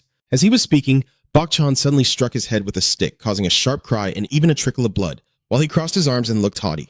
"Are you the master now, or am I?" The kid pouted and ruffled the smoky, bone-white head. "Really? But I also understand the earth absorption technique well." Bok Chan's tone became sharp. "Fine, then just train with Doc Long, regardless of the child's complaints." After some consideration, he finally formed his own opinion. "My disciple was right when he said your earth absorption method is not simple." Book gently tapped Kang's shoulder with his staff, but it was just a slight difference, not entirely wrong. "Your method does not involve building internal energy from the Dantian. Yours is quite similar to Jutian Hu. The energy emanating from your body envelops the staff, and the usual way is to draw in natural energy through breathing, which is the best practice before entering battle." Bok Chan sincerely explained, "But your unique breathing method does not follow traditional techniques. Since you cannot absorb qi normally, perhaps you have found another way to accumulate qi within your body. But if you abandon the traditional method just because you can't absorb air normally, you won't be able to use energy effectively." He continued to act because breathing can control the flow of energy through your blood vessels. "That is why mastering this breathing technique will help you minimize damage and accumulate a vast amount of energy." Jia Kang listened silently. "There's no need to rush. Just focus on feeling your breath as much as possible and look through the canopy to see the entire forest. Let everything happen naturally. You start to focus, as if you are gazing at the forest from the shadows. A long, endless period passes." Andong sighed, pushed up his glasses, and excitedly announced that it was finally his turn to teach him the sound-based martial art. Jia Kang looked at the boy kindly, seeming to be very excited. "Haha, anyway," Andong withdrew his expression and spoke in a higher voice to instruct. "Sound magic is a martial art that uses sound to attack. Depending on the instrument you use, you can create thousands of notes to assault your opponent, making it more profound than any other martial art. The kid is bragging. I already used it on the poison dragon with a bell before, which disperses the opponent's internal energy. The sound technique used with the name Myogon involves clashing two staffs together, creating a wave of sound that disrupts the opponent's mind, ultimately raising the object high. That is why I think using sound techniques will be extremely helpful for Brother Dulong, and the type I believe you should use is this one. Haha, the more curious you are. A shooting star? And Dong hurriedly wants to do it right away. You have to listen, put it to your mouth, and blow a long breath. Did you see that? You just lost your balance for a moment, didn't you? The sharp sound from this flute is that effective." The kid hands the item to Jia Kang. Since Brother Doc Long's specialty is using poison, I think he uses sound-based techniques on this kind of instrument most effectively, and it's also very compact, right? You happily accept it and even praise it comfortably. Great, let's keep practicing. Every day, the three of us train tirelessly, switching from playing the flute to practicing Qigong, but we still end up meditating. Until a week later, Andong spoke up. "You haven't taken a single break since arriving at Thantan sect, have you?" The kid sighed, saying that besides practicing the sound cultivation breathing method and other martial artists, you always spend time gathering herbs. Jia Kang never turned away, but still replied, "Maybe it's because I'm a bit worried." "Why do you clutch the grass in your hand so tightly? For 8 years, I was trapped in the mine. I kept digging my way out. Since I escaped, I have always been determined to seek revenge. That's why even a single second of your rest makes me worry, and I keep chewing. Since learning my earth absorption technique, I've improved significantly. Feels like I could master the 5 levels of the 9 Thunder technique of the Green Cave 9 quarters, but in the end, I still can't. And Dong gasped in amazement. Still not. The kid burst out laughing when he saw Jia Kang's expression. Could you slow down a bit, senior brother? Huh? So I will pretend to say it. And Dong chuckled. Do you think eating some kind of toxic herb will increase your aura? You used to be picky about which toxic herbs to eat, but now you just put anything in your mouth. Those words just now couldn't help but shake my inner heart. It's true that these herbs are harmless, but I still eat them unconsciously, completely unaware. Something feels off about me. I ignore the calls from my fellow disciples. Long brother, are you okay?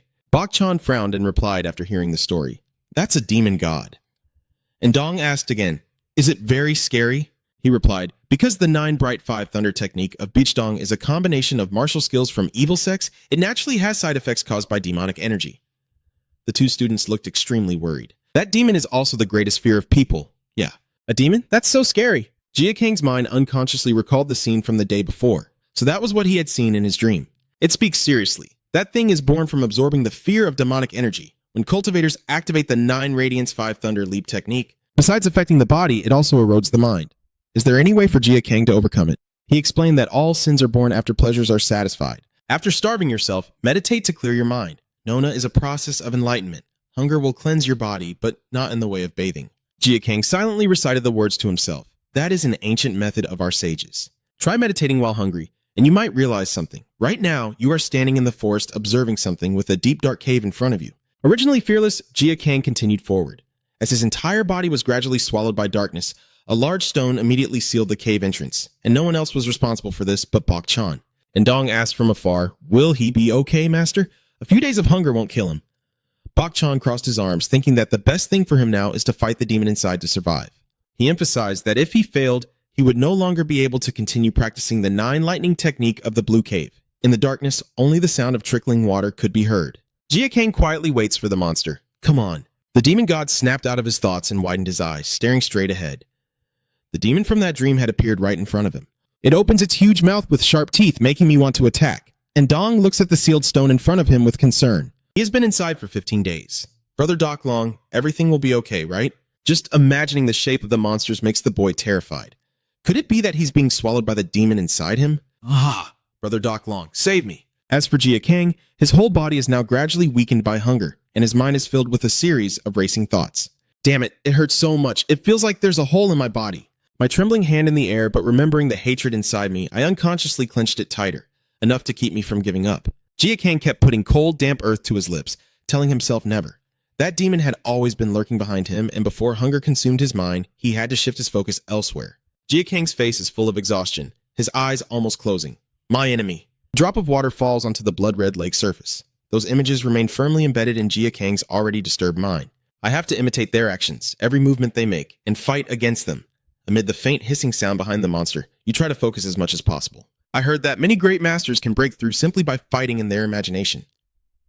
Let those images go, and the whole body follows the call of the mind, with energy flowing according to the mind. Outside the cave, Undong suddenly shouted when a rock suddenly moved.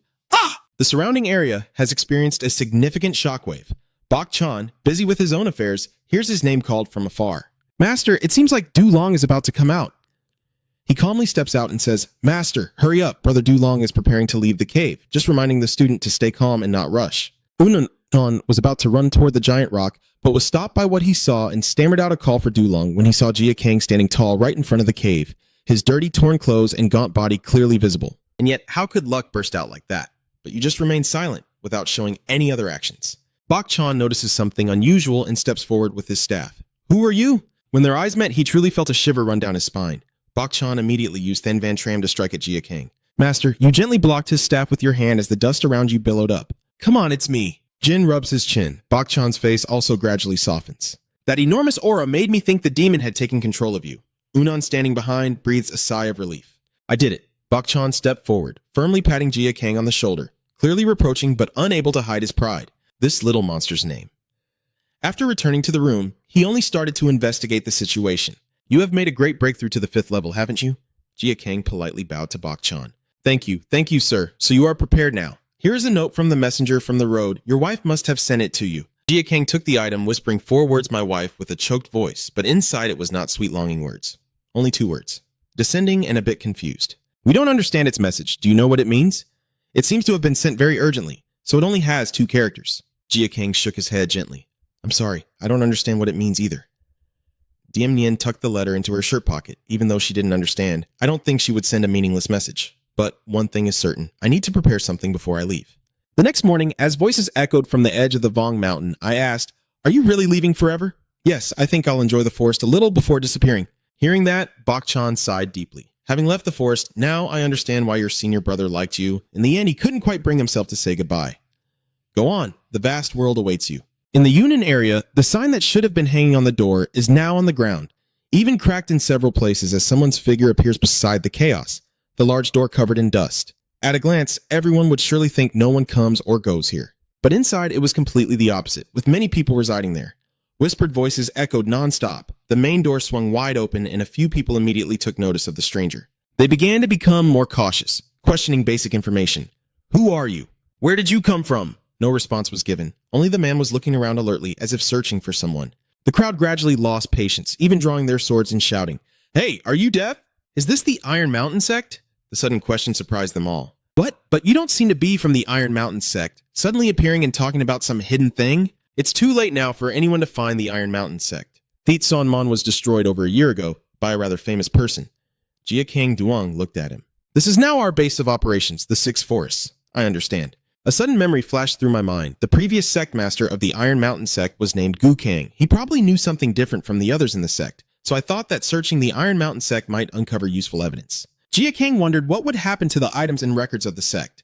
The man without a shirt suddenly slung an axe over his shoulder and smiled gracefully. Haha, why should I tell you? His face was ferocious with his eyes bulging out, not understanding that from the moment you entered the Iron Mountain sect, you were already doomed. If you still value your life, surrender everything you have, while I still speak kindly. We've sold everything on the black market. Around us, the corpses lie stiff and scattered everywhere. Is there any way to recover it from the black market? Items related to the main martial arts factions are all in Chongqing. You'll find clues if you visit the black market there. Jia King just muttered 2 words after hearing that. Given how Chongqing looks, are you just a curious fool? Are you on their side? There were also a few people who came before to look for relics of the Iron Mountain sect. He asked suspiciously, Who are they? He obediently replied, They said they came from Bakthian. Then Jia King was overwhelmed. North Heaven? Why would people from North Heaven come all the way to Yunnan to look for this abandoned sect? The growing anxiety was evident. Surely there was something hidden about this place. As night fell, the sky suddenly opened up with rain. In a luxurious mansion, a person in a straw robe walks quietly along the corridor, surrounded by echoing voices. It seems you have gathered in full, the one closest but always late. The next time we should meet in Guangdong instead. Inside the warm room, the sighs are clearly audible. Did you forget that among all these people, I am the busiest? The person who just appeared in that hallway is King Yama Oraboni. Everyone knows how obsessed King of Hell is with work. A flame is ignited right in the middle of the room. Dong smiled and said, The 6 Kings Happy King Conference. Zheng Lao sat down opposite and questioned, What do you mean? Quickly turn this normal conversation into an argument. Why are you making enemies with the Martial Alliance? Where could I have gone that you need to worry so much?